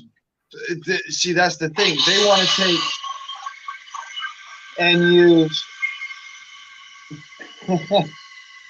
Apologies. It's all good. We can still hear you. Oh, yeah. They don't want to take and use the fucking when you have to deal with low tech, right? They don't want to take and use gasoline to power electricity, but if you don't have to do such high heat on certain types of oil, you'll get more volume of diesel and more volume of kerosene, and those both burn really well for things like boilers. Boilers run steam power, which runs electrical energy. So it's this big fight between electrical and gas, electrical and gasoline, and they want to throw more towards electricity and have less towards gas, because honestly, there's only a certain amount of gasoline that's made with every barrel, of crude oil. That doesn't mean that you can't take any of these other stuff and, steam it off, burn it off, and then thermally crack that and then end up with gasoline. Basically, it's the same shit. It's just you're taking and you're swapping out one hydrocarbon source for another hydrocarbon source. So basically what you would really have to do is you'd have to thermally crack and then recrack the gas. You'd have it go through one heater coil, and then it would go over the top and go through the other heater coil, and then it would go up and off to your tower. And through that distillation, you'd be able to create more product. Now, you can only grow so many trees. You can only grow so much grass. You can only do so much of this and that. If you could sell your grass clippings to like the refineries or something like that, if there was that infrastructure in place, the refineries could turn around and turn that into biochar at the same time as they're turning it into gasoline and kerosene and diesel fuel and paraffin wax. So don't they make like mineral oil and all kinds of shit? Yeah, there's all these different things that are made from petroleum. You can make them from plants. You can make them from animal matter if you really want to go that far. But plants is more plentiful. It's easier to cultivate. It's easier to grow. It's easier to take care of. That being said, there's no reason to go and say, well, we got to kill off all the animals in order to make more room for the plants. You still got to eat. We also got a big plastic problem on the planet, right? And Yeah. I was always looking at it like, yo, why don't they take the plastic, which is made out of fucking petroleum, and make it back into fucking petroleum? Right. It doesn't take much. You can cook down plastic and turn it into paraffin and diesel fuel and kerosene and tar and all these other things by just thermally cracking it, by breaking it down. There's a fella that made gasoline out of number 2 plastic on YouTube. I can't remember what his name is. I think it's just like they don't want to clean the planet. They want the shit to be destroyed. Yeah. Because if they didn't destroy and and not rebuild, they'd have nothing to complain about. And they're all about complaining. They're not about action. They're not about doing and being. They're about existence. Oh, exactly. Bureaucracy. That's what they're about. Bureaucracy. You can't do anything. Just don't do nothing. No, just don't do fucking nothing.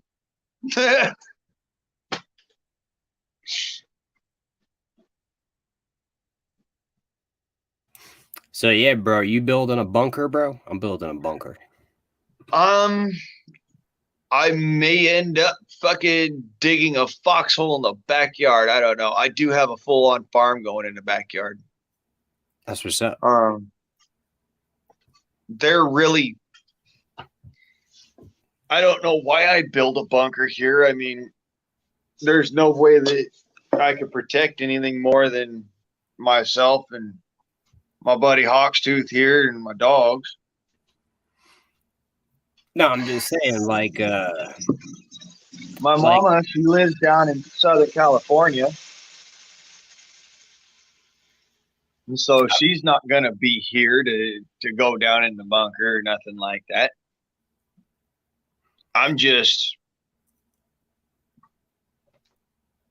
know that if it does come down to it, a good foxhole, you go down about 4 or 5 feet, you can get that in about 30 minutes if you know what you're doing. yeah.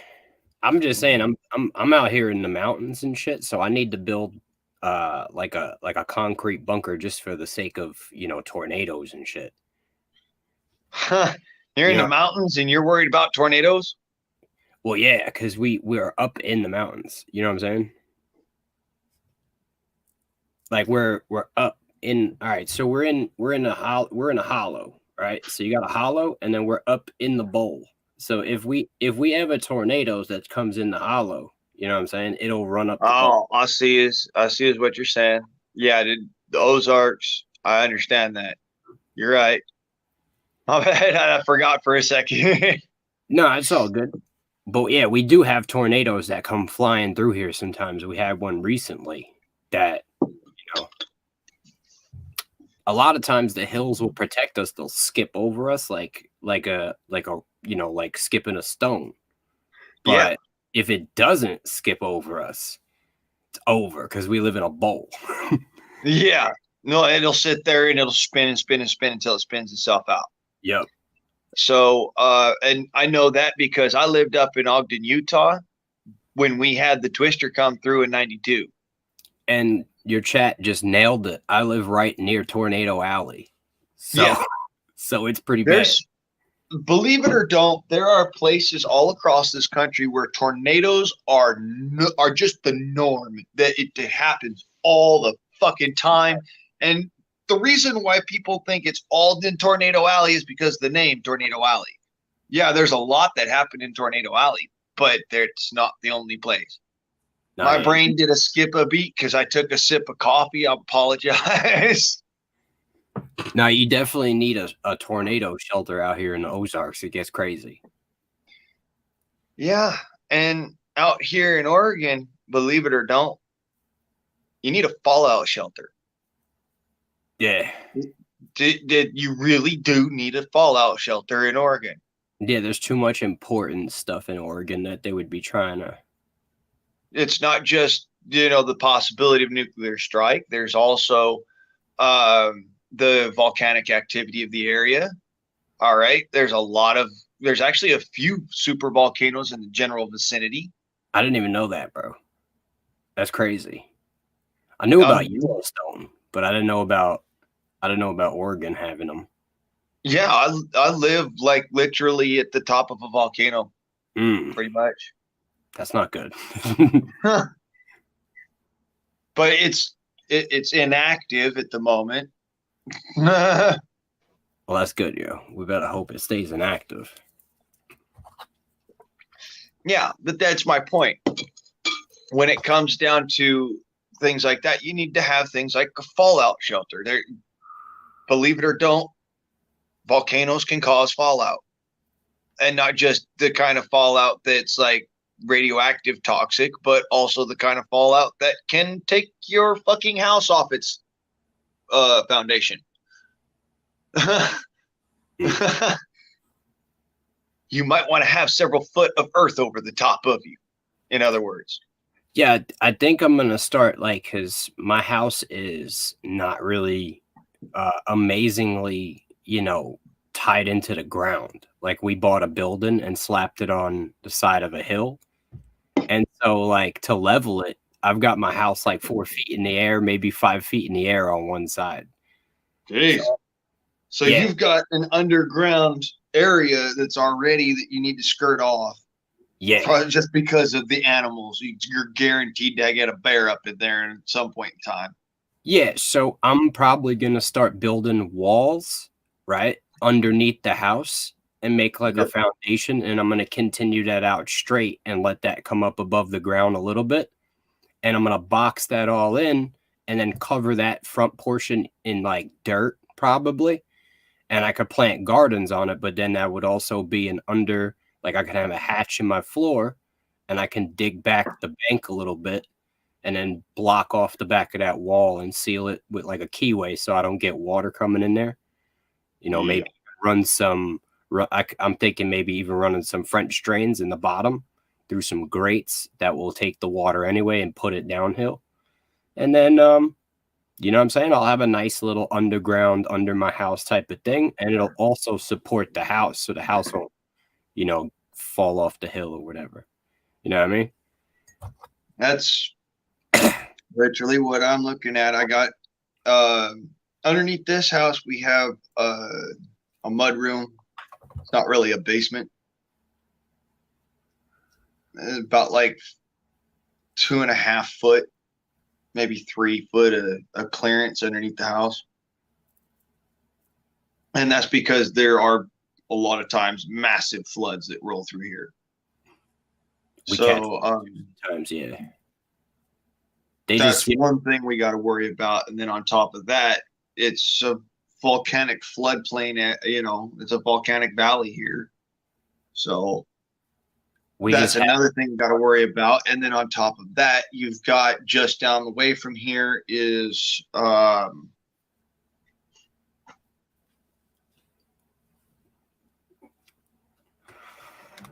McEllen.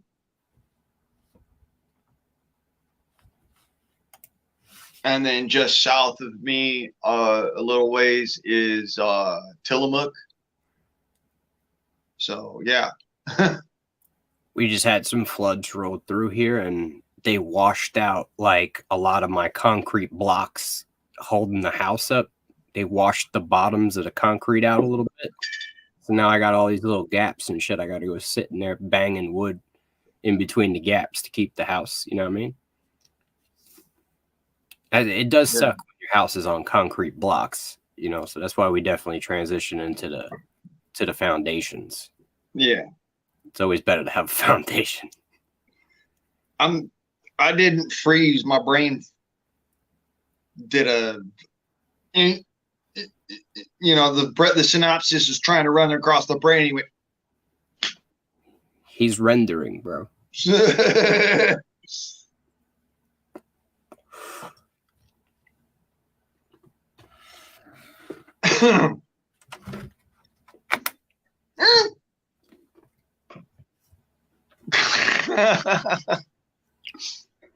How's your if shit were to hit the fan, bro, how's your access to like water and all that different things out there in Oregon?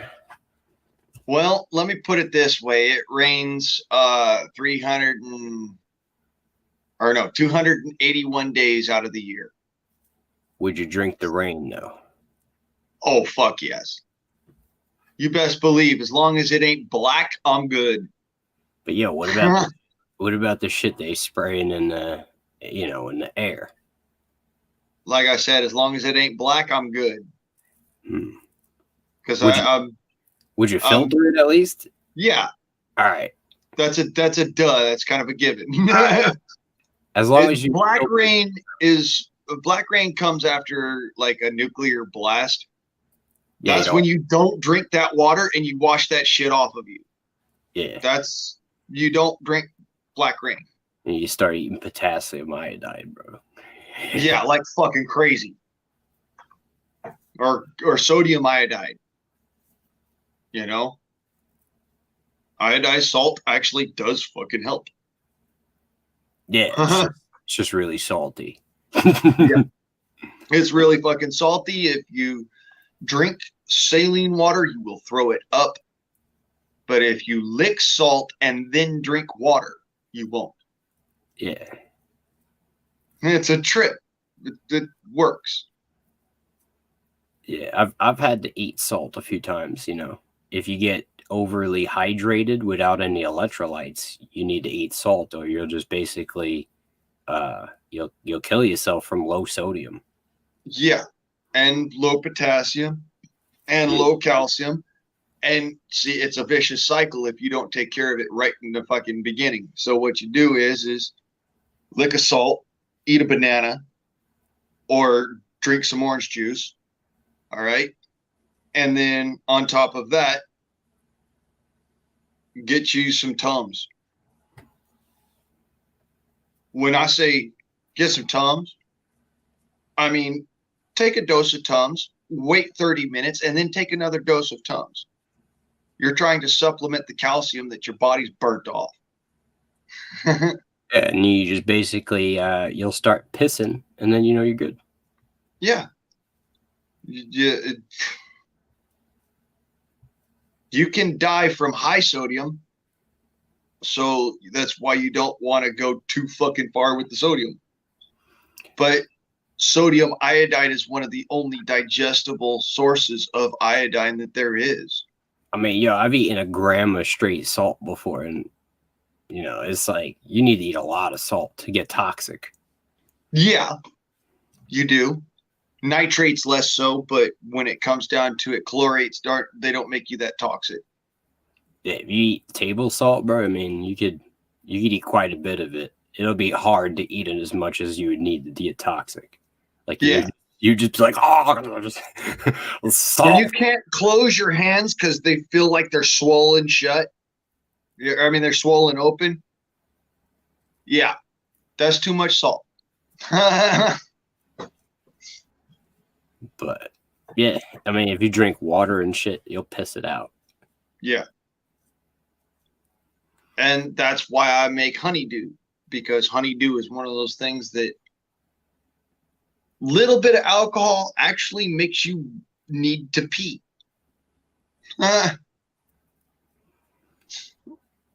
How do you make your honeydew? I need to make a glass of it. Anyways, might as well show y'all.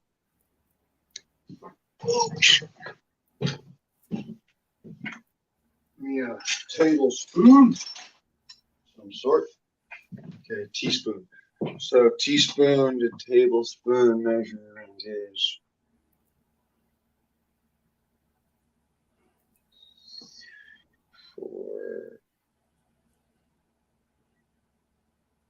8 teaspoons, 1 tablespoon. Okay. So 8 tablespoons, or 8 teaspoons, or 2 tablespoons to 1 quart of water of honey makes honeydew. A lot of people call it nectar, but it's been converted from nectar. So let's see here. 1.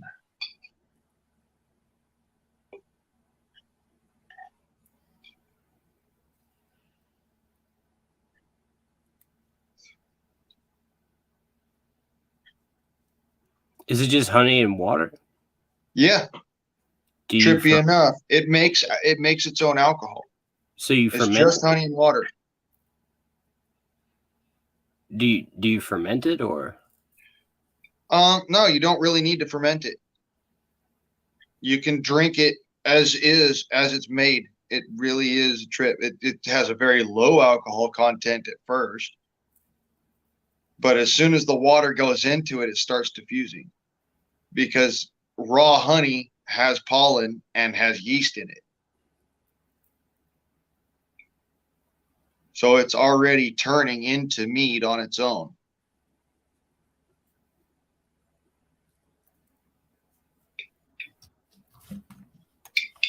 So that should be about right. about that much in the bottom of a quart jar of honey to a full quart of water.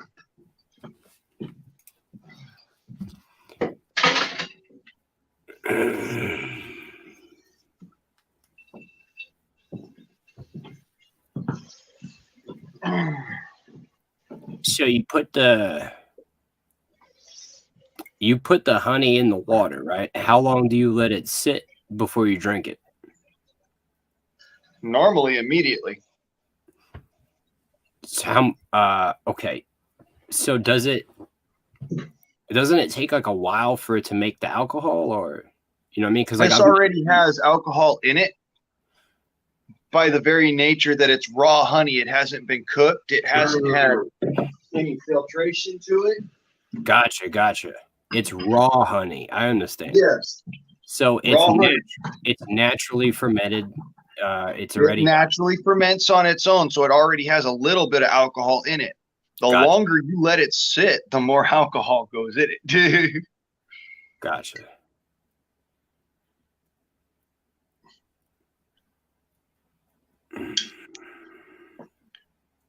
That's actually the reason why you're not supposed to give infants honey. They make it a big deal, like, you know, don't give your kid honey at a certain age because it can cause this syndrome. Yes, it can, because the alcohol damages the brain at that age. So it's not because of like listeria and shit like that. What? So honey, raw honey, and even not raw honey can contain small amounts of listeria. Yeah. Right. That's and a type so- of bacteria. Yeah, in adults, right? Like our stomachs will like destroy it, you know what I mean? But I believe they say to not give small kids honey because at a young age they can't fight off that much listeria. You know what I mean? Well, see, that's the thing. They can fight off the bacteria, but because their immune system is overwhelmed by the bacteria and by the alcohol that the listeria produce, so they actually produce alcohol as well. It's so you're saying their body weight is so small that the alcohol causes them to have a reduced immune system, and then that little bit of listeria fucks them up. And you're saying it don't fuck us up because we don't get essentially larger body volume. We don't get That's as what it is. alcoholated. I got you. Well, Yeah. that's, you know what I mean? I feel you. The bacterium creates a couple of different toxins, one of them being alcohol. The human body can respond to alcohol by body weight. It also responds to other toxins by body weight. So, babies aren't going to be able to handle it as well as an adult is going to be able to, just because those toxins exist. And those toxins are what make you have the symptoms. And your immune system responding creates more of a different type of symptom signature than what you'd normally see from alcohol intoxication. Okay? So it's the toxins that are actually causing what you see as far as symptomatic infant honey syndrome, listeria infection. So the honey water, right? Is it in like, does it have benefits? The honey, what do you call it? Honeydew, right? Yes. Honeydew has several benefits. One of them being that this is how I treat my allergies for the most part. Mind you, I have asthma. If I have too bad of an allergic reaction to, say, pollen or dust or yeast, if I have too heavy of an allergic reaction to one of those, I can end up going into a asthmatic fit and possibly end up having an asthma attack that could be terminal. Because I've had asthma since I was a child. Me too, bro. I almost died one time when I had a cat that I found, and I was giving it a bath, you know what I'm saying? And it like fluffed out all its dander and shit, and I collapsed, bro, couldn't breathe. Yeah. Cat dander can do that to you too, to some folks more than others. It doesn't do it no more. It's just that one, you know, I'd never been around a cat, so my body like overreacted, bro. Yeah.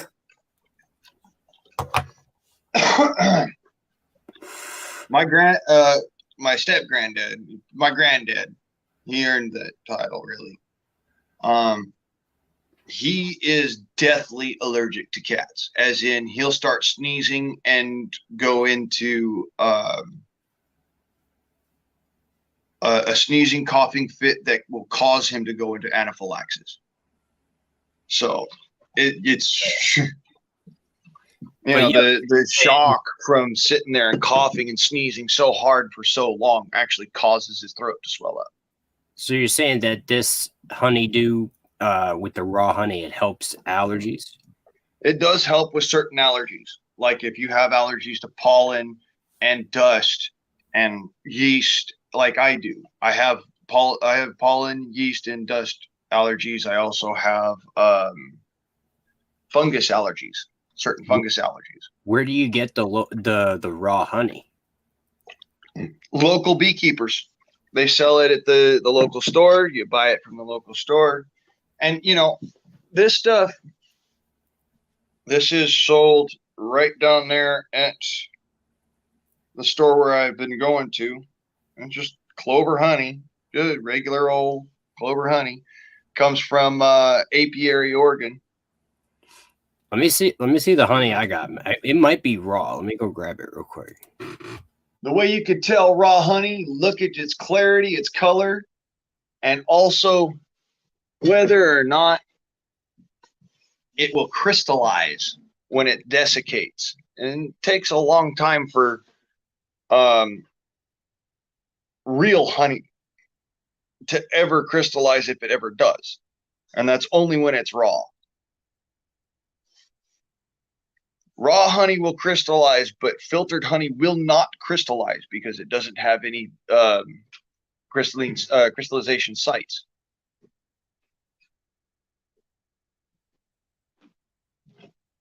But barley, there's a type of barley sugar, I guess, malted barley sugar that tastes like honey. I think this is raw honey, bro. It says pure raw. Pure raw. Okay. Do the light test. Can you see pollen in it?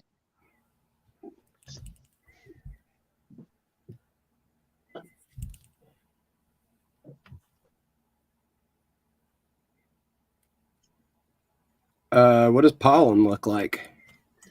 Okay. It's really hard to get from this angle, but I'll see if I can get it for you. Okay. It doesn't look like much. If I can get that in the shot. Now let's see if I can get this better. Frame it in the bright. There we go. Okay.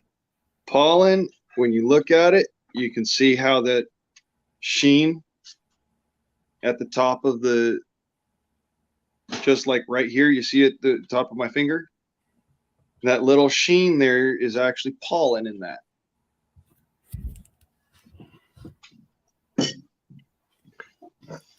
Little bubbles clinging to pollen. And it looks like little bits of dust. Is that fine little bits of dust? Is that it? Yeah, it looks like it. Yeah. Pretty sure you've got yourself some real raw honey. It says raw, right? Yeah. There's been a lot of scams out there, and you can't be certain of it. I've been buying this honey for a while, but I buy a lot of it, and I make a lot of teas and shit. And Right. You look at this, you could see it's cloudy as hell. It doesn't make a clear liquid at all. That's really how you can tell that there is tons of pollen in that. Bee pollen. I better pour this over. See?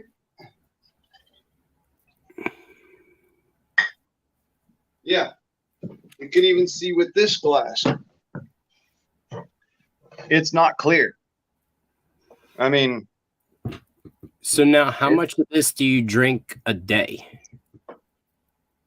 I might have several. I might only have one. It all depends on how much I've got stored up or whatnot. Honestly, you could fucking run around like a fucking hummingbird on this shit.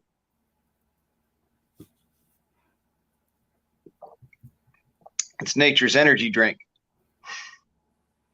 I usually drink, about that much honey, but I'll put it even with I usually make teas and shit out of it. Mm-hmm. I just like the flavor of honey. Yo, I'm gonna try just the honey. I've never actually thought about it. I've always mixed it in tea, but I really do like honey. My family goes through 3 of these a month, 2 or 3 of them a month.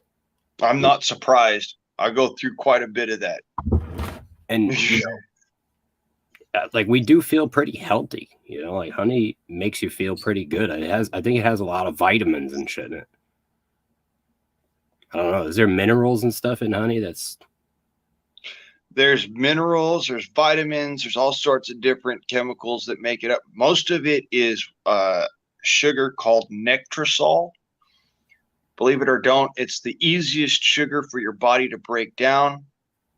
It's most easily converted into glycerin. I mean, not glycerin, glutamase. It's most easily converted by glutamase. More easily than if you were to eat fruit, fructose, fructosol, or sucrosol, the regular white sugar. It breaks down more easily and it goes into your body easier, and it's easier for your body to deal with once it's in your body. It also conveys the protein that is in the pollen. It conveys the yeast, which naturally gets caught in the bee honey, and it naturally exists there because bees puke out yeast and they puke out the Listeria bacteria and a whole bunch of other bacteria. And it's really actually good for your gut to do this. It's a good probiotic. It's good for all sorts of different things. Now, if you were to do this as a mead, if you let this go for a couple of weeks and just let it brew up, you want to mull it first. Okay? Because otherwise the bacterial infusion's too strong, even for adults. And that's why you had that problem where you're walking around and fucking head. Bro, we were drinking it and it had me so fucked up that I was just I think I shot a round off into the ground, bro. And we were like, right, bro. We better calm down with the guns and mead, bro. Yeah, you don't mix guns and mead. In fact, don't even mix guns and honeydew. Yo, I'll be honest with you. They didn't tell me. All right. They didn't tell me that it was that potent. I thought it was going to be like I was drinking a beer, just the, you know what I'm saying? I was like, yo, I'll be all right with 1 glass of mead, right? No. No. Not at all. That's why when you see, let me see here. When you see the old school cups that they used for mead, used to have one. I saw it here too. I used to have one when I lived down in Los Angeles specifically for it. there's a cup specifically made for the amount of mead you're supposed to drink. And it looks like the Moscow Mule container or whatever. Like a small mug.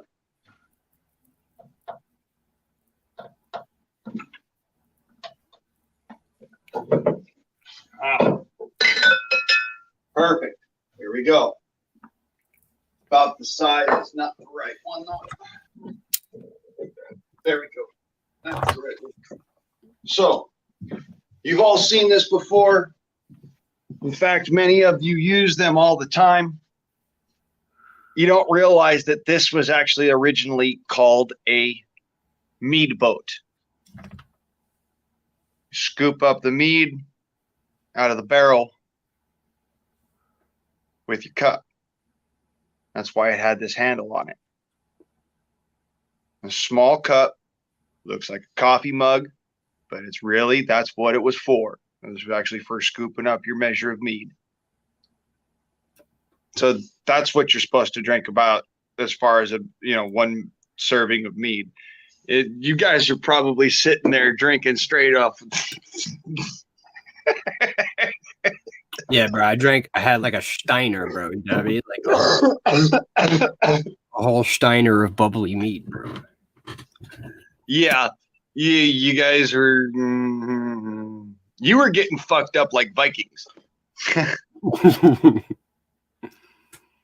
It's all right though, yo. Everyone was safe, bro. You know what I'm saying? It wasn't really like just a random shooting around off into the dirt. It was a safe negligent. So it wasn't a desk pop. This dude fucking literally did. He's like, all right, everybody stand back. All right, now watch. Pow! Shot right between his feet. I was clearing out a weapon, like we were shooting a whole assortment of weapons, and I was clearing out a weapon, right? Oh, and you I had a real desk pop. I see. No, it wasn't a desk pop. I pulled the mag out the weapon and then fired it into the ground to clear it out. But I forgot to rack it first twice before, because I was fucked up. So I thought it was already racked. We were doing a whole bunch of things, and I was like, all right, I already racked that. Let me just, get the firing pin off of its, what I mean? And so, when you safely fire weapons into the ground when you're clearing them out.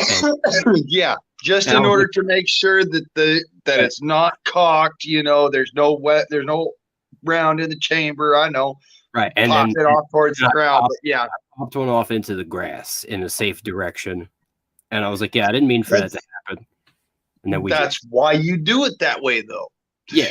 And we stopped shooting for the day. And that was it. Yeah. At that point in time, I'd have been like, yep, I'm fucked up. Here, take pistol. No. It wasn't like a reckless, like we know how to use guns, even if we're half retarded. We know you don't aim guns at people when you're clearing them out, and you aim them in the dirt. There's certain protocols that save you from stupid shit, and that's one of them. Like, dude, honest to God, here's something for you. Y'all want to see something real? You see this little? Let me see here. You see this little dent right here? There.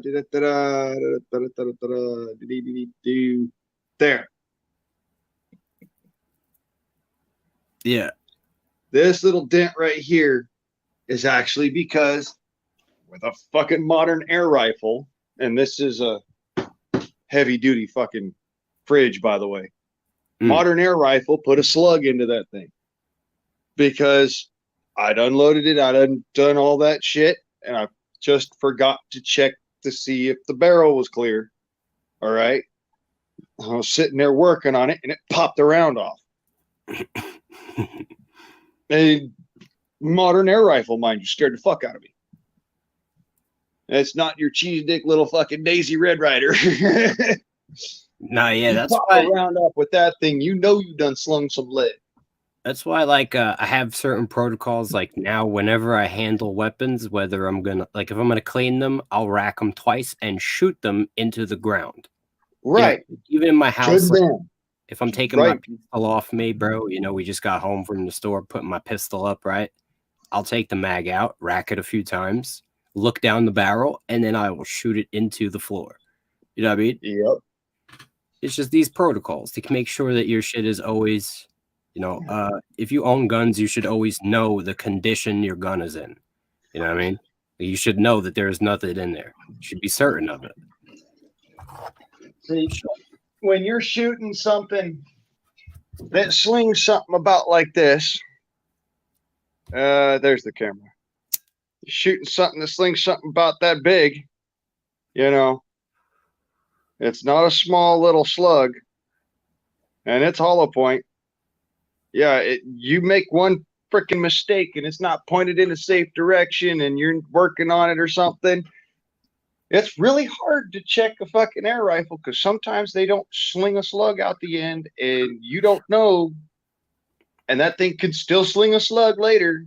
So you've got one of them Magnum-sized air rifles. Yeah, I have a 25 caliber and a 50 caliber. Yeah, those things shoot big ass air rifle bullets, bro. Dude, that's some pretty funny shit. I actually got all of this shit sitting right here. What's the velocity those things reach? Well, the 25 will do about 950 to 1,000 feet per second, depending on grain weight of the projectile. The 50 caliber, yes, that is a 50 caliber 250 grain projectile. Hollow point, of course, dish base. Them things is mean, and they're slinging out there at about 800 feet per second. So yeah, I mean, like that's it's a lot less than like a shotgun velocity, but still it's a lot of velocity behind that big slug. Actually faster than some pistol velocities. And in fact, it's faster than some velocities of shotgun rounds that I've seen. I'll go and be even so bold as to say this. I've seen shotguns used on YouTube that do not shoot at the same velocities as some of these modern air rifles. Well, I wouldn't want to get hit with a 50 cal air rifle anyway. I'm just saying. Like, I know that. I don't care what velocity it's going at, really. It could be going at 300 feet per second. I don't want to get hit with a big ass piece of metal in the fucking, you know what I mean? Like, that's not going to be fun. I've been hit with paintballs that hurt really bad at 300 feet per second. All right. Well, imagine a paintball, but it's lead. Yeah, that's not a good day. That's what just, the basic freaking, the little pistol that I've got. Look, that's what it does. Yo, if you hit somebody in the head with a lead 50 cal projectile, even at low velocity, it's gonna knock them the fuck out. You know what I mean? But low velocity, it could kill them. Depends There's on what potential for lethality with it. Of course, bro. It could break your skull. Not just break your skull. Dude, I did tests with this. I've got videos on it on my channel. Mm-hmm. It's called the HDR 50. It's a marker gun. Right. So it's a paintball gun, all right? But I shot that into a fucking gallon jug with a t-shirt over the top. It took the t-shirt into the jug. Right. And that's not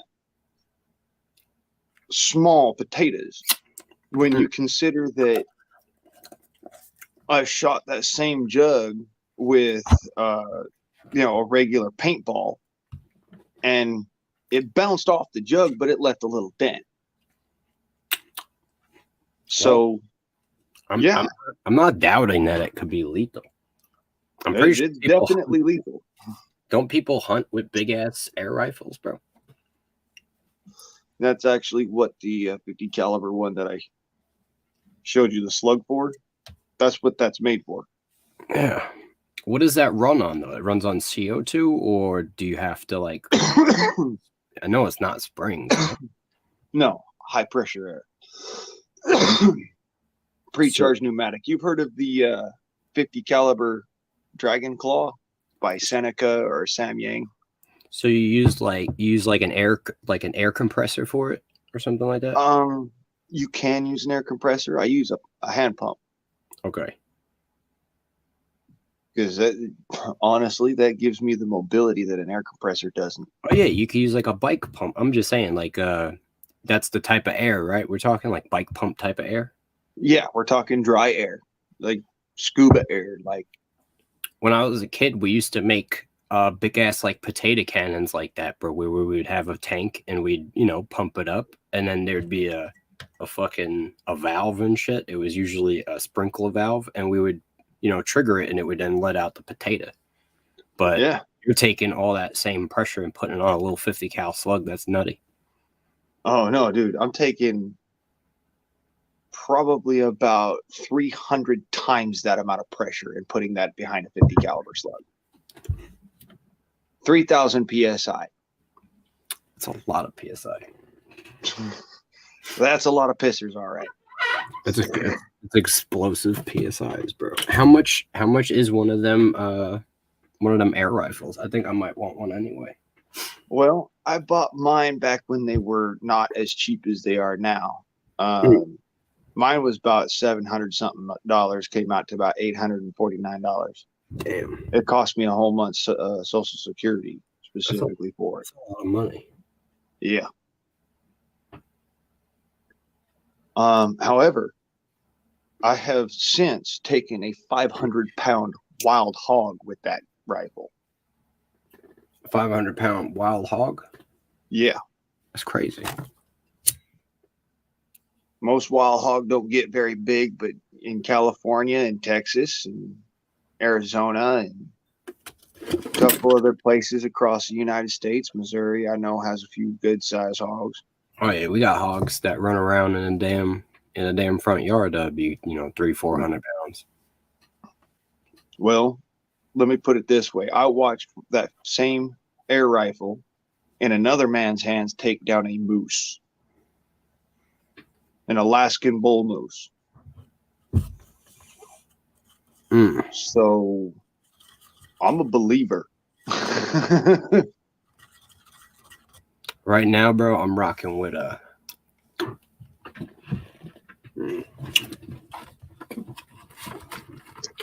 these joints. I got some. That'll do anything in the world. Just military grade buckshot. Yep. Bro, it's That'll lethal. kill anything in the world. Lethal up to 80 yards, just about anything in the world. I mean, not Everything like except for whales. elephants and shit. You know what I'm saying? Like, No, you it'll can't, kill it. That'll kill elephants. maybe. No, it'll kill an elephant. It would better be take about 4 or 5 shots. Yeah, you better be a good shot, but you know. No, it'd take 4 or 5 shots right to the chest. Yo, And kill an elephant. Remington 870, bro, is Now, a damn if work. you were shooting like copper solids, that's enough to kill a fucking elephant right there. I don't got That's copper just, solids. I got lead, right? I got rifled lead joints. that works. I got rounds with Man, we're gonna have to hook you up with like the ballistic machinist or something, man. I've got You rounds know? with 50 cal slugs in them, and then they've got 3 38 caliber ball bearings shoved on top of them. So when you shoot it, the 50 cal slug pushes the 38 caliber ball bearings out in a triangle pattern around, like, so you got the 50 cal hits dead on, and then around it you get a triangle pattern of 38 caliber ball bearings. Jeez. They were Yeah. made by Winchester. They were Winchester. I forget the name of them. They're black rounds, bro. Yeah, I remember them. Predator. They were called Predator. no, Predator those rounds, right? aren't the ones. They were shit. It was like There's a Predator, Buck and Ball. these were extreme something. It has a big X on the round. Extreme. I think it's extreme defense or something like that. Well, there was also the extreme defense rounds. There's that. think that was What was the company? Winchester. Winchester. Yeah. Winchester normally named most of their ammunition for hunting. Hold on. You know what? These might be hunting rounds. Let me get the name of it for you, hon. Yeah, they normally name most of their ammunition for hunting. So even though it might be used in home defense, it was still named for hunting. They're 12 gauge. Extreme big game. I've heard of those ones. Hold on. Um, It's got extreme 30. big game, extreme predator. 38. They have a whole line of extremes. And Super X. They do also have the Super X line.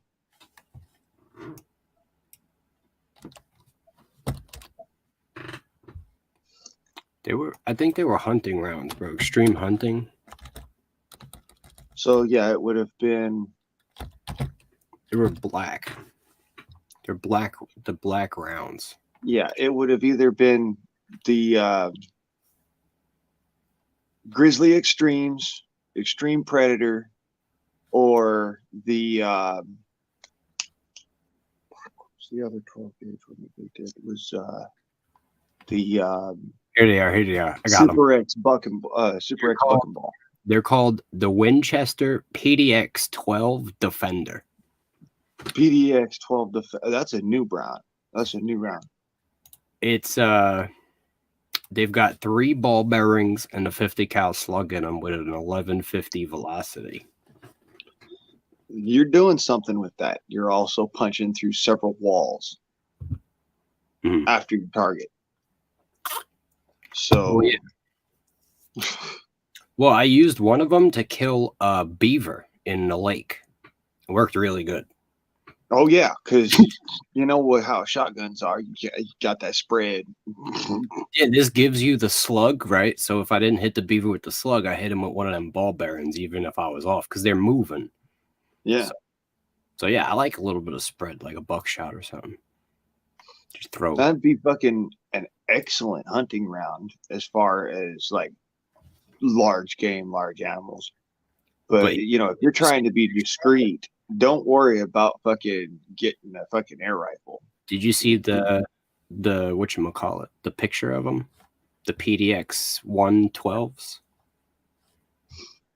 What it is they're not 38 caliber ball bearings. I might have fucked up on that. They're 3 double-aught buck pellets and a 50. It's all 30 caliber. That's what double-aught is 30 caliber. Yeah. I mean, I'm just saying that I misstated. Like, people might have thought I was talking about some other shit. It's 3 double-aught bucks and a slug. It's just a nasty round. I love it. It's a nasty round, all right. That's one that I would really. I don't know why it sounds like this, but when you shoot them off, right, they're super loud compared to even a normal buckshot. Like when I hit a beaver that was tearing up our lake area, it was tearing up all our trees, so we had to put it down for property damage. Mm-hmm. I shot this damn beaver, bro, and my neighbor goes, "Yo, what did you hit? That a cannon?" He said, "This shit sounded like a cannon, bro." Yeah, crazy enough, my air rifles, at least one of them, they sound if like. I took the shroud off my other air rifle, they both sound like they're fucking full blown firearms. I've owned crazy, because I used to live in the city, bro. I used to not be able to own guns, so like I know how it is, and you know what I'm saying. I used to have all kinds of air rifles and potato cannons. They sound crazy because when you use a lot of air, it's a totally different kind of force that you need, and you need way more. Like I can't explain it. You need way more volume to get that. You need more volume to get that explosion. Yeah. So. I mean, that's 242 cubic centimeter expansion chamber.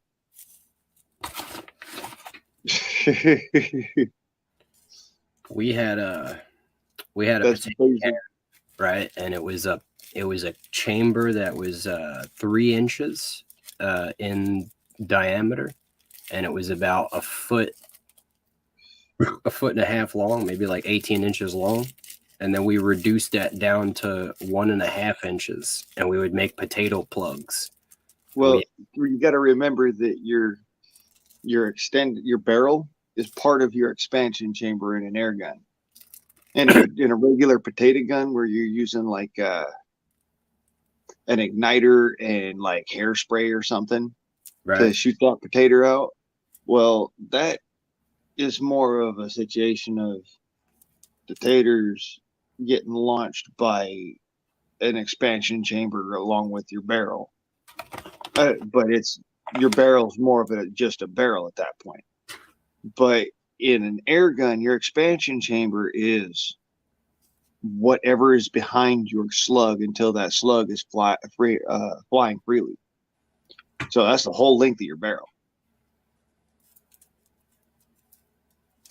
We used to take the tater though and ram it all the way down, as it would be a complete plug. So I think it operated on the same principle, no? Well, if you're using air pressure, yes. If you're using, like I said, if you're using air pressure, yes. If you're using plasmation, no. Oh, yeah, I forgot to mention it was a pneumatic air gun, tater gun. We had a sprinkler valve, and the chamber we had was like a pipe, right? And we had a bicycle pump nozzle that we drilled in and glued in place, and we would fill it with, you know what I'm saying, an air compressor or a bike pump, and then we would, you know what I mean, kick the valve open, and it would shoot the, you know what I mean? Yeah.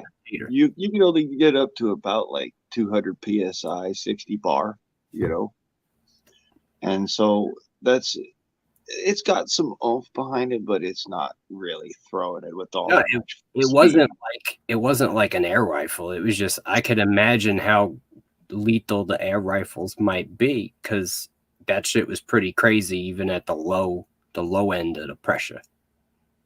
And shooting a potato, you get a lot more velocity and like energy with a piece of lead. You know what I mean? Well, you don't get more velocity than the potato, but you definitely get more energy at the other end. Yeah, that's what I meant. See, that's the thing when it comes down to things like air rifles or, you know, air shotguns for that matter. You're moving a large amount of metal very fast in order to do something with some potential at about 40 to 50 yards. That's about the same range as a shotgun, you know, that you normally would use a shotgun at or a pistol at. But they can travel just like a 22 long rifle can travel for a fucking mile before it goes down, a mile and a half. Well, an air rifle slug can travel for 1,000 yards unimpeded. I think the only issue with air rifles and stuff like that is the limit of you know what I'm saying, like repeat shots and shit like that. Like that's the one limit, you know what I mean? Because you could definitely get a really good shot off and you know, take something down. But if you had two things. That's why I invested in a moderated silenced air rifle. Because what cannot be heard cannot be understood. Okay? Say that you're hunting an animal, you're out in the woods, you're hunting an animal, or you're out wherever, you know, you're doing pest control or what have you. That absolute utter silence of nothing more than the ka-boom, there's nothing that compares to it. It's that's why I got that kind of air rifle. So it's absolutely silent. I could do pest control in the city and people don't complain. I could also go out there in the woods and hunt things like deer with it. It's that powerful.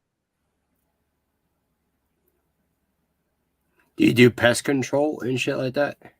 Mm-hmm. People hire you to take out certain kinds of varmints and shit? Yeah, people get hire me to take out rabbits and coyotes and That's normally the most of it. Every now and then I get somebody saying, "Hey, I got a raccoon." Yeah, raccoon. I got a raccoon actually that's been coming by, and I think fighting with my cats. I might have to do something about that.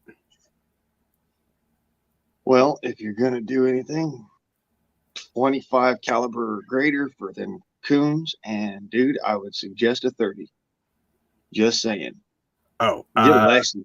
If you can afford it, get a Leshy. I use shotguns for basically everything. I like shotguns. 12 If gauge. you ever shot these newer air rifles, man, you'd be like, why do I go through all of this fucking rigmarole bullshit in order to own a firearm? When I can have my cake and eat it too. Yeah, it's really easy to own firearms in Missouri. We could like, all right, so I could just like go to a thrift store and buy a shotgun for like $100, and just walk home with it as long as I have ID. I remember when life was like that when I lived in Utah. I could buy a gun off my neighbor and there's no background checks required. If I have the money and he has no reason to believe that I'm a felon, right? And or you're going to commit a fucking felony with it. Right. He can just sell the firearm. Like I've sold firearms to my friends and they've sold me firearms just, hey, I like that gun you got it. I like this gun. Let's trade guns. You know what I mean? Well, I can't be mad at you. I'm just saying, I know how it is. I lived in New York City most of my life, and I couldn't even own a box cutter without going to jail for having it. So I know exactly how it is. Some places, it's so fucking bad that you could have your fucking air gun in the back of your truck, but you can't have a fucking knife on your hip. If you had the rights, though, and like if you had the freedoms, I'm sure you'd exercise them. If you could just have all kinds of guns, as an American, bro, I have to bear arms if I can. Yeah, that's actually a reality. You have an obligation to bear arms if you exactly. So that in case of a tyrannical government, we could defend ourselves as a free people. Yeah, in the case of tyrannical government, invasion by a foreign power, exactly, or domestic terrorism from within, right? You have the right and ability to defend yourself. We have the obligations, right, to protect the country, right, against threats, foreign and domestic, right? Like domestic is also local. You know what I mean? Wouldn't be the first time we had a domestic problem.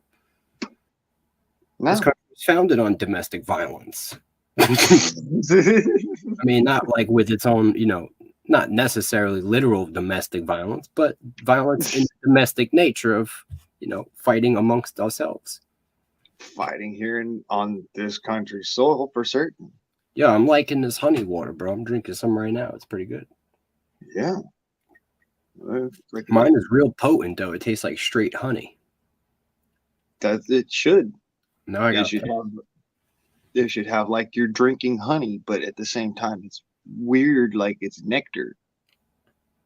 It doesn't hurt my teeth like it would if I was just drinking straight honey. I'll be right back.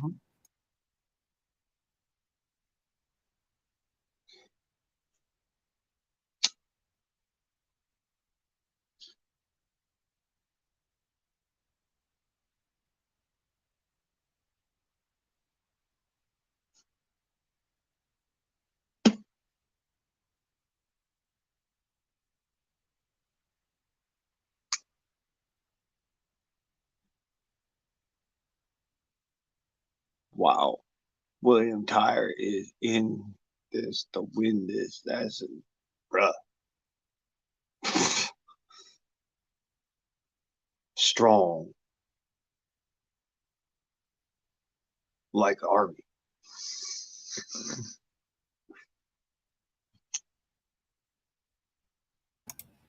Oh. Yo, how's the weather over there, bro? It's actually pretty nice, considering that it's cloudy. It's like 50 degrees out here. I think the sun's coming up right now. And if it is good weather, bro, I think I'm gonna start building that foundation today. Hmm. You know what I mean? Way to get motivated about it. You know? I know I've got a couple more things I'd like to get done before I gotta go up and fucking drive to Los Angeles. That sucks. Is that a far drive for you? 3,000 miles round trip. That's pretty far. It's like 19 hours driving, no? Yep. It's gonna suck. I personally don't drive, bro. I really never have driven a car. I've driven mopeds and shit. For the most part of my life, I've lived in the city. And then, you know what I'm saying? Like, my wife always drives cars, but I never had the reason to, you know, get a license to drive cars. When I did need to drive, I drove, like, mopeds and shit illegally. And, you know what I'm saying? I worked up from having a 50cc moped to having a 750cc motorcycle and a truck and another truck and a Suburban and a sports car. Dude, I could drive a car, but you know, like I can't explain it. I get like weird and nervous around like other cars and shit. Like I feel like I'm gonna hit everything. You know what I'm saying? Because I can't. Yeah. I'm used to driving like mopeds, and bicycles. So like I can't see where the vehicle is, and it bugs me out. It's like because that bugged me for a little while. It bugged me for a little while, but then I got used to what's my clearance after probably the first couple of close shaves. And I say close shaves because they were a couple inches to spare, and I started getting really good at driving. It's you know, like playing a guitar, going and, you know, playing a flute, trying to get to Carnegie Hall. You practice. I just never had the incentive or need to do it. But I probably should start driving more, get comfortable. Well, it gives you the ability of long distance travel. That's what I like about it. I like the ability to just all of a sudden I'm in another fucking state.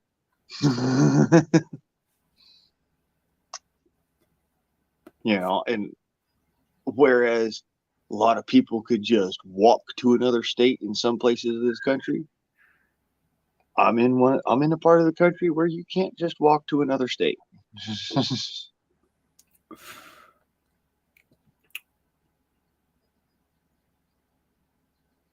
It's not a bad idea. Yeah, see, it gives you an added edge. And here's the cool thing. I didn't get a driver's license till I was 20, 24, 25. Well, yeah, I can still go to another state, you know what I'm saying? My wife drives the car, you know. I got a car, I just don't drive it. You know what I mean? No, that's my point. But because I'm single, I have only myself to rely upon. Yeah, and bro. I base my survival skills about self-sufficient survival. Absolutely self-sufficient. You know, at some point I would have had to get a license, but somehow, bro, I went from New York City where I didn't need one at all. You know, like we had public transport to everywhere. It was faster. And then I went to Miami, bro. And then just like, you know what I mean? That was it. Yeah, in Miami, it's actually easier to get around on a bicycle or in a scooter, you know, with a moped or you know, a little scooter or something. And the cops don't put you on a moped or you know, a bicycle. They're just like, whatever, bro. Yeah, you're not worth my time. I've got bigger fish to fry. That's what their mindset is out there. I've got bigger fish to fry. You're on a fucking moped. You obviously have no money. You have no life. And you're probably just starting out. So I'll let you go. Yeah, I mean, like, you know, I made a lot of money. It was easy to get to work on a moped. Mm-hmm.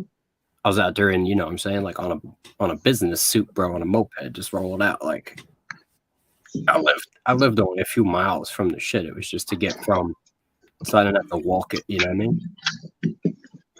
Well, yeah, it's more of a matter of the look. Okay, I'm not saying so much of that.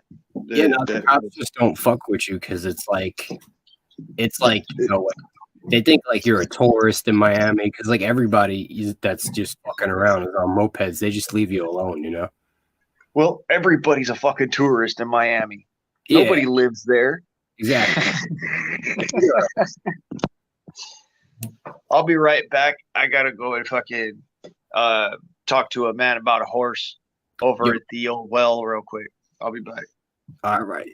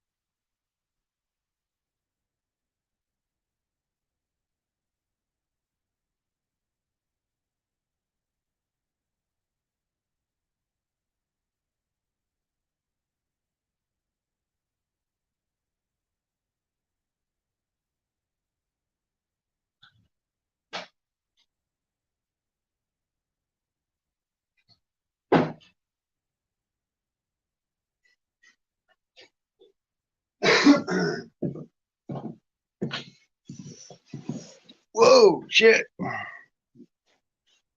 Hey, sorry, y'all. I had to walk away for a second.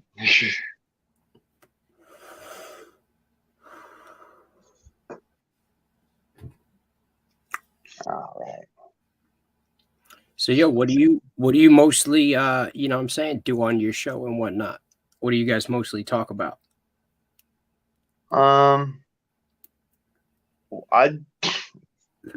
I have such a plethora of different skills that I try to work out for, you know, I show off different stuff. I did like, and everybody that's, you know, runs through my chat rooms and whatnot, they all have their particular skill sets that they're just really fucking good at. And they all come here to blow off steam, really.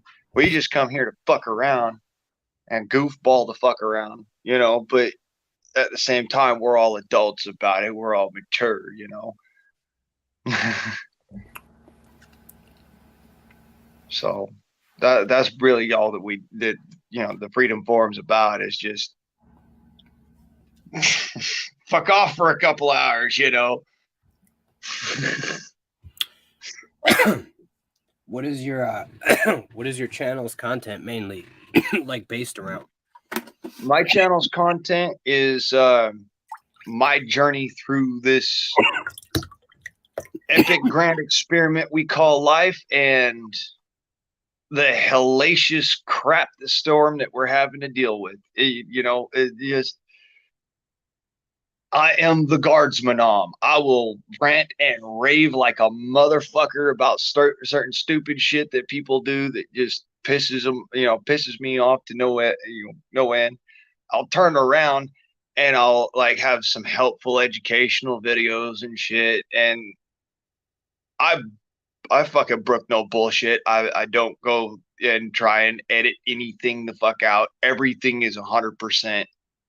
You know, there's zero editing in any of my films. If it jump ships, you know, jump scripts, that's because I'm going between recordings. That's it. It's full on 100% raw footage.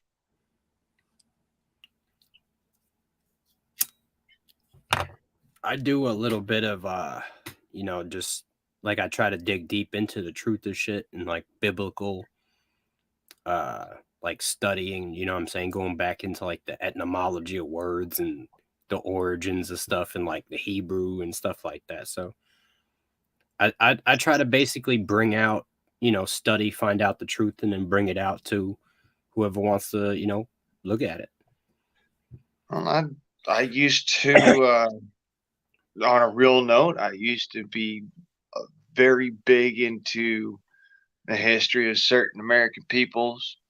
I used to be really big into the history of the world at that, because I've always had this ability, I'd say, of being like a walking encyclopedia. I just fucking know everything, and I hate it. It actually gets to be a bit of a burden. Folks don't realize that they're always sitting there pumping up genius at folk and saying, you know, you guys are the greatest, and it's not. You don't realize what it is, because you've always got the fucking answer, and people don't necessarily want to hear it. You've got the answer because you've got this fucking huge fucking education, because you had the ability to, and because guess your parents really cared, you know.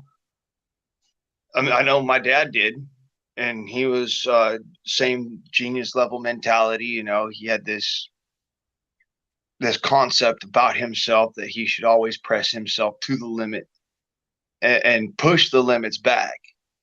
You know, he was always also on the level of exceptional morality.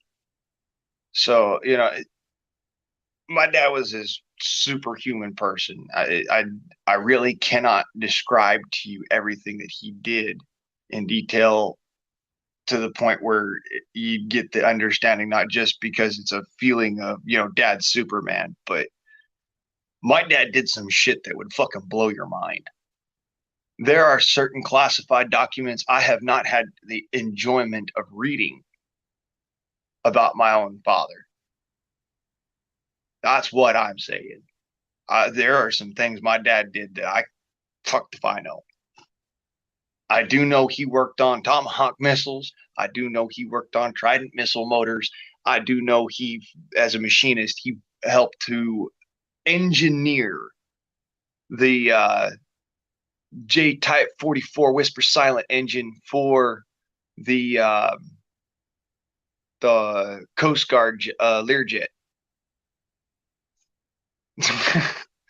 I mean, my dad did some amazing fucking shit. All right. So I was brought up in that world of, if you put your mind to it and you establish yourself with a proper education, you can accomplish anything, as long as you have the willpower to go and achieve it. That's what it is. It's the willpower to achieve it. A lot of people are lacking. I feel you, bro. But yo, I wanted to, you know what I'm saying, thank you for having me on the show and stuff, you know what I mean? We've got the sun's up here now, you know what I mean? I gotta start the morning. You feel me? Well, good on you, brother. Go have fun. But yo, I subscribe to your channel, you know what I'm saying? I'll try to swing back and you know, say what's up. We do stuff too, so you know what I'm saying, if you see us on, you know what I mean, you're more than welcome to come hop on and talk some shit. You know. All right. And you know, I could link you up with all the dudes that we have a lot of different guys that do these live streams, and if you are interested in You know what I'm saying? Having a lot of different opinions and people to talk to on your panel. You know what I'm saying? We could probably link you in and get you, you know what I'm saying? Get you some crazy people to talk to. It may look like I'm a small feller, but you know what? Funny enough, there are so many people that YouTube has unsubscribed to me. I think your channel's bigger than my channel. I'm not saying you're a small feller at all. You know what I'm saying? I'm just saying I know how it is when you get shadow banned and they try to shove your channel into a pocket. So yeah, what I'm saying is we as a, I don't know if you use Discord, but we have a lot of people that are all different content creators, and we try to break, you know what I'm saying, the pockets of their ridiculous, you know, algorithm shadow bannings by introducing all different types of communities to each other. You feel me? Yeah, I don't use Discord. I've tried to shy away from a lot of different social media platforms because I don't blame you, yo. Discord is sketchy, but yo, look, at the end of the day, if you see us on, you know, I have a channel. If I see you on, I'll try to hop on and say what's up. You know what I mean? I think you got a lot of knowledge about stuff, and I'll definitely be back to, you know, come pick your brain on some knowledge. You know what I mean? All right. So yeah, bro, you know, it is what it is, yo. Thanks for having me on. You know what I mean? I'm gonna go get the day going. You know what I mean? I had a good day, bro. I think you got a good thing going. You know what I mean? Shout out to the chat. You know what I mean? Everybody smash that like button, subscribe to my mans over here, bro. And yo, you have a good day, dog. Likewise, brother.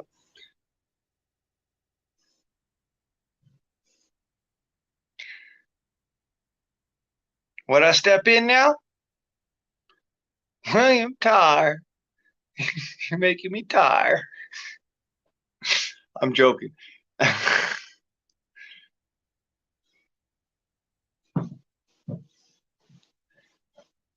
I'm the untired. I'm the undead. Shit. I don't slow down. I don't give up. I don't give in. Another epic marathon, Freedom Forum. Sarache.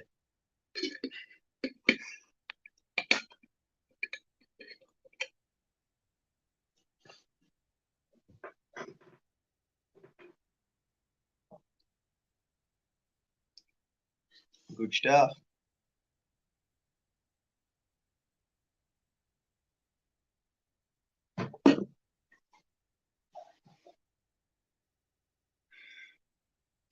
Gonna be slow with just us two, huh? 3, 4 people that's in there, but you know, they just watching in the background, like, don't talk to me. Oh, I don't want to be known. I'm joking, y'all. Don't get egg on your face, because then you'll be the butt of the yoke.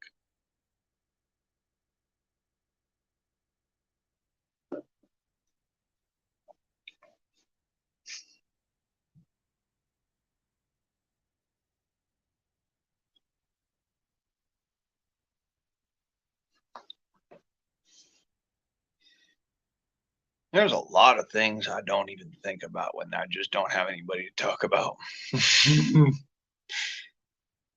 That's beautiful.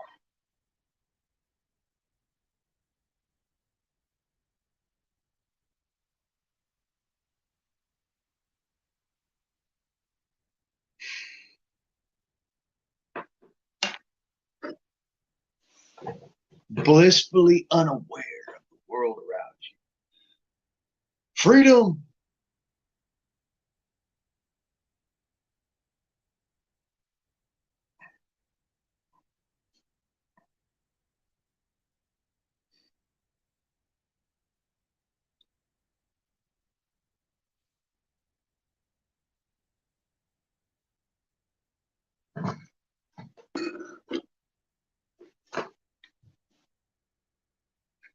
Well, I don't have my computer growing anymore, so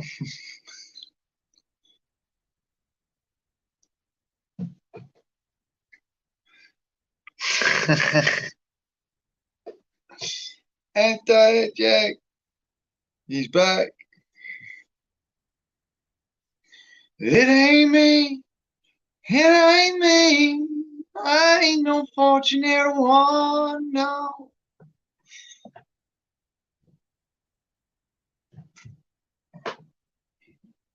I ain't no millionaire son. Oh, oh. I'm gonna start singing if y'all don't get jumping up in the box. Put people to sleep here.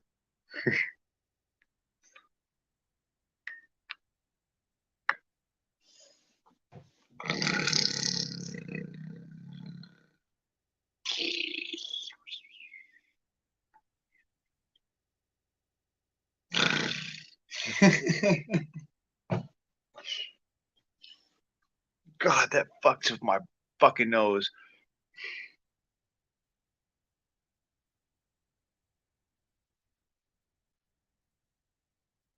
Where do prefer I?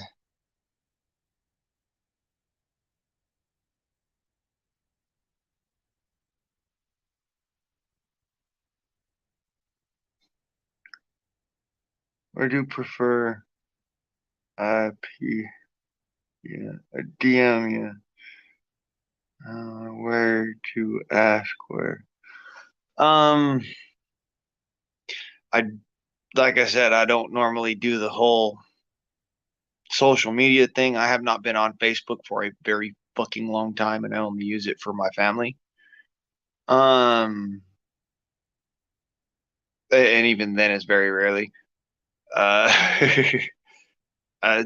if I do anything, it's on YouTube or through my email or my text messaging. So, you can email me. I do believe that my Guardsman account is connected. It should be in my about section. If it is not, bproof44@gmail.com.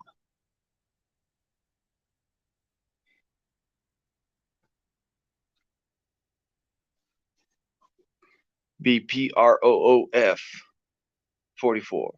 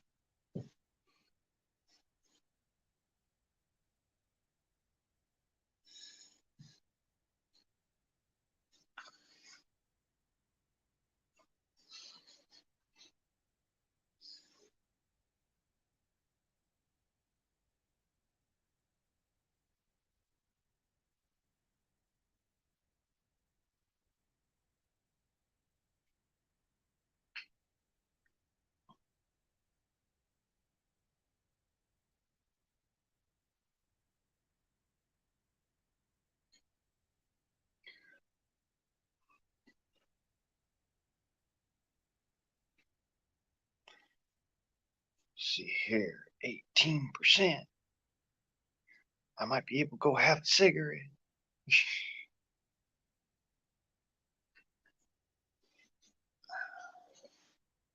Flipping a Nicky a fucking mile wide here.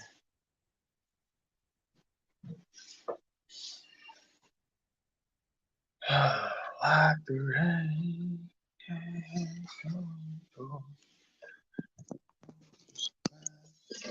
Like the rain. It's gone. Like the rain.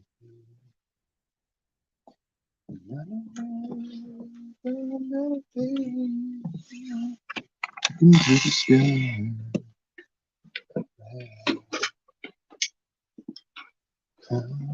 Rising high.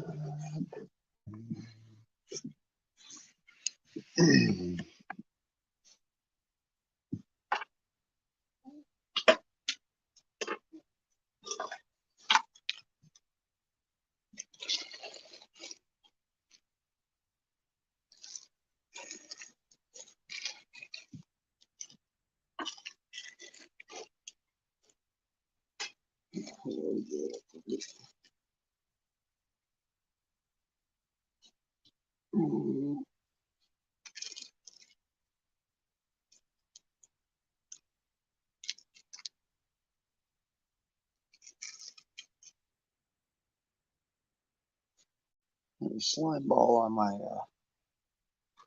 tobacco.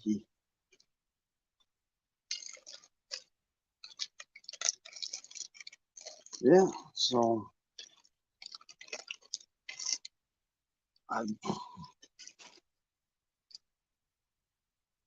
man, interesting how the day has gone.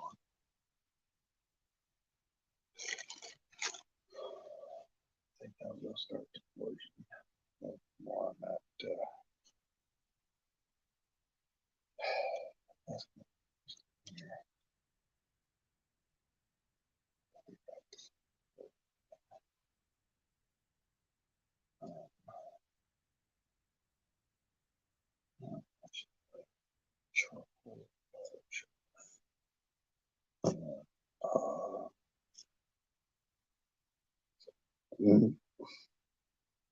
I can use wood. I think I'll do it that way. Use wood. And yeah, I'm gonna forge out some more on that sword. A little bit later today.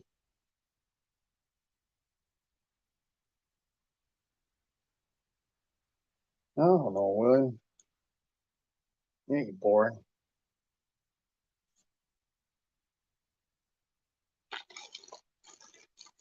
I'll put it this way. Any man who shoots a 17 caliber air rifle and hunts with it effectively has my respect.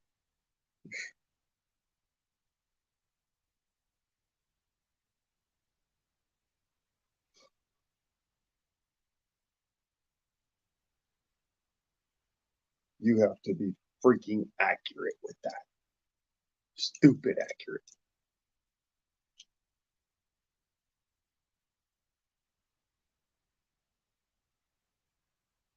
I bet you would have some very interesting conversation for us. I'll tell you. Because that's who I hang out with. I hang out with rednecks. I hang out with hokey pokey folks. I hang out with air gunners. You know, hell, I'm always out there watching freaking air gunners doing their thing. I love a lot of fucking air gun channels out there, even pest control channels, just because it's air gunners doing really good at what they do.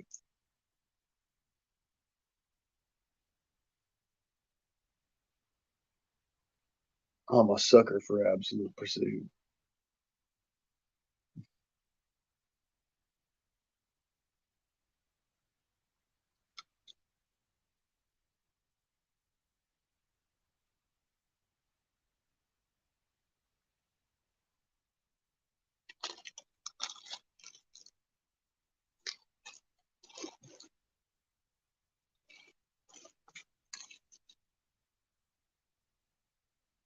Yeah, well,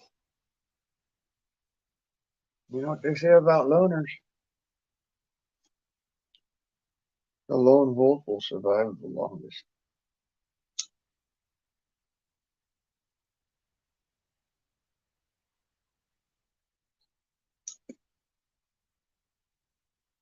And they will have the most adventurous life.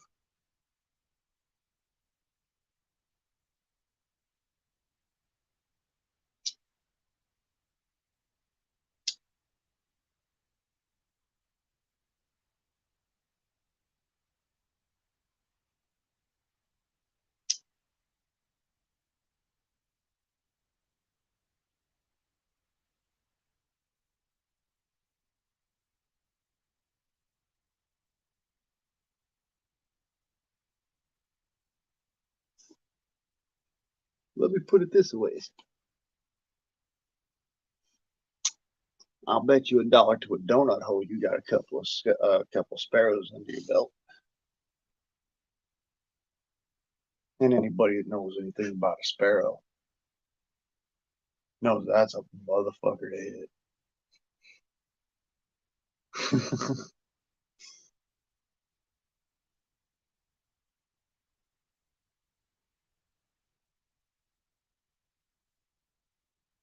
The only thing harder to hit than a sparrow is a snipe.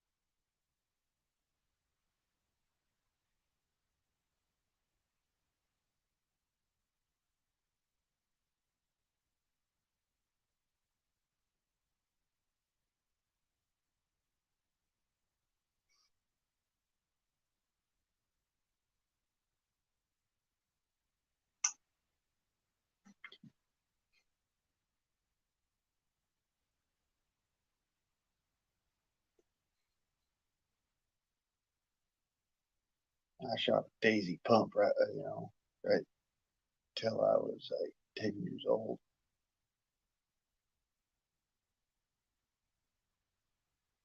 Powerline 109, 22 caliber.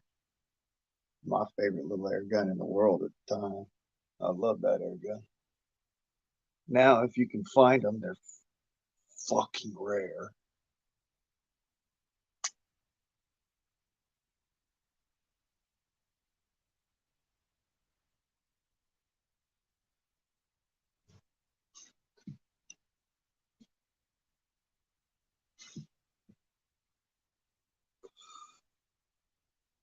Now, see, that's interesting. Walked 10 miles, killed a buck, boned it out, and came out with the meat in your backpack. Dude, that's tough as fucking nails. That's the lone wolf right there. That's what I'm talking about. That's a mountain man. And you know what I says about mountain men? The most interesting motherfucking life in the world. When it really comes down to it, if you can live as a mountain man, that is the most interesting way to live because you never know what's around that next tree, that next bush. I love it. Oh, I do love it.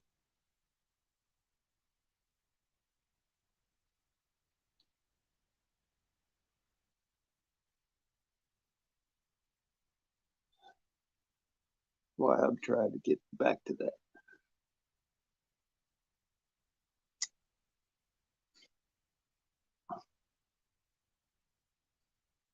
That is the raw American spirit.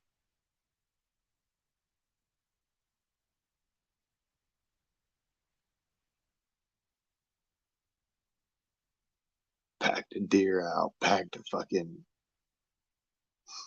giant fucking porker.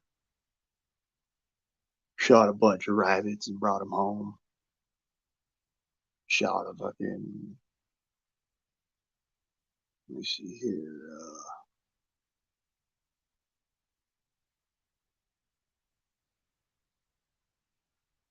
Shot a couple of deer. For meat harvest, mind you, I never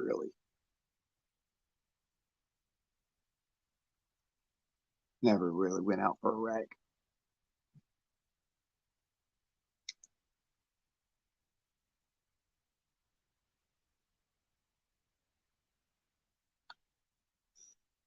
But yeah, you was interested.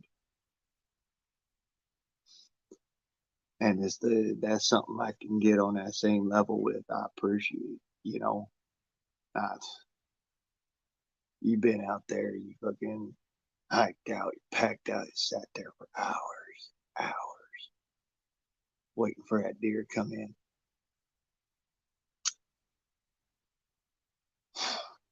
Finally, right at dusk,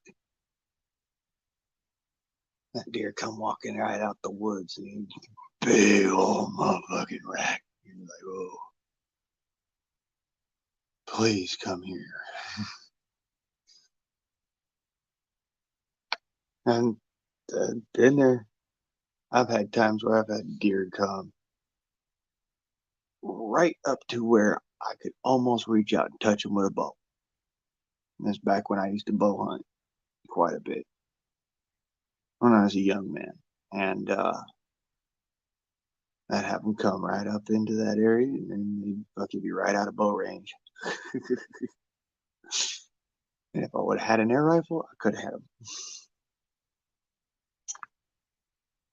Big rack, lots of tines, lots of non-typical,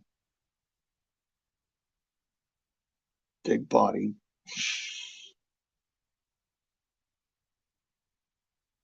I've had some interesting hunts, man. I gotta say, my most interesting hunt that I've ever been on, the one that really hooked me.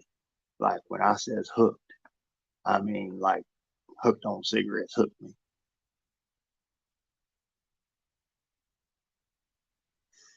Pig hunting.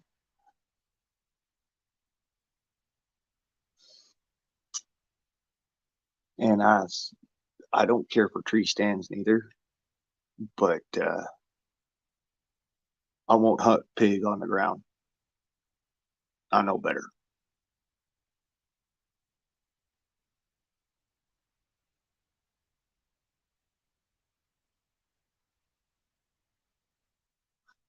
I'll track them on the ground so I know where they're running through, but I will shoot them from a stand or up a tree off of a limb, do it old school. But yeah, I won't hunt them from the ground, not ever again. I watched somebody get torn apart by pigs, and that's one of those things like you see that, you don't fucking come back from it. Poor bastard was just down the freaking trail from me and he got cut all to pieces. So I will hunt pigs from a tree stand if I can help it.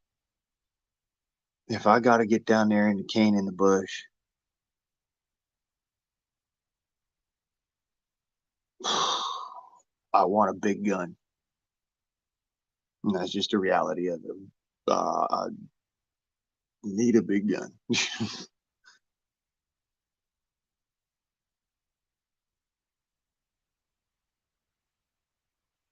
But yeah, pigs are bad news, and that's why I will only hunt them from a tree stand or a tree. Just hanging off the limbs, old school style, like back in the Civil War, the snipers did. That's actually how I shot my 500-pound hog, or 500-pound sow, really. Yeah, it was sow. Big old pig. Oh my God. And that weren't even the biggest pig there was there. Just a big pig. That's all. But that's how I killed a 500-pound pig with an air rifle and then turned around and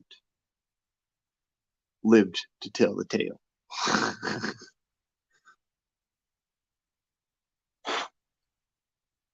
Up a tree. And that was actually before I started recording video, or I would have recorded that hunt. That was a hunt that I could have recorded and I would have loved to.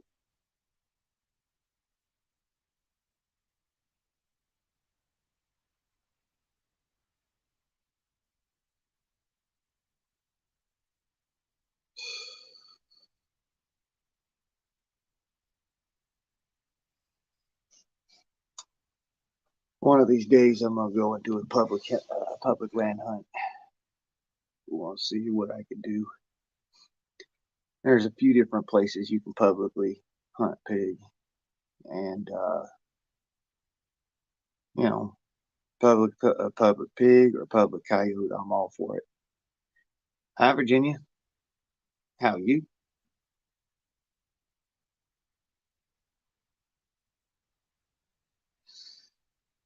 My favorite troll of all. She go come up in the box and troll me.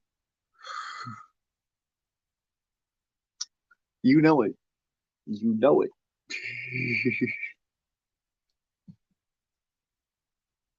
Matter of time. I guarantee it.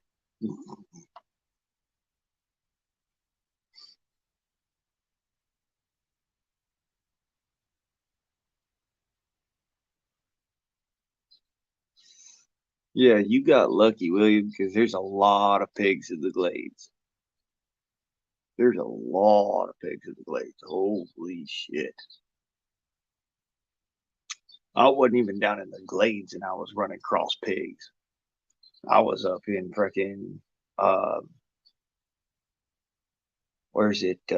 Fernandina. You know, up on Amelia Island. And I'm running into pigs out of there. Oh, okay. Virginia roots over there cooking.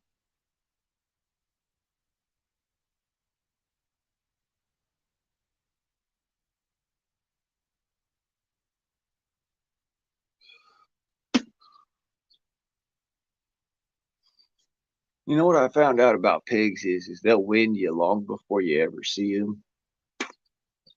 Especially if you're still hunting them. But if you hunt pig from a stand, they don't see you. They don't smell you. So, pardon me. Anyways, yeah, if you hunt pig from a stand, they don't smell you because you're up and above their field of smelling. And that's why tree stands work so well for deer as well. That's just because you get your scent trail up above their sniffers.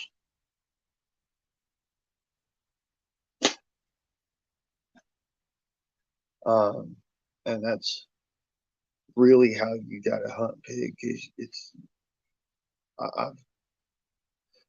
I'll be honest, I've never made a good shot on a pig unless I was up a tree.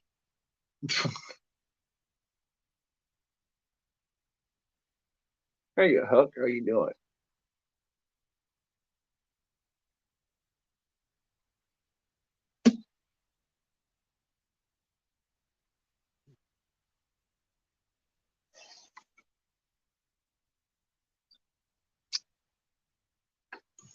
Yeah.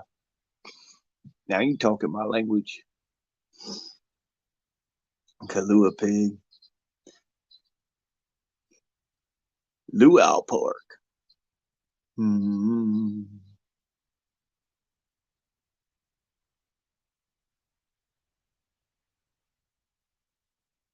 Wild bacon. Ooh.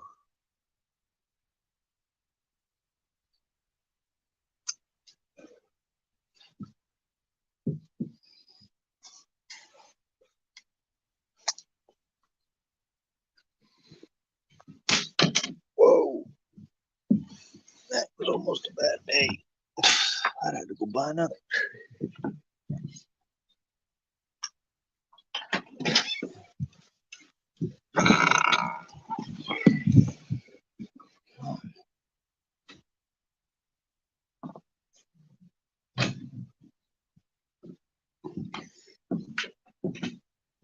Well, yeah, you're less likely to see pig down there anyways. Even back in the day. You know, nowadays you won't see them because, in most of the places out there in the glades, you won't see them anymore because of the pythons.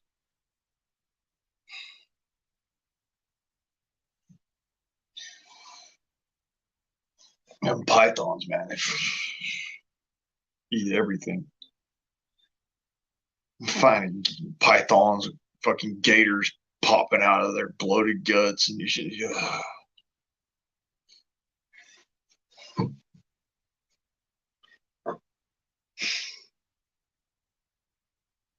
Them pythons are just something else. That's why you don't see them Parkers no more down there. They're still hanging on somehow. There's a few down there, but there's not as many as there used to be. Now there's just tons of freaking snakes and iguanas.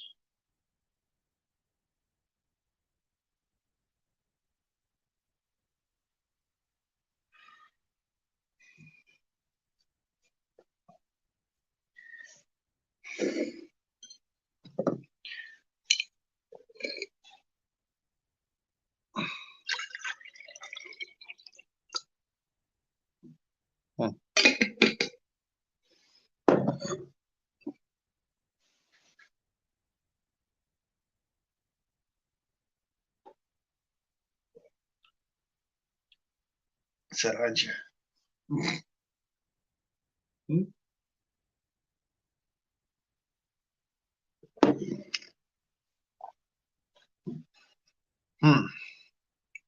Yeah, man. All I know is nowadays I could hunt anything up to the size of about a coyote without fail. And all I got to use is just a regular old little 25 caliber pellet gun. Well, that ain't a pellet gun. It's a proper modern air rifle. But going for porkers. Yeah, you need something a little bit bigger.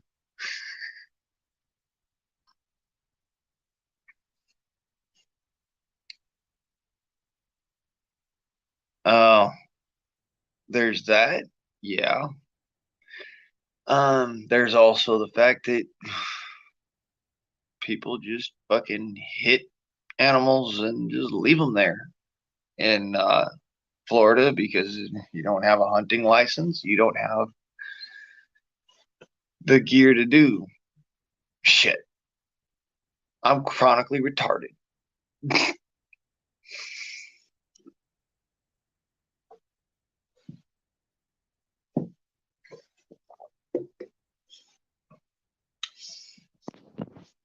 I'm gonna celebrate with Virginia real quick.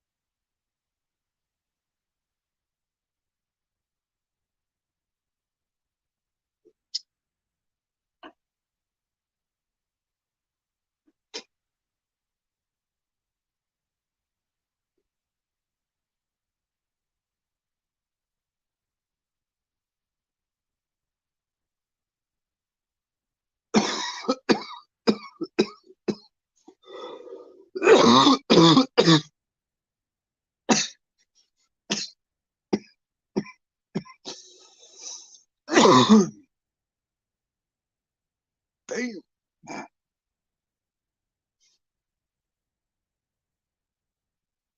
Hey, hey, hey, hey.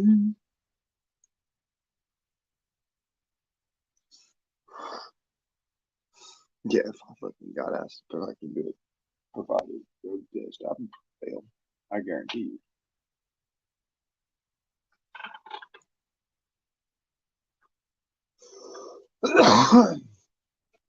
Do I give a rat's ass? No. It would affect my accuracy for the lesser if I am not capable of utilizing the medication. It makes it so that I'm not feeling that pain. So, I don't smoke weed.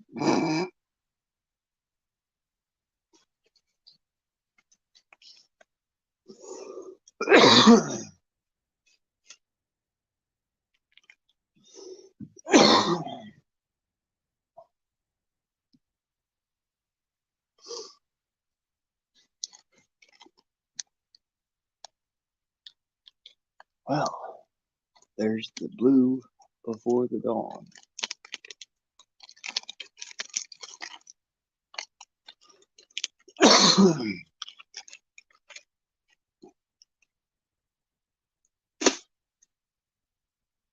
A flashy blue-green light.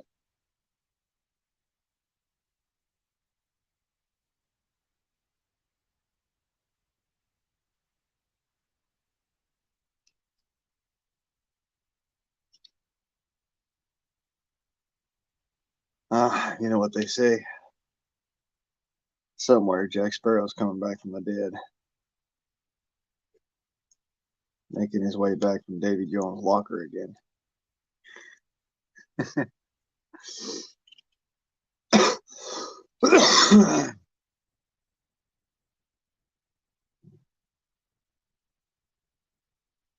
Well, now.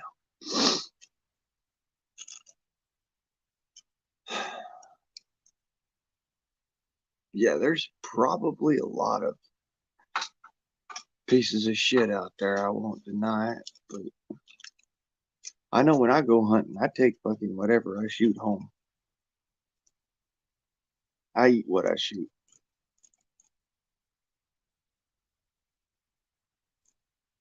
Unless, of course, I have to utilize my weapon defensively against any other creature than, you know, what I would consider edible.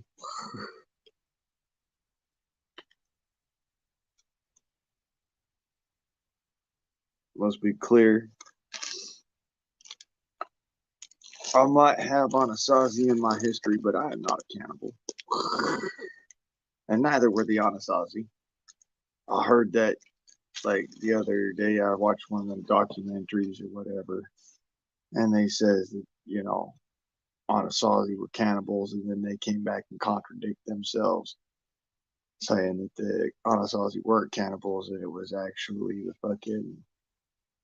the Inca or the Maya or the Aztec Empire or something like that. That did that. So, you know, roundabout way to come to the same conclusion that we all knew. The Flathead people were not cannibals, but every now and then I feel like I still have to tell people, hey, I wouldn't eat human flesh if you forced me to. I ain't eating long pork.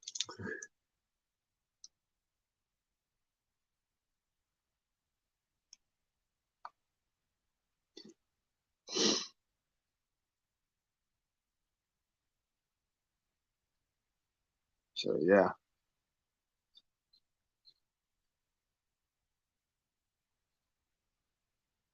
Other than that, yeah, if I go hunting, what I shoot, I bring home. It goes home with me, and I eat it, and I use its skin and hide to make things, and, you know, train my dogs, and, you know, I use it for all sorts of different things. So,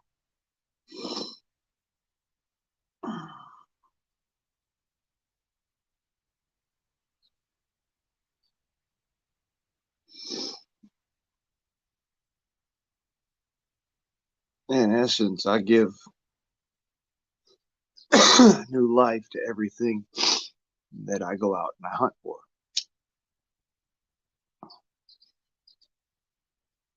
I make use of all of it, whether that be as fertilizer or it be used as food and fertilizer and other, you know, arts and crafts and fun stuff. If I shoot rabbits, I keep the skins, I keep the feet, you know, I make little good luck charms out of the feet. I make socks and boots and underwear and knife sheaths and trim for boots, you know, gaiters for boots, for, you know, if you're out hunting and whatnot, out of rabbit fur, because rabbit fur tends to hold on to its scent the best.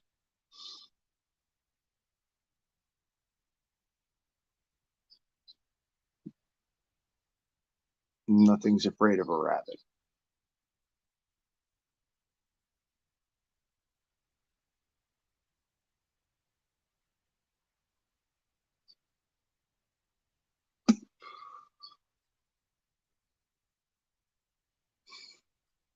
If I want something that won't hold on to scent as much, I'll make it out of squirrel.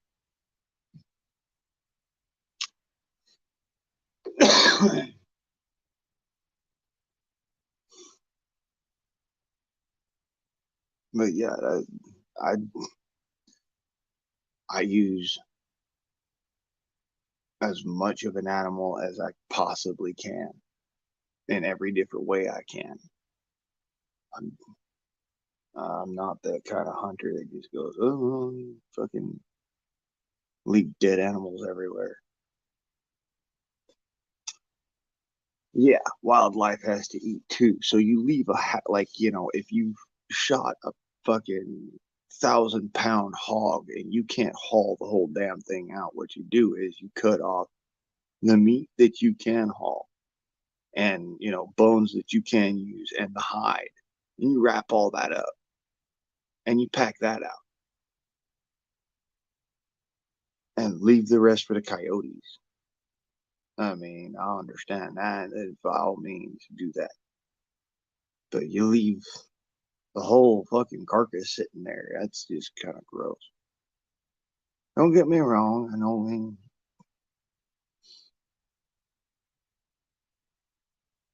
some hunters, they just don't want to deal with the rest of the bullshit, so they don't actually take the animal. But if you're going to take the animal's life, you should take the animal, in my opinion. You could take it to a processing center if you don't want to deal with it yourself. You could fucking bury it in your backyard in order to feed your plants or your lawn if you're really that fucking hard up.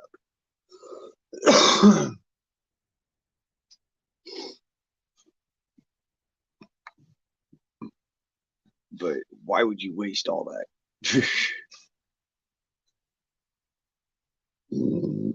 I can't stand that shit.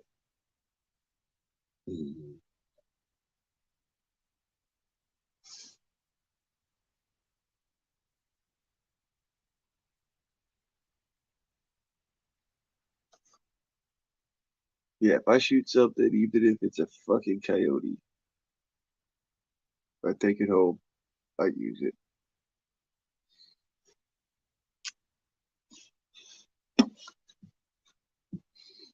You make some bitchin' fur coat out of fucking coyote pelt, man. Oh my God.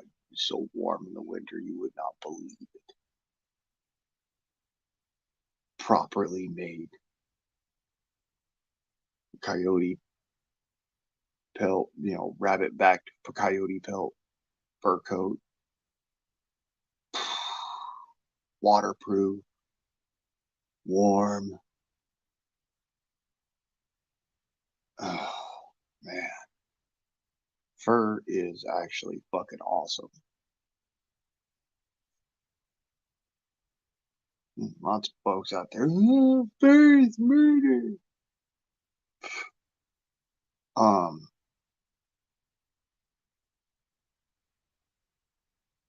I'm sorry you see it that way.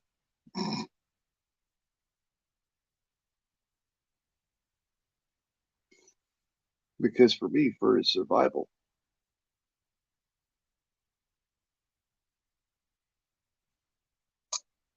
I have uses for it.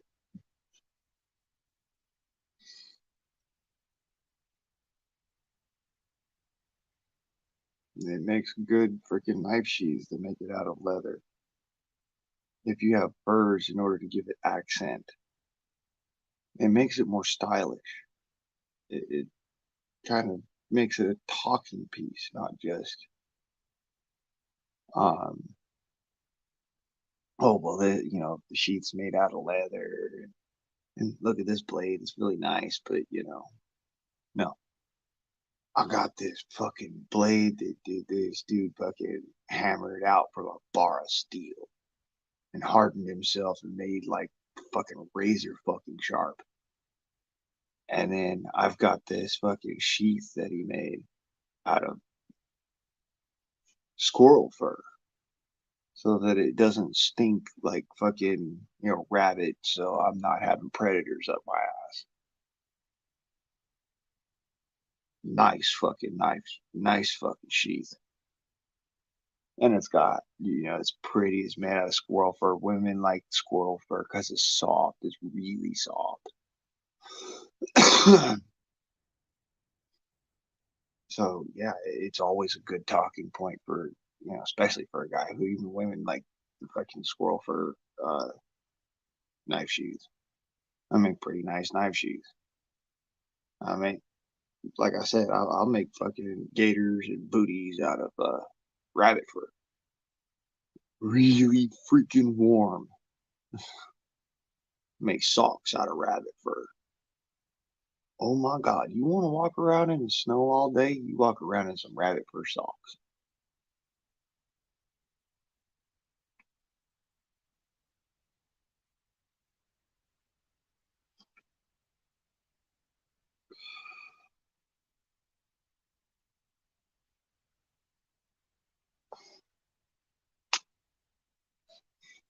Yeah, I gotta do that here. So furs. I got a couple of furs I gotta process, so I probably will I'll end up doing that as well a little bit later. Maybe I'll include y'all in on that. I'm processing furs.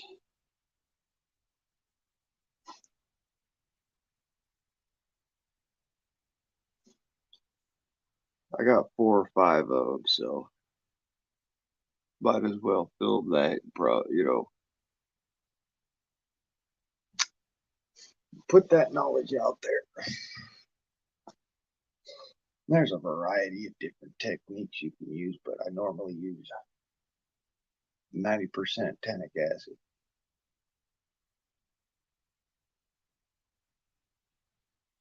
It breaks down the fibers of the leather and makes it a lot more pliable.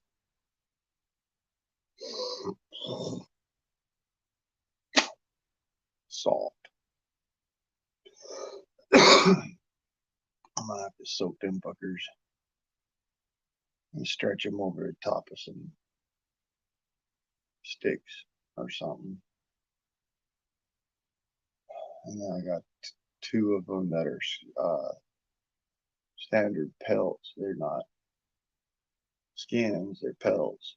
So I got to take and stretch those flat on frames.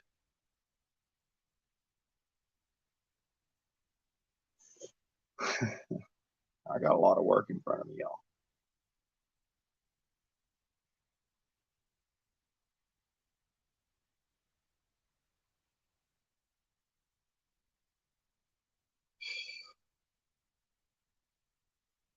That's another thing I need to do is I need to make myself a fucking pelt scraper. Just speed up the process. Because I can do it with my knife, and that's what I'll do. It's easier, but you could also fuck a pelt up doing it. You could really fuck up a skin doing it. So you got to be careful. But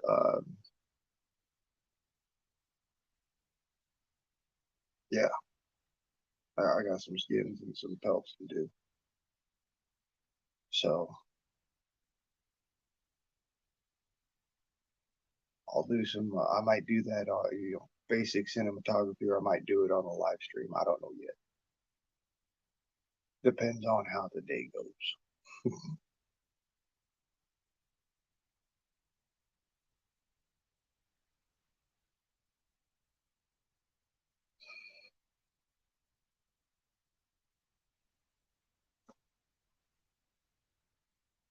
Uh, yeah, what do you know? Pirates like for me, right?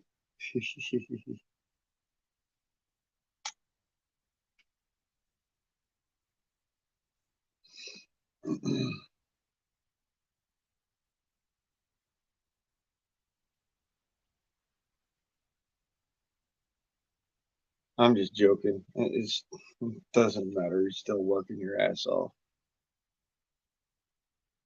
Pirate or privateer.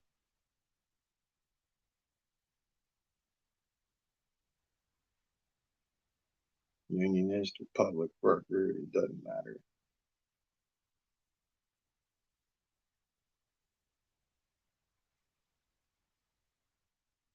So, yeah, I got that you still listed there, Williams. I'm glad. I appreciate it. Shit, you fucking hang it all by the fucking bare brass knuckles.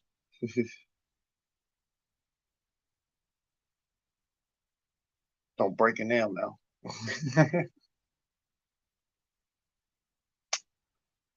um, yeah, no, I got lots of work ahead of me today. So, see if we can't get some shit done. And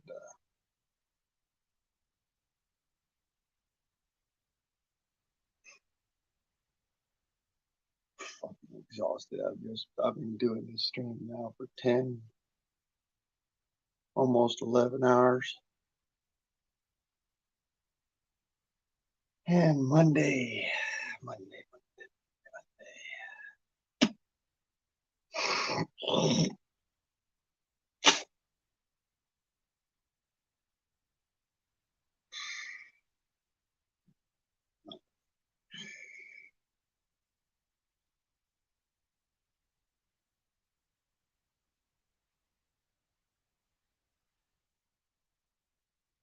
So I gotta keep my phone charged because I may have somebody call me up in case I have to go for work. On top of that, I need to fucking get these skins and pelt done one way or another. So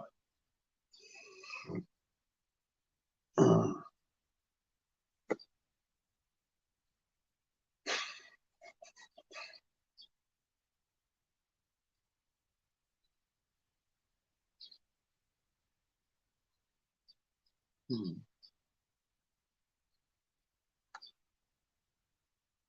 thing is, I did a couple of stretching balls.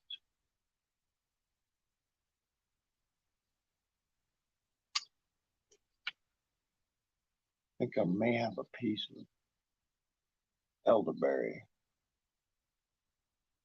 It might work.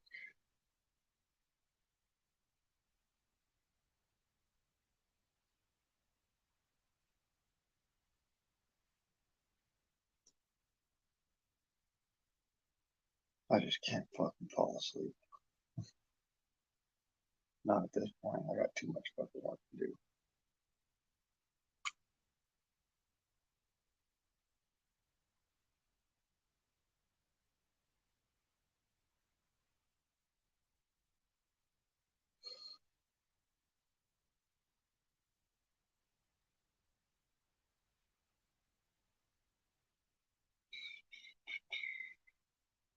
Okay, so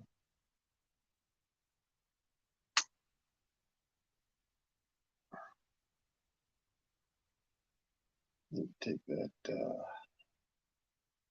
split wood or wedgie goes.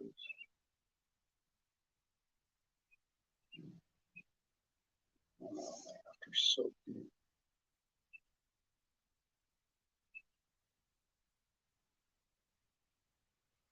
Okay. Use that 90%. I want to make a solution out of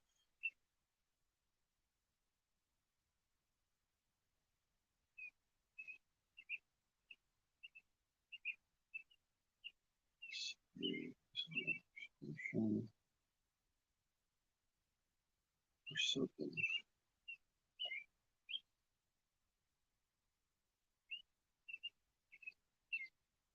Need to bucket out back.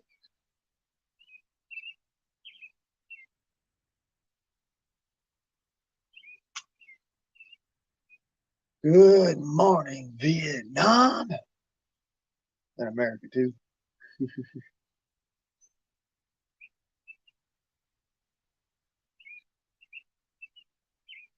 Good morning, Oregon.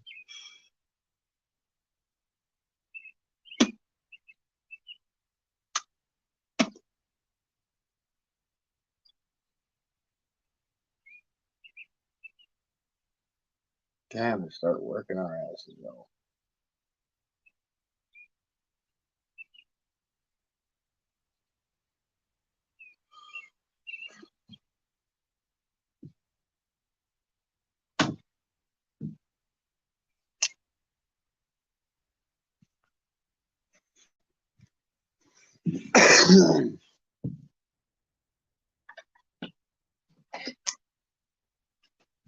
Yeah, well, I'm still 35.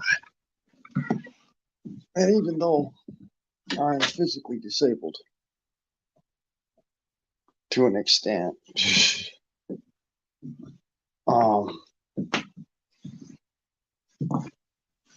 still got a lot of shit that I do.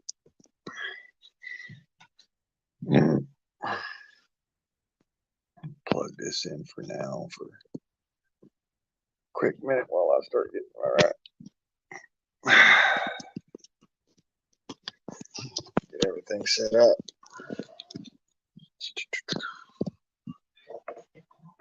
Okay. Yep.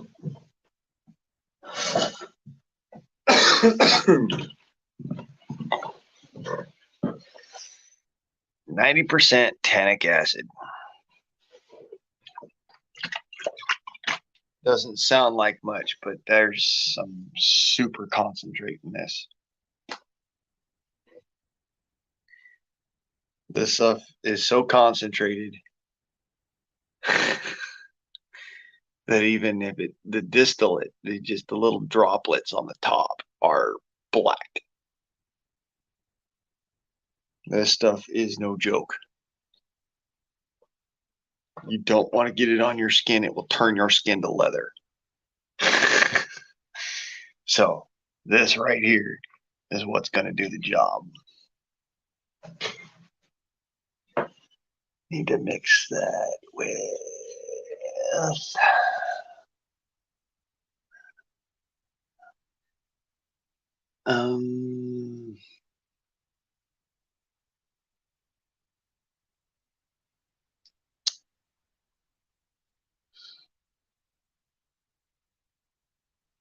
mix it with water and bucket.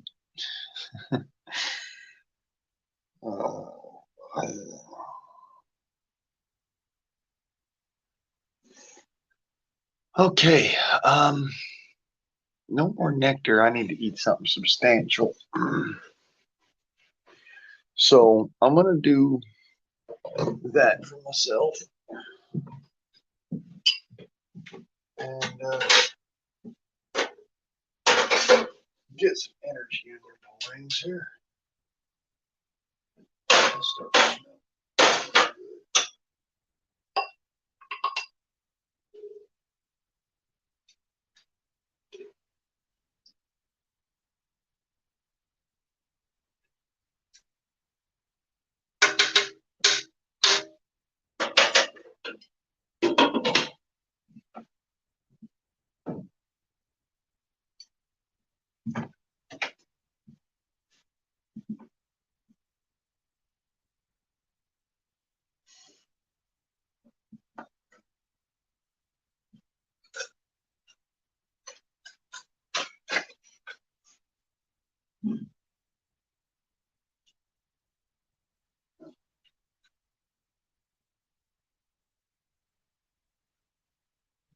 That is how you do it. Using Charles Lindbergh first came up with.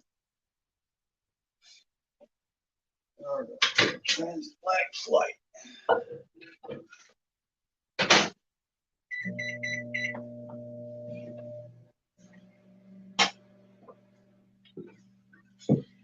Yeah, sure, you can drink lots of coffee.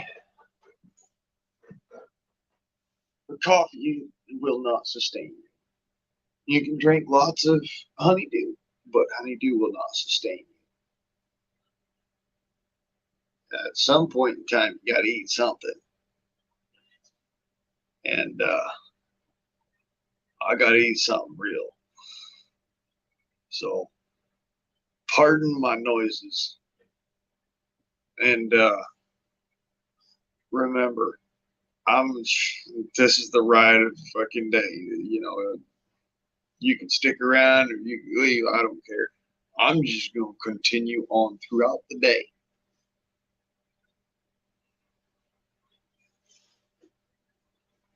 I got furs to do. I've got dogs to feed.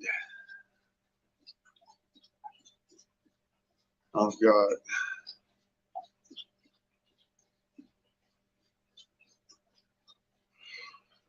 growing spaces to till. You know, I just work continues apace. It never stops around the prize house. You get brief respites where you pass the fuck out from exhaustion.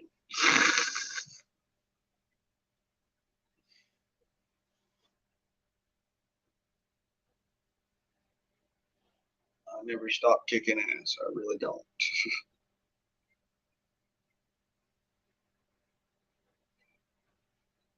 I'll do the live streams when I can. When I ain't got something I'm working on or doing. If I'm not, you know, out and about going and doing the pest control thing or, you know, the Minuteman thing or, you know, just the community service thing, whatever. And I'm around here and I'm doing shit. I might, you know, work in some vidges here and there. I might stream some of it. That's something I got to work on. I got to get the stream yards played up and paid up. Fuck yeah, cat. I am still the fuck. I'm still up. Fucking crazy bastard. I am still fucked. I've been up all night. I will continue to be up. I got work to do. It's Monday.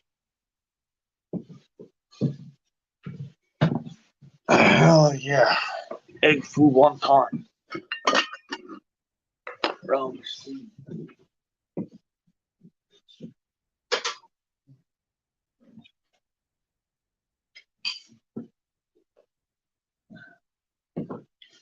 This is actually beef foo wonton.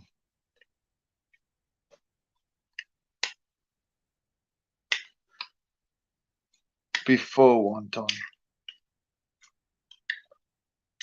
Yeah, I believe that would be correct. Okay. Some salt. Because I got shit I gotta do. And being that I'm fucking slowing the fuck down, a lot of people don't realize it, but I used to be fucking Iron Man, dude. The unstoppable force. So, pardon my puddings if I'm a little slow on the kicking and shit and getting. Let me stay, but duh. There you go. I'm using the cell phone. Dumbass. The computer died. I'm using the cell phone.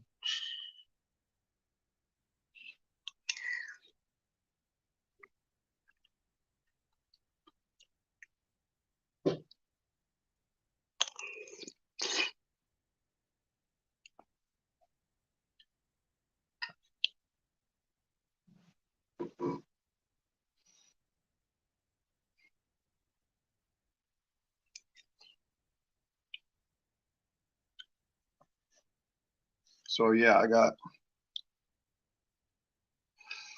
Tanning to do.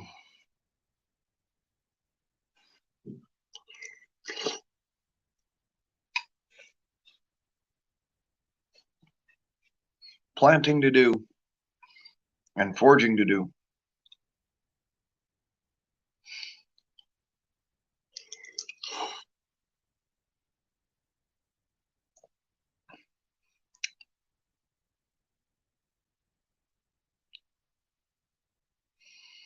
And that's the way you do it there, William.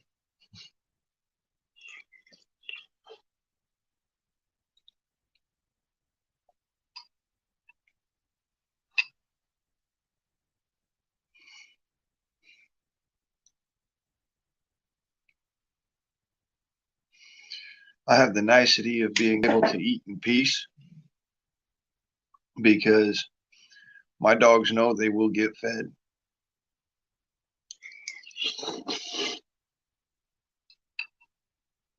Come hell or high water.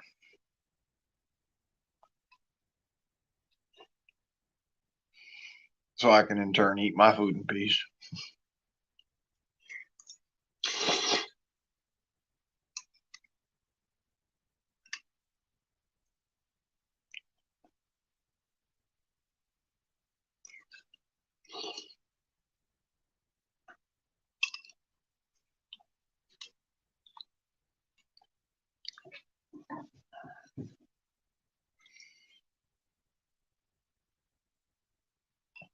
Mm.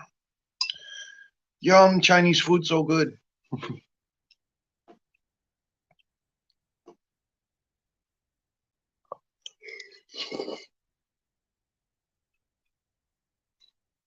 You and me both, Cat. I'll make some food to make you sit down and go, God damn, I'm gonna cry. And it gets better the third day round.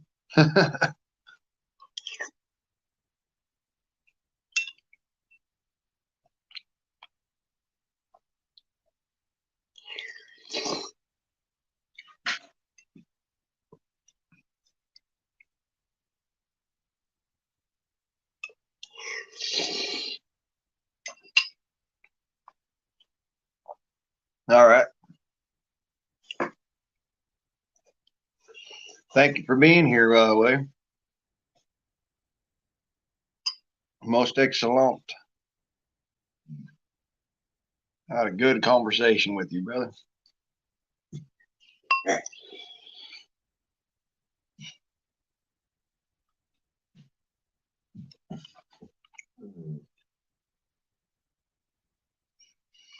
That quacking noise was my dog over there playing with his toy.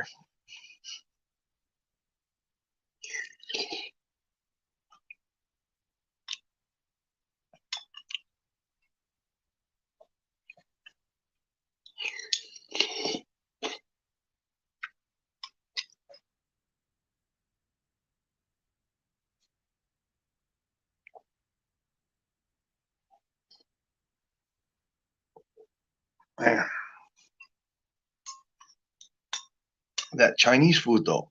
I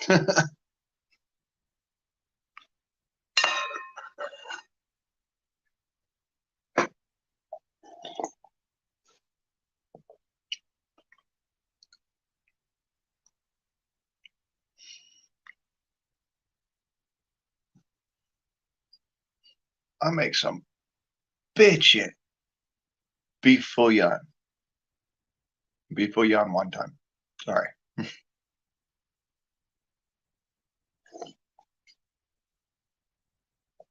Oh, man. If only I could give all of y'all a bowl of this, you'd be like, oh my God.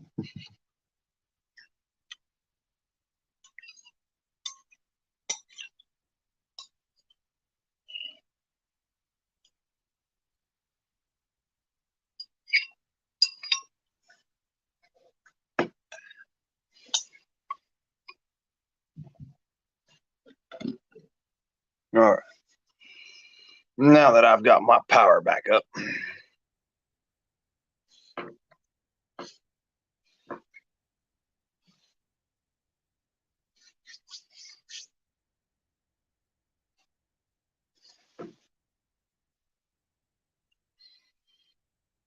Going some bitch. Feel no fear, no my pride.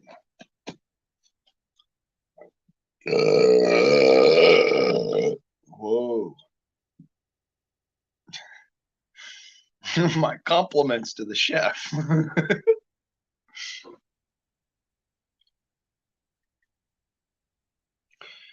That would be egg fouillon one time. That's egg drop soup with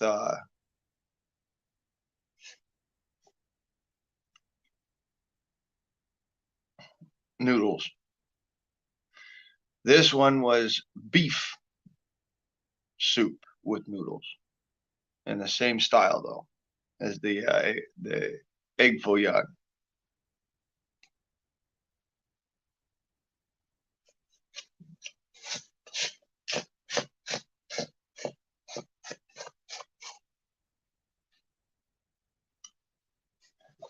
Oh man, that's so good. Even the aftertaste tells you, like, come here, mama. Come here.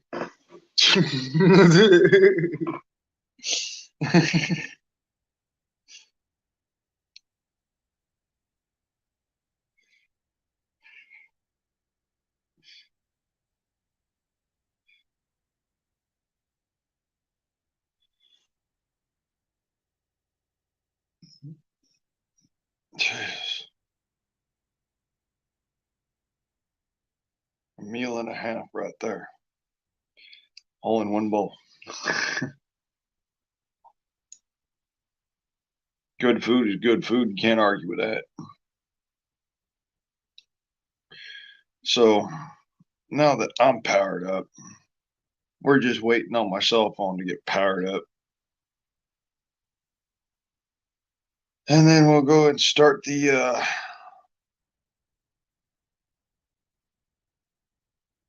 tanning.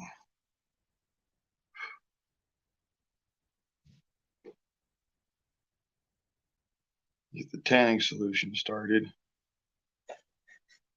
And the dogs fed, of course. Because the dogs are going to go nuts by the time I fucking get them rabbit skins out. I think they're getting fed rabbit skins. I don't want them thinking that.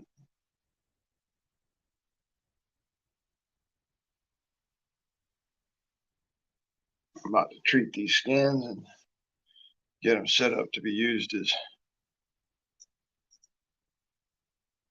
socks and underwear and all that fun shit. Gloves. Mufflers, you know, go around your neck. Earmuffs.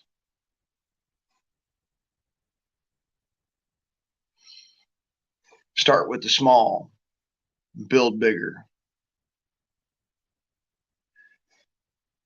Yeah, I would fucking love to have a fur coat, but that's you know how many bunnies I'd have to shoot in order to make a fur coat. Oh, Cat, that's right. I have some 90% tannic acid. All right. And the way that you make this stuff, because you make it, you can't really buy it like this.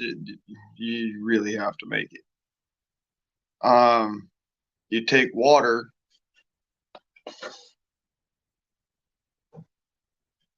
and you put like wood chips in it or old pieces of leather that have been commercially tanned. All right. And you just let that soak into the water till the water turns purple. And then you pour that water off into a container and you let the water from in that container diffuse off and dry out and desiccate until it becomes much less water. And that's how you get that 90% tannic acid. This stuff is literally so strong. Here, I'll show you, Kat. There. That stuff is concentrated, super concentrated. It's so freaking black. Man. It looks like humic acid. Let's see if I can get a picture.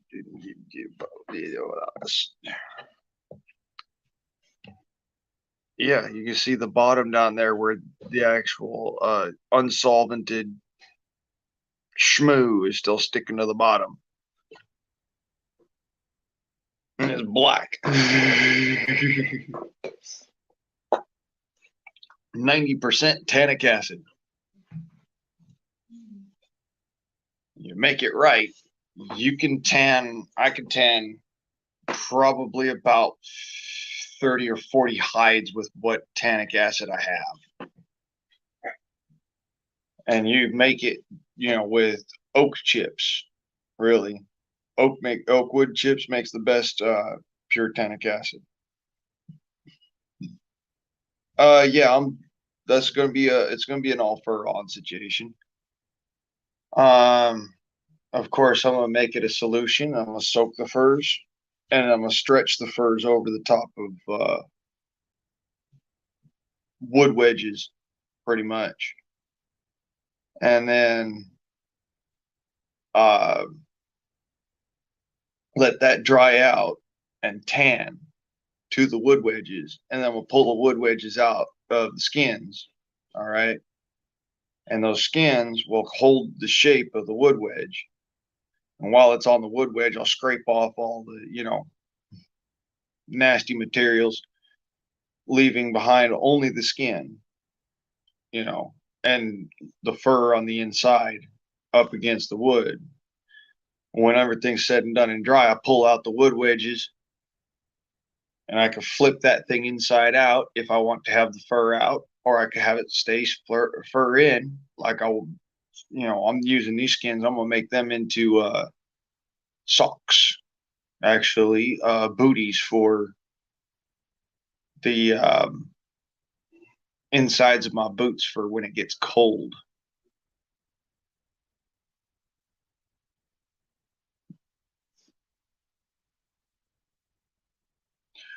Walnut shells work pretty well too, but it's so labor intensive to get that. It just is. It's much easier to do it from oak wood chips, or from hickory wood chips, or apple wood chips, or some sort of berry tree wood chips, like or fruit tree wood chips, because they all work. Wood chips specifically. You can get it out of the bark sometimes in certain trees, but most of the time you find it in oak, it's all the way throughout the tree. In hickory, it's mostly in the nuts, the nut shells, mind you, and the leaves. In walnuts, it's normally in the bark and the walnut shells, and the little pistilla that runs in between the walnut in the shell and holds the walnut together. I mean, as far as tannic acid providers is concerned, but I like to make it with basically you can make it from tea. You just take tea and you basically got tannic acid in the tea itself, especially if it's black tea. That's another tree that does well, is a tea tree. Let me see here.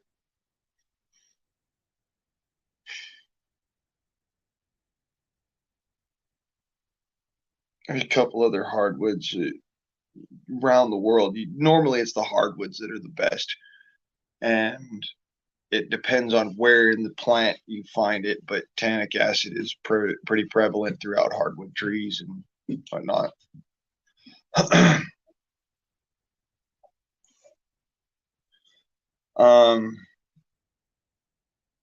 like I said, the tannic acid I've got here is distilled from a chunk of bridle leather and oak wood chip.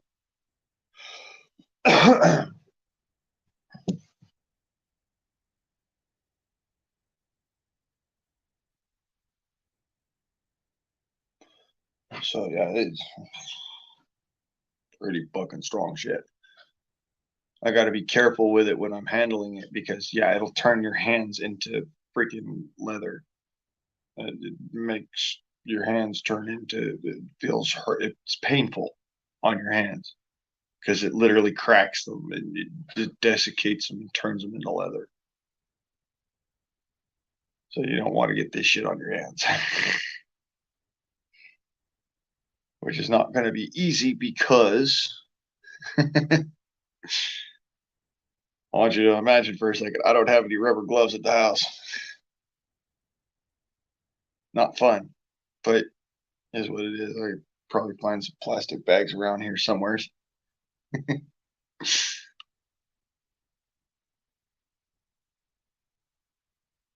Tannic acid just fucking eats through your fucking skin and just sucks all of the moisture out.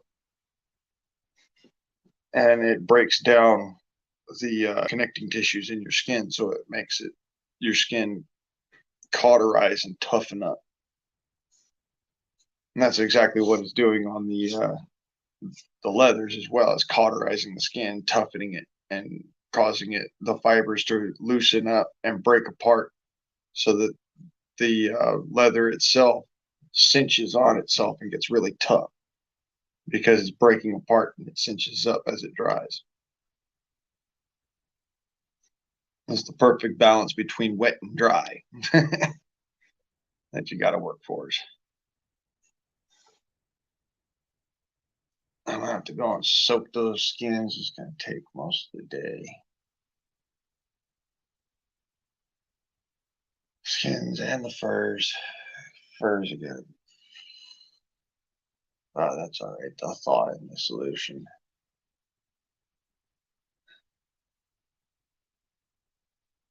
Pelts are, the pelts that I've got are all in the freezer right now because you don't want that shit to rot. And normally when you're doing furs, you want to have a fair amount before you actually start processing. You don't just want to process one or two. It makes it the whole thing kind of pointless.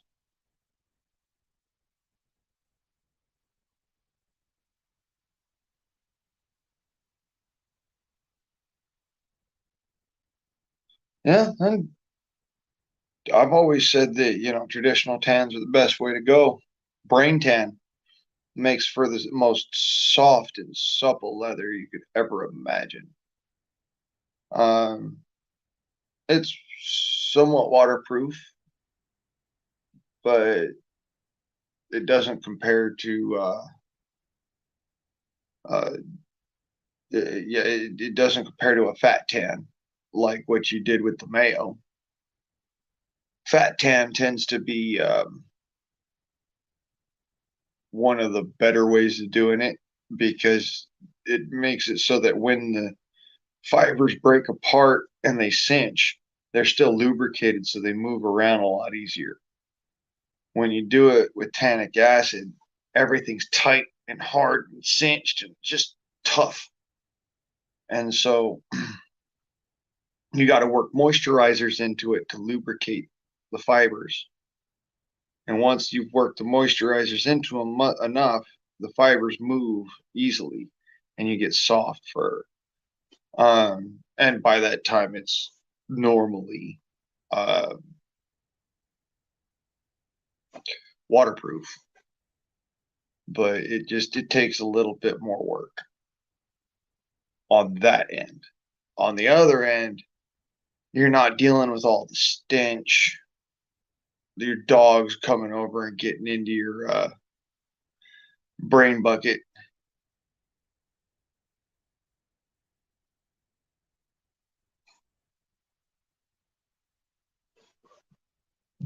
That's a real bummer. Goat skin is amazing stuff.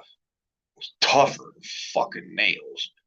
And yet it's thin enough that you can make some pretty interesting clothing with it.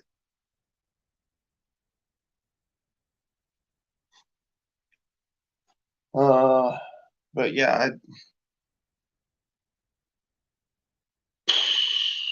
just waiting for my computer to get a good charge up. My handheld computer. Because obviously my computer is fucking.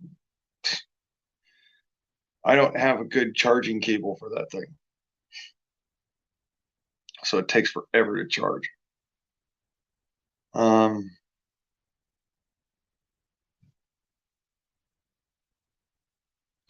Yeah, that's certainly one way of doing it. Soak it in salt water. That'll keep it from growing anything. I like to use the freezer idea because we don't use the freezer often and it keeps it up and out of the way, and the dogs and other animals aren't getting into it. But as soon as I go to tan it, I've got to keep it secured in a place where the dogs can't get to it, because I'm guaranteed to have one of the dogs come trying to get into it. And salt water, if you don't know what you're doing, salt water can actually ruin the fur. And if you're doing certain methods, it will definitely ruin the fur.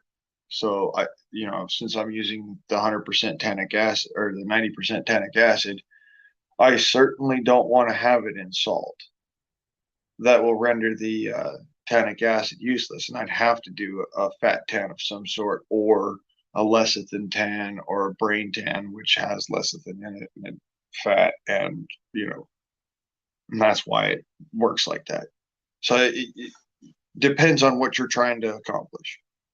You want something that's fucking tough but also hard as nails, or do you want something that is soft and supple but also very delicate? It's just a reality. I mean, a lot of the time when you're doing rabbit skins, or you're doing squirrel, or you're doing raccoon, or even coyote skins, they're a little bit thicker skin, but still, even coyote skins, you're talking a thin enough skin that you want to have some toughness to it, some rigidity, it still moves and forgives because you broke down the fibers enough to make it so that it'll do that after it dried stiff as a fucking board. But at the same time, those fibers are still interlocked, because even though they've been worked, they're not worked to a point where they'll just fall apart. So that it'll still last for a while.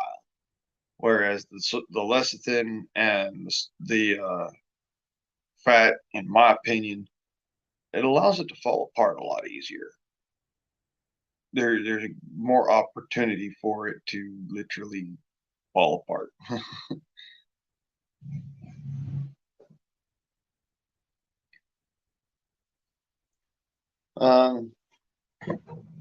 But this stuff right here,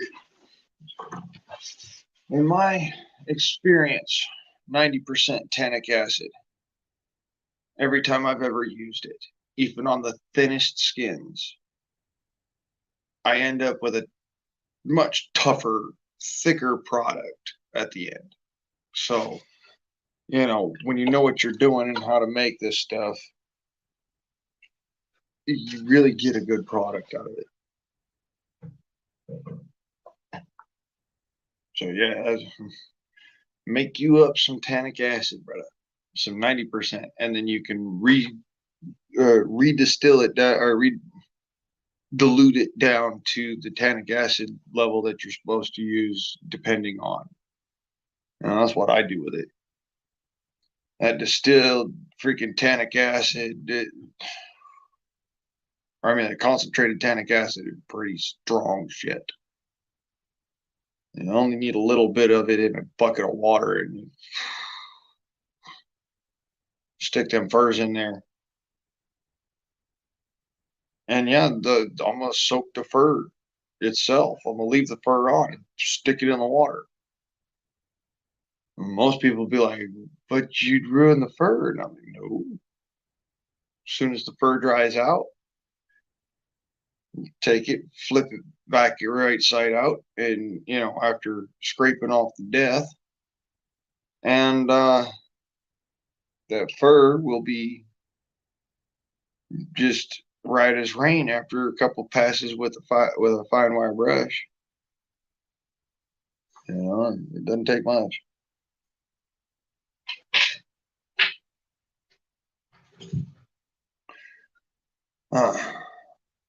There's something I might need to get a lice comb.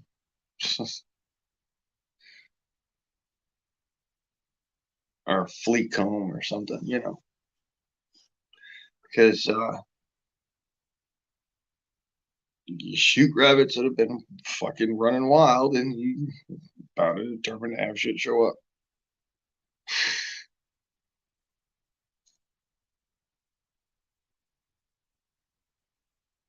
Process, you probably gets.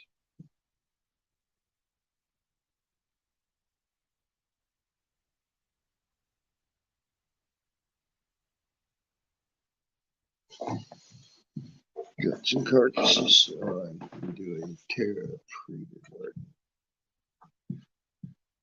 All right.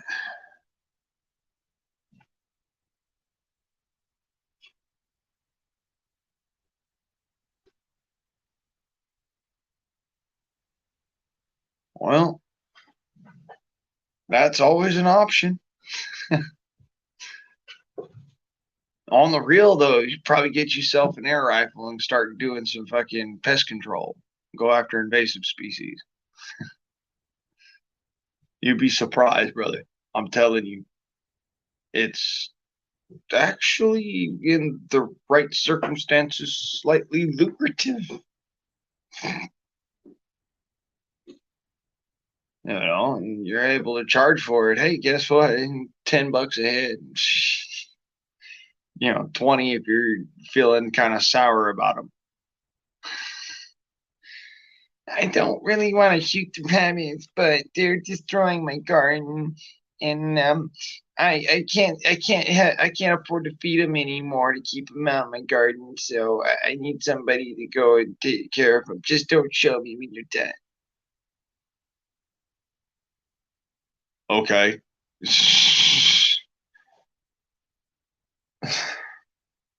Yeah, that'll be $20 a head, and you'll get the bill when I'm done.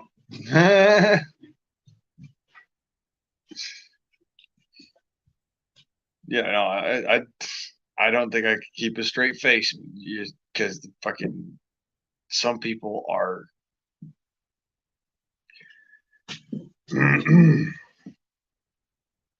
They are.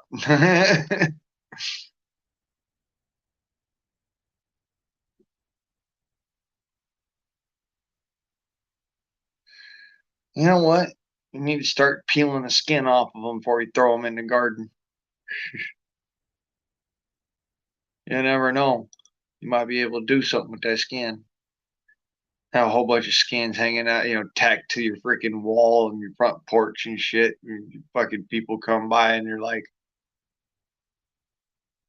dude, what is that? He's like, what, you don't like my squirrels? Man, you're nuts. Yeah.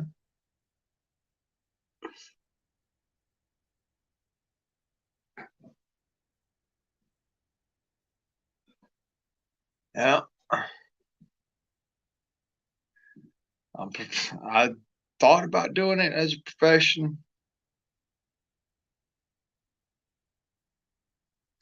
Well, there you go. That dog didn't leave much to be had. Well, that's just.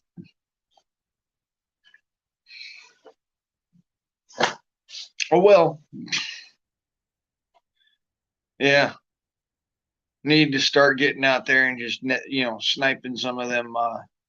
Get yourself a not just any air rifle. Get yourself a proper hunting air rifle. Get out there and start doing some freaking local yokel pest control. Watch the furs start stacking up. Yeah, but if you're gonna do that as a pest control thing, get you a hunting license, because otherwise you'll have other motherfuckers up your ass. Just saying, brother, it gets fucking hairy scary real fast.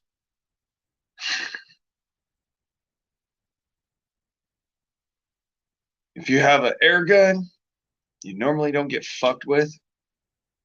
But knowing you, you're also going to have a firearm about yourself. So, yeah. Just precautionary.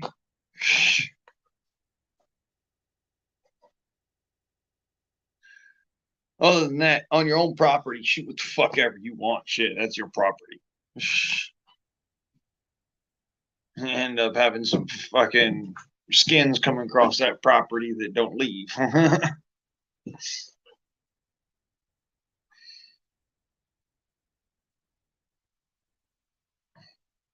Fucking deer walk through your property one too many times.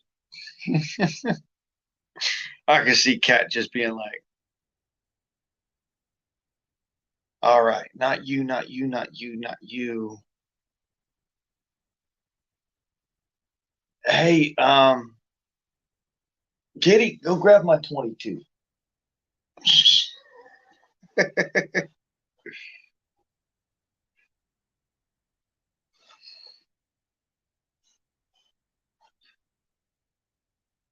I see that happening. Grab my 22. Your dinner. I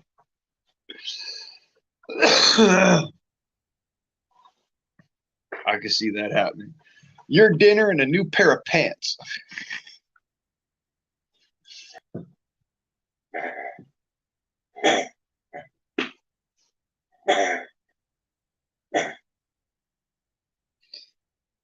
Shit, I can see Cat doing that in a fucking hot second.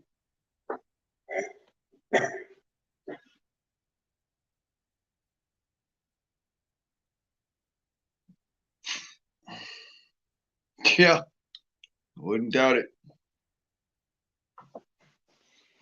Shit, food's food.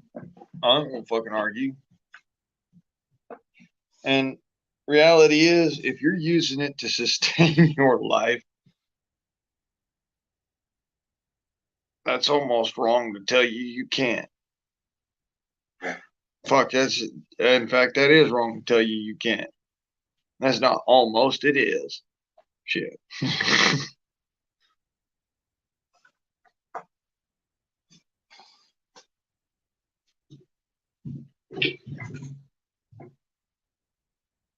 All right, Thunderbite. I understand you got the restless mind.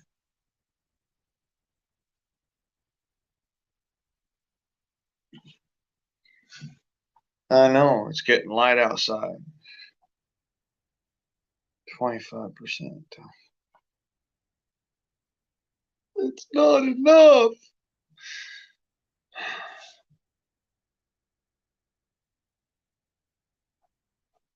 Yeah, I'm sure they was in season, brother. I never said they weren't in season. I never even said that you didn't tag them.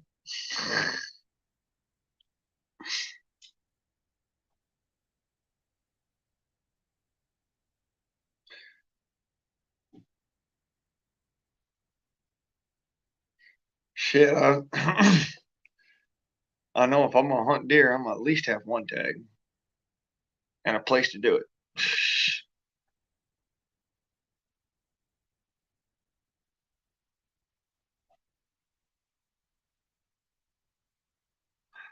That's why I didn't hunt deer this last year.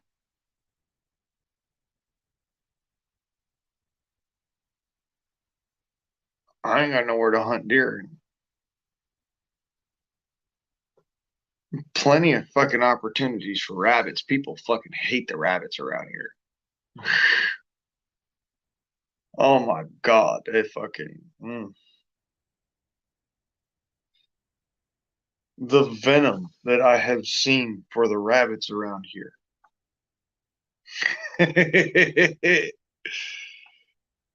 Little bastards keep eating my goddamn garden. I'm gonna fucking shoot them if you don't. You got it.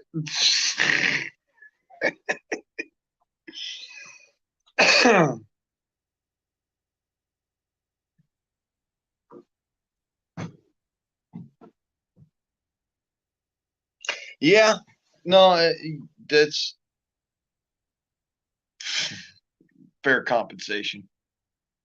That animal damaged your vehicle. It's only your fucking. You're gonna need something to put in your gut after fucking working on that motherfucker. You know. And that's like just fucking just compensation.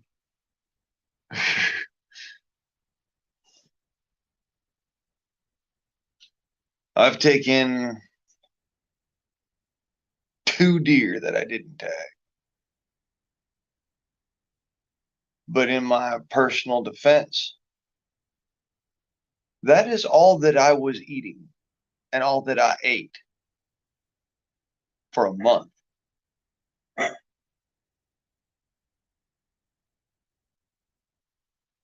I didn't have access to money or,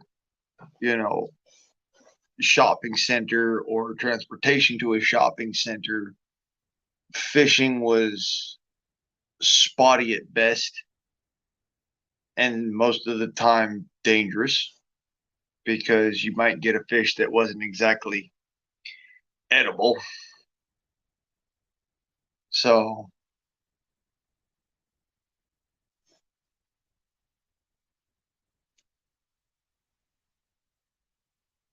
I would hunt for rabbit,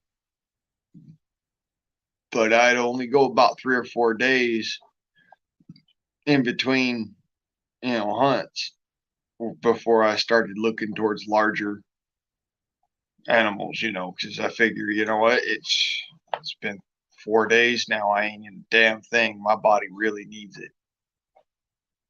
I'd hunt javelina, I'd hunt rabbits, I'd hunt fucking rats and mice and shit just to fucking eat, man. So, and quail. I mean, just to eat, just in order to survive out in the middle of the desert. So, honest to God, if I were to get fucking run up on charges for that shit, I'd turn around and tell them, you know what?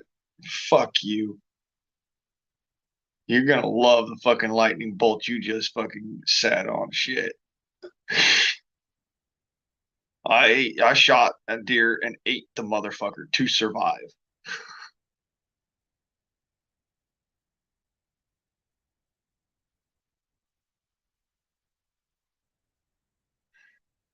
I think so. Wasn't he a fugitive? I'm just saying. I've never really been a fugitive. I was in the middle of the fucking desert, beyond walking distance from any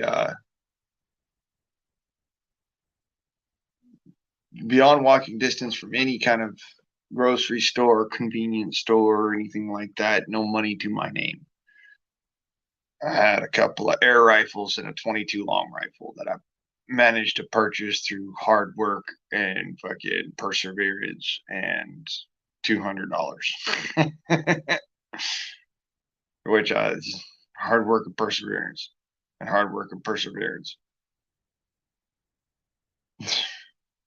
to get the $200, then hard work and perseverance to get the 22 long rifle. Yeah, I'd fucking, honest to God, I have taken 2 in order to survive.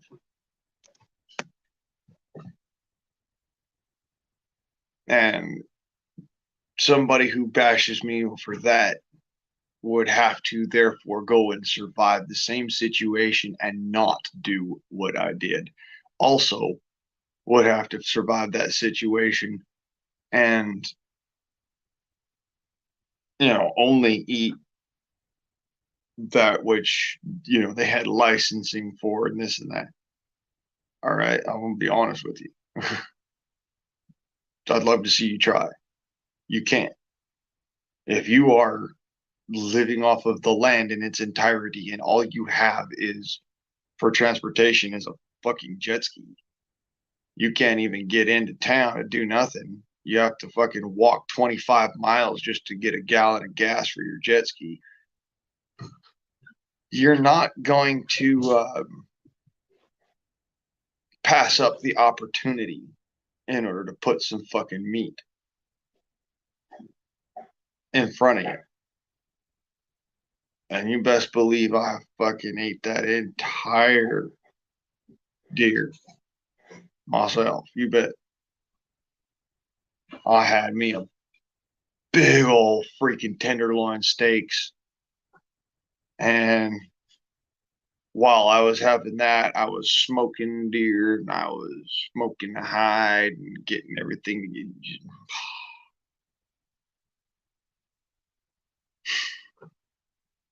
Doing everything in my power to try and make a use of everything. Because I figured this is my life. This is what I've got. I ain't got nothing else.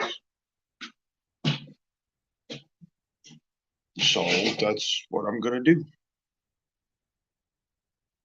And skills that I learned as a child became skills that aided me in the future and made it better for myself.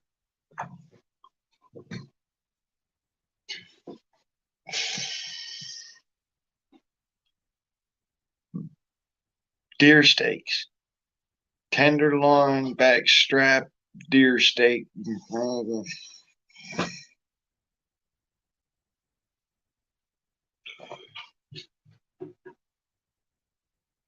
God, tenderloin roasts cut up into little tiny steaks, seared while I'm sitting there also smoking a big old freaking, yeah, man. It was great. 4 weeks, 2 deer. I survived in the desert with nobody coming to help me, nobody fucking bailing my ass out. Water was fucking scarce. I had to boil everything.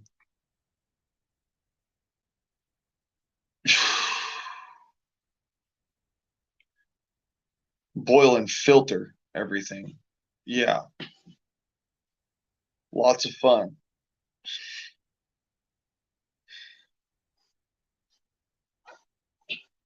Imagine for a second, I lived that hard life, and now, if I had to live it again, I could. But I really don't want to. I'd like to do shit on the up and up. But it's not poaching if it's survival. That I've actually had that told to me straight from the horse's mouth.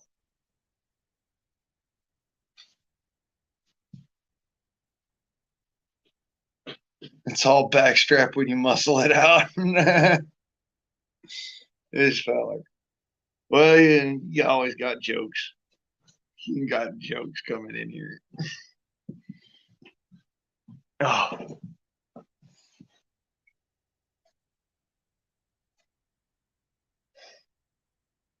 Yeah, if you take the tendons off, you strip out the haunches and whatnot, certainly has the texture.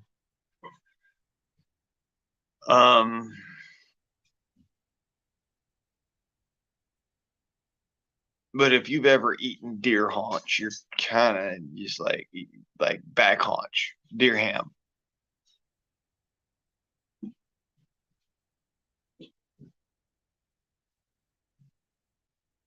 It'll leave you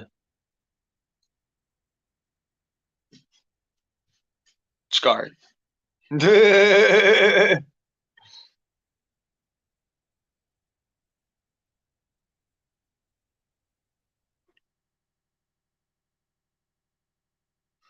Yeah, there's a couple of different instances of that.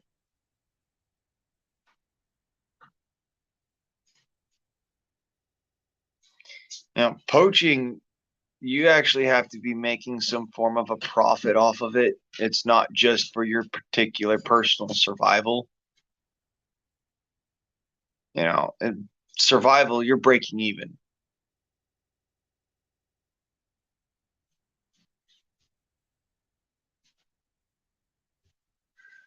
All right.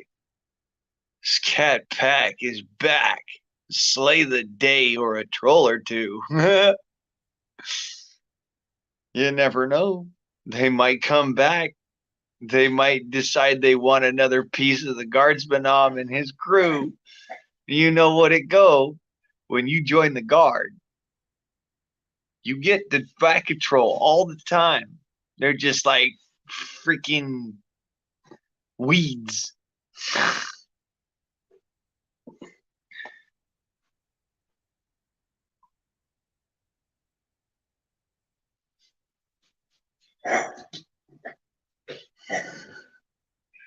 My dogs are waking up.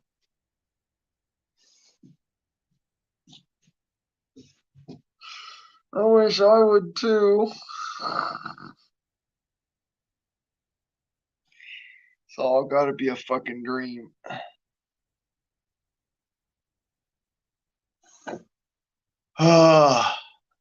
Nope. It's not a dream. Fuck.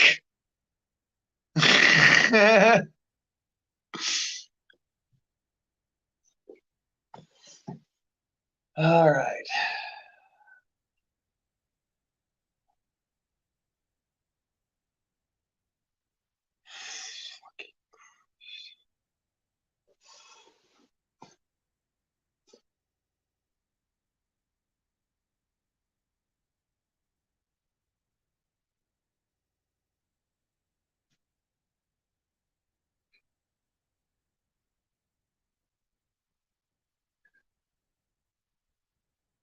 Ammo, gear, your license. Yeah. Attractants. Say you're out there. Dude, there's a lot of fucking snowflakes out there that would love to attack you because you're hunting. Believe it or don't, I've met a lot of people who open carry while they go out shopping for hunting gear because the snowflakes come out to fucking woodwork. The Karens go to places like fucking Bass Pro Shop and this, just to go and cuss somebody out for going and hunting. Yeah, you don't need a license, but again, it's nice to cover all your bases, especially if you're in like a place where it's not a right, because the fucking commies that call themselves fucking politically fluid. I don't want politically correct, gender fluid, all this other fucking spineless know about fucking bullshit. That's the kind of fucking thing that, it makes it so that you can't do that shit.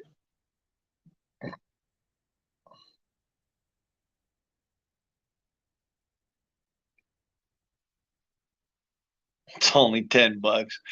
Lucky fucker. Not like some fucking places I know. $170 fucking $6 for a fucking holy shit.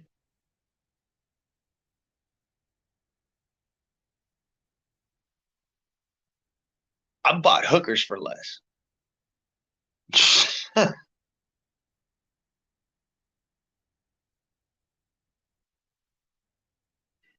Yeah.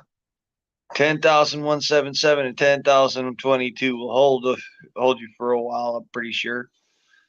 Shit. You got yourself set up with the slugs.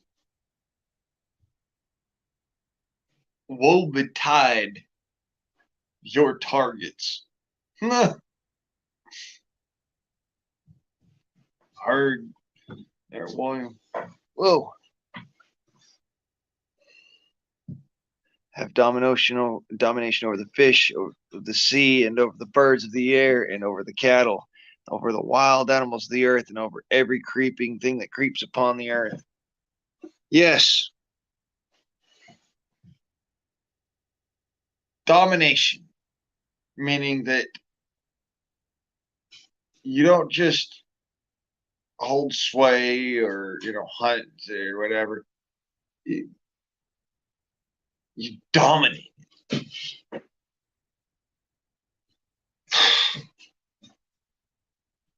Fuck, I'm going now, dude. Take a fucking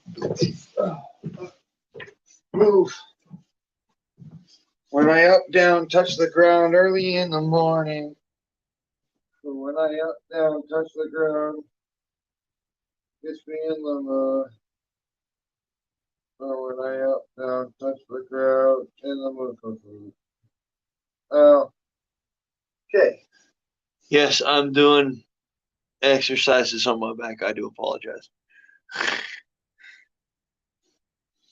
Oh,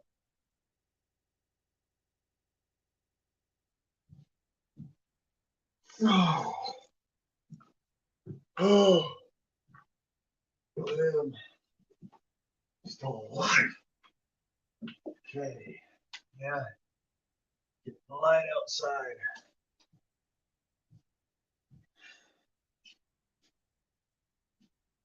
Oh, lady.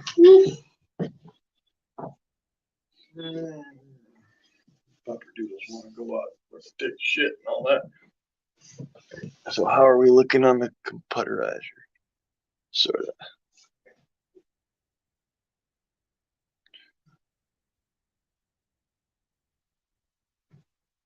Yeah. That is true. Very, very true. What am I doing? I'm running on fucking empty. Again. Why? There's my head. I lost my brain. Nobody move. Lost my brain.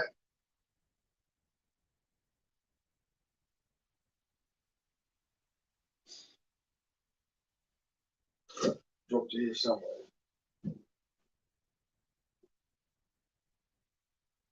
Yeah. There.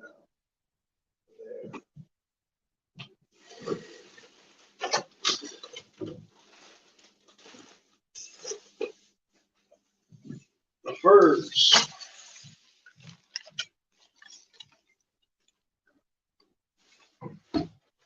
Okay. Those are froze. Furs.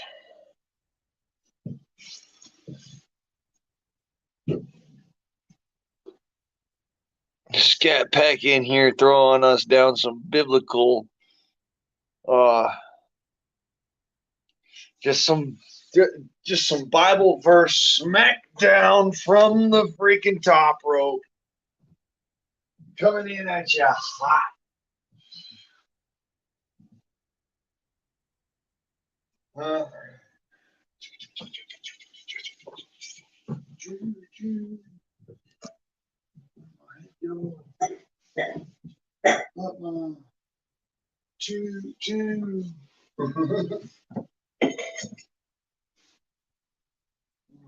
Lost my brain.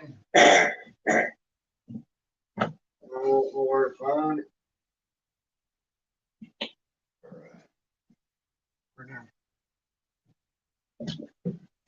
Where'd my brain go? Gotta be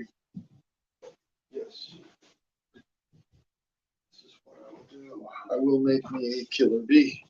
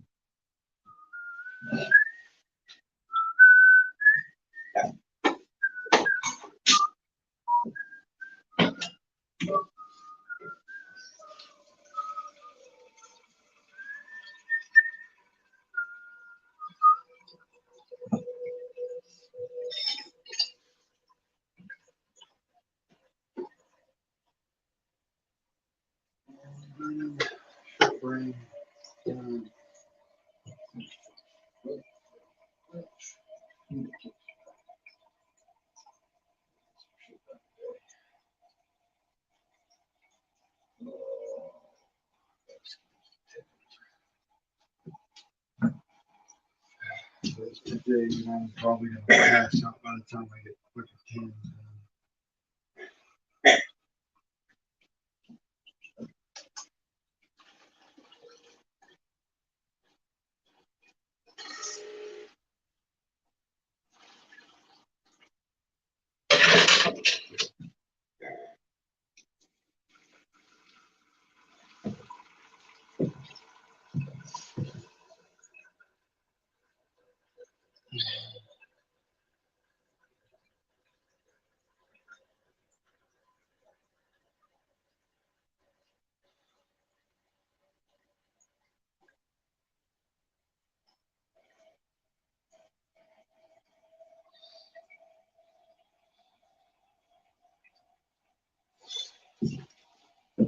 Loving it, loving it. Y'all are back and forth right there on that same level, and I appreciate it. Hard work to accomplish a goal. The art of Kung Fu. Hard work to accomplish a goal.